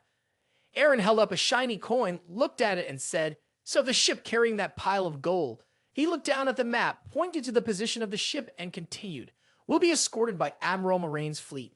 Eren placed the pirate ships behind, then explained, "When the pirates aim for the pile of gold, the Admiral will run away. Luce's ships, commanded by us, will ambush until we reach the cliff." Eren placed the ship down on the map and continued calculating. "Behind us will be the Snowstorm crew. John Myers has betrayed us. He continued, we will execute a pincer attack from 3 different directions. After hearing the strategy, some people eagerly agreed, while others were somewhat concerned. Eren continued, the Pendragon fleet has 20 ships and I am in command. The Moraine fleet has 60 ships and Moraine is in command. The Myers fleet has 20 ships and Myers is in command. And the Tolio fleet has 60 ships and Tolio is in command. Eren clenched his fist and said firmly, with this formation, we can definitely defeat them. At port, Eren burst into tears and ran out calling, brother. She rushed to hug Eren tightly and said, no matter what happens, you must come back safely. Eren shyly patted his little sister's head and smiled lightly. Don't worry, haven't I always returned safely? Looking up, he saw Lindsay also shedding tears. He let go of Eren, pushed her towards Lindsay, and instructed, take care of my sister in this territory, Lindsay. Lindsay lowered her head, closed her eyes, and held her hands tightly. She looked up and said, yes, I will pray for your victory, Lord Eren. Eren looked at Lindsay with gentle eyes, stepped forward, hugged her, and said, I'm off now. He looked up and called Sol, who was sitting on the roof. Sol, please protect everyone. Sol nodded in agreement. In the night of big waves under the moon, the ship left the dock.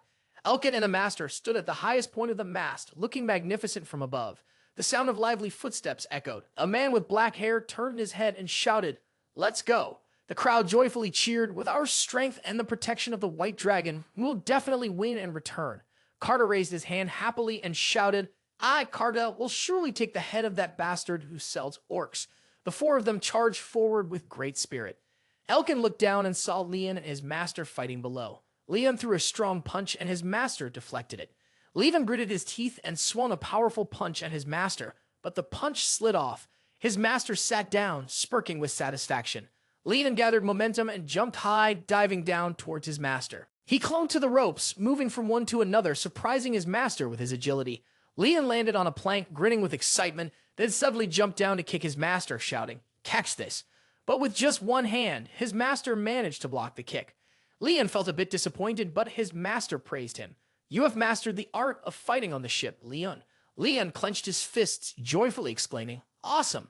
But then he scratched his head awkwardly and said, but master, I still haven't hit anything. His master replied nonchalantly, of course, I wouldn't expect otherwise.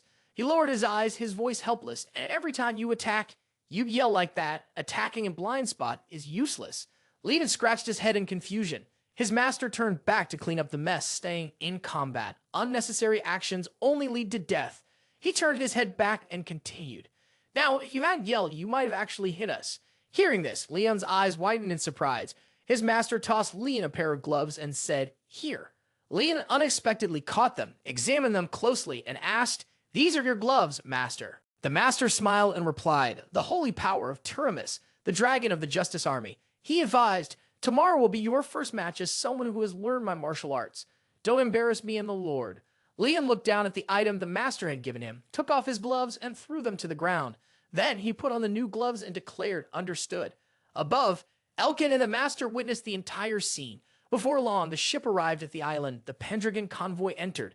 Tolio saw it and said, this will be our first fight, kid. Tolio turned around, looking at a person in a mask and black cloak. On the roof, Sol stood observing the sea, her face slightly pensive. She called, Ray.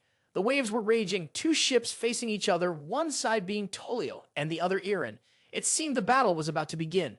A large ship swiftly glided over the stormy sea. Then, several more ships appeared. On the ship, a joyful orc jumped up and laughed loudly. Ha ha ha. Look at them running away. The bald pirate next to him also shouted. The navy is not only weak, but also cowardly. On the admiral's ship, the crew members were hoisting the sails high. The admiral wore a sinister smile and scoffed. Cuckoo, you fools. Once we pass the rock outcropping, his voice boomed strongly thanks to the sea breeze. You scoundrels will be attacked from all 3 directions. He looked ahead, baring his teeth in a grin. One sweep to catch them all. A young crew member with a worried expression approached and respectfully asked, Sir, can we really trust those pirates? John Myers will surely not betray us, will he? The admiral was surprised by the question, but the young crew member continued, Governor Pendragon said he would offer double the money that Tolio gave them. The admiral frowned and thought that. The young crew member continued to speculate, what if Myers and Tolio renegotiate? He could be likely to sell us out if he gets greater benefits from Tolio. The image of Tolio with countless treasures flashed in his mind. The admiral silently looked at the young sailor. He confidently exclaimed, "Those who only focus on their own benefits are nothing but opportunists. And as someone who has fought against many of them on these waters, I understand their schemes better than you do, Admiral." He shouted, "Can we trust them, Admiral?" Hearing a crew member's question, the Admiral was extremely angry, gritting his teeth and about to respond when other crew members suddenly shouted, "Sir, they." Before they could finish their sentence, a massive ship belonging to Tolio appeared before them with a giant flag displaying provocative images. On the flag, there was an image of a dagger plunging into the face of a king, accompanied by the words, "The old and useless emperor has outlived his era." Upon seeing this, the Admiral and his close young sailor were filled with rage. On the sail, Tolio squatted, wearing a provocatively wide grin that revealed a canine tooth as long as a tiger's. The Admiral could only exclaim, "What the hell?" Another crew member in panic stammered, "Shit!" shouted loudly towards the man stabbed in the eye. "Father!" He screamed in pain. "I will not forgive you, wretched pirates," and rushed forward, forcing the loyal crew member to run and stop him. Another crew member used a telescope to look in that direction, shouting, "Sir." This person continued, "There are several others on Meyer's ship. In front of them are 4 people, tied up and hanging." The Admiral couldn't believe it, shouting, "What?" The loyal crew member was patting the shoulder of the other crew member in comfort, saying, "I told you, we can't trust the pirates. We need a signal to start the battle quickly." The one with the telescope continued, "Their number of ships is greater than ours, however." The loyal crew member with sharp eyes remarked, "If we take down Myers, we will have a draw." The Admiral was terrified, staring wide-eyed, unsure of what to say. The voice of the loyal crew member rang out again, "And if we deal with them before they get there, we can join forces with the Pendragon fleet waiting at the cliff." You confidently declared, "We will have the advantage." Hearing that, the Admiral was even more furious, unable to speak. The other crew members also pounded their chests, confidently saying, "The quality of our soldiers far exceeds theirs. We are soldiers chosen from the Empire. There is no way we can lose to those pirates." They shouted in unison, "Admiral, fire the flares." The Admiral, filled with anger, clenched his teeth, his whole body shaking. On the other side, Tolio smiled sinisterly. "How resilient you are, Admiral." After saying this, he snapped his fingers. At that moment, Elkin appeared in the sky on a bird in front of Tolio's ship. A sharp arrow was drawn, and after a few motions, the flag fluttering in the wind was cut into 3 pieces. The bound captives were also freed as he cut their ropes. The crew members on the Admiral's ship witnessed this scene, and everyone was taken aback. Tolio laughed loudly. "Bah ha ha ha. Truly a masterpiece, Valvas." He stuck out his tongue mockingly. "Parrots like us can do whatever we want with them, while you can't even fight back." He contemptuously continued, "It seems the Imperial Navy has seen better days." This made the Navy crew members furious. Tolio added, "But it's not that we can't empathize with you." The close crew member's face darkened upon hearing this. He said slowly, "After all." The Admiral bowed his head, trying to contain his rage. Tolio mockingly raised his voice. "Taking care of an elderly emperor must be quite a hassle, right?" The Admiral was so angry that he clenched his fist, squeezing it so tightly it burst. Everyone on the ship had red eyes. The Admiral ordered, "Fire." He roared 2 words, "Flares." Flares were shot into the sky, creating smoke that drifted towards the rocks where Eren's warships were anchored. Eren looked up at the sky in astonishment. The others on the ship were also panicked. Jody shouted in confusion, "Huh? What?" Elkin also looked up at the sky in fear. Carta shouted, "Are they starting to fire?" Mark Killian disagreed, responding loudly, "No way. This isn't part of the plan." Eren continued to stare up at the sky. Suddenly, he was startled, his face a mask of panic. Then Eren quickly shouted an order, "All ships, full speed ahead, engage in battle." The ships swiftly glided forward at the sound of the command, hastening to join forces with the Imperial fleet as soon as possible. Eren frowned, silently thinking, "Moraine." The ships continued to advance, while Eren inwardly shouted, "What the hell are you doing?" The Admiral, gripping his sword tightly, said, "Just as I thought, you bastards are truly the embodiment of evil." His gaze darkened. "The charge of dishonoring our great emperor." He yelled, "You will pay with your life." The Admiral called out a command. All ships set sail towards the Tolio pirates. Immediately after the shout, the fleet surged forward. On the other side, Tolio jumped down from his ship, saying, "See, I told you so." He covered his eyes with his hand and laughed loudly. They really are so stupid. The Admiral's fleet was now right before them, with crew members armed and ready to attack. Tolio also readied his sword, prepared to face the battle. Shortly after, he jumped and soared over to the other ship. 2 crew members with crossbows shouted loudly, "He's coming." Tolio swung his sword, creating a bright red flame. He continued to swing a few more blows, engulfing the entire cabin in a sea of fire. The crew members were screaming in panic. Tolio stood in a commanding position, holding his sword high. The great Tolio has come to personally kill you all. His face appeared in the flames like a living demon, and he scornfully said, "You insignificant insects." The ship was floating on the sea, and everyone was in utter shock. What? Have they already started the battle? Mr. Markillian shook his head in denial. No way. But that denial seemed only to reassure himself. Feeling anxious, Eren quickly ordered, "All ships, move forward at maximum speed. Gather with the Imperial fleet as fast as possible." After hearing the command, the ships immediately accelerated forward without hesitation. The seawater rushed aside, creating a sense of urgency. But it was too late. Right in front of them was Tolio's pirate fleet. What is this? One of Eren's ships had been blocked by Tolio. Smoke and flames erupted around his sword. Tolio laughed arrogantly. "My noble body has come here to destroy you all, you little shrimps. Ha ha ha ha." He laughed savagely and rushed towards the soldiers. A simple strike sent 2 or 3 of them flying, and the flames emitted from his sword further elevated his spirit and arrogance. The soldiers tried to encourage each other not to falter and to resolve to push Tolio back. 2 soldiers charged forward, but the shield of his made it impossible for them to predict the direction of the sword's attack. They decided to attack from both sides, but the result was that they were defeated by the lightning energy emitted from the shield.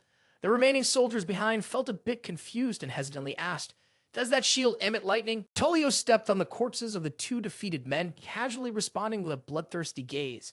"What do you think? What will happen when my sword and Thunder Heaven combine with my unparalleled swordsmanship?" His chilling smile sent shivers through the remaining soldiers involuntarily. As soon as he finished speaking, the pirates surged forward. "Ha ha ha! Just as we thought. Charge, everyone. Kill them all." Among the pirates were the green-skinned demons, and just by looking at their bloodlust and the meager number of soldiers on the ship, it was clear what the tragic fate of this vessel would be. Meanwhile, the Admiral's ship was constantly reporting sinking vessels. Ships 3 and 4 have sunk, and now Ship 9 is also going down. Looking at the chaotic and devastated scene before him, the Admiral and his guard were in utter panic.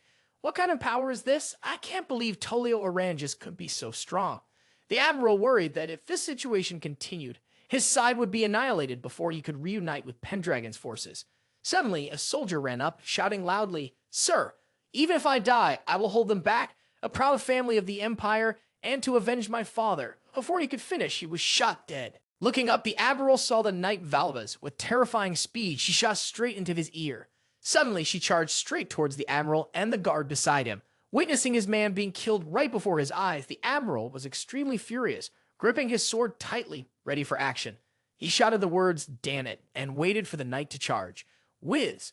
A sharp stroke of the sword, the wings of the flying creature fell. Its heartbreaking cries echoed until it hit the sea. Seeing his companion fall, Valvas widened his eyes in anger and said, "It's over. You are finished. By cutting off the wings of a valuable companion of a knight Valvas, you will pay for your crime with death." Turning to face the Admiral, the knight pointed his sword at the 2 of them, preparing to strike. Unable to endure the sight of the Admiral being threatened and his previous hatred for Griffith, the guard responded to the knight with a furious expression. "You filthy Griffith bandits, you have killed so many people. How dare you speak like that?" Before he could finish, he and the Admiral charged into battle. "Don't mess with me." Both of them simultaneously attacked the knight, but she proved to be incredibly difficult to deal with. The guard felt as if he were not fighting her, but striking against some lifeless, hard object. The Admiral also realized that he could easily block every attack from the 2. It turned out that this was the power of a Valvas knight. Oh, suddenly, with just a moment of carelessness, the knight broke the guard's sword stance. What is happening? Both were astonished, but to their surprise, he only cast a glance, his eyes cold as a grim reaper, come to claim a life. "Admiral!" The guard's scream echoed when he saw the Admiral take a blow from the knight. But not long after, in just a blink of an eye, the guard was thrown to the ground. Ah! The impact was so strong it left him dizzy. Just as he intended to pick up his sword, he realized his sword had been subdued by the knight. In that moment, the 2 looked at each other, but it was the gaze of a dying prey towards the hunter. For a swordsman, when the sword is taken away, it is no different from throwing one's life to someone else. "Stop, stop! Don't do this!" The scream was almost pleading, but the knight's blade still swung coldly, giving no one a chance to survive. Ah! Witnessing that scene, the Admiral was filled with despair, his face pained like a father who has lost a child. The atmosphere became heavy as if shrouded in a dark night. Despite seeing the Admiral's suffering, the knight only looked at him with eyes devoid of warmth, not a hint of wavering. Gathering all the suffering before him, the Admiral stood up, leaning forward and pointing his sword at him. "You bastard!" The knight replied, truly useless. A swordsman who cannot fight is worth nothing. As she spoke, she advanced toward the admiral, adding, "So, just die." The tip of his sword was still stained with warm blood, as if craving more blood from the person in front of him. At that moment, when everything seemed to hang by a thread, Eren suddenly appeared, blocking his strike for the admiral. Eren's sword forced the knight to take several large steps back. Beneath the billowing sails, two individuals, one male and one female, stood facing each other, their enemies. "Governor!" A call from Eren made the admiral feel a surge of safety, urgently calling for Pendragon. Eren glanced around the scene, some lay motionless in pools of blood, having lost all warmth, while others were gravely injured, collapsing backward. Rage surged within him, and Eren felt his strength being unleashed. He roared, "You son of a bitch!" Immediately, that surge of power closed in, attacking the person in front of him. At first, the knight maintained his composure, but within seconds, he felt a strong threat emanating from Eren. "Just as I thought, you're not simple at all," he smirked, while also focusing his strength to confront Eren. Right after that, the two charged at each other, starting a fierce sword fight. The sound of metal clashing echoed as the three swords collided, creating a deafening noise. But to them, this sound was no different than the whisper of the wind in their ears. Eren relentlessly closed in and unleashed powerful sword strikes towards his opponent, the strength of a swordsman fully unleashed. Under the pressure of those attacks, the knight had to continuously retreat considerably. Seeing the intense sword fight, the admiral suddenly realized, despite attacking fiercely, the knight Valvis was still evenly matched with Pendragon. He continued to parry and created distance.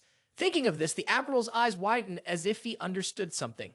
Wait a minute, could it be that Pendragon was guiding Knight Valvis away from him? Was he doing this to protect himself?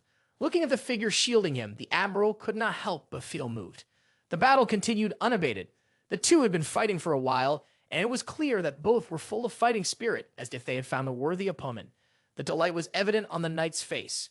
"You have exceeded my expectations," but before finishing his sentence, he lifted his knee and thrust it into Eren. This strike surprised Eren, but immediately after he lifted his knee to brace against the blow, both of them had to step back. With an expression of confidence and a hint of challenge, the knight said, "You think you can defeat a Valvis knight in swordsmanship?" While responding, Eren turned around and jumped into the air, holding his sword firmly. "You are not wrong," but his sentence halted there as Eren kicked the knight in the face and continued in his thoughts. "I have practiced this sword technique with Isla thousands of times." Unexpectedly, Eren's kick caused the knight to freeze for a moment, and then he suddenly realized that he was being thrown into the air by Eren.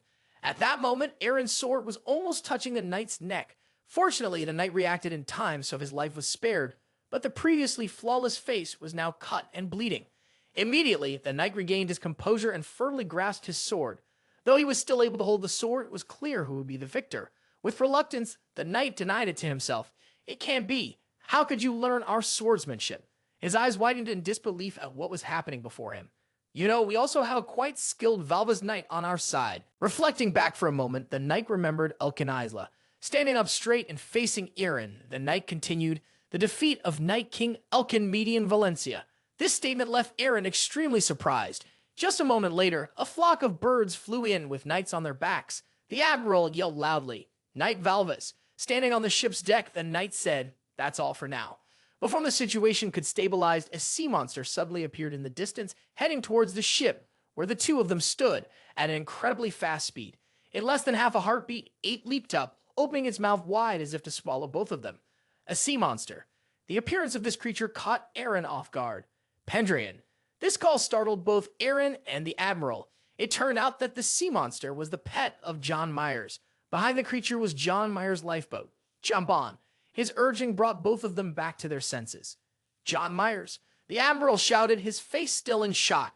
A moment later, Eren picked up the admiral and jumped onto John Myers' boat. The knight saw the two of them running and immediately chased after them. At that moment, Eren was holding the admiral with one hand and wielding a sword with the other, while another sword was held tightly in his mouth. If the knight caught up to them, they would certainly be in a disadvantageous situation. Fortunately, John Myers used his crossbow to shoot at the knight. Although it didn't injure him, it bought Eren and the admiral enough time to safely jump onto the boat. As soon as they set foot on the ship, John Myers turned around, faced the pirate fleet, and ordered, "Fall back quickly." As soon as he finished speaking, he turned back to steer the sea monster forward. Standing on the small ship, looking at the wreckage and flickering flames, Eren seemed to have a sense that something was about to happen.